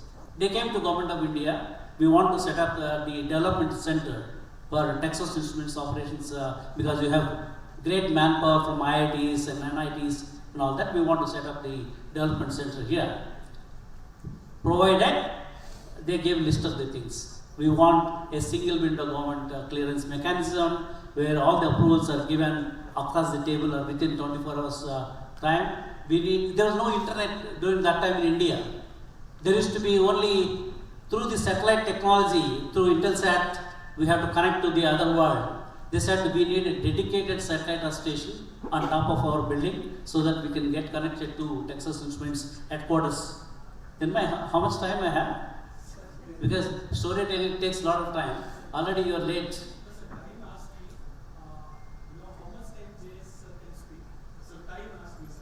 Thank you. No. So whenever you get bored, you just lift your hand and stop that time. Because this is a story, because we are in the tech capital of India, Bangalore. You should know the story, how we made India as the tech capital of the world. So Texas Instruments, they gave the list of the things, internet facilities through satellite technology, satellite station, and single window government mechanism, all those things they gave the list. If you don't provide this, we will go to either Israel or Ireland to set up the development center. That time, fortunately, I think during that time, Rajiv Gandhi was the Prime Minister, and somehow I said we have to get Nexus instruments to be set up their operations somewhere in India. So these powers were vested with different ministries. There is no information technology ministry. The DOE, some powers were there. Commerce ministry, some powers were there. Then revenue ministry, some powers. Like that, several departments and ministries were involved. They said, no, how can I give my powers to one officer? So we cannot. So with the power of the Prime Minister's office, we were able to create an entity. It was a pilot. It was called Software Technology Parks of India. So that entity was created, and they said it has to be a pilot because we are giving a lot of powers to this one single officer. He may misuse these powers. So we will do it only for Texas Instruments and also observe every month and see how these powers are being used or misused. Then that concept came out of Government of India. Then Texas Instruments, they selected Bangalore. Bangalore being, those days, Bangalore used to be the pensioners' paradise. Because when I was staying in Malleshwaram, 18th class, 8th man, when I was working for ISRO, in our flats, there used to be a building called Mukta building. I don't know if still that is there or not. No provision even for fans. Leave about air conditioners. Even fans, there used to be no provision. That's how Bangalore city was during that time. And because of that, Texas Instruments thought that it's a good city with a lot of greenery and a lot of public sectors are there. Tech talent is there. Indian Institute of Science is there. So all these things, made a decision for them to select a place in Bangalore. Then they selected a place on Miller Road. It's called, I think, some towers. I don't remember. I'm now 69 years old. So in Miller Road, they selected that building, and on the top of the building, they wanted us to set up a satellite earth station. During that time, to bring the satellite earth station equipment from the airport, it was not the present airport, the old airport, there was no provision to bring it in other vehicles. We had to take a bullock cart and put the satellite earth station equipment, bring it to the Miller Road in Bangalore, and set it up on the top of the building, Sona Towers. Their building name is Sona Towers. So there was a satellite earth station, and there is a mechanism called Software Technology Parks of India, and in the Department of Electronics, they circulated a questionnaire that whoever is interested in going to Bangalore to head the Software Technology Parks of India, so they can send their request. So all my colleagues in Department of Electronics during the license Raj, because everybody used to go to their office, right? People used to wait in the corridors of power, whether big industries or anybody for that matter. They don't want to lose that power. So none of them applied, only my application was there, because why I applied, my native place is very close to Bangalore. It's from Bangalore airport, present airport, it's about 1.5 hours drive or 1 hour 45 minutes. I thought nearer to my village is good for me so that I can help my brothers and sisters and all that. That was my interest, not knowing that this is going to bring transformation for India itself and creating so many millions of jobs. Even I was not knowing about that. I never imagined that this can make that kind of a big impact. So I opted. Obviously, they selected me as the founding director of the Software Technology Parks of India. And there was no office here. And there is no entity for STPI here. They attached me to one of the Department of Electronics offices located in Pinia Industrial Estate. It is to be called ETDC, Electronics Testing and Development Center. It is located in Pinia Industrial Estate. And in Miller Road, Texas Instruments, they gave one office for me to sit in that building. So all the powers were given, and from the Prime Minister's office, one IAS officer used to come every month. They used to monitor what I am doing, how all the powers are being used and all that. All those things were there. In addition to that, there used to be an IPS officer, senior IPS officer from Intelligence Bureau in our board of STPI. Why? Because there is a satellite station and multinational company, American company is there in Bangalore. They may send any information to the outside world. So it has to be monitored 24/7. We used to monitor what emails are going, what attachments are coming, what attachments are going, and this big room was allocated in Miller in that sonar towers for keeping the printouts of those information. Whatever comes, whatever email goes from TI Bangalore to TI US or vice versa, those things have to be taken a printout. And I had some 3 officers around the clock. They have to go and monitor what is happening through the monitoring system. So one day what happened, there used to be some general elections in India. And employees of the Texas Instruments started commenting on some political parties, some politicians who are contesting for elections and all that. In middle of the night, I got a call from one of my officers. Sir, not the technology information going on the satellite, but a lot of political information is going. So this kind of a report he reported. Then I asked him to send an email formal report.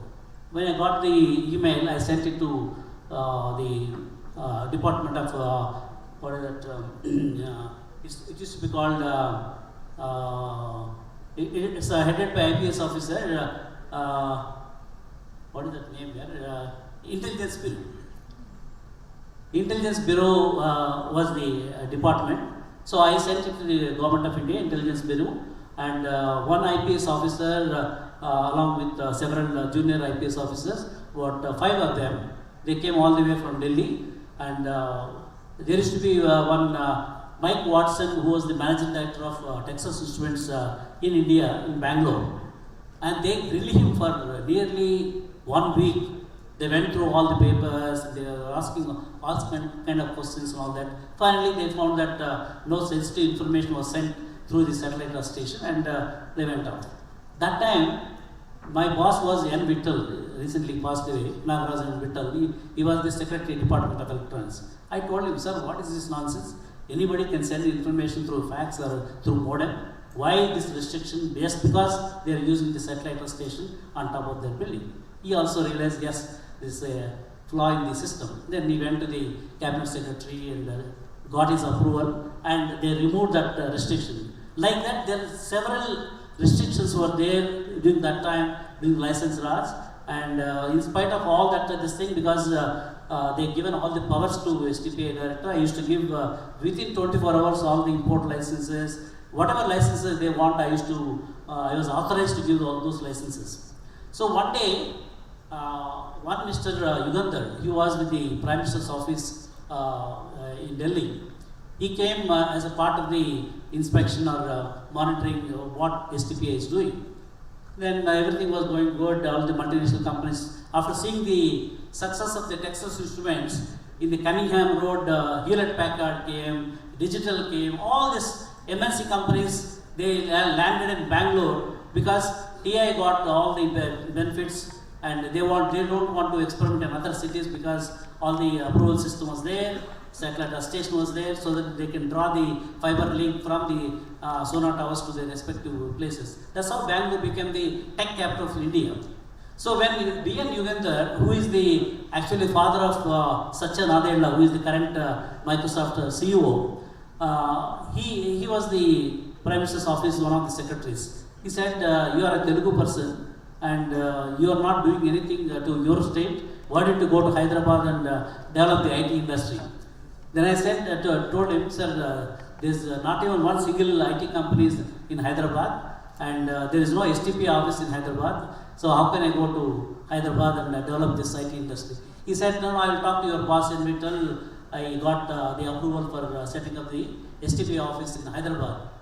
When I went to Hyderabad, all the locks and borders used to be there, not even one IT company, so no internet and all that thing. And it was so difficult to convince any company. All these companies were established in Bangalore, they were not coming because there is no internet, there is no critical mass and all that. So, thanks to Chandrababu Naidu, when he became the Chief Minister of Combined Andhra Pradesh, I used to meet him every day, 1 hour, whatever was required, I used to tell him, and he used to get all those things done. So those rocks and boulders of Hyderabad converted into the IT destination. Today, if you go and see Hyderabad, it looks like Manhattan or looks like any other modern city. And all the economy comes from IT industry, not from other industries. So today, entire state of Telangana, the main revenue comes from Hyderabad. Again, because of the IT industry. So this story got expanded to Pune, Gurgaon, wherever there are IT people, wherever there are IT fraternity, that's how India became the knowledge capital of the world. In fact, information technology industry today, it is not the information technology, India technology industry, because all the technologies, you name it, any technology for that matter, there are people available in all the levels. So when Chinmay approached me that this is the kind of conferences he is making in various cities, I said yes, this is required because we are going through the transformation today. Whatever was there earlier, when I was studying in IIT Madras, there were no opportunities for students to work in any industry. Either they had to become a bank clerk or a teacher or maybe two organizations like ISRO and BRC. Other than that, there are no job opportunities. And number of colleges are also very less. IITs were itself, I think 4 or 5, and there are no private universities and all that. In spite of that, no jobs. Because of the IT industry, today there are so many private universities, so many private engineering colleges, and millions of people are coming out every month and every year out of these colleges. Still, IT industry is able to absorb them, and all of them are getting benefited. The whole economy got benefited because of the IT industry. But unfortunately, or fortunately, again, we come to the next phase of transformation. Thanks to, or we don't want to thank the generative AI. When I met a lot of CEOs in America recently, they said generative AI is coming, we are already using, 90% of the workforce can be removed, only 10% can do the core job. Then what will happen to the Indian IT services industry? Unless they transform, they will not be able to retain their job, they will not be able to get a new job. And that's worried me a lot, because I've been through this industry for the last 30 years. I've seen how this industry grown. Suddenly, the same industry, because of the AI tools and all that, the people are going to be laid off. What is India is going to do? India with 1.5 billion people, with the concentration of the population, if you don't have this job creation engine running properly, the unemployed youth, they will kill the prospects of this nation. We don't require other countries like China, Pakistan to destabilize India. So how do we create new jobs? That was my thought process. Then again, the Bangalore to Bangalore story, though I went to Delhi, then I thought that we should do something to arrest this process. How do we create new jobs? I thought through the startup companies, because startup companies always works in the new technologies, new problems they are going to solve. So why not we create more successful startup companies from India so that they will be able to create new jobs? That was the idea. Then I again came back to the tech capital of India and the startup capital of India, the Bangalore, and we started creating a platform called India Startup Foundation. Through India Startup Foundation, we ran 2 conferences, one in 22 and the last one was in August conference. We had more than 11,000 startups. They applied for the startup pitch competition. Out of that, we selected 20. Unlike many conferences, all the selected companies, every week, there are 250 mentors, global mentors are there. They talk to them, they mentor them, they provide funding to them. For example, last 5-6 weeks, we have been giving opportunities to all the selected companies. All the companies got the funding. In fact, the last company, it is a Singapore-based company promoted by one of the retired IAS officers called Ranjit Sudan. After taking the retirement from the government, he went to World Bank, and he was the head of the IT for developing countries and third world countries. He took voluntary retirement and started a company in Singapore. He was not able to get funding, though he was in Singapore. Then he approached me, then one of the startup mentoring sessions he presented. On the same day, within 1 hour, he got $1 million funding assured, and also some people wanted to give business opportunities also to them. So I thought, whatever the Silicon Valley model of the funding, where only 1 out of 10 startup companies are succeeding. So why not we reverse that model? Why can't we make 9 out of 10 companies to succeed? So for that, we need ecosystem. That's what we are now building, and we are very, very thankful to all the mentors, HNIs. A lot of HNIs who came from Hyderabad, they are all from the real estate industry, pharma industry. They never used to invest in startups. I told them, you are going to Tirupati and putting money in hundi, you are thinking that you will get some punyam. I don't know whether you are getting that good karma points. Whereas the same money, you give it to a startup company who are in the early stage. And not only you get 100 times more punyam, 100 times more karma points, plus this money is going to return 10 times with good valuation, he will return the money. So, I don't know how they got convinced with that idea. A lot of them, they came. On the first day of the conference itself, 150 term sheets, they all signed for the startup companies who are in the early stage. So, why I am telling this story, though it is not possible in countries like America and other places, India, we have a lot of wealth. People have got a lot of money. They don't know where to invest. Once we provide an opportunity for them to invest in good startups, not only the startups are going to survive and succeed and create the jobs. So that's what the new job creation engine through the startup companies, through India Startup Foundation, we have started this journey, and I'm sure that all of you have to participate in this. It's like a yagnam.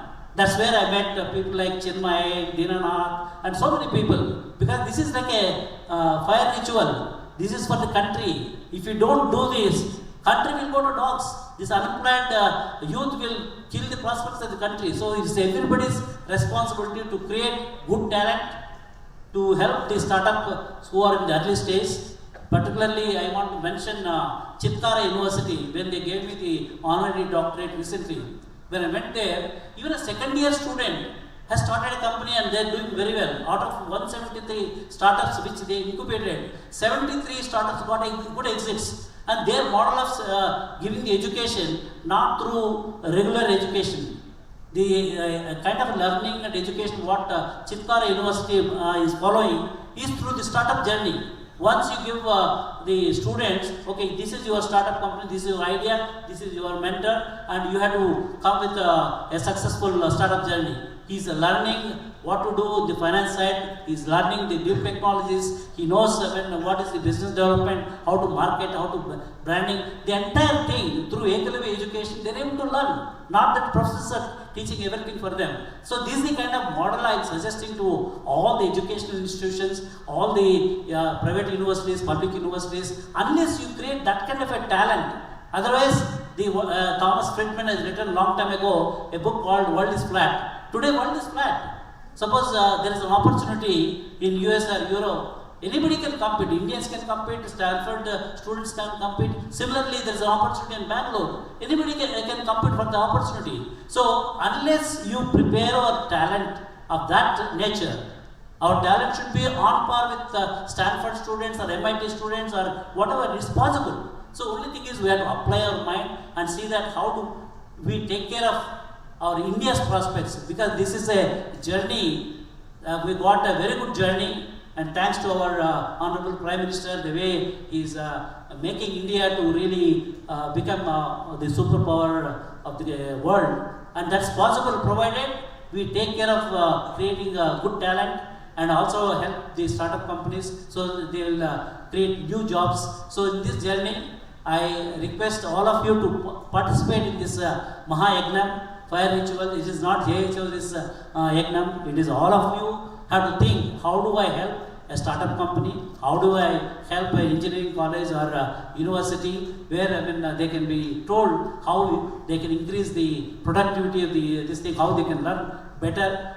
Otherwise, what is happening? They go through AICT, UGC, and all that. This thing, though they came with some reforms, there are tinkering reforms. We need disruptive reforms because we are going through the disruptive world today. This era is called disruptive era. In this disruptive era, we need disruptive reforms in every sector, education sector, healthcare sector, every sector we need to have that kind of a disruptions in the policies and everywhere. So with this, I want to thank Chinmay for giving me this opportunity to come and speak to all of you. And I once again request, it's a moment where all of us have to think, today what is that I am doing? Something good for the country. Am I mentoring somebody as a student or a startup company? That kind of a thing, initiative that you should have. Then I think nobody can stop India, and India is going to do very well. Thank you so much for listening. To stay informed about the startup ecosystem, subscribe to My Startup TV.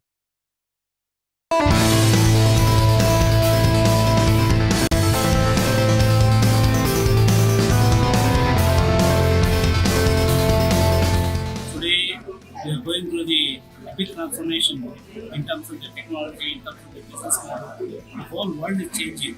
In this changing dynamics, unless we also bring those disruptive reforms at every level, then only we will be able to catch up to a new wave, which is going to be helpful to the country. The only thing is, we have to bring such reforms.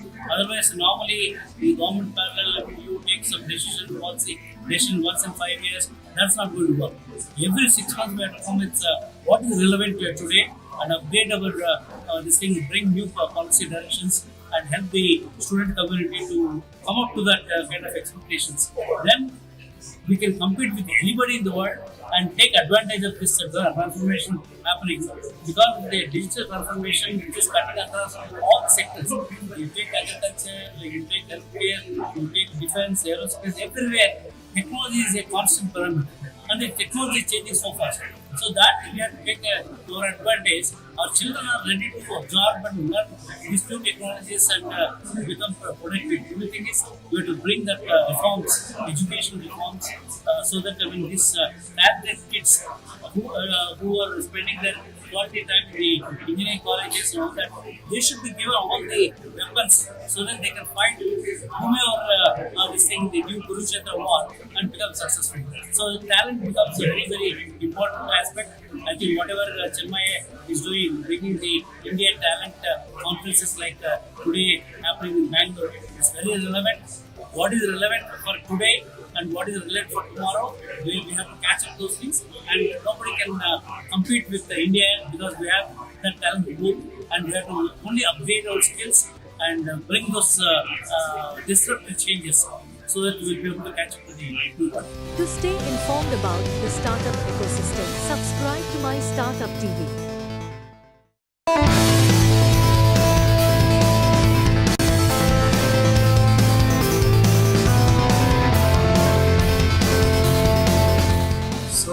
This Startup India, Government of India scheme has a lot of inspiration and motivation for the youths in India.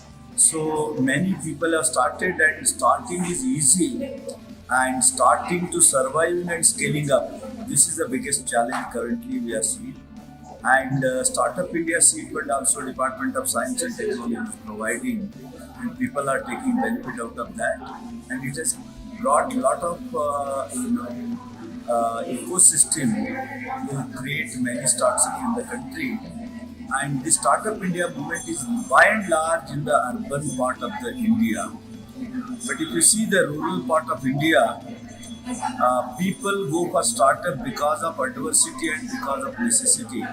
And those startups never die. They take more time. They are organic startups. They take more time and they grow bigger and they make a mark. And probably if you see all India's great companies, they have started small beginning, they have done a small place. Kirloskar is the best example from Kirloskar. I am Nagpur, we have Section 8 company called INFED. I am Nagpur Foundation for Entrepreneurship Development, and we have received the highest funding of Niti Aayog Atal Innovation Center. We also received the Startup India Seed Fund, and again Entrepreneur in Residence is another scheme of Department of Science and Technology. We are one of the high performer among the Atal Innovation Centers. Being a new campus and in the country, we are the best campus out of all 21 IIMs. And we have focused on women entrepreneurship last few years, and 42 women already moved from startup to scale. And large number of groups are participating in Startup India movement through IIM Nagpur, and we have a large number of mentors, those who are the serial entrepreneurs. They mentor our new incubators, and they also provide all kind of support, hand-holding, and that is need of an hour for startup to survive and not to give up is one of the important mantra. And if the focus is on give up, then probably they will not continue for long. So therefore, not to give up and providing the kind of ecosystem and mentoring, we also conduct the boot camps and trainings and also some kind of discussion. It is all about build the positivity among the entrepreneurs, how to overcome the adversities and difficulties. So this is how we provide, and that has given a good result. To stay informed about the startup ecosystem, subscribe to My Startup TV.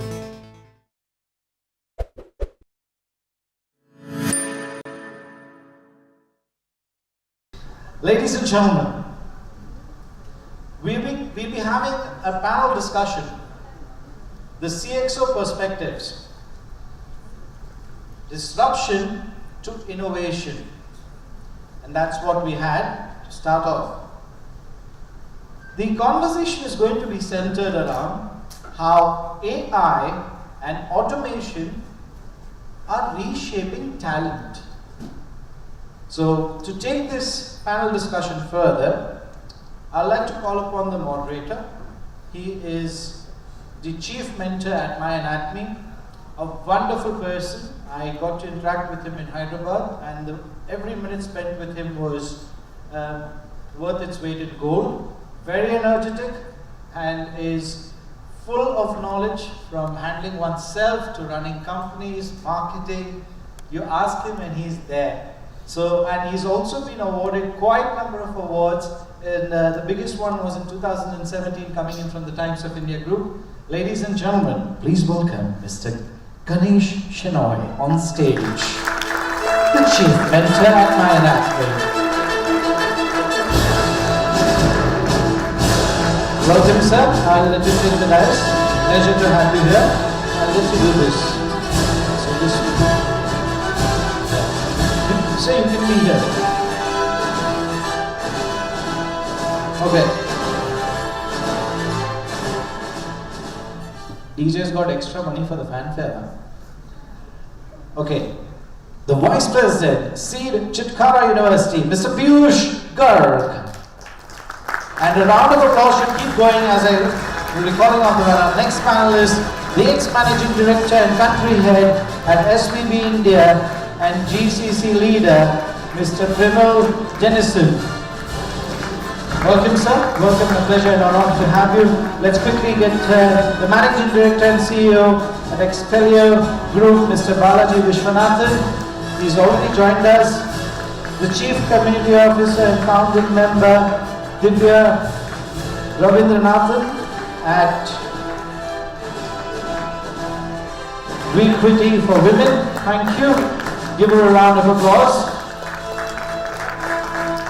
Director Chief Architect at Kendall is Mr. Pradeep Rao. Can I have a round of applause for him?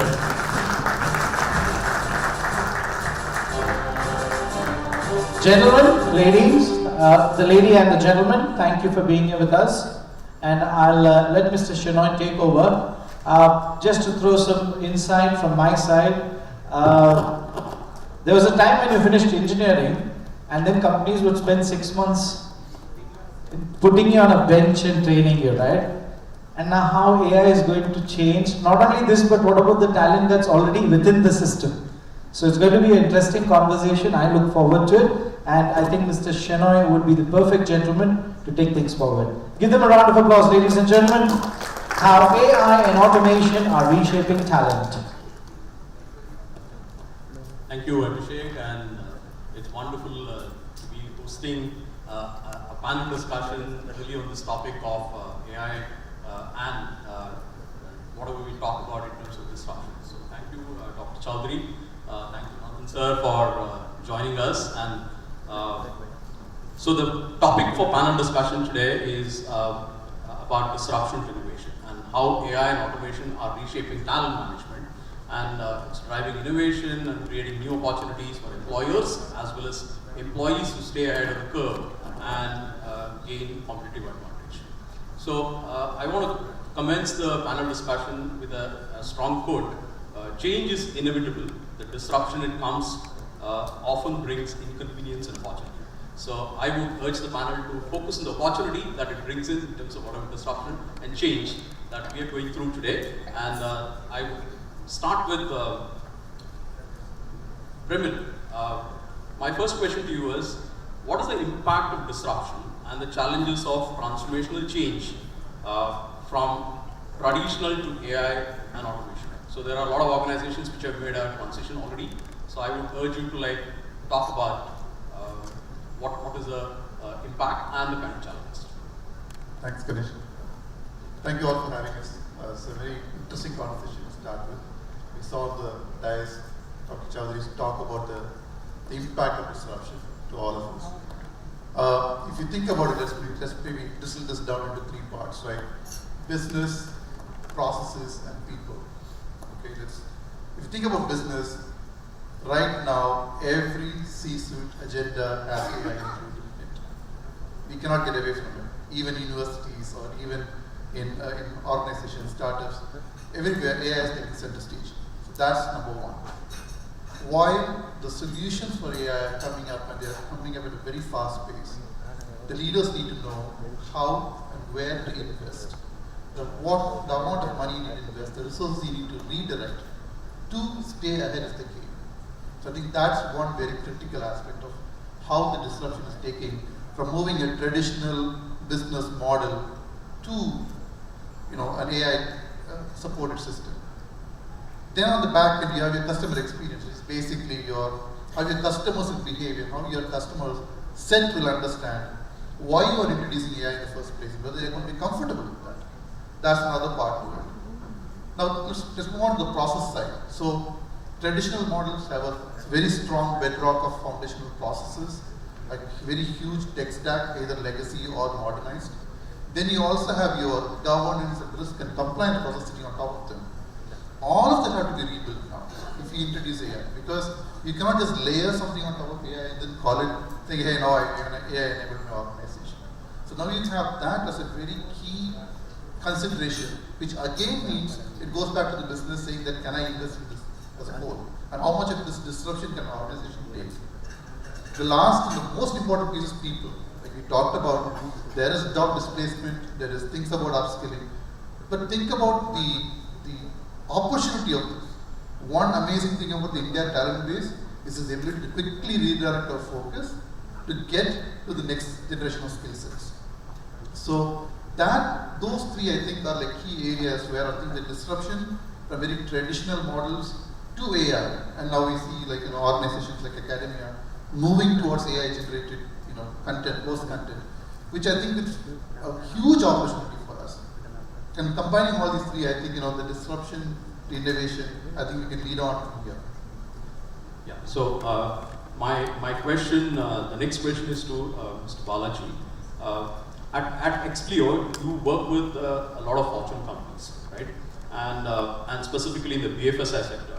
And if you have to quantify the AI adoption, if you have to rate the AI adoption globally and locally on a scale of 5, what would be your quantification? See, it's very difficult to quantify because it will depend on what the benefits that has actually driven to each one of the organizations. But if I were to look at it's not a question of quantifying, it's the question of how it has been adopted and what value it has driven to end customers. If I were to look at that as the scale, I would say we are anywhere between 3.5 to 4.5 in terms of what value it has actually driven to the end customers.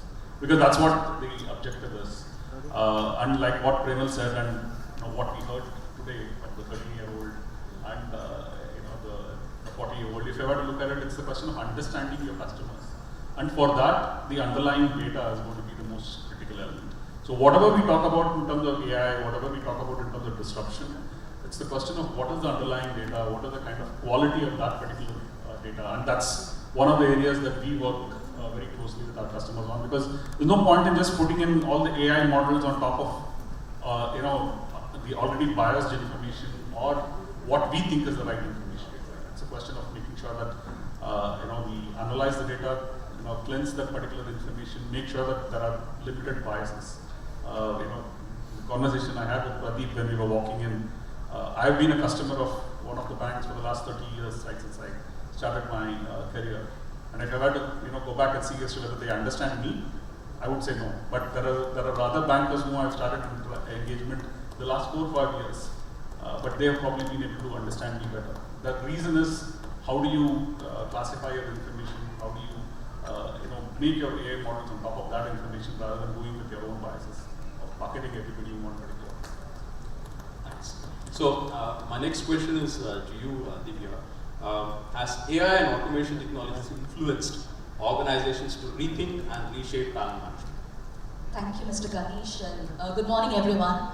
I think after a wonderful context setting and an inspiring keynote address by Sir Chowdhury and a very disruptive message that went out from the 13-year-old Shagun, I think we are in the path, an inevitable path of innovation and disruption, that AI is put forth to us, and talent management is in no way, set apart from this whole journey. So today, when you look at talent management as a whole, you would see that a lot of AI and automation in place, which has enabled organizations to have data-driven decision-making process in this whole talent management journey, and then having trend analysis and predictive analysis in place, when it comes to hiring, onboarding. And of course, not to forget about the seamless onboarding process that we have today with a lot of automation, and the pandemic era saw a lot of collaborative tools in place too, which enable a lot of these virtual onboarding, virtual hand-holding towards not only getting the employees on board, but also paving a path for a continuous engagement. So with AI and automation plays, what I see forth, when I don't just restrict talent management with recruiting, but an overall engagement or a journey that the individual has with the organization, whether it be in terms of L&D, the learning and development that happens, whether it be with respect to any AI-driven coaching that can happen, and even to have a wellness program, perception or engagement surveys in place. So definitely, we have been leveraging, and there's a lot of potential that we have in future to make this whole talent management a totally seamless and a very thoroughly engaging process compared to a little bit of boring process that it has been over a period of time. Thank you. So, Premil, I would like to ask you this question because you've been a strategist and you also work in building a lot of global capability centers and advise them as a consultant. So tell me, in terms of what are some of the insights on the strategies and initiatives that corporates or organizations that are implementing to address employee concerns on job displacement because of AI and automation? I think change management has taken a whole new, facet. It is traditional change management methods no longer work. That's I think one key thing. Organizations are trying to address the key aspect of the longevity of this disruption. Because right now we are talking about automation or generative AI, but as this speeds up, you're going to have a lot of job displacement disruption in that area. So if you look at companies, even like TCS and Infosys, they're all investing very heavily into AI academy. Basically, even if you're doing a regular, let's say, a very low-level job, they are helping everybody to have a good understanding of what AI is. What are the frameworks in place? What are the ethical, moral considerations that are happening around that job? How does data, like Balaji mentioned, how does the data come in? How we process the data? So all of this is one part of it. The second part is the learning and development function of organizations have taken a whole new meaning. It's no longer coming in, taking a class or showing a PPT. It's more about experiential learning, tagging with academics and institutions, co-building solutions, and so on. So I think now is the time which organizations are seeing there's a significant opportunity for them, which will then help them to stay ahead of competition. So that's what I see quite a bit. Yeah. So Divya, back to you. Do you see specific initiatives by the industry and institutions to improve gender diversity and women in tech? Because that's the organization that you have represented here as well. Yeah, thank you, Mr. Ganesh, for that question. Yes, I'm part of the startup called Equity for Women in Technology, and we are essentially, working on a path for empowering women technology, specifically women in tech, towards this whole innovation journey that our country is poised at this particular moment. And of course, I must say that working with multiple organizations, there is a strong intent that we see within organizations to bring women to the forefront in this whole scheme of things, to bring women, also taste these disruptive technologies, to contribute to these technologies, and in one way or the other, be front runners out here also. Having said that, there is definitely more potential out there in terms of even women themselves coming forward to be part of these kind of initiatives.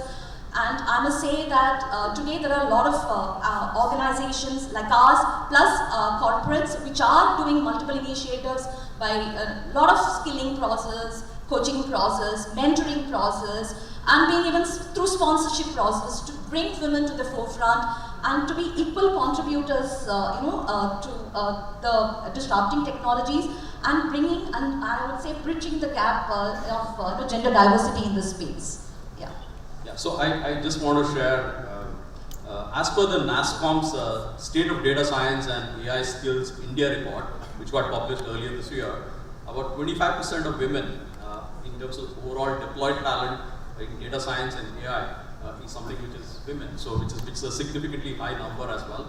And if you look at around 48% of women, which is primarily the STEM talent, passed out in 2022, which is around big in terms of gender diversity ratio. So there is a lot of things which are working for us and working in the favor of both institutions and the industry as well. So my next question is to you, Mr. Balaji. Do you think organizations should be very intentional about the needs and create time, space and place for disruptive innovation and sustainable innovation? I guess you have the answer to the question itself. If we are not intentional, then we can actually write our own obituary, because that's the way it is. Because if I were to look at it over the last 4 or 5 years, the way what we used to call it as machine learning and then went into AI and generative AI is part of every organization's agenda, every organization's plan. How to adapt, how to make sure that we add value to our customers as a service provider, and also make sure that we add value for ourselves as a company and to our teams as well. So the intention is certainly there, but it's the question of scale of intention and how do you execute to that intention.